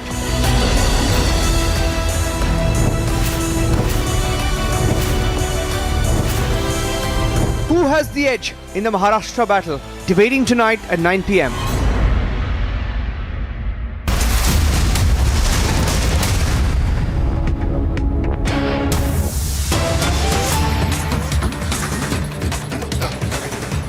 Getting in some more breaking news now. In fact, the BJP has gone into a huddle. Devendra Fadnavis, the former Chief Minister of Maharashtra, is meeting leaders of his party. Leaders have been coming in and going out of his residence in South Mumbai. And he's also meeting a few reporters off the record. But the big outcome from the BJP so far, which is waiting and watching, all BJP MLAs have been asked to stay in Mumbai. I repeat, all BJP MLAs have been asked to stay in Mumbai as a possibility of the floor test becomes more clearer. And sources in the governor's house, sources in Raj Bhavan, in the governor's house, by the way, the governor's back at his residence, sources in the governor's house in Raj Bhavan suggesting that neither side has approached him yet. So that's another breaking news update coming in. Raj Bhavan sources saying that neither of the sides, that there is either the Shinde camp or the BJP or the government. There's been no communication. No side has approached the governor yet. There is news that in all possibility the Shinde camp could be opting for a floor test, could be seeking a show of strength, and they may be looking to bring in some sort of a no confidence motion against Uddhav Thackeray. They've already revoked their support to the Mahavikas Aghadi government. So on that backdrop, there could be some sort of a development. But in the governor's house at Raj Bhavan, no side has approached yet. No side has approached yet. And BJP at the same time asking all its MLAs to be in Mumbai for any eventuality, in case there's a headcount needed, in case there's a show of strength needed, in case they need to prove their numbers, either on the floor of the house or if they have to prove their numbers to the governor and the Raj Bhavan.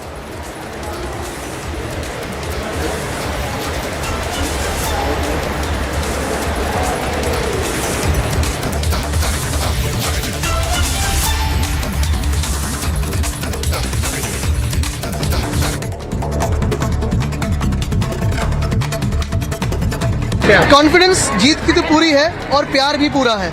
जो दगेबाजी करते हैं वो कभी जीतते नहीं है, जो भाग के जाते हैं वो कभी जीतते नहीं है।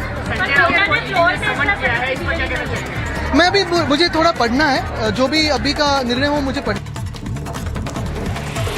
जनता ने एक मत दिया, पार्टीज ने मिलकर एक फैसला लिया, निर्णय लिया, सरकार बनाई। उस सरकार को डिस्टेबलाइज कर विकास के पथ पे अवरोधक खुद केंद्र सरकार बीजेपी क्यों खड़ा कर रही है? सबसे बड़ा सवाल ये है। नैतिकता का पाठ हम लोग गाते हैं, चुनाव के वक्त कहते हैं कि हम विचारधारा की लड़ाई लड़ रहे हैं, लेकिन असल लड़ाई तो सिर्फ कुर्सी की है। उद्धव ठाकरे जी के नेतृत्व में चल रही है। हम पूरी तरह से मजबूती से उनके पीछे खड़े हैं।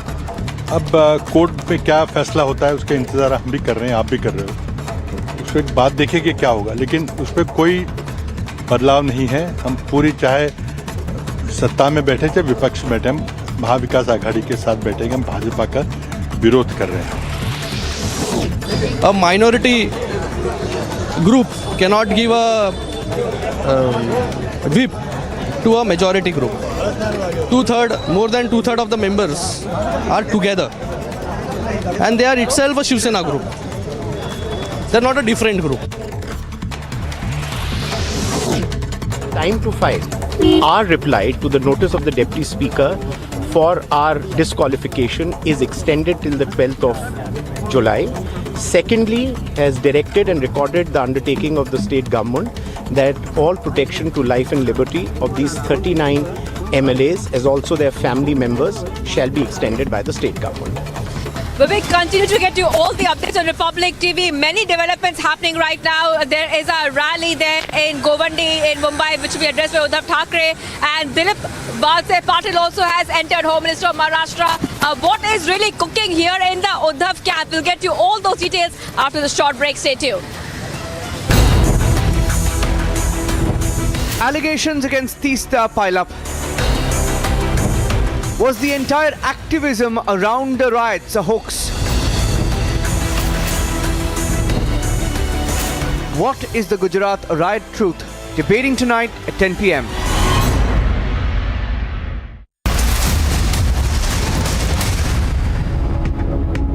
To assist Assam flood victims, the Indian Air Force has deployed 7 types of fixed and rotary-winged aircraft in various flood-affected areas.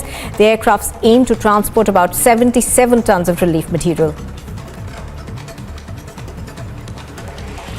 In a bid to reduce sound and air pollution across Visakhapatnam city, the police crushed 631 silencers and various motorcycles by using a road roller.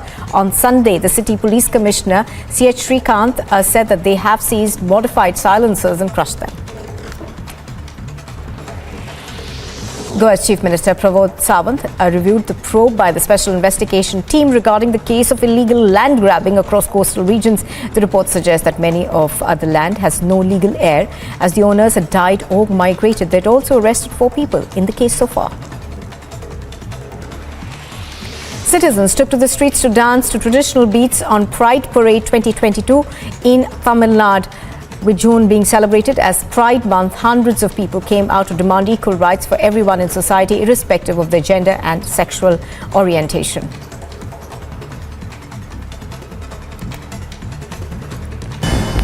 And in other international news, NASA launched a rocket from the Arnhem Space Center in Australia's Northern Territory on Sunday.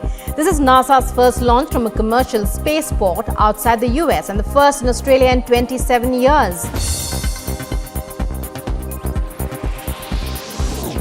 Rocket struck a residential area of Kharkiv, causing damage to residential properties and a hospital. According to the police, the rockets were launched from Russia's Belgorod region, where 2 people have been hospitalized with injuries. And in other international news, the US space agency NASA launched a rocket from the newly built Australian Arnhem Space Center. According to media, it was the first commercial rocket launch in Australia's history and NASA's first from a launch pad outside the United States of America.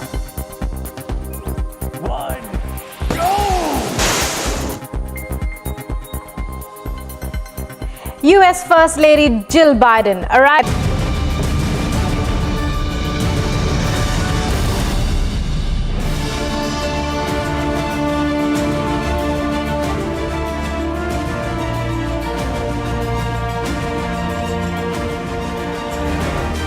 As we track the latest from Maharashtra, we're getting in back-to-back exclusive inputs.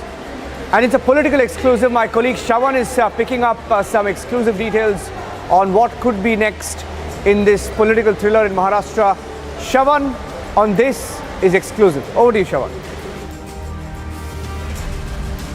Well, thank you very much, Niranjan. On This is exclusive, the inside story. What's really happening inside Eknath Shinde's camp? And not just that, why exactly has senior Shiva Sena leader Sanjay Raut been summoned by the Enforcement Directorate and the Teesta files? All this, and this is exclusive.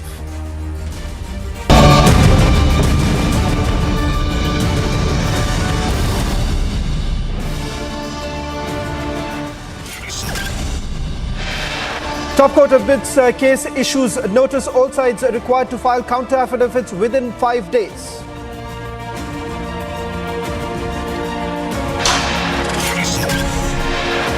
Supreme Court stays decision on disqualification of Shinde camp MLAs.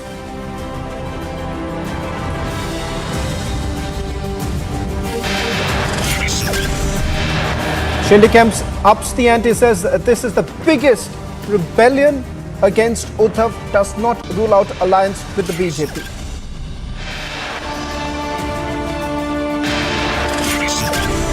Shinde camp raises the pitch Uddhav cracks the whip, revokes portfolios of Shinde camp ministers.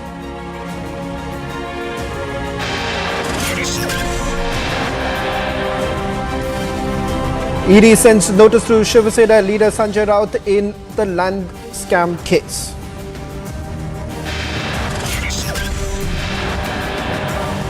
Republic accesses documents that establish the scripted nature of the affidavits, signature and stamped 2010 testimony on how Teesta forged victim statements.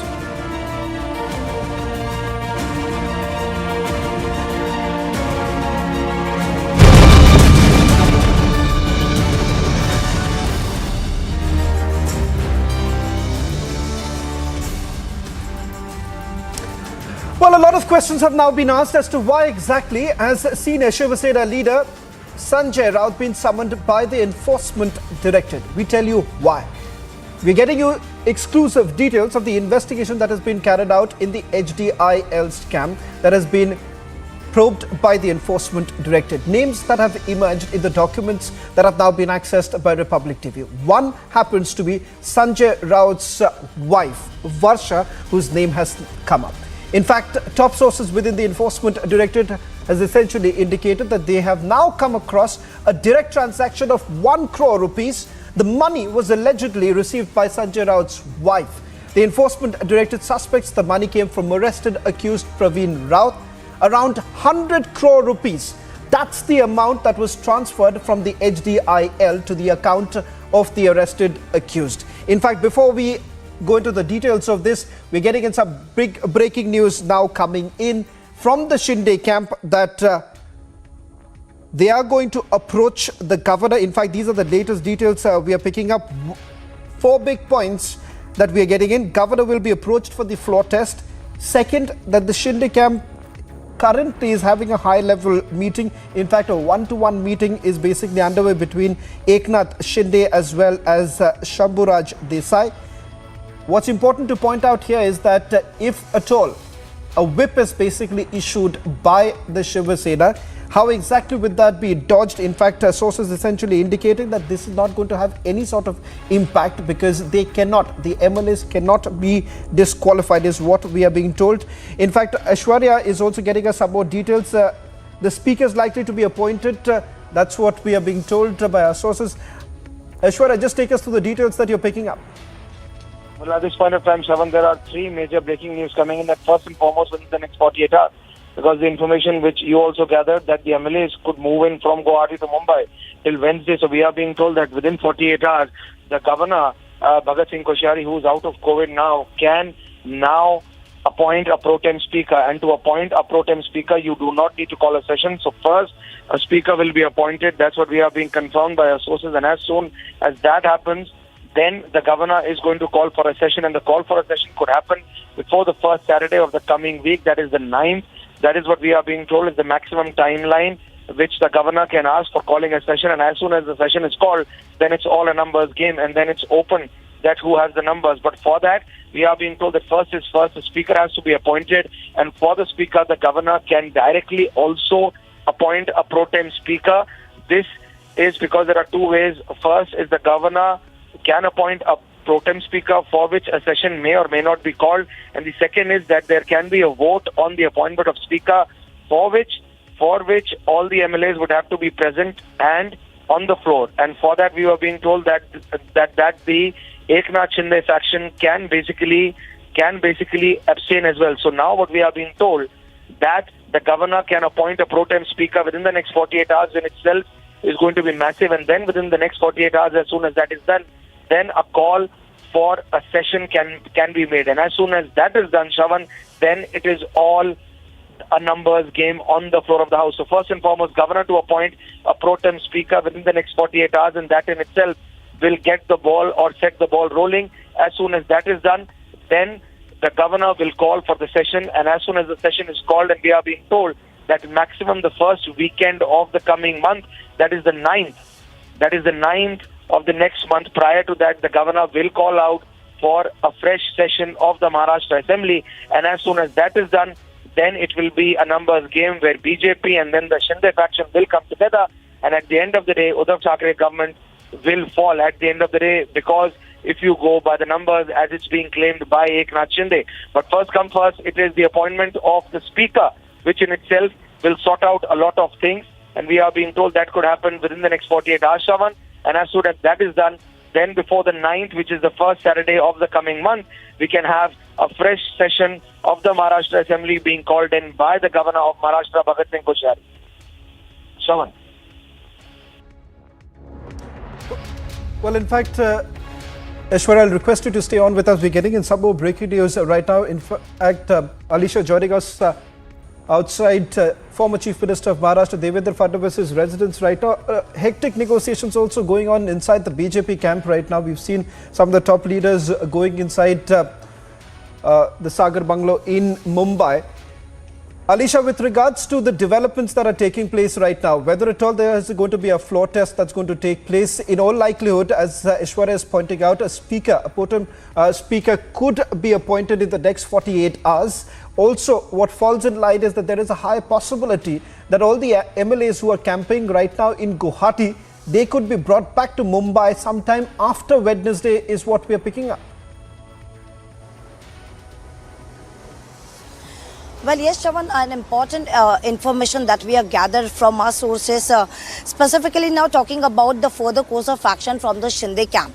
Now, when getting a relief from the Supreme Court over the disqualification, what we get to know that the Shinde camp is very much confident enough to come back to Mumbai and approach to the governor, saying that we don't have a confidence on Uddhav Thackeray and we want a floor test. Now at this point of time, when Eknath Shinde has the number of 39 MLAs, so that he can go to the floor test, he can ask the governor for the floor test. Or also, even if there is no approach from Shinde camp or from the BJP or from any other party, even governor can take a suo motu and call for a floor test. Now what will happen in the floor test? Because we know that Shinde camp is already, there is a relief from the Supreme Court, and if even if there is no selection, and we know that Ajay Chaudhary, who is the leader of the Shiv Sena Legislative Assembly, and Sunil Prabhu is the whip chief, even if Shiv Sena issue a whip to the Shiv Sena MLAs, asking them to come to the floor and give it a vote to the Mahavikas Aghadi, and even if this 39 does not come to the floor, there will be no action, because it's under sub judice, and we know that there is a relief from the disqualification, so they cannot be disqualified, so there will be no action against it. And that is why, after getting a relief from the Supreme Court, we know that the high level meeting that is being conducted, that has been held in a Radisson Blue Hotel in Guwahati, and specifically what we have been told by our sources, that Eknath Shinde and Shambhu Raje Desai, who is a MOS home and have a very much information, is a very senior leader in the Maharashtra government now, and that is the reason where Eknath Shinde is going to have a discussion with Shambhu Raje Desai, what can be the further course of action, and this is what have been said. And importantly, not in this, but even the legalities has been discussed with the topmost lawyer. So this is what information we have been getting, and specifically what, even talking about the no confidence motion, the sources within the Shinde camp has informed that the letter that was given, the no confidence motion that was issued against Deputy Speaker Narhari Jalwar, and that has been rejected, is something is going to approach, they are going to approach to the governor, clearly stating that Shinde camp has already sent a lawyer. The letter was given in the hand of lawyer, and that lawyer went to Deputy Speaker office, and that has been submitted to the office. Because we remember what was the reason that has been given by Deputy Speaker, saying that the letter has been sent by in an email that was an unknown email, and there were no MLAs that was present. But what we are getting to know, that there was a person, there was a lawyer who were asked to go to the Deputy Speaker office, and that has been submitted. And this is going to be brought into the notice of governor soon. Shinde camp is going to send a notice and give a letter over it and give the information about it, that the rejection of the application of a no confidence motion is something illegal. Yes. Well, in fact, Alisha, there's one more big question that comes up at this point in time. How exactly is the Shinde camp going to really dodge the part, if at all there is a whip that is issued by Sunil Prabhu, who is the current, he's been appointed as the chief whip. If a whip has been issued, how exactly do they dodge that? Well, Shravan, we know that in a petition that has been filed before the Supreme Court, they have clearly stated that they have a number of 38 and they have taken out the support from the Mahavikas Aghadi. If there is a whip that has been issued by the Shiv Sena, if they don't even get present in the floor test, it is completely fine because no action will be initiated against them according to the Supreme Court order. But what important it is, and that is why where Eknath Shinde is now very much confident, there are series of meeting that has been ongoing in the Radisson Blue Inn Hotel, and what I've informed already that Eknath Shinde is also going to have a one-on-one meeting with Shambhuraje Desai so that they can discuss how the things will go, and that is the reason where today is Monday and they have been planning to come back on Wednesday. Not the every MLA, not the entire team, the 39 MLAs and the 51 in total who are in Guwahati, but the senior leaders are from the Shinde camp. They are going to come to Mumbai, and there could be the possibility of a no confidence motion, or they can ask for the floor test. What have been said that even looking after the situation, because now it is a relief from the Supreme Court over the disqualification, because they were only fearing of the disqualification, that action that could have been initiated by the Deputy Speaker, and we saw that the notices that were issued to them, they were asked to reply till today by 5:30, but the Supreme Court has already given them the time till 11th of July. So they can reply till 11th of July. They have a time of 14 days now. So this is a huge time because all they want is a 4-day time to give it a reply. This is what have been mentioned and argued before the court, and but it's not the 4-day, but they have been given a time of 14 days, which is a huge timeline that has been given. Now talking about how effective it will be for the Shinde camp if they have been issued with the whip, but yes, as I said, they have been already granted relief over the disqualification, even if the whip has been issued against them, which is, but obviously Sunil Prabhu is going to do that. There he is going to issue a whip to all the 55 Shiv Sena MLAs to vote for the Mahavikas Aghadi and come to the floor and show the majority. But yes, these are the 39 who have been very much confident, and they know that there will be no action will be initiated against them, even if they don't attend the floor test and they don't come in support of the Mahavikas Aghadi. Yes. Well, in fact, there's absolutely no doubt, Alicia, next 48 hours are going to be extremely crucial. Two big breaking news now coming in. One, a pro tem speaker could be appointed in the next 48 hours. Also, there's a high possibility that the MLAs would return from Guwahati post Wednesday is what we are being told. But in the next 48 hours, in all likelihood, the governor is going to play a very, very crucial role, is what, Alicia, you've been also picking up.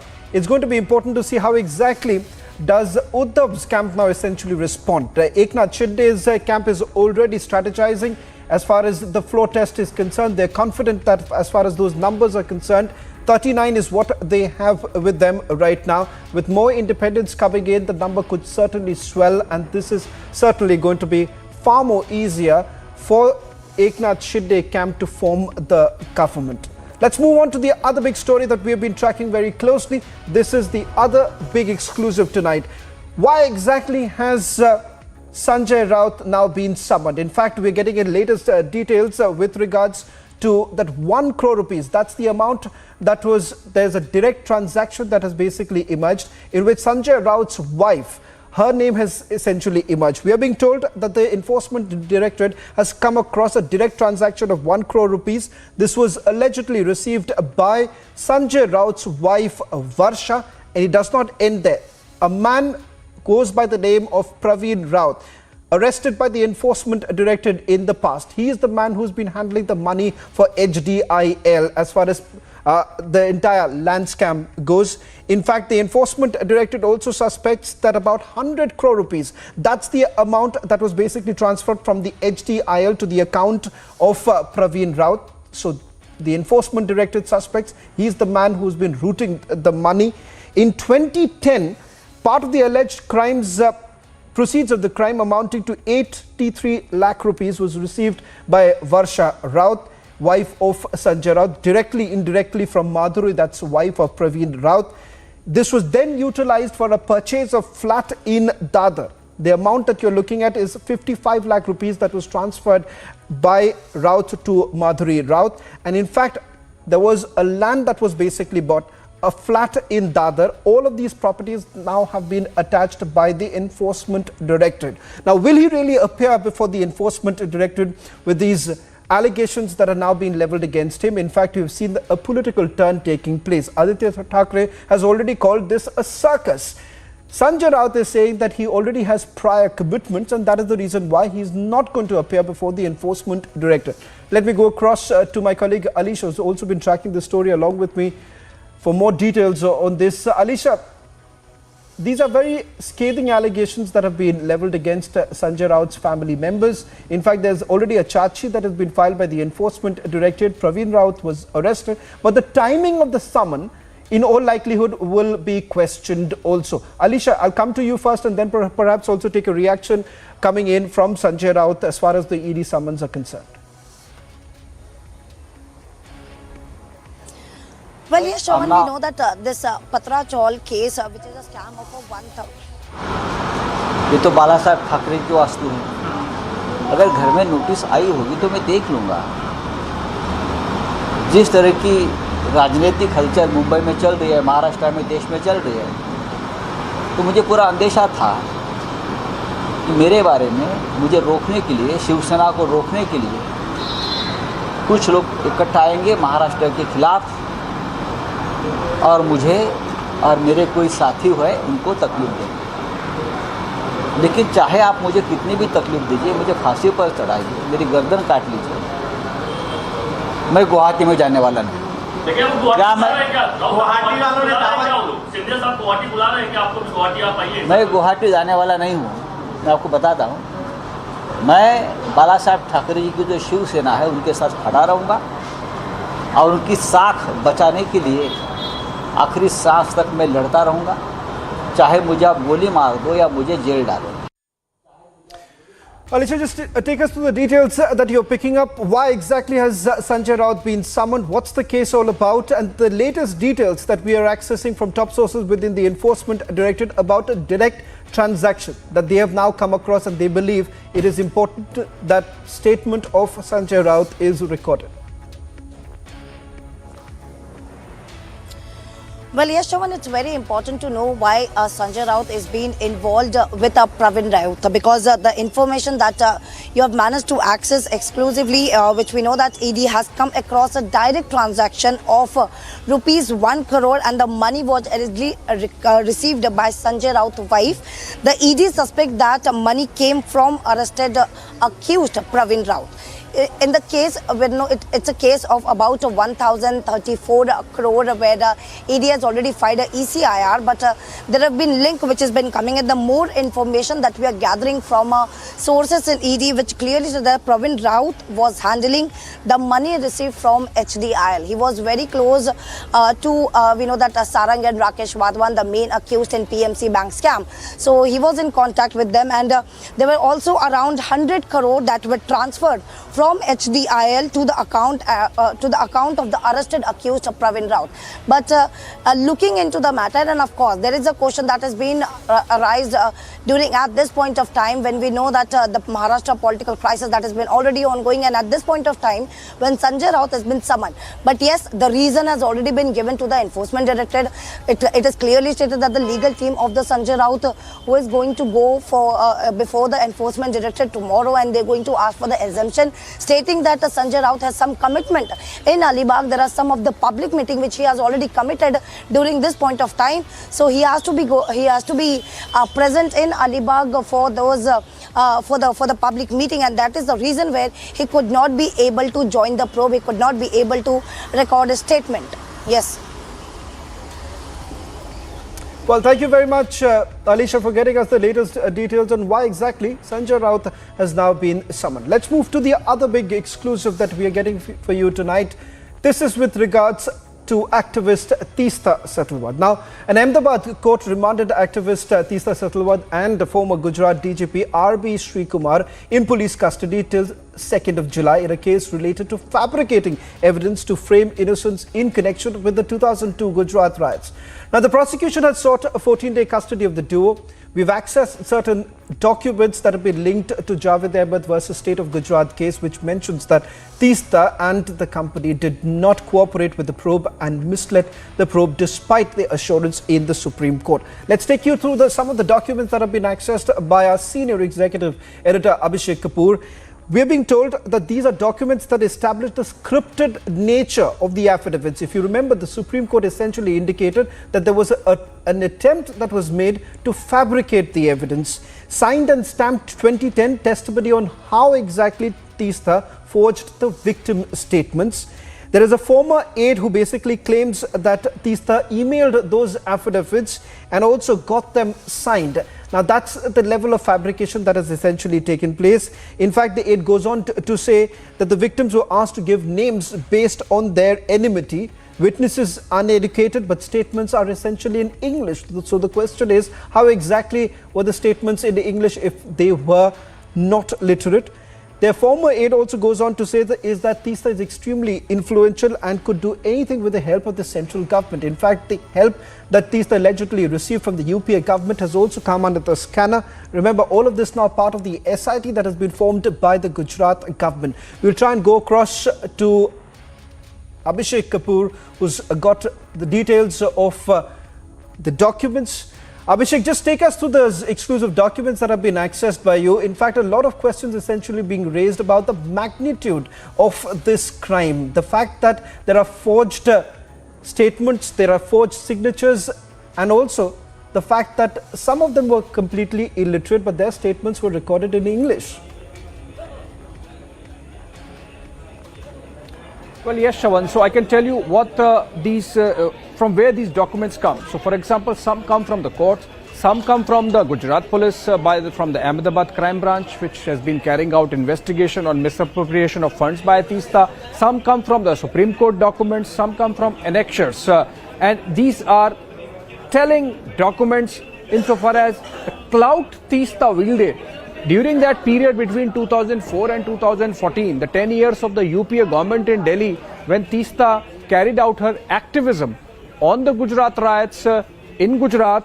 And for example, if you go through this affidavit, which is filed by former close aide of Teesta, Rais Khan, in which he details, because he was a field coordinator and working for Teesta, he details with great clarity about how the instructions came from Teesta on the affidavits. Essentially, they would come by email. He will have to take a printout, go to the witnesses and get them signed.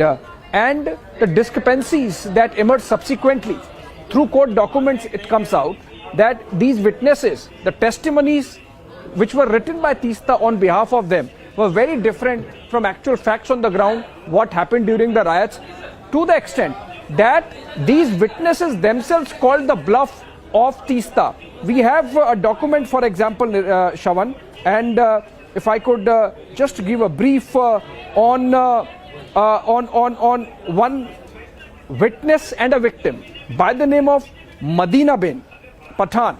Now, for example, in the affidavit or the testimony that Teesta created on her behalf and submitted to the Nanavati Commission, submitted to the SIT, submitted to various courts, submitted even to some NGOs and international organizations abroad, for which Teesta got some awards. She, in the affidavit on behalf of Madina, said that Madina was raped. But when Madina went to the SIT and was asked to depose, she said no, she was not raped. And there are... We're getting in some more breaking news right now. BJP has ruled out all possible efforts of reconciliation with Uddhav Thackeray. The latest details that we are picking up.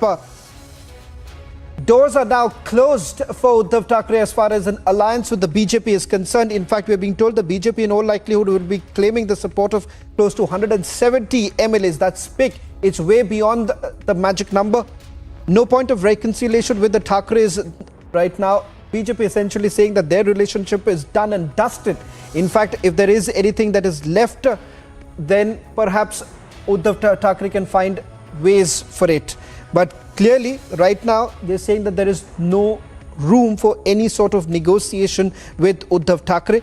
As far as Eknath Shinde is concerned, whether at all there would be a need to merge with any party, sources essentially indicating that there is no need for Eknath Shinde to merge with any particular party at this point in time. Some more details that we are picking up right now. These are the latest details that we are getting in with regards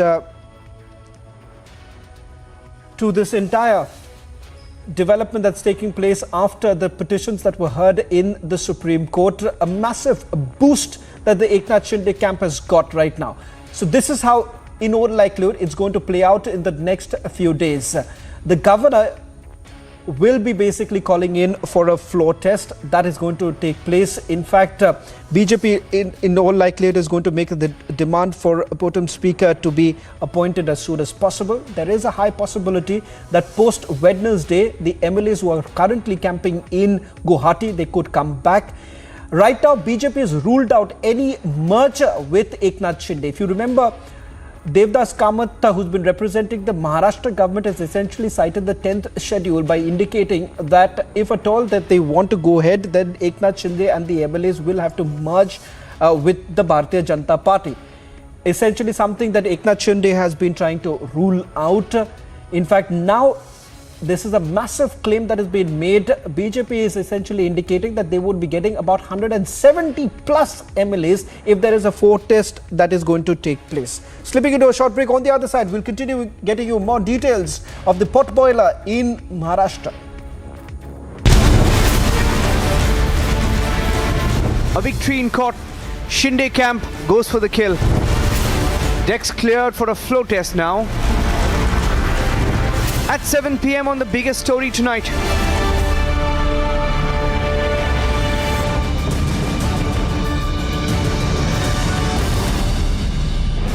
Stopping fire from spreading is difficult, but not impossible. Now with firewall technology, Century Ply saves you from fire. Amity has been ranked India's #1 private university for 9 years by India Today University's rankings. A testimony to Amity's world-class quality. मला असं वाटतं की अजून या गोष्टीवरती कोणी ठामपणे काय सांगू शकत नाही. फ्लोर ऑफ द हाऊसला जी परीक्षा होती त्या परीक्षेमध्ये आम्ही चांगल्या प्रकारे उत्तीर्ण होऊ याची मला खात्री आहे. जसं मी म्हटलं की रोड टेस्ट आणि फ्लोर टेस्ट दोन्हीसाठी आम्ही तयार आहोत. देखो एक बात बताएं, आप घर को चौपट करके चौपाटी पे चिल्ला रहे हैं. अब घर बच नहीं रहा है, मोहल्ले में शोर मचा रहे हैं, चौपाटी भी शोर मचा रहे हैं कि बचाओ बचाओ बचाओ.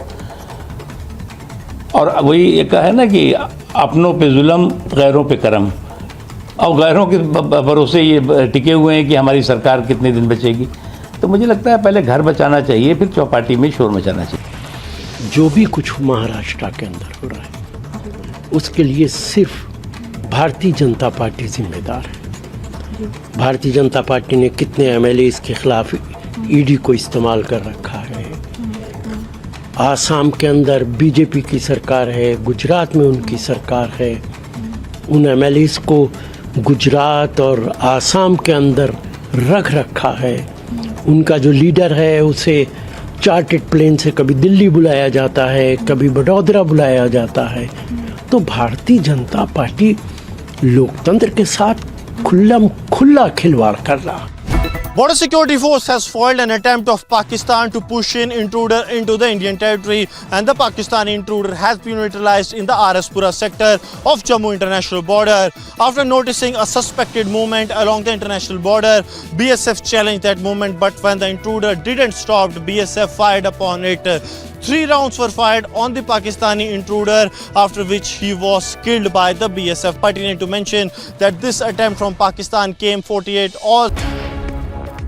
A massive claim now being made. BJP in all likelihood would be claiming the support of 170 plus MLAs. And now another MLA, Rahul Ved Prakash, has defected is what we are being told. In fact, there is movement coming in from the Surat airport. In all likelihood, Rahul Ved Prakash Patil, a Shiva Sena legislator, in all likelihood is en route to Guwahati. That's going to swell the numbers that is already being claimed by Eknath Shinde. Well above 40 is what we are given to understand.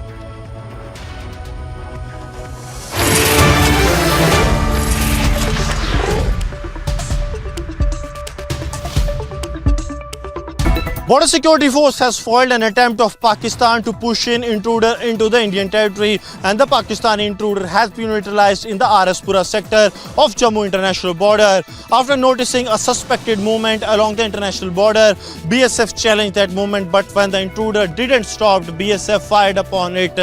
3 rounds were fired on the Pakistani intruder, after which he was killed by the BSF. Pertinent to mention that this attempt from Pakistan came 48 hours before the start of the Amarnath Yatra from Jammu, and there are credible inputs with the security agencies that Pakistan will try to scuttle the Amarnath Yatra by carrying out a major terror strike on the Yatra, and the security agencies were already on the alert. Now, the intensified searches have been launched in the area. Senior officials of the BSF, they are reaching the spot to review the counterinsurgency grid that is in place. With Sarjeevan Kumar, Gursimran Singh for Republic Media Network.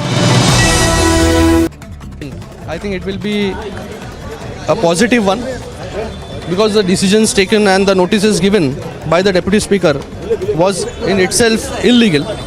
A minority group cannot give a whip to a majority group.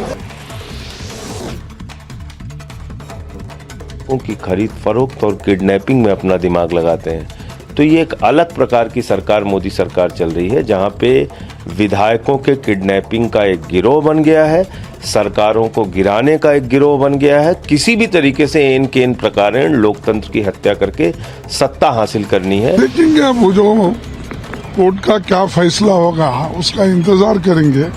वो फैसला आने के बाद अब जो चीजें आगे जो भी समीकरण बनेगा उससे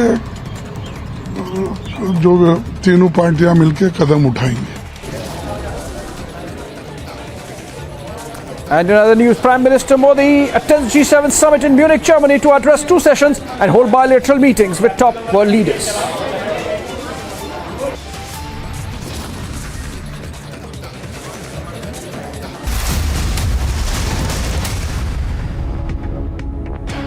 That's all that we could pack in this edition of This Is Exclusive. On the other side, live and breaking with Abhishek Kapoor as we get you the latest news of another legislator now en route to Guwahati. Thank you so much, Shawan. In fact, that's Parbhani MLA Rahul Patil, and we are told that he would be heading to Surat and from there to Guwahati, joining the rebel ranks. But before that, we have the headline for 6:30 p.m. live and breaking.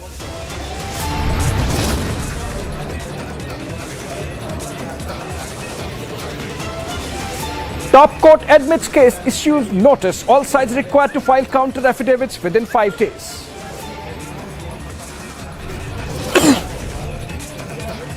Supreme Court stays decision on disqualification of Shinde camp MLAs.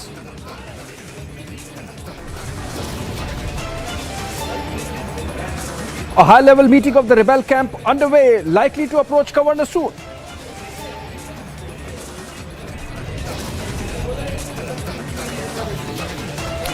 Eknath Shinde likely to write to Governor demanding change of Speaker or Deputy Speaker.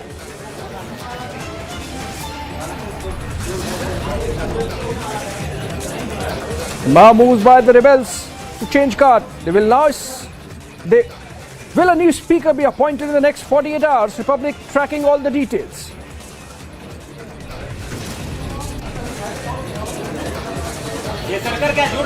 Sources among the Shinde camp tell Republic the MLAs could return after Wednesday this week to Mumbai.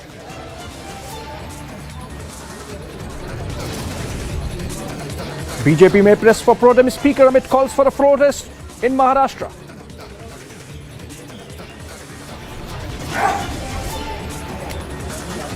Shinde and his follower MLAs and the BJP prepare roadmap to change speaker in Maharashtra Assembly. Possibility of a floor test now increasing.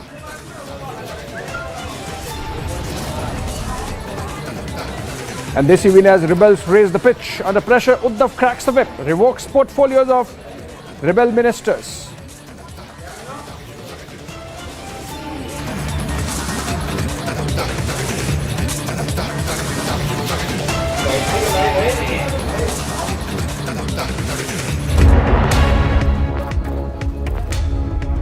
All right, another MLA of Shiv Sena, this time from Parbhani. His name is Rahul Vijay Patil.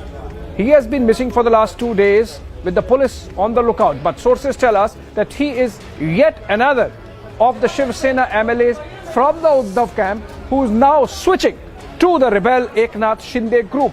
and heading to Guwahati. In fact, sources tell us that there is some action happening at the Surat airport, and it's likely that Patil has already reached Surat and would be boarding a flight to join the rest of the rebels in Guwahati, taking the tally of Shiv Sena MLAs now out of Uddhav Sena, out of the Uddhav camp, to 42. Remember, with 34, they had written to the Deputy Speaker asking for Eknath Shinde to remain the legislature party leader, and in fact in their petition they said 38 have expressed no confidence against the Uddhav government. Let's go to Alisha, who has brought us this breaking news development. Alisha, over to you. Do you have some more details about where is Patil? Is he exactly heading to Guwahati like the rest of the rebels, and hence weakening Uddhav further? Well, Aishwarya, well, Abhishek, it's a very important to know, and it's a very major development what we are getting from the Shiv Sena MLA from Parbhani, Rahul Patil, who is likely to join Shinde camp. Now he's already left for Surat, and from there he's going to head to Guwahati. So now the count will be 40, because we know the 37 that has already been mentioned, the signature of 37 MLAs, Shiv Sena MLAs, that has been mentioned in the application that was given to the Deputy Speaker. Later we saw that Dilip Lande and Uday Samant, who has joined already Eknath Shinde camp, and now Rahul Patil, who is a Shiv Sena MLA from Parbhani, who is already left for Surat, and from there is going to head to Guwahati. The important to know why it is very important development is just because since yesterday Rahul Patil was in a meeting that held in Sena Bhavan. We know that Aditya Thackeray, who had a meeting with the Yuva Sena, and Rahul Patil was present in that meeting, is what can be seen in the official account, the Instagram account of Rahul Patil itself. But now what we get to know, there is the development that has come from where Shiv Sena MLA from Parbhani, Rahul Patel, who has already left for Surat, and from Surat he is going to travel to Guwahati to join Shinde camp. Yes.